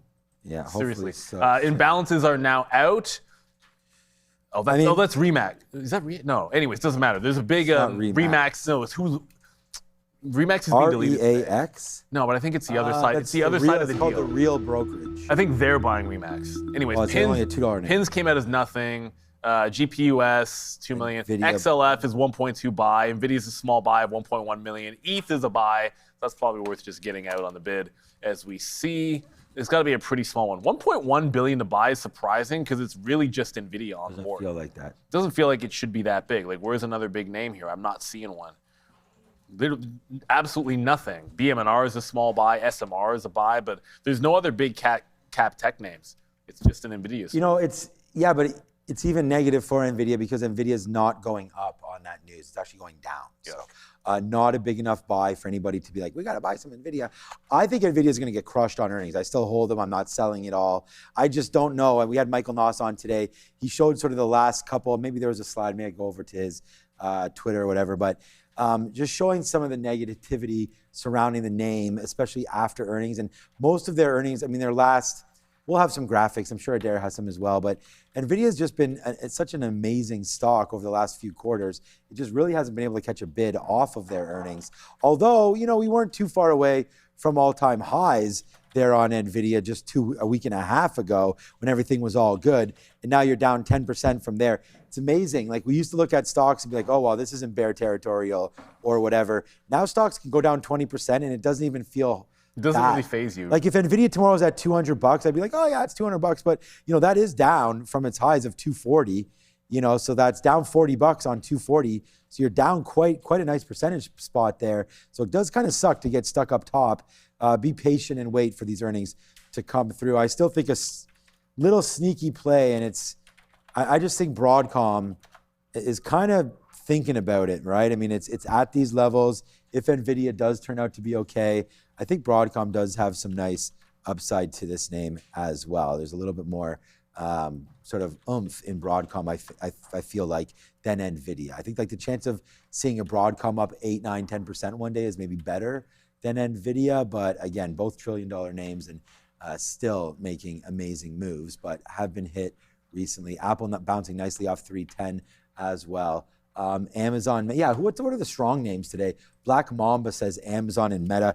Like, Amazon stories there about some more data centers, I think using more AI to pick and pack products. I thought they're sort of already doing that, and in the robotic space as well, coming through. Disney's up 2 points today, and it hasn't got a mention.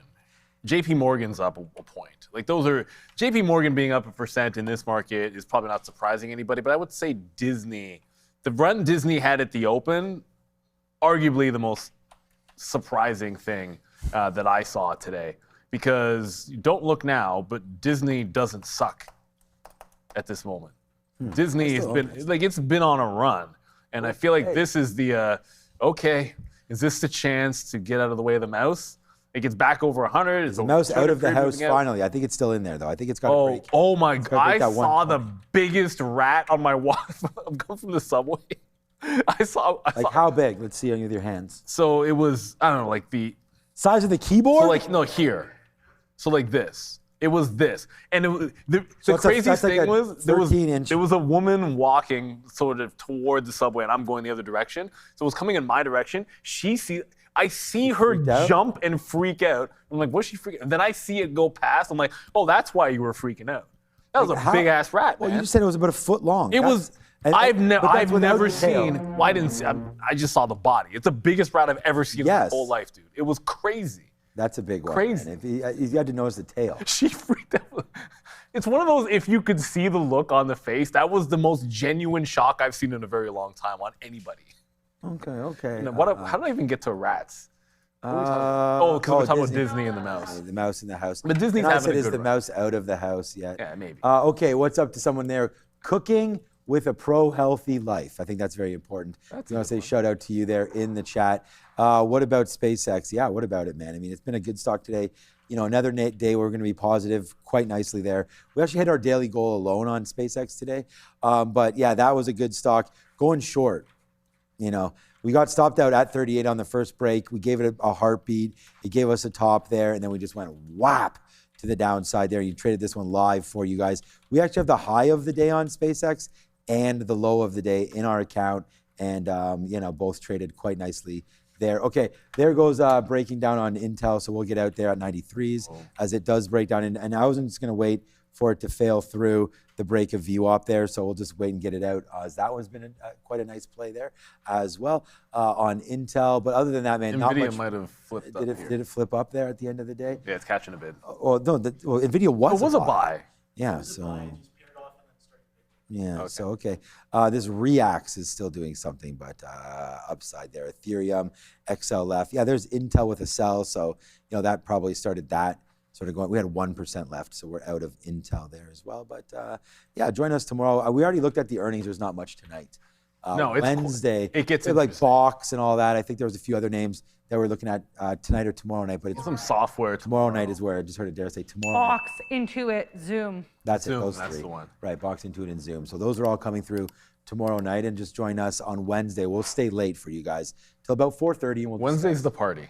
Yeah, we'll discuss the Nvidia party that's going to happen. Just remember that CrowdStrike's going to move more than Nvidia. We'll start with that. I don't know. I think it's going to move triple. CrowdStrike? Yeah.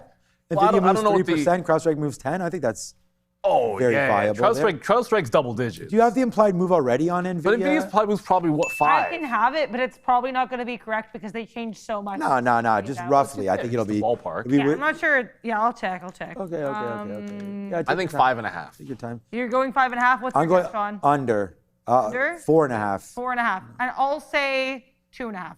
The expected move? Something. 2.5? Just so I'm saying something. Okay. Let me check here. Oh my, is it Well, going to let me? Okay. It's going to be Yeah, difficult. take your time. We can go back to you We're once gonna you get this. it. Yeah, I'll leave. Yeah, just chill out. It'll be all good. All right, we'll go back to you, Adair. What do you guys think in the chat? Put what you guys think in the chat without looking. Random scene says 6 to 8. No, don't come yet, Adair. Let them guess. Do not come yet with the facts. We're gonna let them go. Random science is 6 to 8. Again, 7 for slow motion. Y'all are looking it up, People aren't at this point have been checking. You guys are looking it up. 3%, 5%, you are. 10%. Okay, enough of that. We see you. All right, Adair, give us the We see actual implied move. 6%. There it is. But CrowdStrike's is only 8.7 and Salesforce's is 7.8. But again, we're very likely to have this change because, as I've always said, the expected move can change drastically in a couple of hours. So of course it's going to change drastically in more than 48.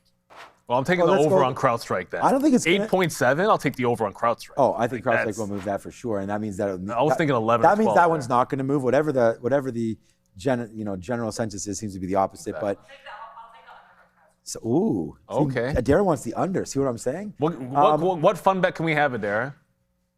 Pardon? What fun bet can we have? Because I'll take the over. Oh, okay. I'm going to think of something. Well, I don't like how you perked up like Apple that. fritter? Versus what? I'll buy you, I don't know. I don't need apple fritters. I'll buy you an apple fritter if it's. If you'll buy me an apple, then when you just tell me what you want because Okay, if you I'll tell you what I want, but I have a feeling you're probably going to be right. I think I was just kind of feeling, subversive. But yeah, if it's very likely over, then I'll get you an apple fritter. Oh, I'm already excited. I don't even care what you ask me You have for. to get her something at 7-Eleven. Yeah, that's fine. Yeah, whatever. Just tell me what you want. A drink, whatever drink she wants. Yeah, apple fritter. Yeah, we'll figure it out. I'm going to be eating an apple fritter live on the show in front of everybody. It has to be the opening, whatever it opens at 9:30, because we've seen the market. It's whatever opens. Yeah, we can't control it's what it is at 9:30. 9:30. Okay. Yeah. So I got the under. Sorry, I got the over. Dara's got the under. We have 1 minute to go. I actually don't think the Nvidia number will change that dramatically. I think you're going to see it sit tight at 6.5 or whatever. I think that's about right from normal. But it's down 3% today, and it's obviously not going to end in the green. But you know what? The ES, this is what we talk about the ES and NASDAQ. The NASDAQ's down a point. The ES is not so bad. Only a quarter of a point to the downside. That's the thing about the little bit of diversity that you get from the S&P versus heavily chips. The SanDisk, Micron, not the best of days for them. We haven't talked too much about Tesla, but Tesla kind of had a bit of a rough go of it as well. Not the best day here for Tesla. 4 points down. And what was the story this morning was the recall in China over the doors, I guess. China. But The China doors. and it was going to close. It looks like it'll close losing the 350. I really thought that level was where it was going to hold. It bounced, tried to bounce up to 350, but it's going to end up failing, unfortunately. We bring you to the closing bell for the first time this week. It's been a fun one for sure. Even if it's not good for the markets, it's always a lot of activity that we like. So let's ring the imaginary bell. Yeah, down another 1% today on the NASDAQ. That kind of sucks. Just a quick little look. NASDAQ down 1, ES down 0.29. The IWM today leading the way, I believe. I was looking at it earlier. Hold on a second. What's it doing? Down 0.69. Okay, so actually rebounded a little bit there into the close there for the IWM. Gold giving you a look as well today. GLD just popping through now up 0.8. So that was a good look over there for gold. IBIT on the day, well, I think we'll end up down, will it? Oops, IBIT is a NASDAQ name, so we'll have a quick look. No, not from, well, it opened up at 9:30 rate. Yeah, I guess it's basically flat on the day since we opened up, but still up 2%. So there's the open for IBIT rate around here. We're actually down from 9:30, but give or take a little bit over there. So, everything pretty much down. I mean, Mostly except for Bitcoin. I mean, Bitcoin and gold both hitting to the high side. So, yeah, we've got one last baseball practice here as our playoffs start in September. And G is back. No. Well, I thought She has 3 to 4 weeks, and then she's back. Back on the ice. Date that she's back. She's going to be skating. She was on the skating treadmill today, and then her training camp is tomorrow at U of T. So we'll see her. So we know when she's going to be back. Yeah. There's Fabian. Yo, hey, Fabian. How's it going? Good. I just want to say thank you for all the donations today. I honestly thought it was a hard trading day because I didn't see any come in till well after lunch. So I thought it was a brutal market. We'll have to. We've got 2 wigs though locked in. Yeah, 2. We're locked in for those, and we're going to try the to force came in. That's for sure. Yeah, we're going to try to get it going, and we'll try to get it tomorrow. And everybody on the midday show will record. There it is, right there. They will try to go. Yeah, what's next? Live Amazing. Friday. Fabian, I do think you should find out if there is a amount that they want you to cut, like 10 times 2, or do you just minimum 12 inches. And this place does accept non-virgin hair, but this is virgin hair. Okay, so you've looked into it. I already looked it in. Okay. Okay, good. All right, well, join us very, very soon hair dye and stuff to like watch They that. don't That's like going to it, be. but some places expect it. Yeah, I don't know if people can still hear what you're It's talking like about there. All right, see you, Fabian. We will wrap this thing up. We want to say a big thank you to Sia in the background. Hi, Sia. There she is. What's up to Dara as well? Hi, Dara. There's a Dara, yo. Hi, Obi. There he is. Joe, you still good? What's going on over there, Joe? He's going to flex. There you are. Oh, no, yeah, I called it. Oh, no, wrong. you got the peace signs there. Okay, we got the deuce. That's the team. Usually the guy drops the flex on it. We know Ramin's resting at home and still working, so we say shout out to Ramin for that. Thank you to Easy Peasy for all those fun graphics. I think we had a lot of fun with that. Those are now my profile pictures. I don't know which one I like the best. There's a new one. Or that we're riding on Trump there? That looks hilarious. Put this one up on the screen. There's so many good ones now. Oh no. This Neil. is, dude, my computer, anyways. The best part is, look, it's what we're wearing today. It's today. I got the banded and everything. Like you are wearing the band. That is a really good one. This is super high quality. Yeah, I got it. See, this is what I. Was that from Easy Peasy? This is so much better. This is like the greatest one of them. Like, come on, man. There are so many awesome things happening right now. So we just want to say thank you to everybody for all of that, man. That's a great one. I did. I just said Ramin. Yeah. I was saying what's up to Ramin at home, and I said, working the best, and she's messaging and everything. So shout out to Ramin as well. Andre over there. Tiffany not here today, but shout out to her and the one and the only that you saw there with your Asian update. So that's Neil. All right, rest up that forearm. Obviously, it's still doing. What can I do? Still doing okay. We'll see you guys tomorrow at 8 a.m. sharp. Be well till then. Ride